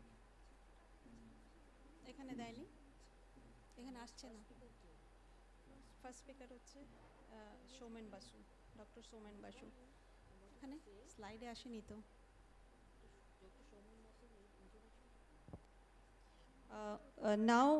Good afternoon. Now the speaker is Dr. Shomen Basu, radiotherapy in head and neck cancer.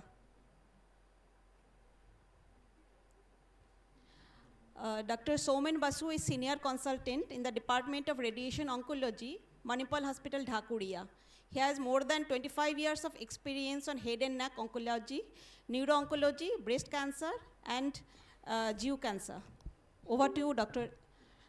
Basu.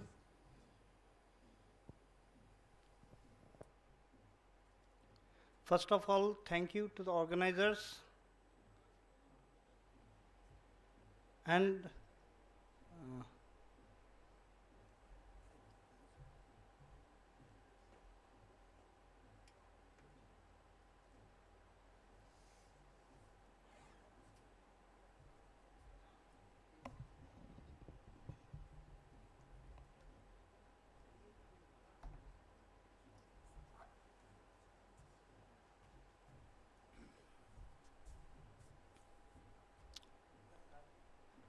ये नहीं भाई.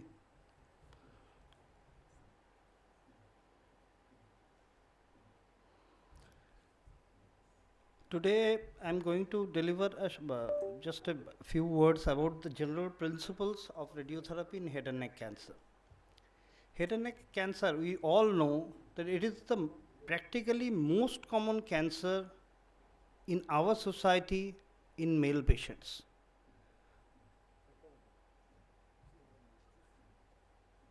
What is head and neck cancer?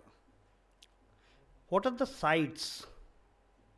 So, from nasopharynx, oropharynx, hypopharynx, oral cavity, larynx, these are the sites, and paranasal sinuses.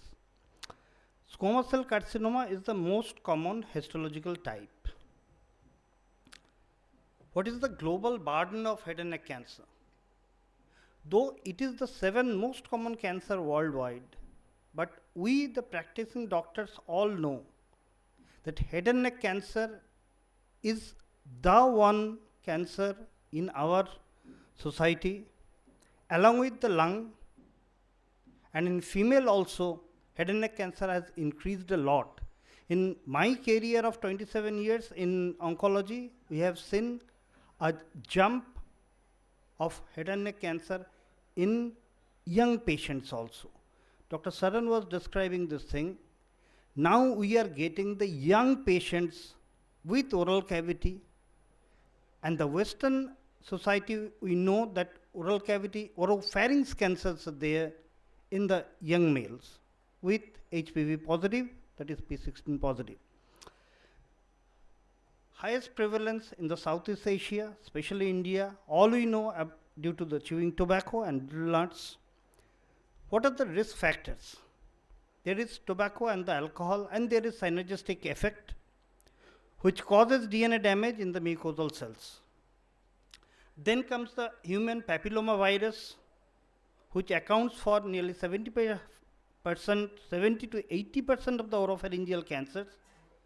Though this kind of cancers has got better prognosis due to higher radiation sensitivity, and definitely it works very well. And there are some general and environmental factors are there, like poor oral hygiene, occupational exposure, and prior radiation.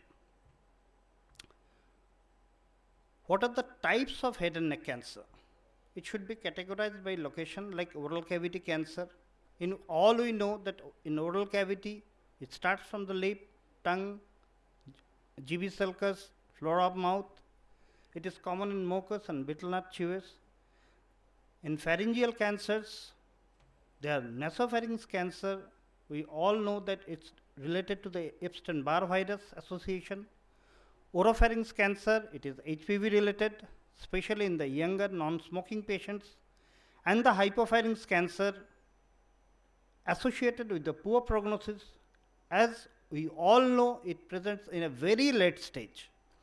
But laryngeal cancer, mostly the glottic cancers, has the high base prognosis due to early voice change leading to early detection. The sinonasal cancers, it's rare but very aggressive, often requiring multimodal therapy. We always do a multidisciplinary tumor board where we radiation oncologists, medical oncologists, surgical oncologists, pathologists, and nuclear medicine specialist, radiologist, speech and swallow therapist, along with the psychologist and nutritionist, all we sit together and discuss regarding a case before starting any treatment. What are the general management of head and neck cancers? Our aim, first aim, highest locoregional control.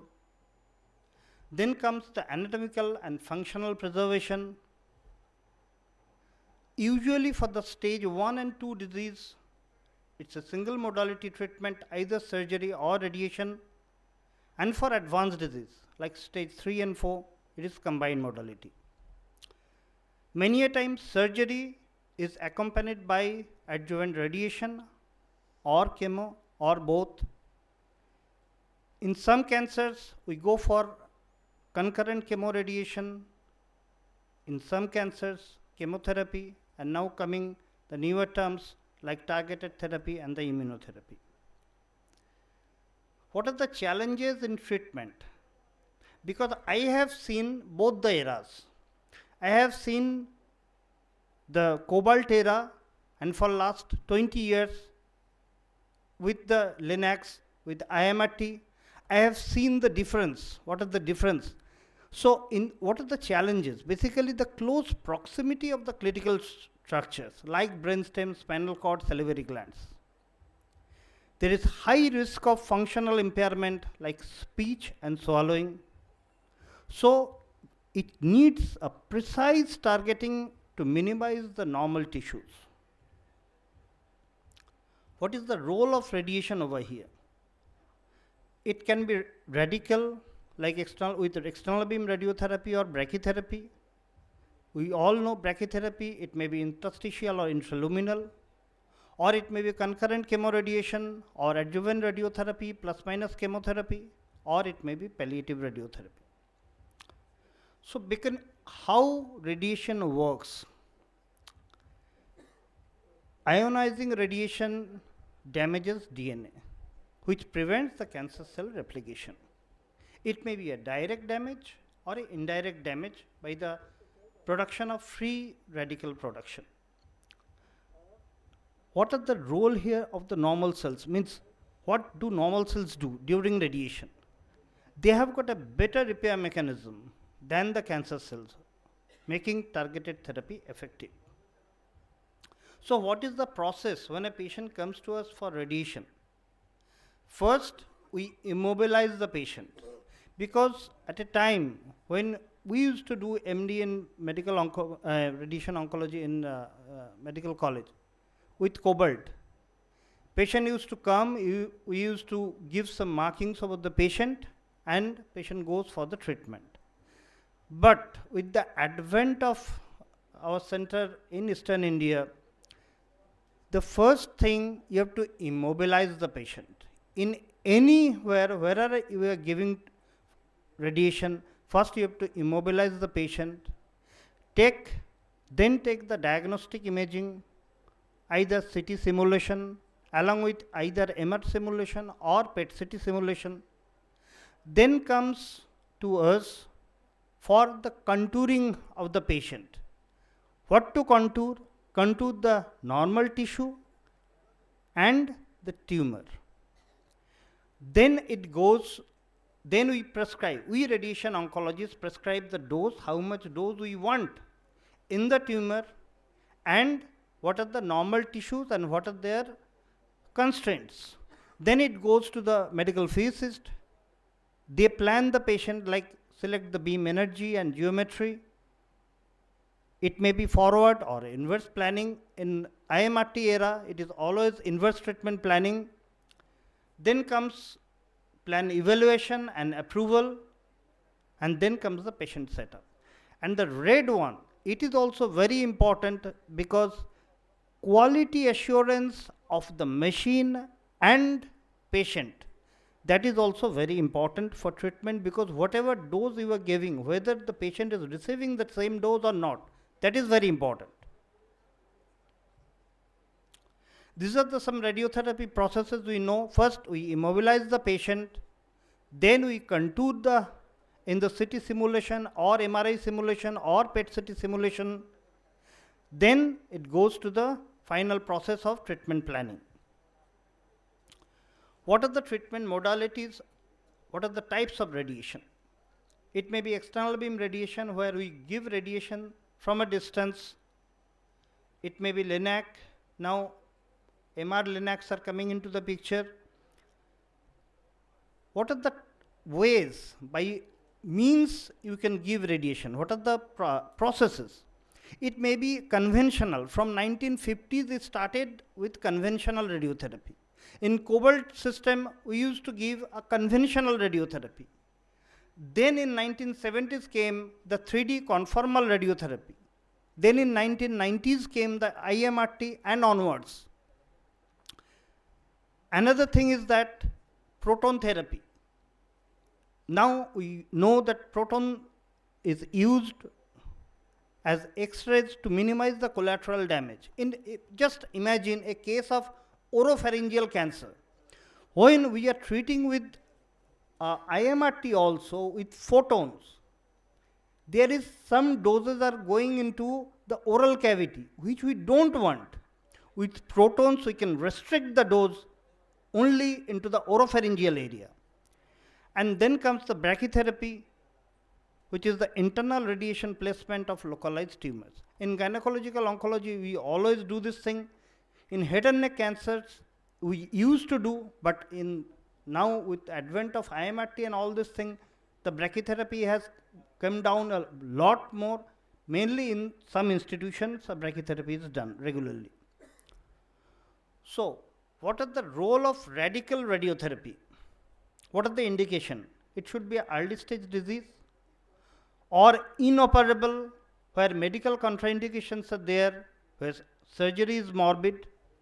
It may be a combination of external beam radiotherapy and brachytherapy, or external beam radiotherapy alone, or radical brachytherapy. What are the fractionation schedules? When we started giving radiation in cobalt, it's basically either 15, 25, 16, 20, 30. It kind of means it's a conventional fractionation, where the conventional fraction per day dose is 1.8 to 2 gray per fractions over 6 to 7 weeks. But there are some trials going on for say 4 or 5 decades. The hyperfractionation trials are going on. It is more frequent, smaller dose, means 1.5 gray we are giving doses to improve the effectiveness. And then came the accelerated fractionation, means we are giving the same dose but as quickly as possible, so that there is chance of tumor repopulation is less. And what is adaptive radiotherapy? We all know during treatment, the patient presented to us with a large nodal mass. After giving say 40 gray, the mass has reduced a lot. So should we continue in the same way, or we'll do a re-CT simulation and plan accordingly? That is called adaptive radiotherapy. What are the conformal radiotherapy? There are two things: conformal shaping and the conformal avoidance. When there is enhanced conformation allows for greater doses of radiation to reach the target volume, we call it conformal shaping. And while minimizing the dose to deliver it to surrounding normal tissue, it is called conformal avoidance. This is some pictures of conformal radiotherapy. We can see from here the dose distribution, there is no dip basically. It's all same. But here, improving, what are the ways to improve the efficacy of irradiation? It should be a physical dose escalation or biological dose escalation. How to increase the physical dose? Better target definition and delineation, better radiation delivery, and biological dose escalation through altered fractionation scheme, radiation and chemo, selective tumor sensitization, bioreductive drugs, or EGFR inhibitors.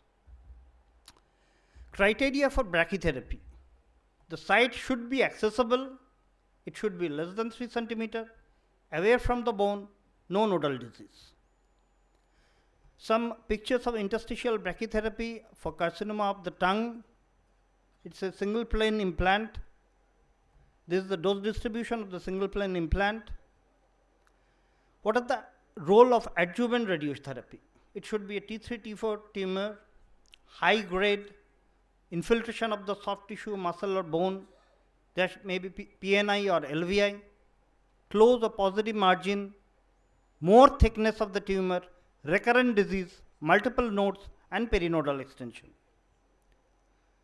What is palliative radiotherapy? Because many of our patients come in a very advanced stage. The symptoms may be bleeding, fungation, pain. What may be the volume? The gross disease, which we call it the GTV, gross tumor volume, with a very minimum margin. Dose is usually 8 grain single fraction, 20 grain 5 fraction, or 30 grain 10 fraction. What are the acute side effects of radiotherapy? We all know mucositis, dysphagia, xerostomia, skin irritation or peeling. Late fibrosis, osteoradionecrosis of bone and secondary malignancies. Management strategies of side effect: hydration, pain management, dietary modification, physical therapy for muscle stiffness, and newer radiation technique to reduce exposure to the healthy tissue. What are the recent advances? After IMRT came image-guided radiation, where we use real-time imaging to adjust the radiation fields, SBRT, where high dose per fraction is given in fewer sessions, and combination of immunotherapy and radiation. Conclusion: radiation still date also remains a cornerstone in head and neck cancer. Newer techniques are improving precision and reducing side effects. Multidisciplinary care enhances patient outcomes. Thank you all. Thank you, sir, for this elaborative talk from cobalt to proton therapy.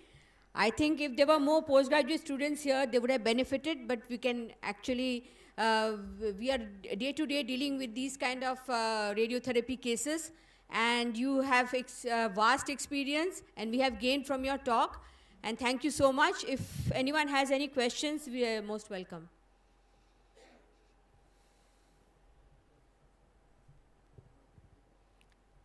Thank you, sir. Okay, thank you.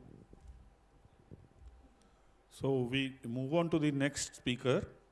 The next session is on interactive session on parotid tumors, which will be delivered by Professor Devobrata Das. So Professor Devobrata Das is an associate professor of RAALMCON Medical College, and he is a visiting consultant in Apollo and Ruby General Hospital. So he will be talking on parotid tumors. Professor Das, please.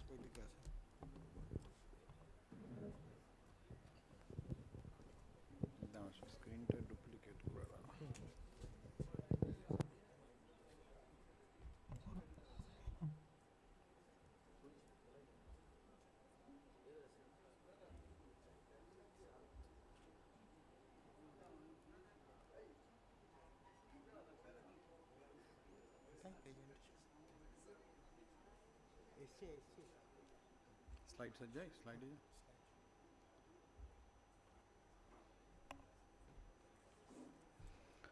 So very good evening. So it's an extensive session, I guess, since morning, and my topic of discussion is regarding the parotid surgery. There are, despite the lack of audience in the auditorium, I can see plenty of PNT surgeons. Dalmia sir is there. So, so to make it interactive, I want their participation. So, prior going into the typical parotid surgery, my topic of presentation is something unusual ones. And before going into the discussion of the unusual case scenarios, just a few glimpses of the usual surgery that we usually do in a regular parotid surgery. That is a modified Blair's kind of incision been made, the skin flap been elevated in a smash plane, then a few minutes to be spent on the great auricular, preserving the anterior posterior division and sacrificing the anterior division so that the sensory to the auricle is preserved. Sensory sensation to the auricle is preserved. That is very important, particularly in the females, because they need to have the sensation of the earrings. And in males as well, because during shaving they also have the tactile sensation of the shaver so that they can feel. So this is the area of importance that one should look for. After that, we went for the technique of convergence. And I should say that after how many parotid you do in your lifetime, everyone, even after the centurieth parotidectomy he did or he must take these photographs of the nerve distribution, retromandibular vein below that. And the idea of identification is the technique of convergence that I was saying, is the tympanomastoid suture or the tracheal pointer and the posterior belly of the digastric. And in most of the time, I should say in 99% of cases, we are fine, we can able to detect the nerve trunk. And after tracing it forward, so we trace it, and along the distribution, we trace and preserve the branches. So just few, this is a case of total conservative paroidectomy that you all know. This is, you can see the total parotid has been removed, and this is a case of low grade mucoepidermoids here, so we had to address the neck as well. So this is another scenario in a parotid surgery. This is a bit radical approach, the radical paroidectomy, sorry. So this was the total conservative. This was the radical one. This is a high-grade mucoepidermoid CA. We had to sacrifice the lower division of the trunk. So that is the post-operative outcome. But my topic of discussion is not these usual ones. My topic of discussion is about some unusual parotid tumors with unusual extensions. So this is a parotid tumor. See the extension to the parapharyngeal space. So this is a parotid tumor with a deep parapharyngeal extension, and after elevating the flap, we discovered the tumor is lying deep to the facial nerve. So now my question to the audience, Jana sir, what will you do? Finding the tumor below the nerve trunk, will you going to trace the nerve branches as we do in conventional paroidectomy, or will you remove the deep lobe tumor? No, we always shape the facial nerve in any way in case of paroidectomy. Agreed. Yes. We have you see that we have identified the facial nerve trunk, and after identifying the facial nerve trunk, we found that the tumor is below the facial nerve trunk. In spite of seeing that, will you go for tracing the branches, or will you remove the tumor only from the deep lobe? Tracing the branch is required. Tracing the branches is required. You have to shape this branch also. Any opinion, any different kind of opinion? I think Ambli is thinking something.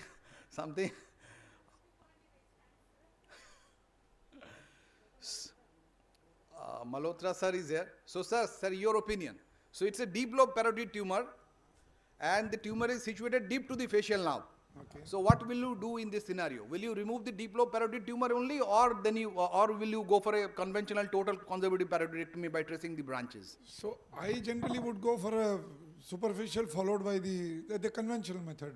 Okay. Superficial, separate the branches from the deep lobe and then take the deep lobe from inside. So do the full one. So this is after removal of the tumor. What we did, our team did is, after seeing that the superficial lobe is completely uninvolved by the tumor, we just removed the deep lobe tumor. We haven't touched the superficial lobe, didn't trace the branches. We removed the total tumor from the deep lobe. This was, I was teaching my students. This is the, by seeing that the tumor is inferior to the main trunk of the facial nerve, to avoid traction over the upper trunk, that is the branch responsible for the eye closure. So additional maneuvers to deliver the tumor is the division of the digastric and division of the stylohyoid. These are the additional maneuvers one should do to have a wide exposure below the nerve trunk, so that you can deliver the tumor.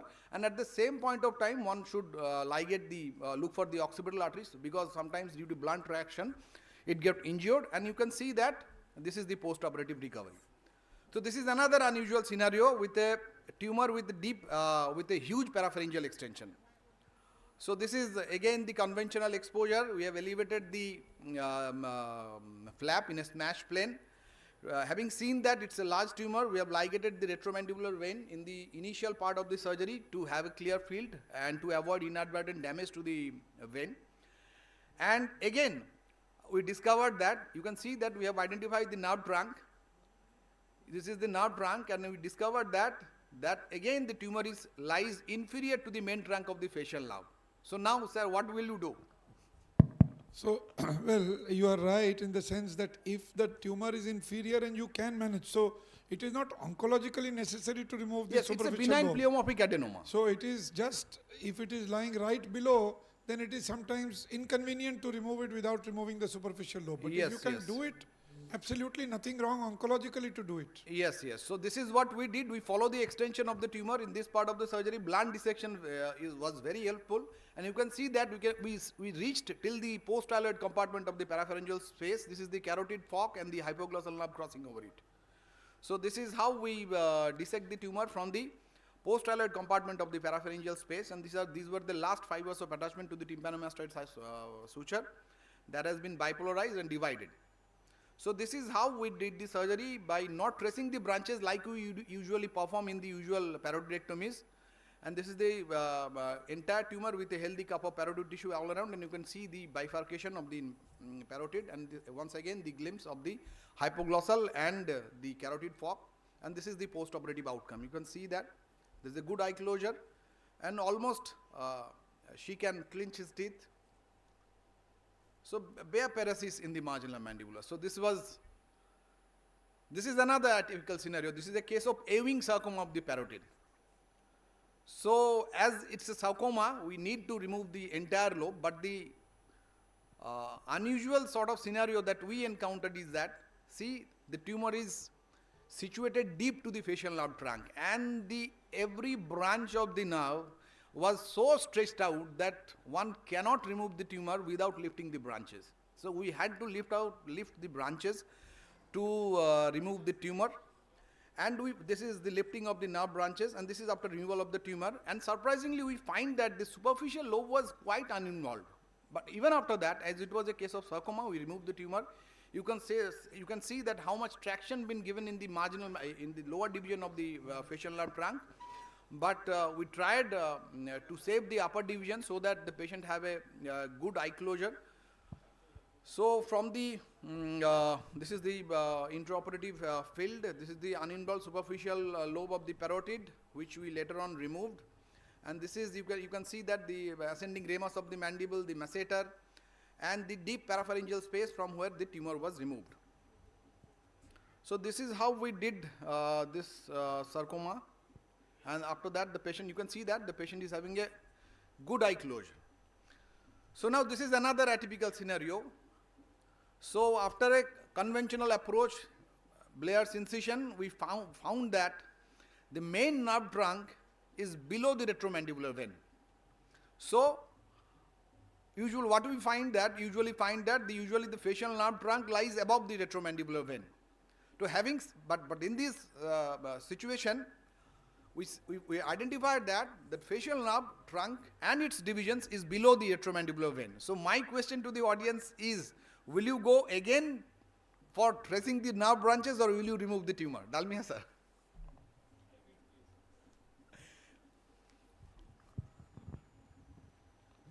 Actually, saving facial nerve is not at the level of trunk only. We have to go up to the periphery also. Okay. So that is the region it is always safer to trace up to the periphery. Even after seeing that it's deep to the retromandibular vein, and it is deep to the tumor margins. It's way deep to the tumor. Yes, in spite of that, it is safer to dissect than excise the tumor. If you are sure enough, and on table you can decide all these things. Okay, but our team again did a bit conservative approach.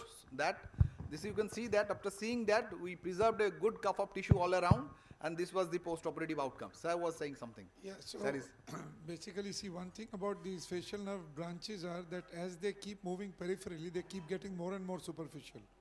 So, I mean, if you can get a margin by seeing them, it's fine. Otherwise, Right, you are. But every point of time, but my point is, care should be taken at every point of time to see the nerve branches, whether you have encountered. But if you can avoid the nerve, tracing the branches, and you are way away from the tumor, from the branches, you can get away without tracing the branches. But we do get this sometimes. Not, as you rightly said, it is not common, but sometimes we do get the facial, the venous plane above the superficial. And sometimes I have got another scenario that lower branch going deep to the facial, deep to the retromandibular, and the upper division lies superficial to the retromandibular. So there are variations. There are so many variations. Yes, so my teaching is just see and keep cutting. Keep seeing, keep cutting. Book is there, but keep seeing and keep cutting. But more and more you trace the branches, there will be more neuropraxic damage to the nerves. My point is about to save the nerves with its intact physiology. So this is the scenario. This is the post-operative outcome. You can see almost all the branches are intact, having a good buccinator and all that. So next case is again an unusual one. This is a case of parotid hemangioma. and is an extension almost in all the compartments of the neck, to the parapharyngeal space, to the submandibular space, to the submental space, everywhere the tumor, the hemangiomatous lesion were there. So we have given a bit of modification of the modified Blair incision. This is the exposure. We have ligated the facial artery. This was the exposure. This is the identification of the facial nerve trunk. And we have dissected out the tumor from all the compartments, from the 1A, 1B, the parapharyngeal space. And after identifying the nerve trunk, we identified that the lower division of the nerve was infiltrated by the hemangioma. So it was quite impossible to preserve the inferior division. So we have sacrificed it, and this was the tumor removal being done. We have preserved the upper trunk with its branches, and this is the post-operative outcome. So he is having a good eye closure, but at the same time, as we have sacrificed the lower division, the marginal paresis was there. So the take-home message of the presentation is that every time you will not be able to preserve the facial nerve branches with its entirety, but each and every cases should be taken as a tailor-made fashion, so that you can have an optimized nerve outcome after the surgery. That's it. Thank you.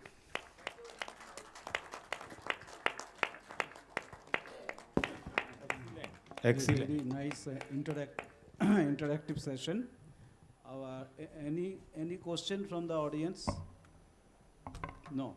Okay. Our next topic is by Dr. A.K. Malhotra. Revolution in HER2 plus breast cancer treatment. Dr. Malhotra, please.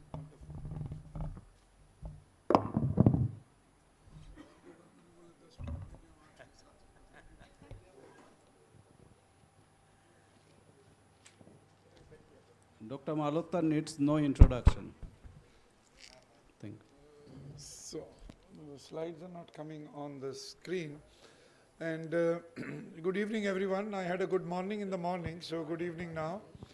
And I think we are running short of time, so I need to do something very differently in order to, have the inauguration and the cultural program on time.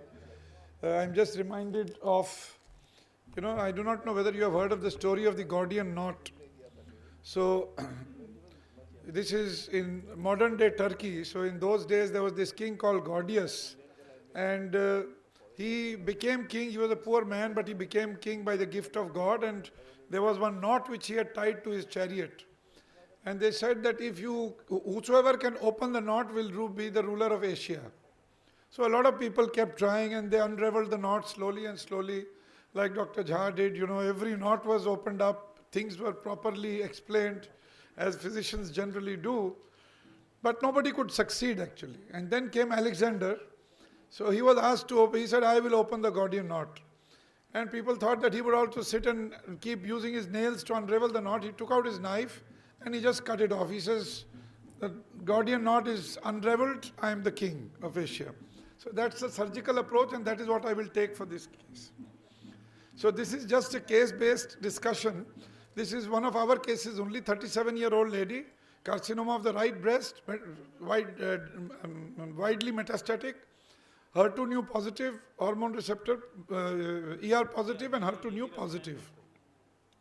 Now these were the various tests which were ordered, and as you can see, she was strongly ER/PR positive, but also HER2 new 3+. These are the USG and FNAC reports. Now this is the PET scan. As you can see, there are multiple lesions in the iliac bone, the sacrum, the sternum, the left 8th rib, the D8 vertebra, reference. So there are multiple metastatic lesions. She's 37 years old. She's from Kharagpur, I think you know that. And so an MDT was done, and the medical oncologist, myself, etc., we got together and we planned her on pertuzumab and trastuzumab along with docetaxel and carboplatin. The first cycle was initiated on the 26th of April 24, and she was planned for a review after 6 cycles.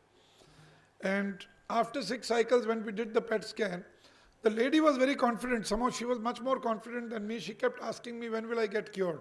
Why don't you say that you will get cured? And obviously for a metastatic CA breast, I cannot say that.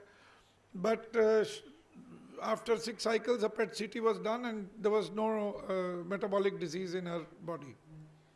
No cancer there. So these are just, and currently she is on FESGO maintenance. Now there are only 2-3 points I would like to mention. This is the era of targeted cancer treatment.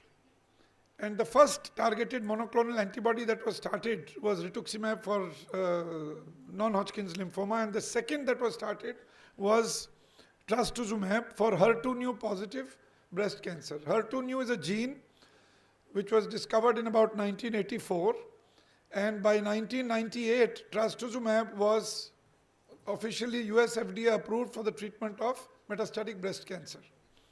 Subsequently, many other anti-HER2/neu therapies also came in, like pertuzumab, lapatinib, tucatinib, and many others.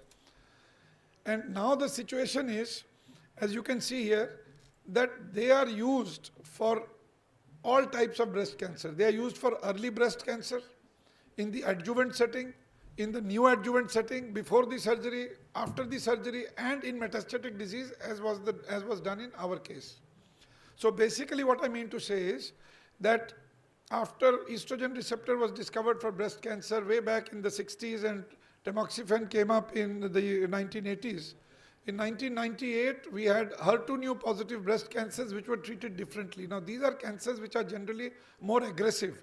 They metastasize to the brain and they have a poorer prognosis. But when we use anti-HER2/neu therapy, then the prognosis becomes that of just another cancer, another breast cancer, and not the HER2/neu positive bad prognosis cases. So these are the different trials which basically suggest that it can be used prior to surgery in large tumors where we want to shrink them before surgery. They can be used after surgery to prevent recurrence, and they can be used in metastatic disease. They are indicated in all forms of breast cancer. And there are these various trials in different settings. Now, one of the reasons for the talk is that now trastuzumab and pertuzumab both are being used intravenously. The problem with this is that in metastatic setting they are used for years together sometimes, as long as the patient is responding. Even in the adjuvant or neoadjuvant setting, this is used for at least 1 year. So 17 cycles are given. They are used for 1 year. The problem in breast cancer patients is we can use only one arm. We cannot use the other arm because the axillary dissection has already been done, so we don't use that arm. So one arm to give chemotherapy for 17 cycles is not a joke. So we have to necessarily, in our hospital, we put in either a chemoport or nowadays we generally put in a PICC line. Now the PICC line has to remain in position for about 1 year for these patients at least. So that is a problem. It's a central line, it is associated with central line related problems. Sometimes, not very commonly, but sometimes you do get thrombosis and lymphedema, etc. And therefore, they have come out with this novel preparation whereby both pertuzumab and trastuzumab have been combined into a subcutaneous preparation. And they are given in the thigh over a period of about 5 minutes instead of about 3 to 4 hours, as is the case with the intravenous preparation. So in an intravenous preparation, the patient comes and stays for the entire day. In the subcutaneous preparation, you will come and then go away after maybe another 1 or 2 hours. And the results in various settings have been proven to be the same. So basically, this is a new concept which is evolving, that instead of giving these long-term intravenous therapies through PICC lines and chemoports, if they can be, with the help of hyaluronidase, they can be combined and made into subcutaneous infusions, then the thing is that it is much more convenient for the patient.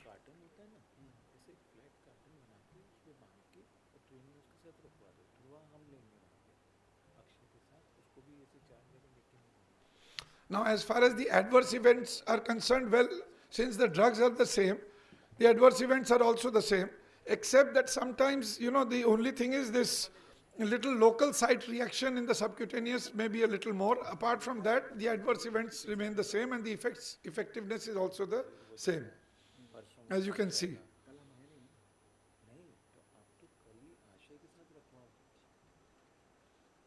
One of the important things about using anti-Hertenio blockade is cardiac safety, but even that was found to be the same whether you use it subcutaneously or whether you use it intravenously.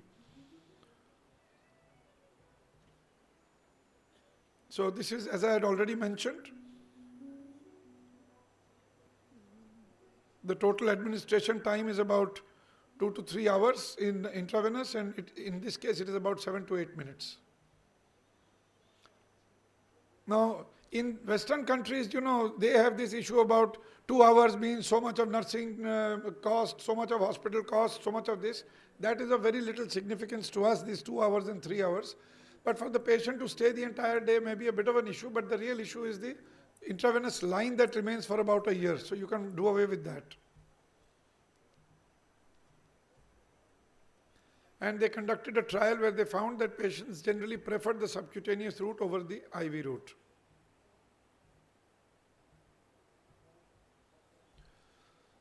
So basically what I wanted to say was that HER2/neu is a bad form of breast cancer. The role particularly of trastuzumab and other therapies like pertuzumab and other drugs has kind of evened out this aggressive form of breast cancer into a more usual form of breast cancer. Trastuzumab, pertuzumab are indicated in all settings of breast cancer, before surgery, after surgery, and even in the metastatic setting. And now a subcutaneous preparation is available which avoids the use of central line for about at least a year in most cases, if not more. So this is just the take-home message. I think I'm well within time, Dr. Verma. Thank you, sir. It was such an honor to hear you speak, because I have worked with sir for over maybe 26, 27 years, and sir's fingers it's like, I don't know, it's like an endoscope or something which you can just feel, and sir, it's a pleasure to watch, sir. Everyone knows that. And to hear from him at the fag end of the day, it was such a pleasure. Thank you so much, sir. Anyone has any questions? So the sir's passion for oncosurgery is such that he was posted in the railway board for 2 years, and for 2 years any oncosurgery cases we would ring him up, and he would, amongst his busy duties in railway board, on his administrative duties, he would come to help us and do the surgeries. Thank you so much, sir. Thank you for all those kind words. And thank you, sir. Thank you. Now, all of you who were here from yesterday and today must have witnessed our young, energetic, beautiful Dr. Ambali Sahadevan, who has been, she has taken an active part in organizing this conference today, and she's part of the ENT team under Dr. Verma, and a part of the team, and she's going to speak on the journey of ENT and Central Hospital from torch lighting to the cutting-edge technologies. Dr. Ambali, the stage is yours, and we are really looking forward to hearing from you. Thank you, ma'am, for that nice introduction. I think I'm not worth for that. Anyway, good evening, everyone. It's an honor to stand before you today to take you to this remarkable journey of Department of ENT, Central Hospital.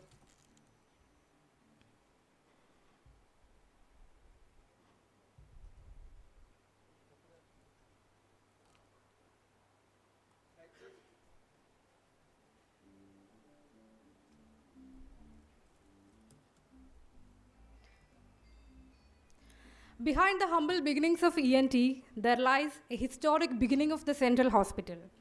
Our story begins back to 19th January 1904, when a small medical unit was established under the leadership of Dr. Arthur Martin Leake, the first Chief Medical Officer of Bengal Nagpur Railway. Fast forward to 1949, a new chapter unfolded under the stewardship of Dr. P.N. Gokhale, the first Indian CMO, in 1949. He envisioned a fully equipped hospital, and the Sonia Bapu dispensary was converted to a 12-bedded hospital with all the facilities, including X-rays, in 1951. However, it was briefly interrupted in 1952 with the hospital as it was closed following the formation of Eastern Railway. But as the history has shown, resilience and the vision always paved the way forward.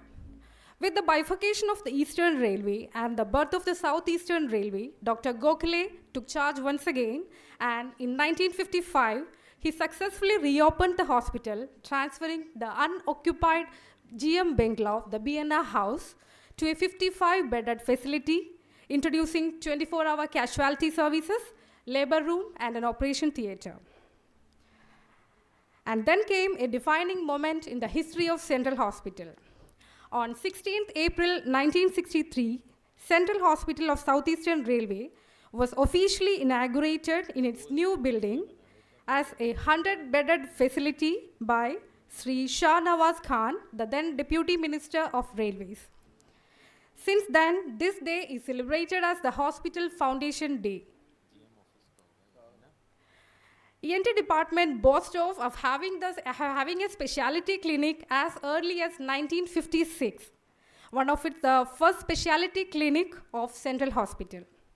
Even though the beginning was very humble, Dr. Parameshwar Dayal, AMO ENT, was deputed for training in Canada in 1962. He introduced the microscope, and he's one of pioneers of the ENT microscopic surgery like tympanoplasty and stapedectomy. And he was further trained in UK and came back and further nurtured the department. He was the secretary of the AOI West Bengal in 1970.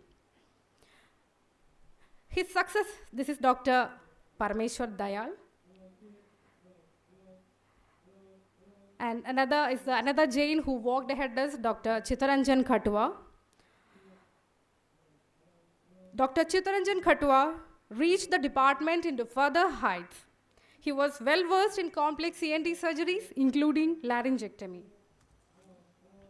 A major milestone was introduction of cochlear implantation by Dr. K.P. Verma in 2012.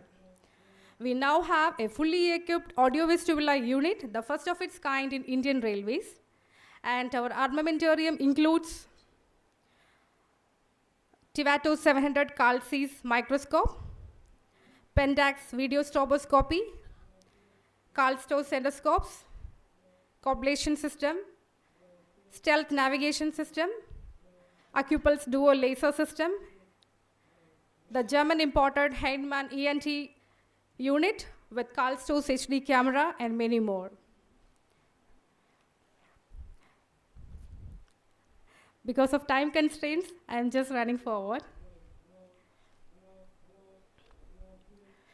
Beyond the technology, we pride ourselves as a patient-friend approach. This journey of growth and excellence will not be possible without the help of the administration and our interdepartmental collaboration, especially radiology, anesthesiology, cardiology, and the OT staffs, and other supporting medical staffs, and above all, the patients who trust upon us. I extend special gratitude to the senior ENT surgeons who walked in front of us. To conclude, the evolution of ENT department is a reflection of the Central Hospital's broader journey, and from its humble beginning to becoming a beacon of health excellence. Thank you. Thank you, Ambili, for taking us through the journey starting from 1904 till 2025, and the ENT department, which was started in 1956 with Dr. Parameshwar Dayal, followed by Dr.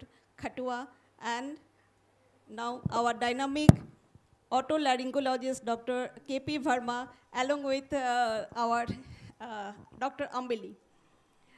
I thank you again for your dynamic contribution to the department. I wish you continue with the Dr. K.P. Verma's legacy again and again for future. Thank you. I just want to make one just 30-second comment. So this hospital has a history, as she has suggested, of a very long legacy of very good ENT work.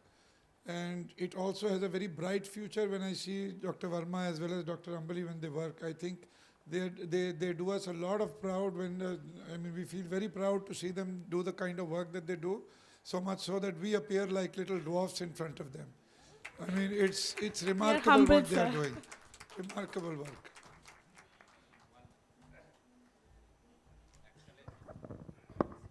Very good evening. And Dr. Dayal, I remember Dr. Tripathi, one cardiologist was there. He told me, have you heard the name of Dayal? Because he organized one very big conference of ENT in 1970s, what you have shown in 74, 75. But beside this, you forgotten to enter one more, our ENT, especially Dr. Premanand Nayak, who took the legacy in 90s to up to 2012 before Dr. Burma. So you collect your photographs and include his name. He was 20 years, although in that time our department was not updated, but the continuing the legacy for that, Premanand Nayak was also, you include his name from 95 to 12. And then when he retired, 1 year Hausajan was there, then we brought Burma, and Burma is the dynamic dynamo. Thank you. Huh? Thank you.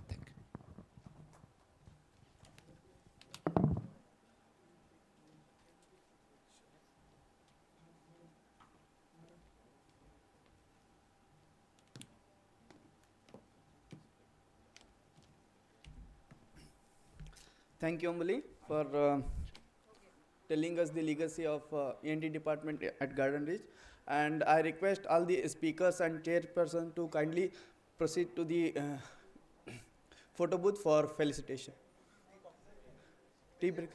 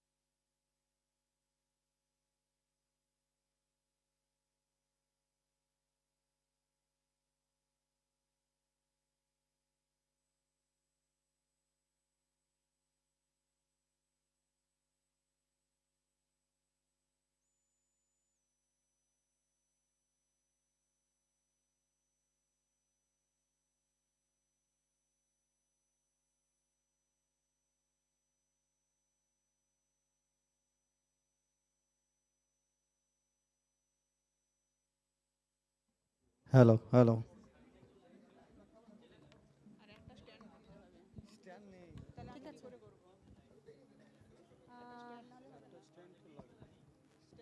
Stand যখন নেই কেউ একজন দাঁড়িয়ে দেয়, দাঁড়ালেই হবে, কেউ একজন দাঁড়িয়ে ধরতে হবে। বললে আমরা ধরুন সেটআপ নিয়ে আসলাম, আমাদের কিছু কিছুই বলেনি।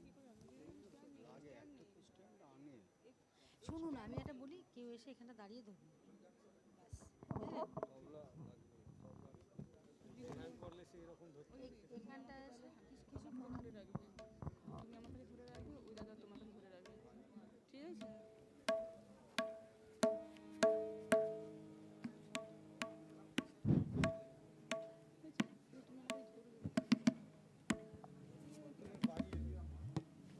একটা স্ট্যান্ড নিয়ে থাকবে না?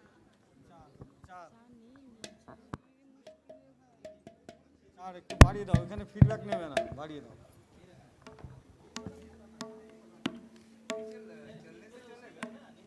ঠিক আছে, বাড়িয়ে দেবে। এটা এটা এটা Hello, testing. Hello, check.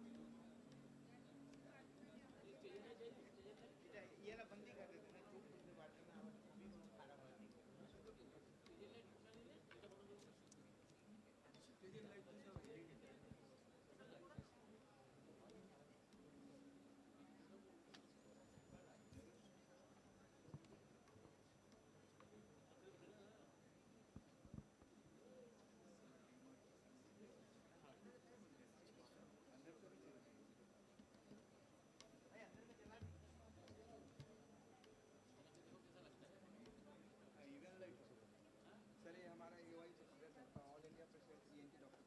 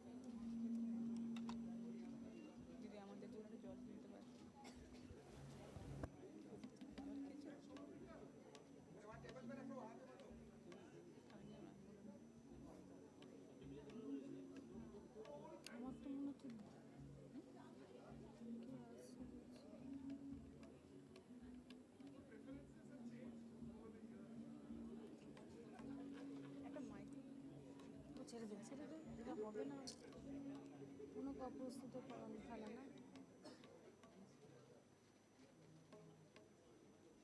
এগুলো আগে থেকে জিজ্ঞেস করে অনুমতি দিয়ে পরে আমরা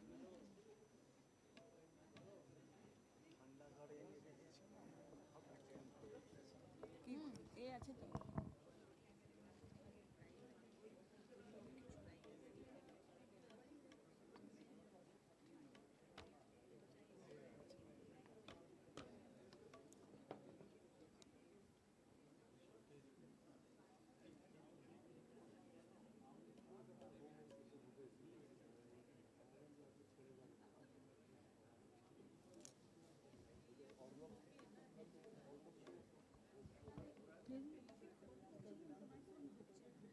হবে না তো ফোন ওখানে সাইলেন্ট করেছে টেবিলটা আমি আনতে বললাম ওরা বললো না দুটো না দিদি এখানে কোনো নাহলে টেবিল না পিসিএম দিয়েছে শাড়িটা খুব ভালো লাগছে ভালো লাগছে দিদি খুবই সুন্দর এর সঙ্গে মানে এটা ভেতর দিকে ভালো ঢুকিয়ে দিই ব্ল্যাকটা একটু ভেতর দিকে ঢুকিয়ে আজকে সকালে 7টায় না ব্যাগ না ব্ল্যাক সকালে 7টায় এসেছি ভালো লাগছে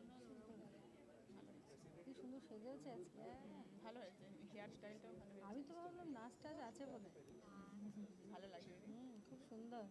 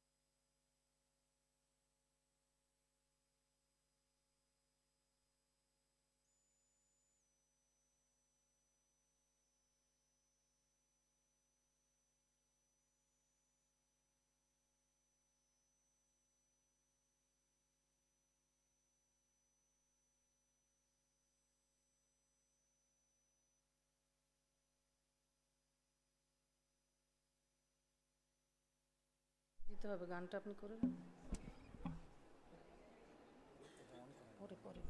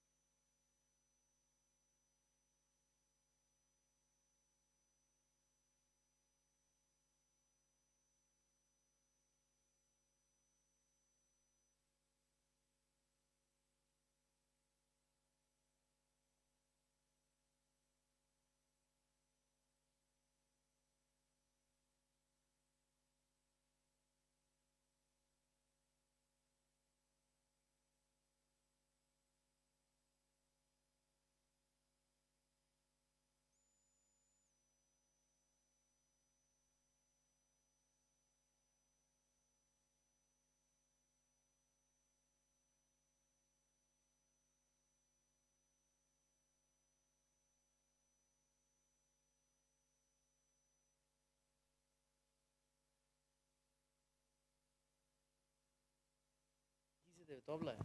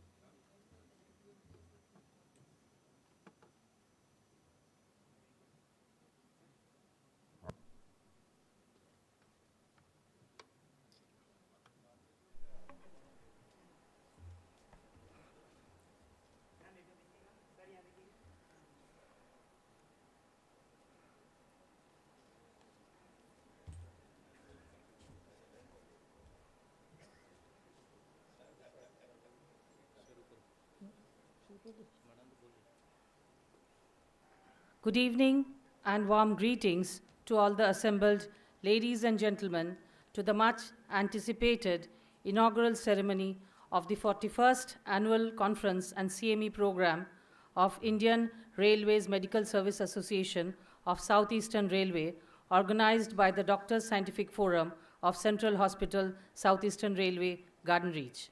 Spring, with its vibrant colors, marked by blossoming flowers and fresh green leaves, has just embraced Kolkata, and here we are, bathing in the warm glow of knowledge, friendship, and togetherness. Ulysses once said, "This great spirit is yearning in desire to follow knowledge like a sinking star beyond the utmost bound of human thoughts." Conference and CME programs are indeed such a platform for the pursuit of knowledge. The theme kept for this present conference is Pathological Horizons in Otolaryngology, which is a joint venture of the ENT and pathology departments who are organizing the 6th Railway Association of Otolaryngologists of India Conference and the first ever Railway Academic Association of Laboratory Medicine Conference. Plants are a testament of nature's grandeur, playing a pivotal role in sustaining life on Earth. We want to express our heartfelt gratitude to the seated dignitaries by offering them plants. Starting the proceedings, may we call upon Assistant Nursing Officer Mrs. Anjana Dasgupta to present a plant to the chief guest of today's function, esteemed Director General Railway Health Service, Dr. Man Singh.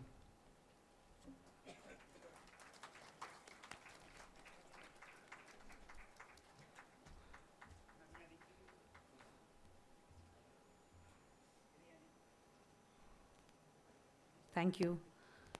Assistant Nursing Officer Mrs. Sumita Chatterjee to do the honors to Honorable General Manager, Southeastern Railway, Sri Anil Kumar Mishra, the guest of honor of today's function.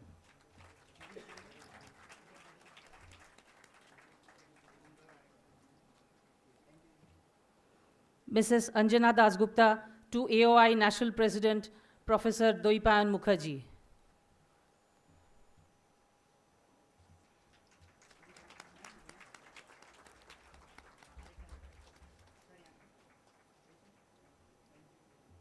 Thank you. Dr. Ambili, DMO ENT to AOI IRHS President, Dr. Debashish Guha.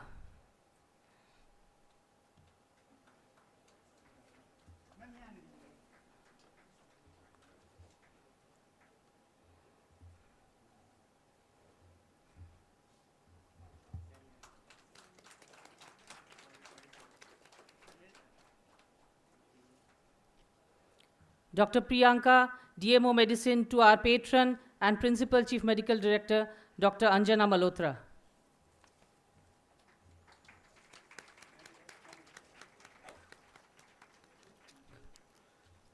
Dr. Ambili to Medical Director, Central Hospital, Garden Reach, Dr. K. Srikumar.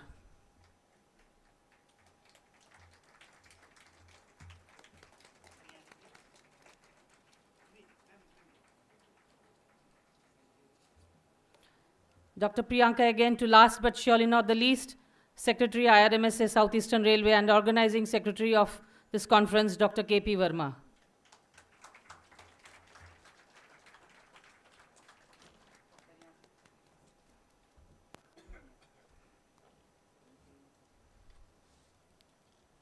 Thank you all.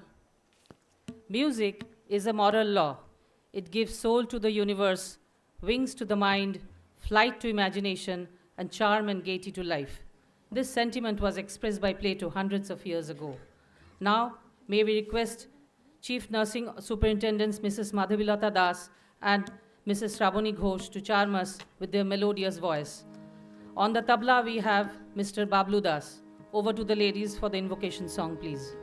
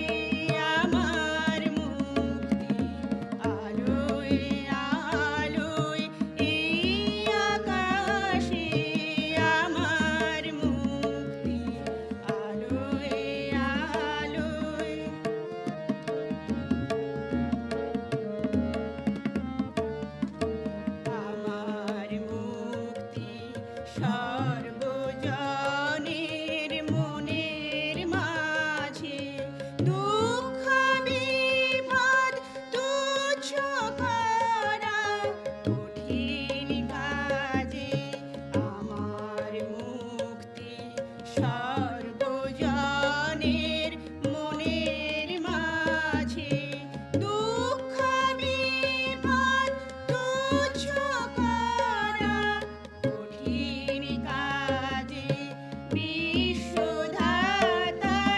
যজ্ঞশালা আত্মহোমের বন্যি জ্বালা বিশ্বধাতার যজ্ঞশালা আত্মহোমের বন্যি জ্বালা জীবন যেন দিয়াহুতি মুক্তি আসে এই আকাশে আমার মুক্তি আলোয় আলোয় এই আকাশে আমার মুক্তি আলোয় আলোয় আমার মুক্তি ধুলায় ধুলায় ঘাসে ঘাসে এই আকাশে আমার মুক্তি আলোয় আলোয় এই আকাশে আমার মুক্তি আলোয়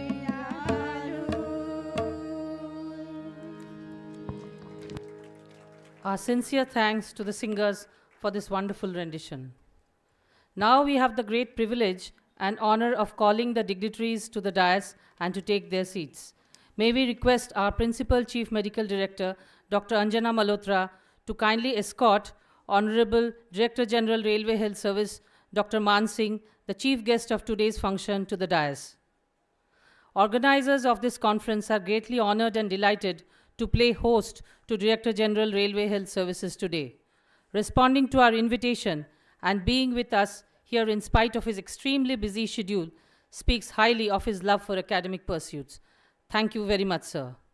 Next, we call upon our Medical Director, Central Hospital, Garden Reach, Dr. K. Shrukumar, to kindly escort General Manager, Southeastern Railway, Sri Anil Kumar Mishra, the guest of honor of today's function, to the dais. Thank you, sir, for taking out time to be with us this evening. We are indeed honored by your gracious presence.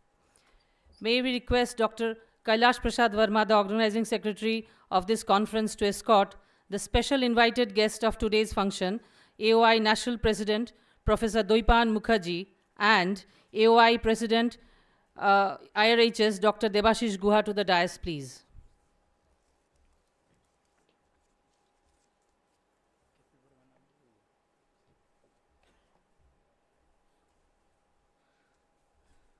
Thank you.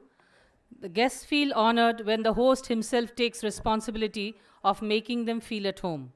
Medical Director of Central Hospital, Southeastern Railway, Dr. K. Shrikumar, who conceptualized, planned, and executed this event, is requested to deliver his welcome address. Sir, please.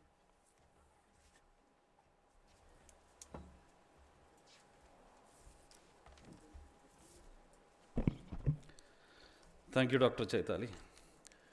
Respected and Honorable DGRHS, Dr. Man Singh, Honorable General Manager, Sri Anil Kumar Mishra,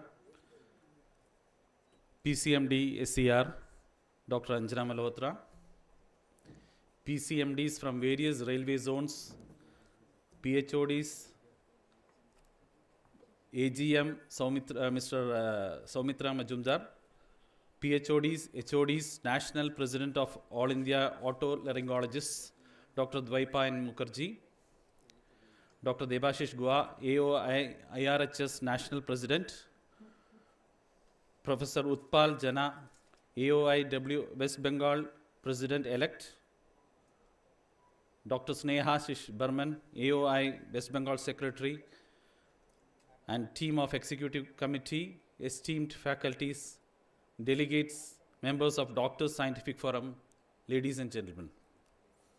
On behalf of the organizing committee, Doctors Scientific Forum and Central Hospital Garden Reach, I am deeply privileged and humbled in welcoming you all to the inaugural ceremony of the 41st National Conference of IRHSA, the 6th Annual Conference of otolaryngologists, All India Conference of ENT Specialists, and the first All India Conference of Railway Pathologists and Microbiologists, that is laboratory medicines, the first in the history of Indian Railways, and South Eastern Railway is proud to host the first time in the history of Indian Railways, the first conference of laboratory medicine specialists. The gracious presence of Honorable Director General Railway Health Services with the entire medical fraternity from all over India, as well as the presence of our beloved General Manager with all his team of officers, has definitely added glory and glitter to this function.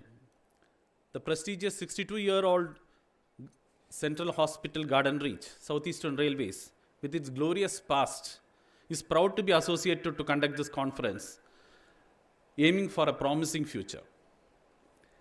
This is a dual specialty conference because we are conducting pathology conference, that is laboratory medicine conference, as well as ENT, or that is otolaryngology conference. So it's a gathering of experts and enthusiasts with a theme. Basic theme of the conference is Essentials to Excellence. I'm sure that the conference will be an academic feast, and it was an academic feast since morning, since yesterday, and it will continue to be an academic feast that shall delve into the fundamentals, explore the latest advances, and share the best practices in the field of otolaryngology, pathology, and microbiology. And I'm sure our renowned faculty will guide us in the journey from essential to excellence. This conference represents our institution's commitment to promote excellence in medical education, research, and patient care. We are dedicated to foster a community of well-trained railway healthcare professionals in Indian Railways who shall strive for perfection and as well as compassion. I express my sincere gratitude to Honorable Director General Railway Health Service, Honorable General Manager, PCMD SCR, Dr. Anjana Malhotra, the Railway Administration, our organizers, speakers, delegates for making this conference a reality. I wish you all a productive, enlightening, and an enjoyable experience. Before I conclude, I would like to register my sincere appreciation to the organizing team, especially the doctors, paramedical staffs, ministerial staffs of Central Hospital as well as PCMD office, who have literally burnt the midnight oil to conduct such a mammoth conference. This is such a mammoth conference. We have at least 72 registered delegates from all over Indian Railways, and also from delegates from the West Bengal chapter of pathology as well as laboratory medicine and ENT. So deficits encountered by the delegates, those who are traveling from afar. My humble request to all the delegates home and tell the good things about us. And if you have anything bad about us, please tell it to us so that we can better our show the next time. Together, let us embark on a journey from essentials to excellence.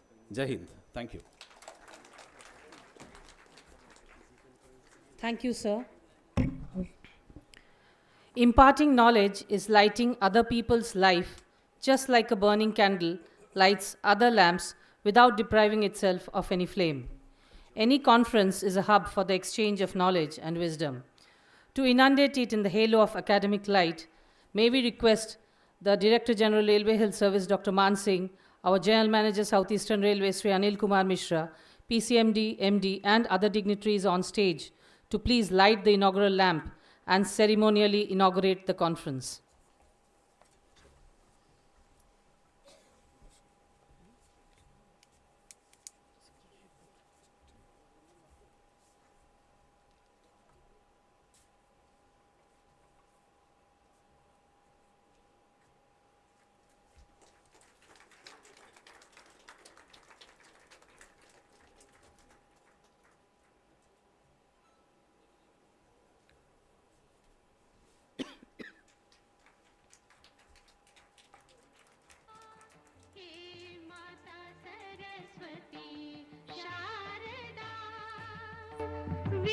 Vidyadani दयानी दुःख हरिणी जगत जननी ज्वालामुखी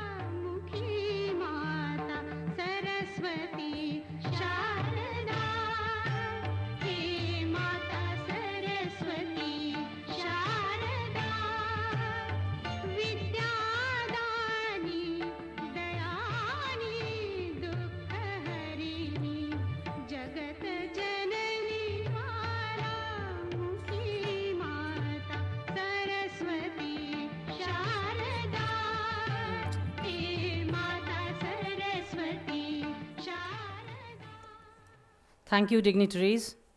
Now, AOI IRHS Secretary Dr. Piyush Sarkar is invited on stage to present the Secretary report.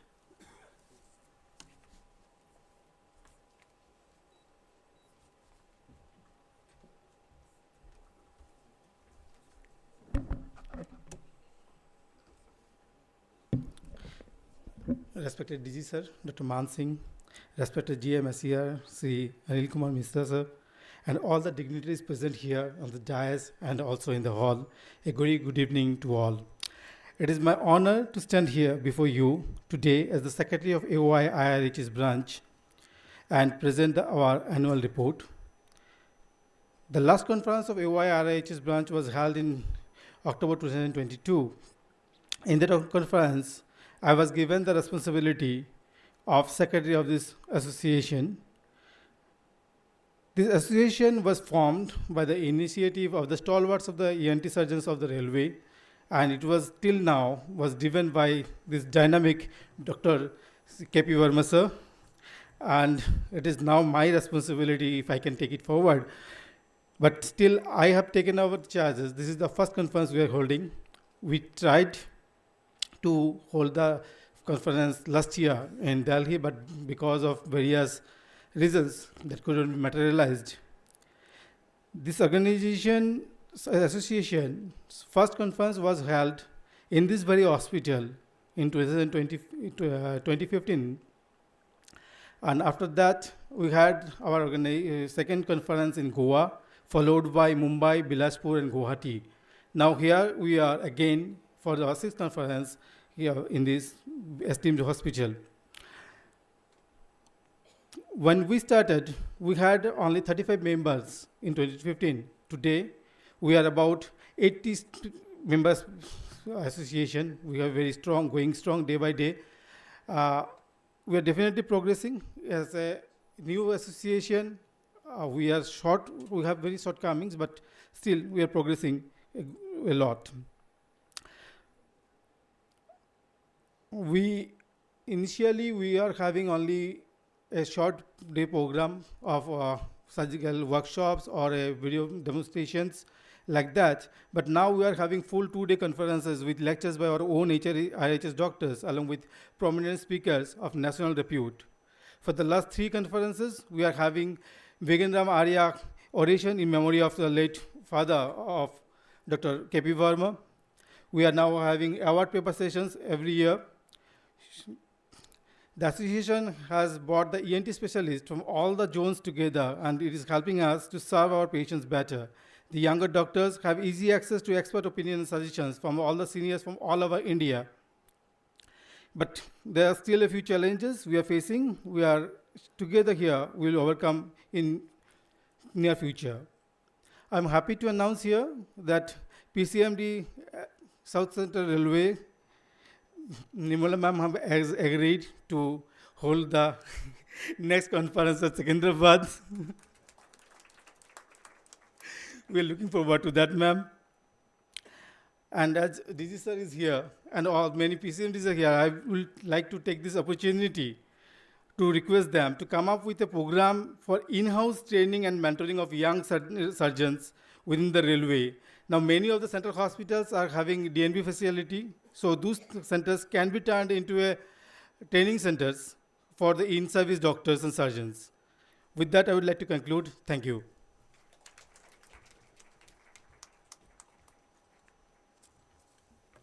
Thank you, Dr. Piyush Sarkar. Special invited guest of today's function, AOI National President, Professor Doipan Mukherjee, is requested to say a few words.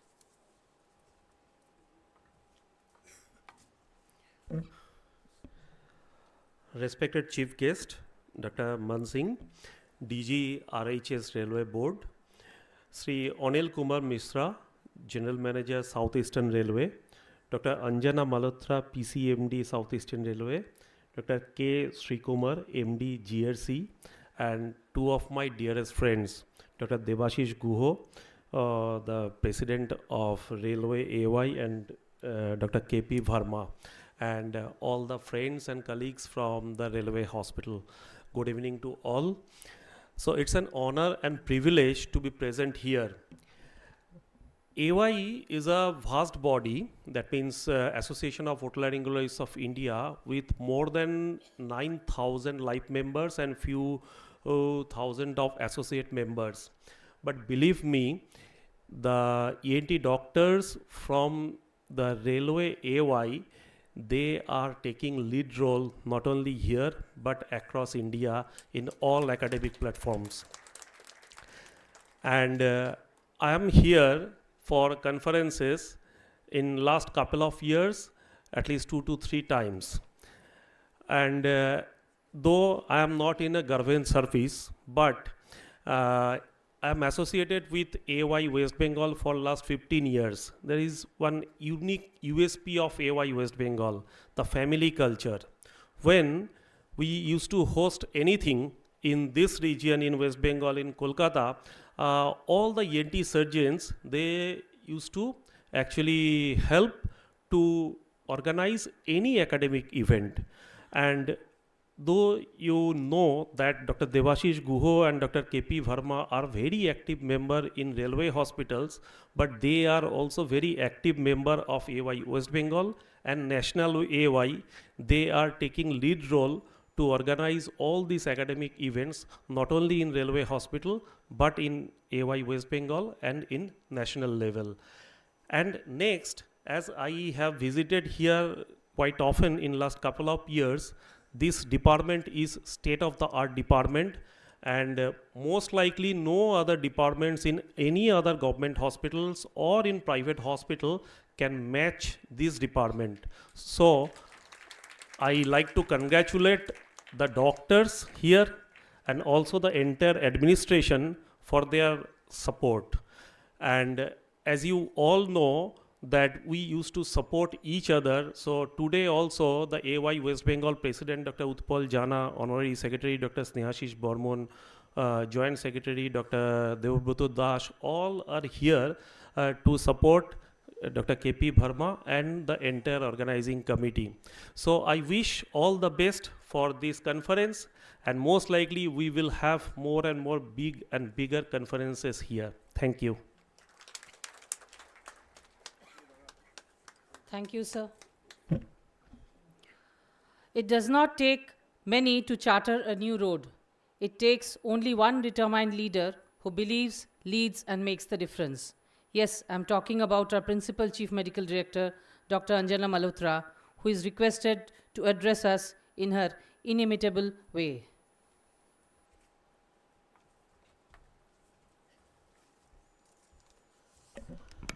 Respected Director General Railway Health Services, Dr. Man Singh, respected General Manager Southeastern Railway, Dr. Shri Anil Kumar Mishra, Dr. Dwaipayan Mukherjee, President AOI, thank you for coming and supporting our Department of Otorhinolaryngology, though I know the rhino has now gone out of your otolaryngology, and all my friends on the dais and off it. Before I begin, I'd like to mention a small thing that Dr. Dwaipayan Mukhopadhyay is the first, he's the youngest president of the Association of Otolaryngology of India. So I congratulate you, and I believe you're going to conduct the national conference here in 2025. So it is a historic moment in the journey of Southeastern Railway Central Hospital, where we've got the opportunity to start and host the first conference of the Railway Academic Association of Laboratory Medicine. The association was conceived just a few months ago, and they are holding their first conference here thanks to the efforts of Dr. Mahamaya Sharma, our pathologist. I congratulate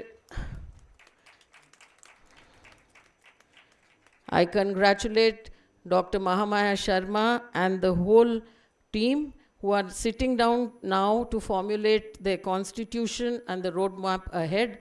And I do hope that every year they continue to have these conferences and lead all the Indian Railway laboratories into NABL accreditation, which is the way forward. So once again, I congratulate all the laboratory medicine specialists who've come together and have started the association. We had very good talks today afternoon from some of the stalwarts of pathology, and I think they gave us a glimpse into where pathology and tissue culture is now headed. The Otolaryngology Association, this is their 6th meeting, and as you heard from the Honorary Secretary, they are a very dynamic organization. They continue to have lots of CMEs and programs, and the live operative workshop yesterday where 6 surgeries were shown, showcased not only our hospital, the operation theatre, but the brilliant surgical skills of many of our IRHSA specialists, as well as leading surgeons in the field of ENT. They came here, they showed, they taught, and I hope each and every delegate from the field of otolaryngology who has come here goes back enriched, who has learned new techniques, he or she goes back and begins to practice them in her hospital. This is the way forward for the IRHS, because if we don't teach and mentor each other, there is no way that we can survive as an organization. The suggestion given by the secretary is well appreciated, sir, and I hope we can formulate these kind of training programs for all specialties, not just ENT, so that, the leaders in the field, wherever they may be, open up their hospitals, open up their operation theatres, train and mentor the juniors, and take things forward. I am very, very grateful to the Director General, Railway Health Services, Dr. Man Singh, for gracing this occasion despite his busy schedule. And he has always been helping us from time to time, and I would like to thank him from this podium for providing us so many doctors over the last couple of months. I'm very grateful to to Mr. Anil Mishra, who's always helped us at every stage. If you go and see our hospital, I can tell you it is much better than many corporate hospitals in the city or the country, and it is all thanks to the support we've received from the Honorable General Manager and all the other principal heads of department who have always helped us with any request we have put forward. At this time, I would also like to thank the other heads of department who are here, including the PCME and General Manager, sir, who got the portal reopened for us to upload our MNP. And thank you, sir, for giving us the MRI and the robot in this year's MNP program. I hope that the hospital and Southeastern Railway grows from strength to strength as the newer generation of doctors and surgeons comes up, and I hope they lead IRHS forward to even greener pastures. Thank you. Jai Hind. Thank you, ma'am. Ever poised on the cusp between past and future, we tie memories to souvenirs, like strings to trees along life's path, marking the trail in case we lose ourselves around the bend of tomorrow's road. Indeed, the souvenir bears witness to this auspicious event. Now, we request the dignitaries on stage to formally release the souvenir of this conference.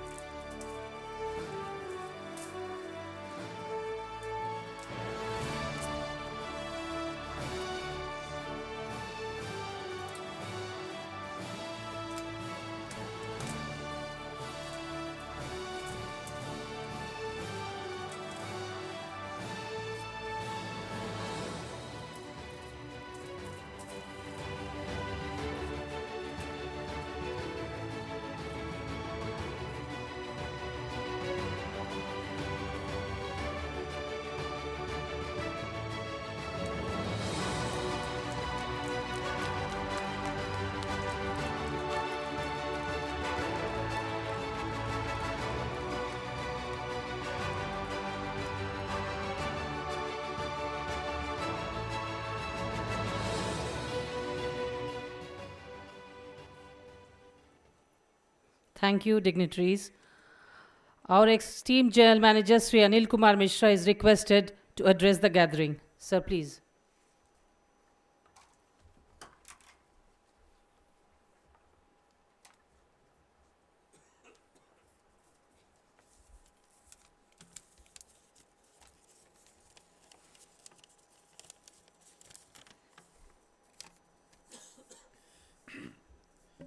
Dr. Man Singh, Director General, Railway Medical Services, Dr. Anjana Malhotra, PCMD, South Eastern Railway, other distinguished guests on the dais and present in this hall. Good evening to all of you. It is indeed a privilege and honor to inaugurate the 41st Annual Conference of Indian Railway Health Services Association, the 6th RAOICON and the 1st RAALMCON at Central Hospital, South Eastern Railway, Garden Reach. This remarkable august gathering of medical professionals is a testament to the commitment of the Doctors Scientific Forum and the organizing committee in advancing medical knowledge and patient care.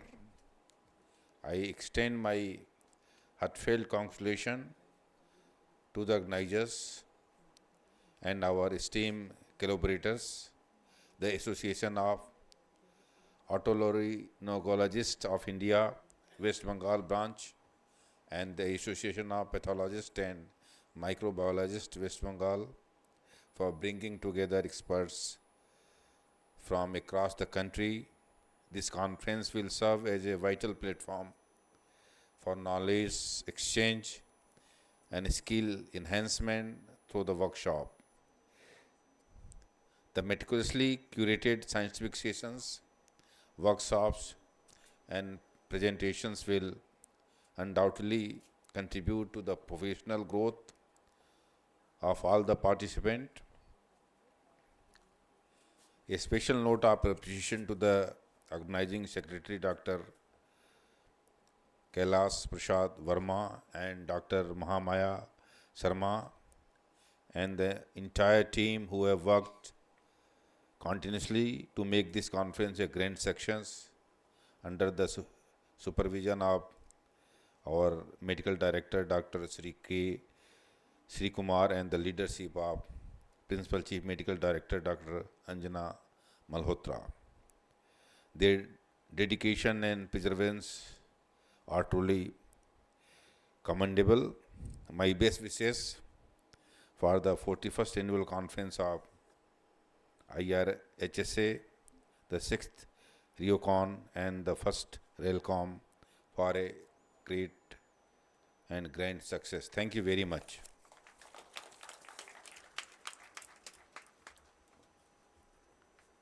Thank you, sir, for your thought-provoking words.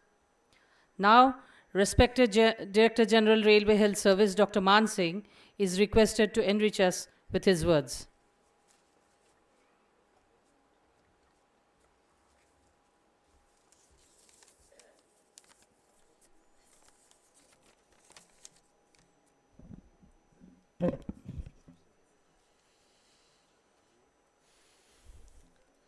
Respected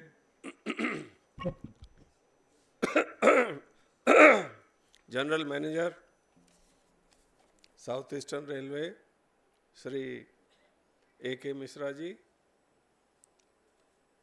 PCMD Dr. Anjana Malhotra, all PCMDs from different zones, Dr. Devashish Guha, President ENT Association, Dr. Divyapam Mukherjee, President Association of Indian Otolaryngologist, Dr. K.P. Verma, organizing secretary, and all other delegates who have come from different zonal railways, ENT specialist and pathologist, microbiologist, and all other delegates, and AGM, SER.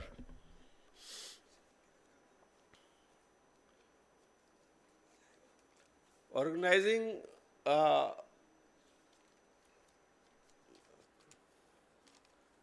regular conference,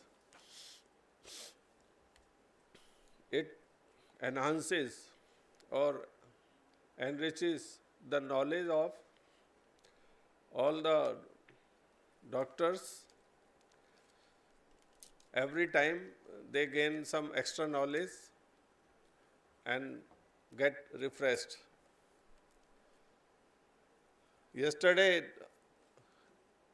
live demo was given, and today ENT lectures have been given. I have seen very advanced technology in these lectures, and the surgery is being done. So, it gives me immense pleasure to be present at the inauguration ceremony of 41st Annual Conference of IRHSA and 6th RAAICON and first ever Laboratory Conference, Laboratory Medicine Conference. This is the 6th Annual Conference of Railway Association of Otolaryngologists and the first ever conference of the Railway Academic Association of Laboratory Medicine. It is indeed a historic occasion because the Railway Academic Association of Laboratory Medicine specialist will be formed here, and I hope this association grows from strength to the strength and continues to hold a conference every year at various zones of Indian Railways. Laboratory medicine forms the backbone of the healthcare system needs to be uniform standard in all railway hospitals across the country.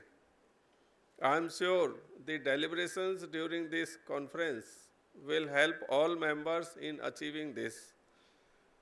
The Railway Association of Otolaryngologists has been holding conferences regularly, and this is the 6th one. The live operative workshop yesterday, in which stalwarts demonstrated various surgeries, was a great success. I am sure this will help the young ENT surgeons of the railway to perform better as they return to their respective hospitals after conference. The RHS is growing from strength to strength, and such conferences help the juniors in gaining skills and knowledge and becoming at par with specialists in their field across the country. I once again congratulate the organizing team and wish the conference a great success. Thank you.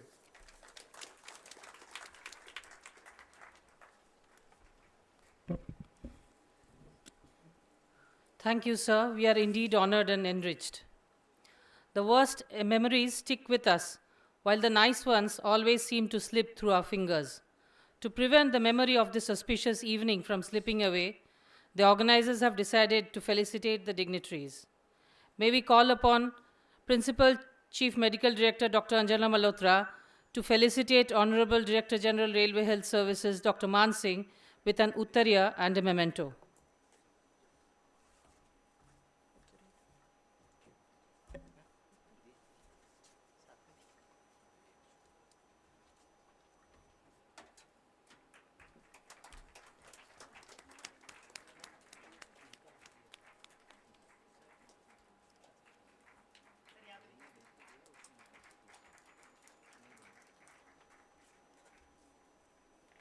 Thank you. Our Medical Director, Central Hospital, Garden Reach, Dr. K. Srikumar, to honor General Manager Southeastern Railway, Sri Anil Kumar Mishra.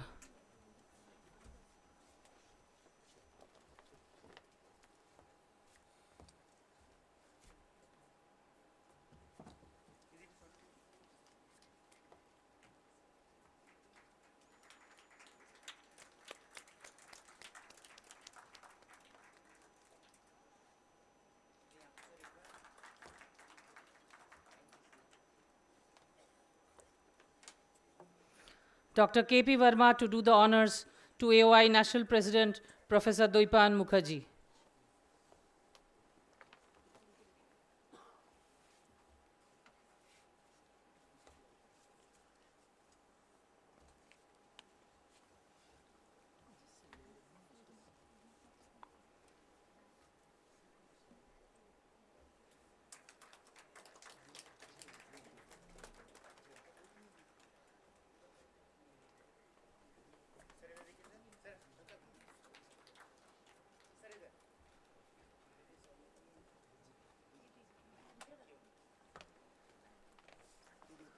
Additional Chief Medical Director Dr. Reshmi Palchodhuri to felicitate Principal Chief Medical Director Dr. Anjana Malhotra.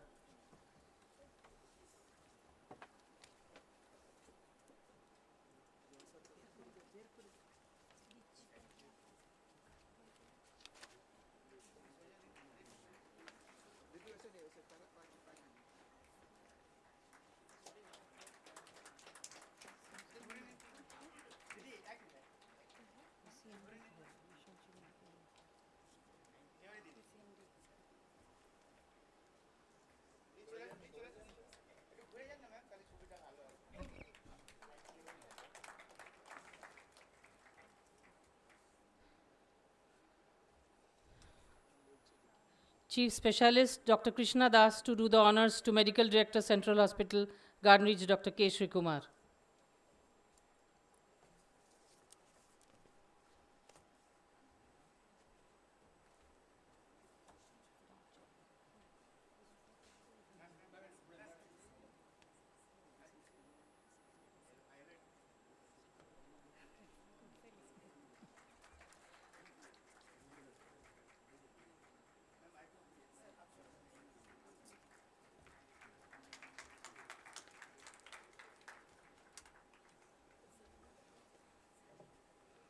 Dr. Ambili, DMO ENT, to do the honors to AOI IRHS President, Dr. Debashish Guha.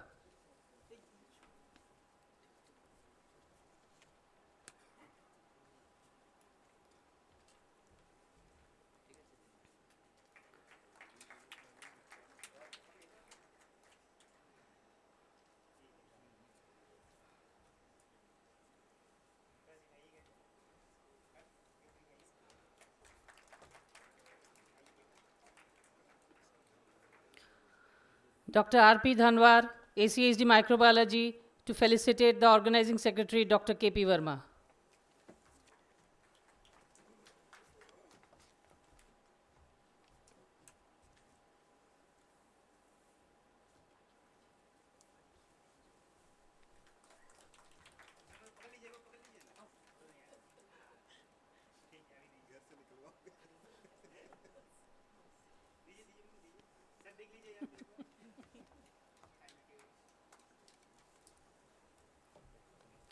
Dr. Mukta Mandal, ACHD Pediatrics, to present memento to Dr. Piyush Sarkar, AOI IRHS Secretary.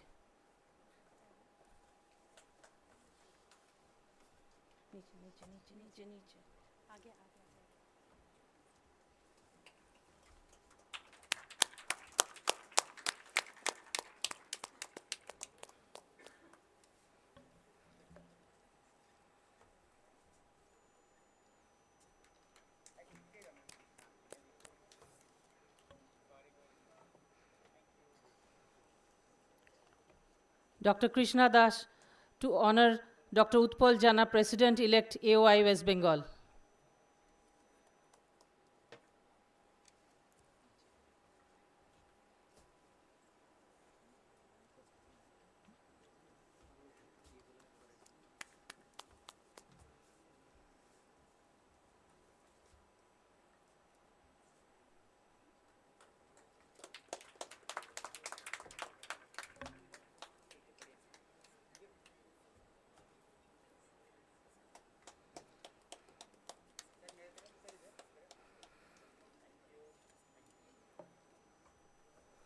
Dr. R.P. Dhanwar, to honor Dr. Snehashish Burman, Secretary AOI, West Bengal.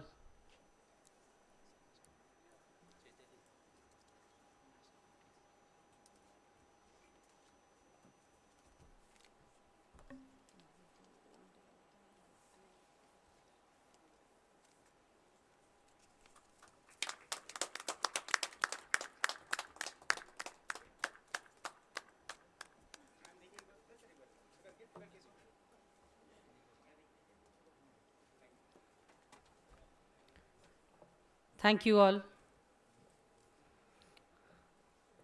Our organizing secretary, Dr. Kailash Prasad Verma, ACHDNT, is a confident, efficient, very agile doctor.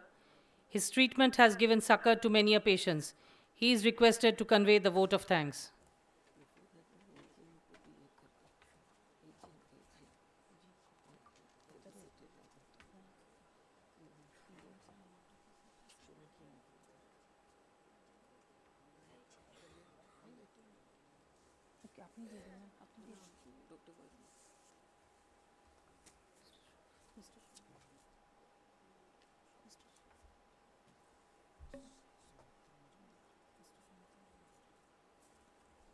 The organizing secretary, Dr. K.P. Verma, is requested to felicitate and honor our AGM sir, Mr. Shoumitro Majumdar.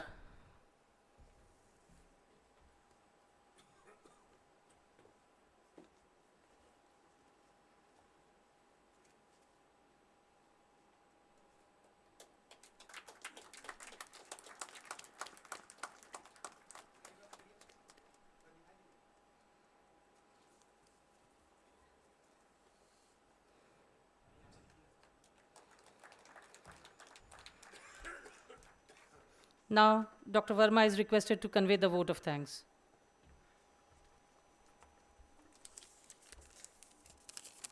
सबसे पहले मैं बहुत अच्छा वक्ता नहीं हूँ, बहुत अच्छी अंग्रेजी नहीं आता है, मैं थोड़ा हिंदी में ही कोशिश करूँगा। शायद 3 महीना पहले मुझे मैडम ने बोला कि वर्मा एक कॉन्फ्रेंस करो, तुम्हारा बहुत दिन से नहीं हुआ है, करना चाहिए, इतना काम करते हैं तो थोड़ा देखना भी चाहिए। तो मैं मैडम को धन्यवाद बोल के मैंने काम स्टार्ट किया। इसी बीच में मैं 1 महीना थोड़ा बाहर चला गया था, तो उसमें मुझे बहुत डांट पड़ा कि बाहर जा रहे हो, कैसे होगा। मैं बोला मैडम हो जाएगा। मैं वापस आया, फिर लग गया इसमें, काफ़ी मेहनत किया, बहुत सारी गलतियां हुई, बीच बीच में मुझे डांट पड़ा, और उसी डांट से इंस्पायर होकर मैं और तेज़ी से काम किया। और फाइनली जो है सो हमारा जो डायनेमिक ऑर्गेनाइजिंग टीम है, सभी ने मिलकर जी तोड़ मेहनत किया, रात दिन मेहनत किया। MD sir, CMD sir every moment में हमें गाइड करते रहे, तब जाके हम लोग यहाँ तक आज पहुँचा पाए हैं। और फाइनली हमारे बीच में हमारे डीजी साहब पहुँच पाए इस कॉन्फ्रेंस को अटेंड करने के लिए। डीजी साहब का शेड्यूल बहुत बिजी रहता है, आज वहाँ हमारे बीच में आए हैं। मैं तहे दिल से सर आपका धन्यवाद करूँगा, क्योंकि अगर आप ना आते तो ये और हमारा प्रोग्राम इतना सफल नहीं होता।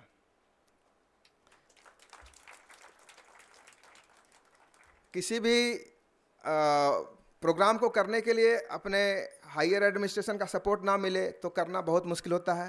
हमारे जीएम साहब का जो दिल है हमारे हॉस्पिटल के हमेशा खुला रहता है। जब भी कुछ रिक्वायरमेंट होता है, किसी भी लेवल पर हम लोग को ज़रूरत पड़ता है, वो खुद इंटरवेन करके हमारा मदद करते हैं। सर आप यहाँ पर आए, इस प्रोग्राम को सफल होने में हमारी मदद की है सर, आपको बहुत बहुत धन्यवाद सर। पीसीएमडी मैडम तो मतलब मैं तो ऐसे देखने के लिए फेस हूँ, ऑर्गेनाइजिंग सेक्रेटरी हूँ। सारा प्रोग्राम मैडम ने ही बनाया है, सारा मैडम ने गाइड किया है, हम लोग एग्जीक्यूट किए हैं, लेकिन सारा गाइडेंस जो है सो मैडम का है, और उनके बिना ये कॉन्फ्रेंस होने वाला नहीं था। ये एक कॉन्फ्रेंस से 3 कॉन्फ्रेंस को एक साथ मिलाकर ये एक बड़ा सा अच्छा सा खिचड़ी बनाना था। जो 70 ये मेरे हिसाब से इंडियन रेलवे में डॉक्टर्स का अब तक का हिस्ट्री का सबसे बड़ा कॉन्फ्रेंस है, और ये सारा हमारे पीसीएमडी मैडम का सहयोग से हुआ। तो उसके लिए मैं मैडम को हाथ जोड़ के प्रणाम करता हूँ, धन्यवाद करता हूँ मैडम। एमडी सर एक्चुअली आए हैं उस जगह से जहाँ मैं पढ़ा, तो इनके साथ मेरा थोड़ा तालमेल काफ़ी अच्छा बैठ गया है। तो इन्होंने भी जम के मदद किया। इनको थोड़ा डाउट था, हमारे हॉस्पिटल का टीम का ये पहले एक्टिविटी देखे नहीं थे, लेकिन अब लगता है सर आप हमारी टीम पर पूरा विश्वास करेंगे कि हम लोग अच्छे से करते हैं सर। लास्ट मोमेंट में हमारे सभी एक साथ आके खड़े हो जाते हैं सर और काम हो जाता है सर। थैंक यू सर, आप भी बहुत हमारा मदद किए सर, आपको भी सर बहुत धन्यवाद।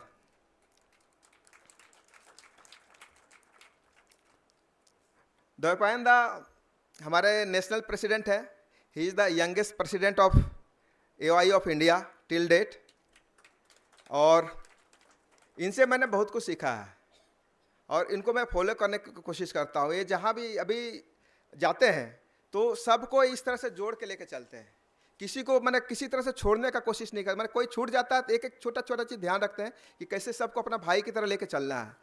मैं कलकत्ता में जब आया बिल्कुल नया था, जब मैं एसोसिएशन में जाना आना शुरू किया तो सभी ने मुझे मैंने अच्छे तरह से दिल से लिया और मुझे अपने एसोसिएशन में शामिल किया। मैं तो कलकत्ता का रहने वाला नहीं हूँ, अब 15 साल से यहाँ हूँ तो मैं कलकत्ता का हो गया हूँ, लेकिन शुरुआत से जो मदद यहाँ मुझे मिली वो अतुलनीय है।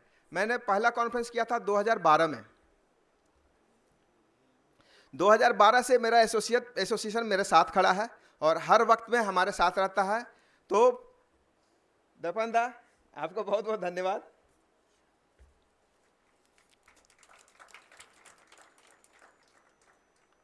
हमारे बीच में of the dais AGM sir बैठे हैं, हमारे PHODs बैठे हैं और AOI वेस्ट बंगाल के सारे एग्जीक्यूटिव वाले बैठे हैं। उत्पल जाना सर हैं, स्नेहाशीष दा हैं, सब मेरा जम के मदद करते हैं। आप सभी को प्रणाम करता हूं सर और धन्यवाद करता हूं कि आप यहाँ पर आए हमारे कार्यक्रम को सफल बनाने के लिए। अब मैं देवाशीष गुहा सर का विषय में बोलूँगा कि कॉन्फ्रेंस के दुनिया में हमको किसी ने पदार्पण कराया तो देवाशीष गुहा सर हैं। उन्होंने बोला वर्मा तुम करो, हम पीछे से हैं। उन्होंने 50 कॉन्फ्रेंस कराए हुए हैं AOI वेस्ट बंगाल और BR सिंह में मिल के रह के, और उन्हीं के गाइडेंस में मैं कॉन्फ्रेंस करना सीखा। तो हर कॉन्फ्रेंस में हम पीछे से बताते रहते हैं तुम्हारा ये चीज़ मिस होगा, ये चीज़ मिस होगा। मुझे पता है मैंने बहुत चीज़ मिस किया है इस कॉन्फ्रेंस में भी, और वो आगे मुझे बताएंगे तुम ये गलती किया है, इसको ऐसे सुधारना। तो हमेशा मुझे इम्प्रूव कराने की कोशिश करते रहते हैं। आपको भी सर बहुत बहुत धन्यवाद। हमारा जो अपना खुद का एसोसिएशन है उसको बनाने के लिए बहुत दिनों से कोशिश कर रहे थे, रमाकांत सर कर रहे थे, पर संभव हो नहीं पा रहा था। तो फिर 2015 में रायपुर में हमारा कॉन्फ्रेंस हुआ था, नेशनल कॉन्फ्रेंस। तो वहाँ पर हमारे जो रेलवे वाले गए थे तो वहाँ पर मुझे हमारे सीनियर ने, सारे सीनियर्स ने बोला कि वर्मा तुम डायनेमिक हो, डालमिया तो काम अभी बहुत ज़्यादा कर रहा है, उसके पास इतना टाइम नहीं है, तो डालमिया सर जो है सो अभी नहीं कर पाएंगे, तो तुम कोशिश करो। तो फिर मैंने कोशिश किया, मुझे थोड़े ट्रिक्स आ गए थे। तो मैं CMD का जो नंबर होता है उसमें 2 लगा देता था और फ़ोन करके पूछता था आपके जोन में ENT के कौन कौन से डॉक्टर हैं, क्योंकि सारे जोन का जो एक सीरीज मुझे पता चल गया था। तो मैं 502 लगा के फ़ोन पे बात करता था, जो भी है, डरता नहीं था और सबसे एक एक आदमी का नंबर लिया। और उस समय हमारे 39 मेंबर निकले 2015 में। आज हमारे पास 80 मेंबर हैं। तो उसके बाद हमारा एक WhatsApp ग्रुप बना, उसमें हम लोग जो भी नए आते हैं ऐड करते जाते हैं, फिर कम्युनिकेट करते हैं और एक कॉन्फ्रेंस कोशिश करते हैं कि साल में कर लें। लेकिन बहुत सारी चीज़ें हम लोग आपस में डिस्कस करते हैं ENT रिलेटेड।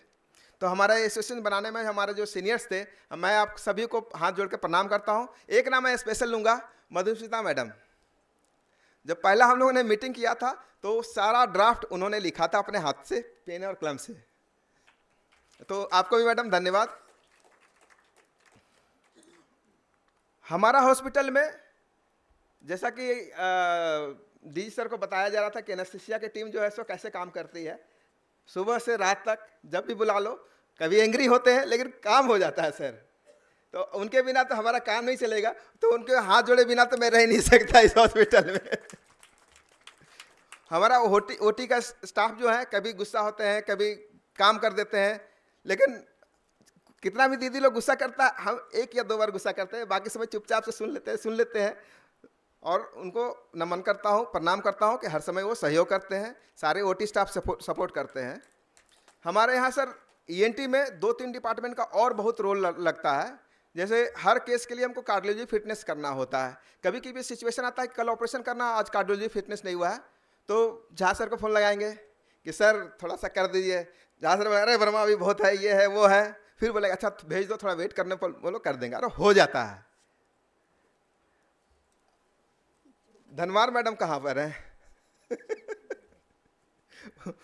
उनको मैं ऐसे नहीं रिक्वेस्ट करता, बोलता मैडम तो करना होगा, चाहे जो भी हम जानते नहीं है।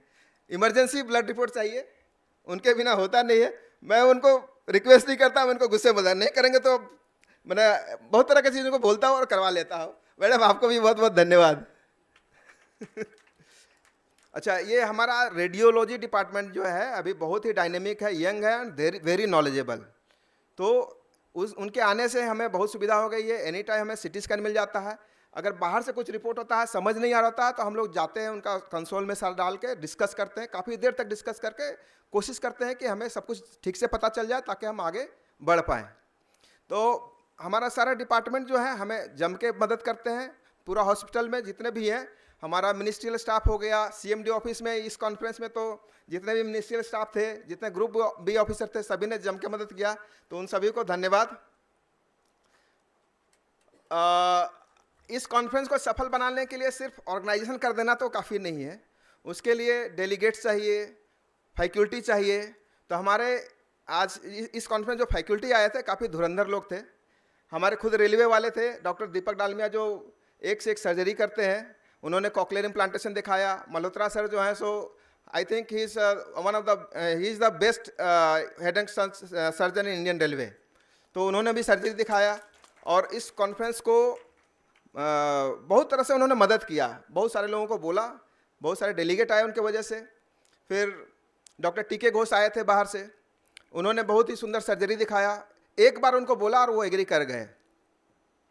देन ओरेशन के लिए हमारे बीच में आए doctor Ashish Bhumkar. He is the leading pinna surgeon in entire Asia.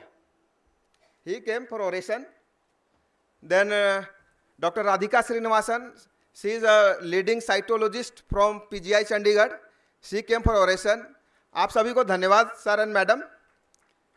Then जितने भी हमारे PCMD आए हुए हैं और अदर डेलीगेट्स आए हुए हैं और जो फैकल्टी थे, सभी को मैं नमन करता हूँ। कुछ और लोगों का नाम लेना पड़ेगा, नहीं तो नाराज़गी हो जाएगी। जैसे हमारे जो सिस्टर डिपार्टमेंट्स हैं, electrical department, SNT, engineering department, RPF के लोग भी यहाँ पर लगे हुए थे हमारी मदद करने के लिए।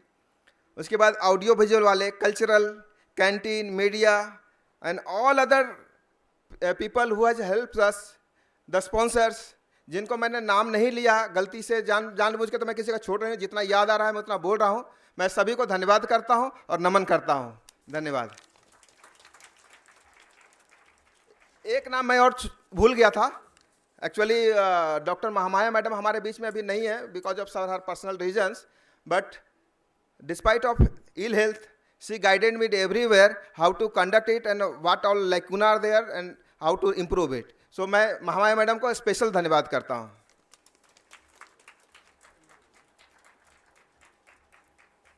Thank you, Dr. Verma. Now all are requested to rise for our national anthem, please.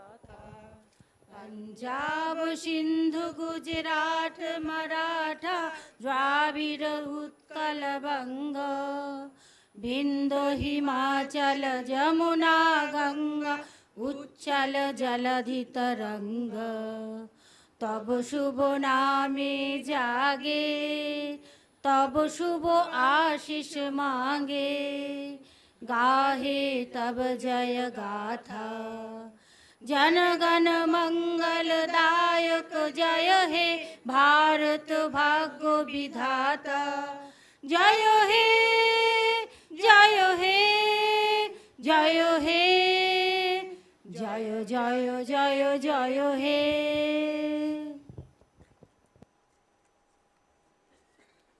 With this, we come to the end of today's inaugural function. Thank you for your patient hearing. Now we have the cultural program, which is below on the ground and the Ganges, beside the Ganges. All are requested to kindly gather there.